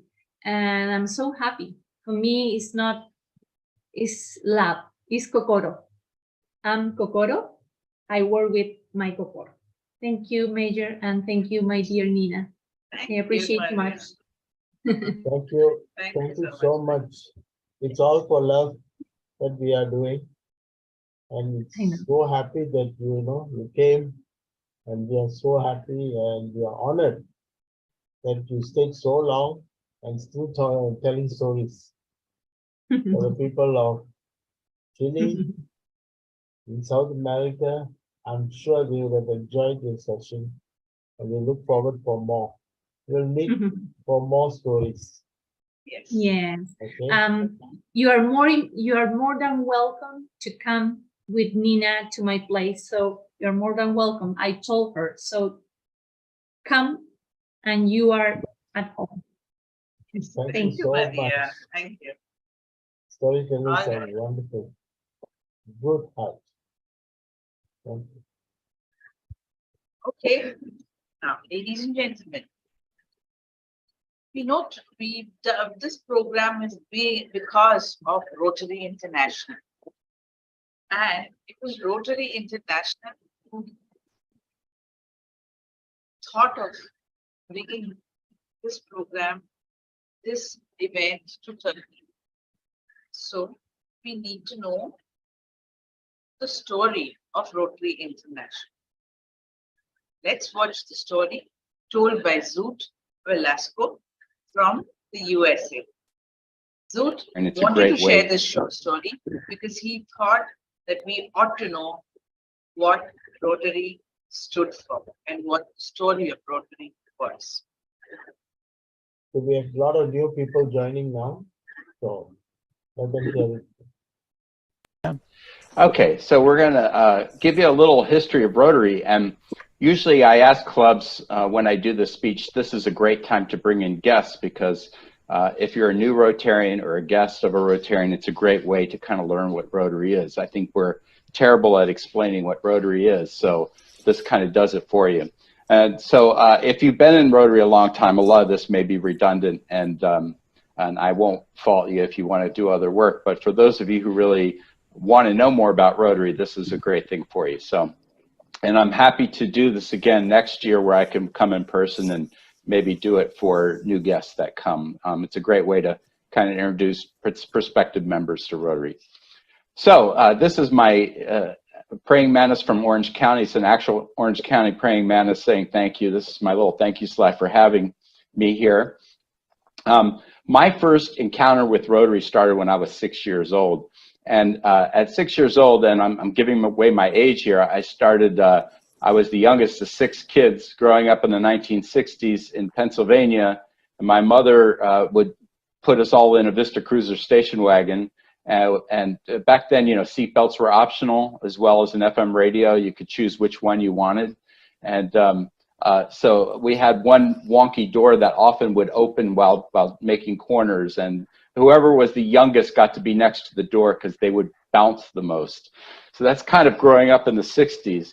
And we would fly into towns on, you know, camping trips and seeing relatives. And I'd see these signs up at the corners of towns that said, you know, welcome to whatever the town was, Rotary Club, you know, of whatever the town is. And I thought I would see this logo and I would think, wow, that must be a really amazing club for people who make cogs. And that was really kind of the extent of my thought of Rotary for about 25 more years until I was in my 30s and I was working for the City of Los Angeles Cultural Affairs Department, and I was in charge of building 4 new art centers in the harbor area. And one of them is this Banning's Landing Cultural Center that opened up. I was in charge of getting it built and some others. And the head of the port was on my board and he said, you know, you need to come down to our Rotary Club. And I said, well, you know, I think I've heard of Rotary before, but what is it exactly? And he'd say, well, you know, I can't really tell you. You kind of have to just come down. And then somebody else said, oh, you should come to the Rotary Club. And I'd say, well, what is it? And they'd say, well, you know, I can't really tell you. You just got to kind of come down. And the more I heard this, the more I thought about it, the more I thought it sounded a lot like a cult, you know, and I kind of pictured that there would be robes and hoods and maybe some kind of masks and maybe some bloodletting of chickens and secret handshakes. I didn't know what I was in for. I was a little bit scared, but I actually did go to the Rotary Club in the harbor at the time, and I had this beautiful rubber chicken dinner that was with the speaker talking about the exciting world of the byproducts of oil production recycling. And after that, I was good. I didn't need to go to Rotary Club again for a while. By the way, no animals were harmed in the making of this PowerPoint. I just want to let you know that. So I didn't think about Rotary again for 10 years and didn't join the club. Moved to Fullerton to start work at the Muckenthaler Cultural Center. And one of my board members said, oh, you know what? You should join the Rotary Club. And other people were saying the same thing. So I was like, oh, here we go again. And I got invited to speak at the Rotary Club of Fullerton. And my goal was just to speak about what new things were coming to the Muckenthaler. And after I got done, the food actually was really good. And they said, hey, would you like to join? And I thought, well, the food was good. And I really liked the speaker. speaker was, well, I was the speaker, so I was fantastic. And I thought, well, this club's got to be much, much better. So I decided to, you know, just throw caution to the wind and join. And to my surprise, there were no robes, there were no hoods, and it was pretty much trying to figure out what the Rotary Club was because no one ever told me. But my main reason for going and joining was what everybody told me, which was it's a great network. You have to join. It's a great network. One of my Rotary Club members when I first joined said, now that you're in the Rotary Club of Fullerton, you're one phone call away from anything you need in town. And I think that was true. And I joined out of a selfish desire to network. But you know what? That is why most people join Rotary Club. And in fact, that is why Paul Harris founded Rotary Club, out of a selfish desire to network. And that's okay, because as a great Rotarian once told me, people come for the networking and they stay for the service. And when Paul Harris founded Rotary Club with 3 other gentlemen in 1905, his only goal was networking. Now, to understand who Paul Harris was, you have to understand that he is part of what I like to call the first greatest generation. You know, we always say the World War II generation is the greatest generation. Certainly in our lifetime, that is true. But the first greatest generation are people who went from the Civil War to World War I. These are people that literally define what America is. When Paul Harris was coming of age, a third of America was still territories. They literally defined what America is. And Paul Harris had a father who, well, if you want to say it nicely, he was a man who was always looking for the American dream and never knew where he left it. To say it not so nicely, he was a bit of a con man, and he was always getting run out of town on a rail because of creditors and debt and tricking people and conning people. And he was often chased by the law, often chased by creditors. And when Paul Harris was 3 years old, he deposited him with his parents in Vermont. And Paul grew up with his grandparents, not so much his father.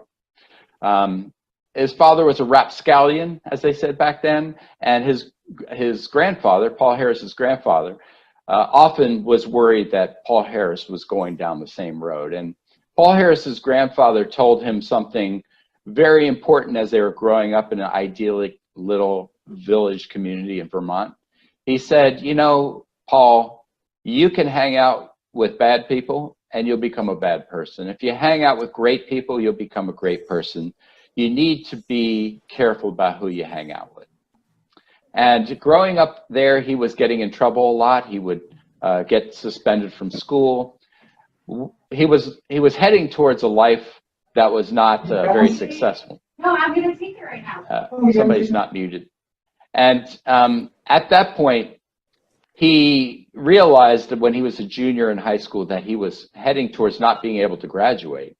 And his grandfather put the fear of God into him, and he got his act together. And his last 2 years of school, he got on the honor roll, and he was able to get into the University of Vermont, from which he ended up absconding, because while he was there, he was also able to get into Princeton. So he dropped out of the University of Vermont and went to Princeton, from where he was flunked out of. And so, not being able to pass at Princeton, he went to the University of Iowa. Now, keep in mind, in the 1890s, Iowa had probably a dozen people in it, so the whole state. So it wasn't too hard to get into the University of Iowa at the time. And he got his bachelor's degree and ended up getting his law degree at the University of Iowa, which was a much easier school. But the important thing is he stuck with it, and he did get his degree. And then he did something what a lot of young men did in the 1890s, when the world was still being formed as we know it today. He went on what they used to call the 5-year plan.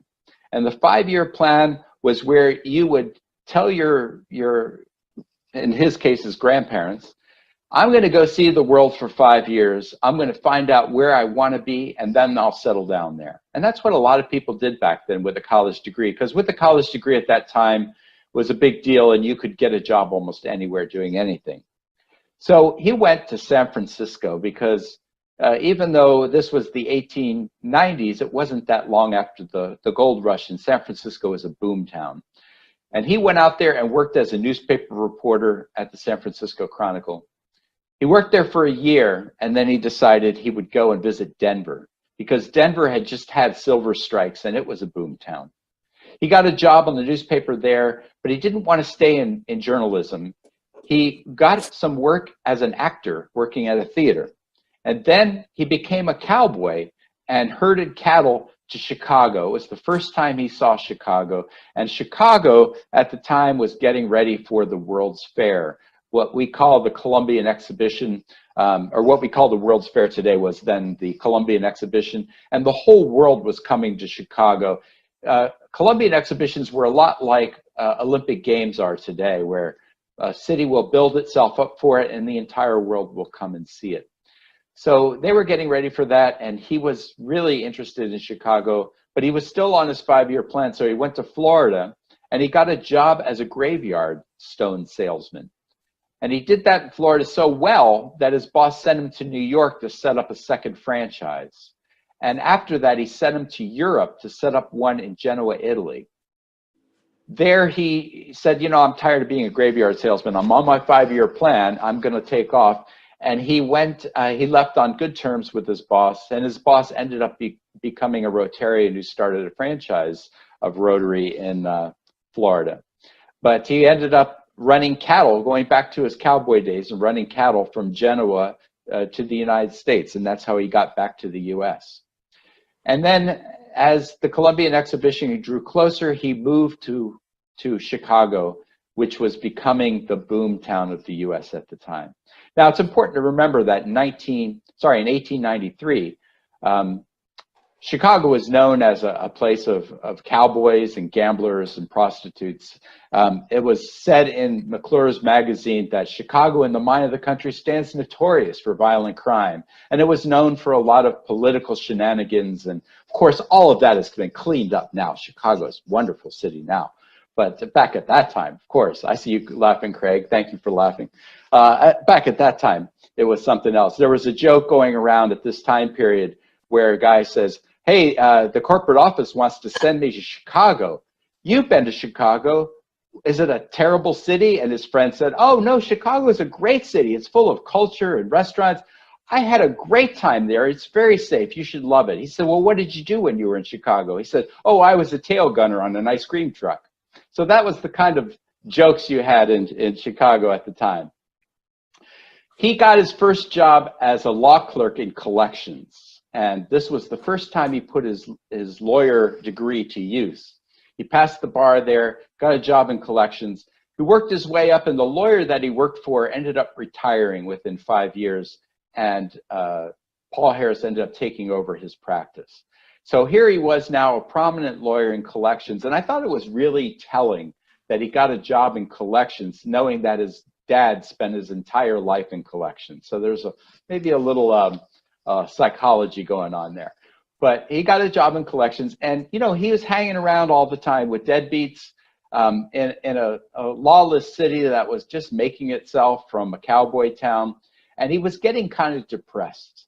And he did what everybody should do when they get depressed. He went home. He went back to Vermont, and he went to visit his grandparents. And he noticed something on this trip to Vermont. He said, wouldn't it be nice if you could get in a big city what you could get in a small village, where there's one barber and there's one, you know, lawyer and there's one doctor, and everybody knows everybody, and everybody is reputable and works together. They all follow a code of ethics. Wouldn't it be great if you could find that in a big city? And when he came back from Vermont, he was talking to a lawyer friend of his and mentioning this over dinner. And his friend said, hey, let's take a walk after dinner. And they had some cigars and they walked around the neighborhood, and all of the store owners came out of their houses, came out of their stores, gave little gifts to the lawyer he was walking with, saying, hey, I really appreciated your help on that case, and I really appreciated you looking over that contract for me. Here's a chicken, you know. And he was really taken aback at how this lawyer had really kind of brought the small town to Chicago. And so he decided, wouldn't it be great to start a club where we could do this kind of thing, have one of each profession who were ethical and could be like a small town in a big city. And that was the original idea behind Rotary, was to create a club full of people from different walks of life, different ethnicities, different religions, who had one thing in common, and that was they were ethical businessmen creating a small village atmosphere within a big town.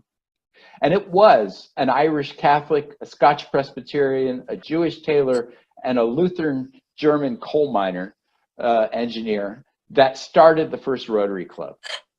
Now, 3 of these men, they wanted to stay within Chicago, but Paul Harris had a bigger vision. He wanted to see the club become international. And because he'd spent so much time traveling abroad and around the country, he could really see this as happening. And he made a lot of great connections on his way that would help make that happen. They got started. Now, it's important for you to remember that in 1905, when they started this club, by the way, they called it the Rotary Club because it rotated from one house to another of the members. And it was just nothing more complicated than that. But what is really interesting about Rotary is that in 1905, clubs were based solely on religion or ethnicity. This is the kind of clubs you had in 1905. And you would see signs like this in Chicago.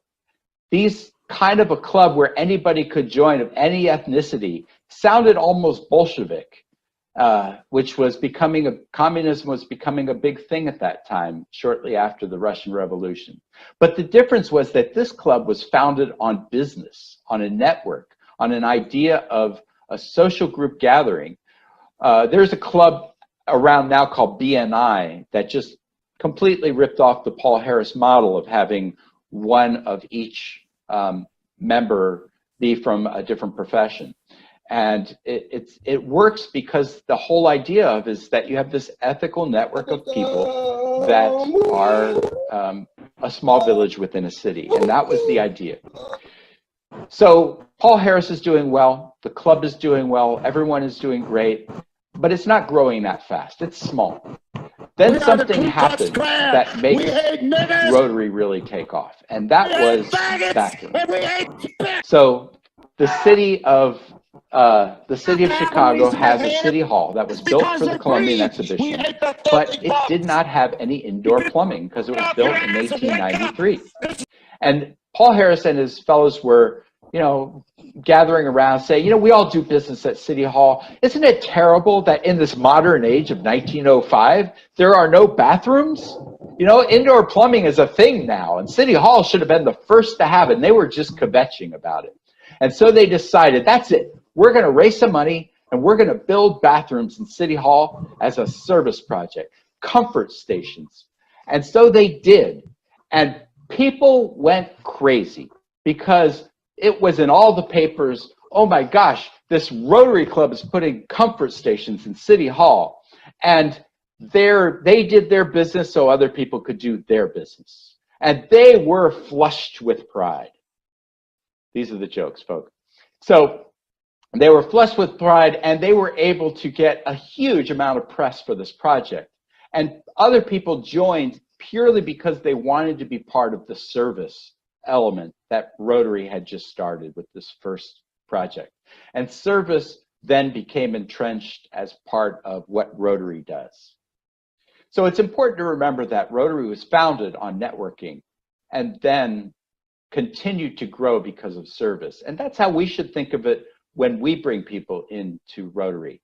They come in for the network, they stay for the service. Rotary went international in 1910 with the first club in Edmonton, Canada, or Toronto, I can't remember which, Canadian club. It kept growing. The fifth Rotarian was a man named Harry Riggles, who was a music teacher, and he introduced the idea of singing at Rotary meetings, and that's where the singing comes from. And I know there are a lot of clubs. Craig, are you a singing club or a non-singing club? We used to be. We're not a singing club anymore. So I would, when I give the speech at other clubs, I highly recommend you return to singing. And the reason is because we we don't really love the singing all the time, and usually we're singing kind of dumb songs from 4th grade, but we don't have to. We could sing pop songs if we wanted to. The reason that singing is such a great and important part, I think, of Rotary is that when you're singing with other people, you have to drop your mask. There's no way you can look cool and sing these old songs like Home on the Range and stuff that we do at meetings. You just can't look cool doing it. You have to drop your mask, and it just makes you more connected to people because everybody looks stupid at the same time. I actually went to our sister club in Shangal, Korea, and when they got to the singing part, keep in mind this is an all-men's club. There are 40 businessmen in full suits at the meeting, and when they got to the singing part, they joined hands, and their hands swayed gently as they sang. It was really quite moving for me. So I encourage clubs to bring back the singing. We can sing fun songs. They don't have to be the same old 4th grade songs, but I think it's a great thing. In 1916, Rotary Foundation formed by then President Arch Klumpf, and that's why we have the Arch Klumpf Society. He started it with $26.50, and the way it got started was kind of organic. When they got done the convention that year, they realized they had $26.50 left over in the coffers, and they didn't know what to do with it. They'd never run out of money before, or they never had extra money before. In the past Rotary conventions, they always had to chip out of their own pocket to pay the difference. And they didn't know what to do with this money. And keep in mind what was happening in 1916. We were in the middle of World War I. And they decided, let's start a fund for world peace. And so they started the Rotary Foundation. And it's important when we hear that there are Rotary Peace Scholars around the world that we realize that started in World War I because there was this first time ever the entire world was at war at once. And they didn't ever want it to happen again. And it's important to keep that in mind when we're thinking about our Rotary scholars around the world.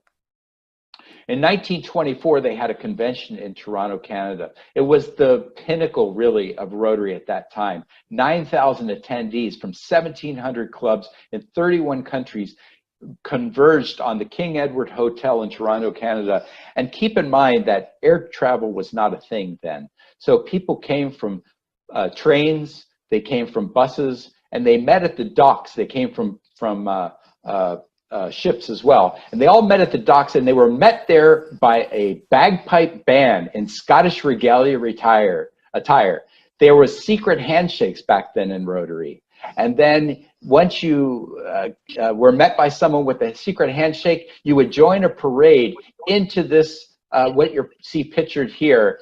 And it was quite a sight in 1924. And there was actually a uniform for this. You had to wear this uniform when you came to the convention. It's a blue blazer with white cotton pants and a polka dotted tie and a skimmer hat. And I actually think we should, if you're looking at me, I actually think we should go back to this. You know, that's why I dressed for you today. I think we should go back to this and bring back the secret handshake too. But that was the whole point. This is what the logo looked like until 1924 when it was changed from the wheel to the cog, because the idea was brought up that we're all cogs in the human machine trying to move it forward. And when you see that logo, I hope you think about that. We're all cogs in the human machine trying to move it forward for a cause. It was also introduced soon after the four-way test, and you all can unmute your mics and say it with me if you'd like. Is it the truth? Is it fair to all concerned? Will it build goodwill and better friendships? Will it be beneficial to all concerned? And this brought in the idea of the ethics of Rotary. Now, there is a rumor that women were not allowed in Rotary until 1987, and that's actually not true at all. Women were allowed in Rotary at the very beginning of Rotary, and the first women joined in 1911. Now, keep in mind, to be part of Rotary, you had to be a business person, and there were very few women in business at the time. But women did join in Belfast and Minnesota, Belfast, Minneapolis, and Duluth, 3 Minnesota clubs in 1911. These were suffragettes that joined. And women were part of clubs In 1914, the Rotary Ann started at the Philadelphia Convention. The president's wife started them. Her name was Ann. And there was kind of a play on Raggedy Ann. And so that was a club for housewives of Rotary. So we had women in business joining in 1911. We had the Rotary Anns in 1914. But in 1921, at the convention, they decided to ban women from joining. And that was when women were kicked out of Rotary. In 1977, the Duarte Club went against convention by bringing a woman into their club, and they were kicked out of Rotary for it, and they became the ex-Rotary Club of Duarte. And it's kind of cool that California was ahead of the trend, and we were the ones who brought women back into Rotary. They were actually instrumental in bringing women back in 10 years later in 1987. They were allowed back into the Rotary fold, and they were then heralded as heroes at Duarte. In 1989, the charter was changed and women were permanently allowed back in. But it's important to remember that Paul Harris said early on, this is a changing world and we must be prepared to change with it. The story of Rotary must be written again and again. So today we have over 1 million Rotarians in 200 countries. We have Rotarians from high school age all the way up to seniors. We're doing projects from Albania to Zimbabwe, A to Z. And we're this close to wiping out polio. It's down to just a few cases in a few countries. It's the vacation in the middle of my lunch day when I get to see my Rotarian friends, and really my best friends are my Rotarian friends from my club. It is also leadership training. This is Dr. Jim Young from the Fullerton Club. He used to go around doing this Paul Harris talk, and he did it in over 40 countries around the world. And all the money that was generated from it, he put into Paul Harris points for club members. And it went back into Rotary. This is Buck Catlin. He was a 3-time mayor of Fullerton, 7-time council member. He was a submarine commander in World War II. He actually was in charge of destroying the Japanese fleet after the war. He worked his way up from an enlisted man to I forget what his commander of the submarine fleet. He was somebody that really taught me many things, and both Jim and Buck Catlin are both passed away now, but I learned so much about Fullerton from them and so much about Rotary from them. And it was Jim that asked me to take over for him doing this talk, and I do it in memory of him. You know, we have clothes on, too many clothes and not enough hangers. These are the kind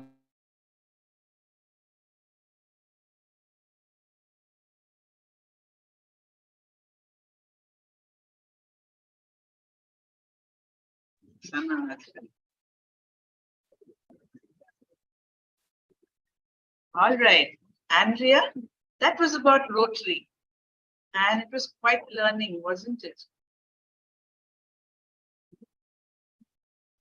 Hello. Let's have Andrea. Andrea, yes. Hello, everyone. Hello. Yes.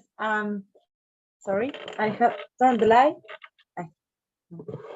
Yes. Andrea Vernet. Andrea Vernet. I am from Argentina. Welcome. Let's. Again. You can? Yeah. You're able It's to my second time I read this day. I tell the history. Is the history is the name? Sorry, the name is. Sorry, I have the problem from the light. You have to raise a bit. Sorry. Raise a bit. Raise Yes. it higher. Okay. The name is. I tell the history in Spanish, but the name is Andrea, the youngster archery. the youngster archery from the town. It's about me. I practice archery in my town, in my city. I imagine this history, but I working with children and tell history in the park in my city. And I living in a small city in Esperanza and province of Santa Fe in Argentina. And practice the hobby. My favorite hobby is archery. Enjoy this history.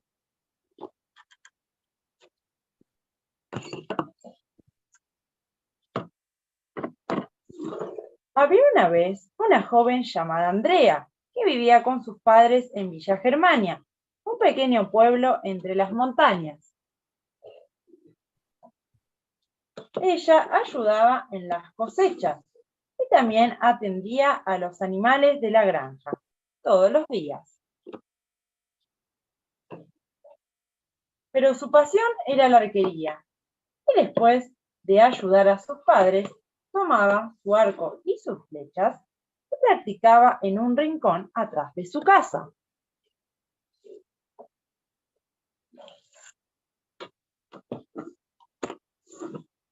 Una tarde le dijo a su padre, voy a practicar arquería. El padre le respondió, hija, ten cuidado con los animales y los vidrios, porque hoy hay un poco de viento y no es conveniente. Pero papá, tendré precaución y no va a pasar nada, contestó. Tomó el arco y las flechas y fue hacia la parte trasera del granero. Andrea comenzó a tirar sin problemas, pero de pronto el viento empezó a soplar. Cada vez más y más fuerte. La tercera flecha que tiró se fue de costado y perforó sin querer un jarrón que estaba cerca del granero y era muy valioso para la familia, porque allí se conservaba el agua para los animales de la granja. El padre, al escuchar el ruido, se acercó y enojado le dijo, dame tu arco y tu flecha. Andrea le suplicó, perdóname, papá, por favor, perdóname. Trataré de pegarlo para que quede bien. No, hija, no tiene arreglo. Y sabes que no hay agua sin abundancia. Por la sequía, exclamó el padre.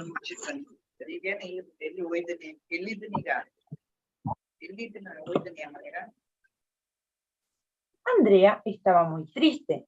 Ensilló a Gina, su yegua, y salió galopando hacia el bosque.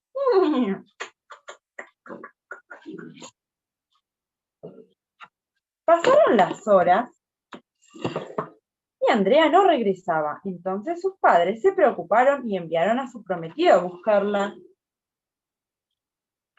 Andrea estaba en el bosque, sentada bajo un gran árbol, llorando, cuando de repente apareció un duende y le preguntó, ¿qué te sucede? ¿Por qué lloras? Andrea al principio se asustó al ver a ese hombre tan extraño, con voz melodiosa, que había aparecido detrás de un hongo. Al cabo de unos minutos se tranquilizó y le explicó lo que había pasado. El duende le dijo, no llores más, cierra los ojos y cuenta hasta 3. Andrea hizo lo que dijo el duende y ¡fim, fum, fam! Apareció el jarrón intacto. Andrea, contenta y asombrada, exclamó, ¡el jarrón! Ahora podré llevárselo a mi padre para que pueda juntar agua otra vez. Le quise agradecer al duende, pero este ya había desaparecido. En el momento en que Andrea tomaba el jarrón, llegó su prometido. Entonces le contó cómo el duende mágico le había ayudado y juntos cabalgaron contentos de regreso a casa con el hermoso jarrón. Los padres se alegraron de verlos. Andrea les entregó el jarrón y les explicó cómo lo había tenido. Pero a los padres no le importaba tanto el jarrón, porque para ellos lo más importante era su hija, y había regresado a salvo. Después de abrazarse, el papá le devolvió el arco y las flechas, ya que sabía que a ella le gustaba muchísimo ese deporte. Andrea prometió tener más cuidado y reconoció que había cometido un error. No siguió el consejo de su padre. Y desde este momento, Andrea siempre obedece a su padre. Y vivieron felices para siempre. Colorín colorado, este cuento ha terminado. This is the end.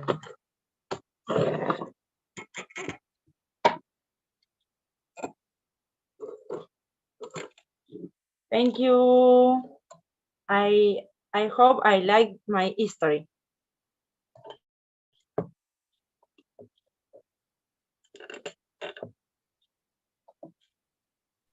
Andrea, how amazing. Thank Oh, you so much. Thank you, And thank you so archery much. is such a lovely sport. Yes, I like archery. I practice this sport in my town, in my city, since 4 years ago. I practice, and I have my arrow, arrow. Yes, arrow, correct. Arrow. Yes, arrow. All So, right, thank it's you. all bullseye. Yes, Everything is bullseye. yes. Sorry? Can you repeat me? You hit the target. You hit the target, bullseye. Target. Yes, I target 20 meter or miles. Very nice. I hope you do well in both sports and in storytelling. Yes, this I create this history about myself you. and practice sport riding horse. I practice riding horse, and the horse in this book, in this history, is I have a female horse in is the name is Sheena, and here is in this history. Very nice. So, You know, sometimes our stories were so important. So nice that you brought it up. And that too in pictorial form. Thank you so much. Thank you so much. Okay, we have with us Chen. Thank you. Are you there, Chen? Chen? Uncle Fat? Chen? Okay. Norma?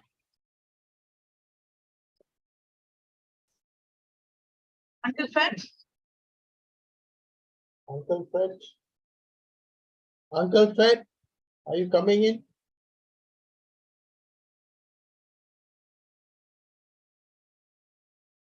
Okay.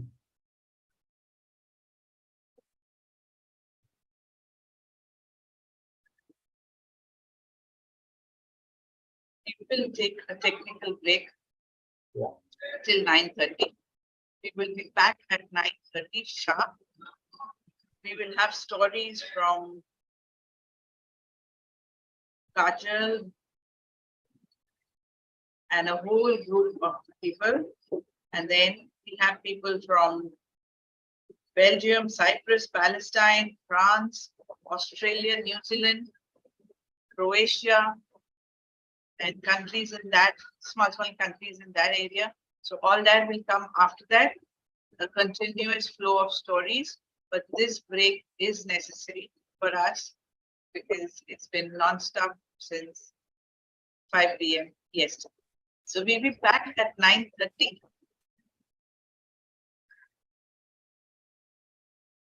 Unless Uncle Fat wants to come in and okay, I think he's not there. So we meet at 9:30 a.m. India time. Okay. Thank you. Thanks, Andrea. Yes. Join again. No, just leave it. No, I'm talking about Andrea waiting.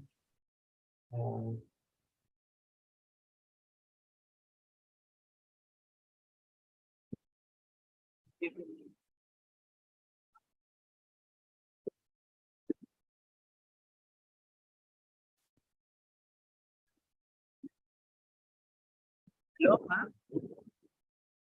May Rumanda, I know the platform helps me with that.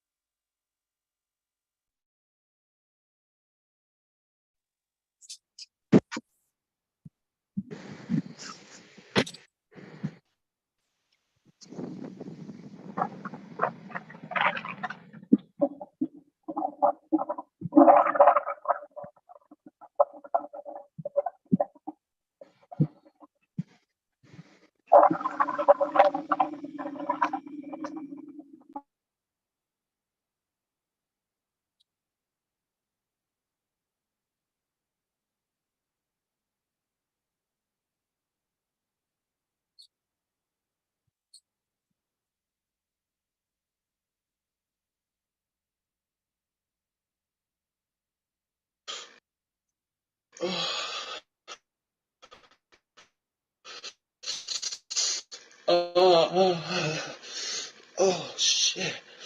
Oh, oh, oh, I'm about to come. I'm about to come.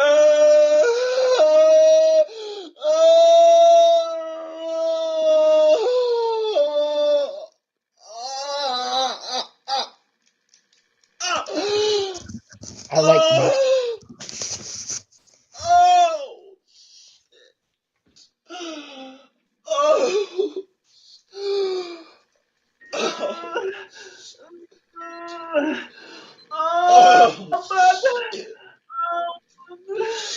Oh shit. That shit could explode until I pull it out. Oh my god. Oh. Oh shit.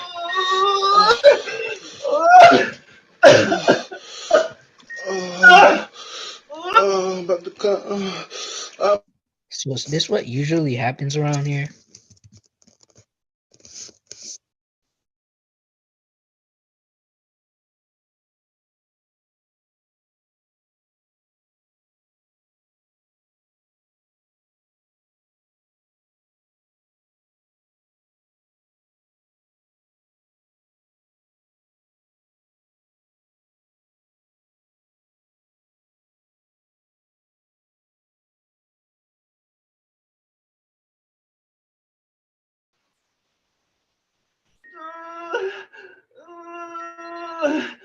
Oh, brother. Oh, I'm about to come. I'm about to come.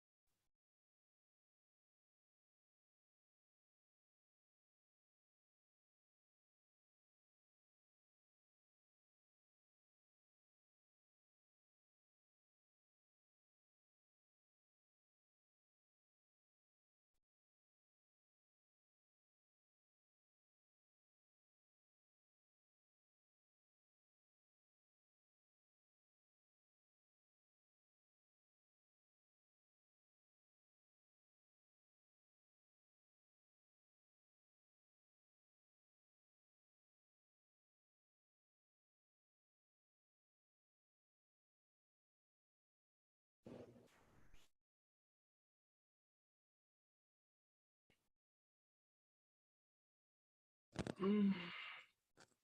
Oh.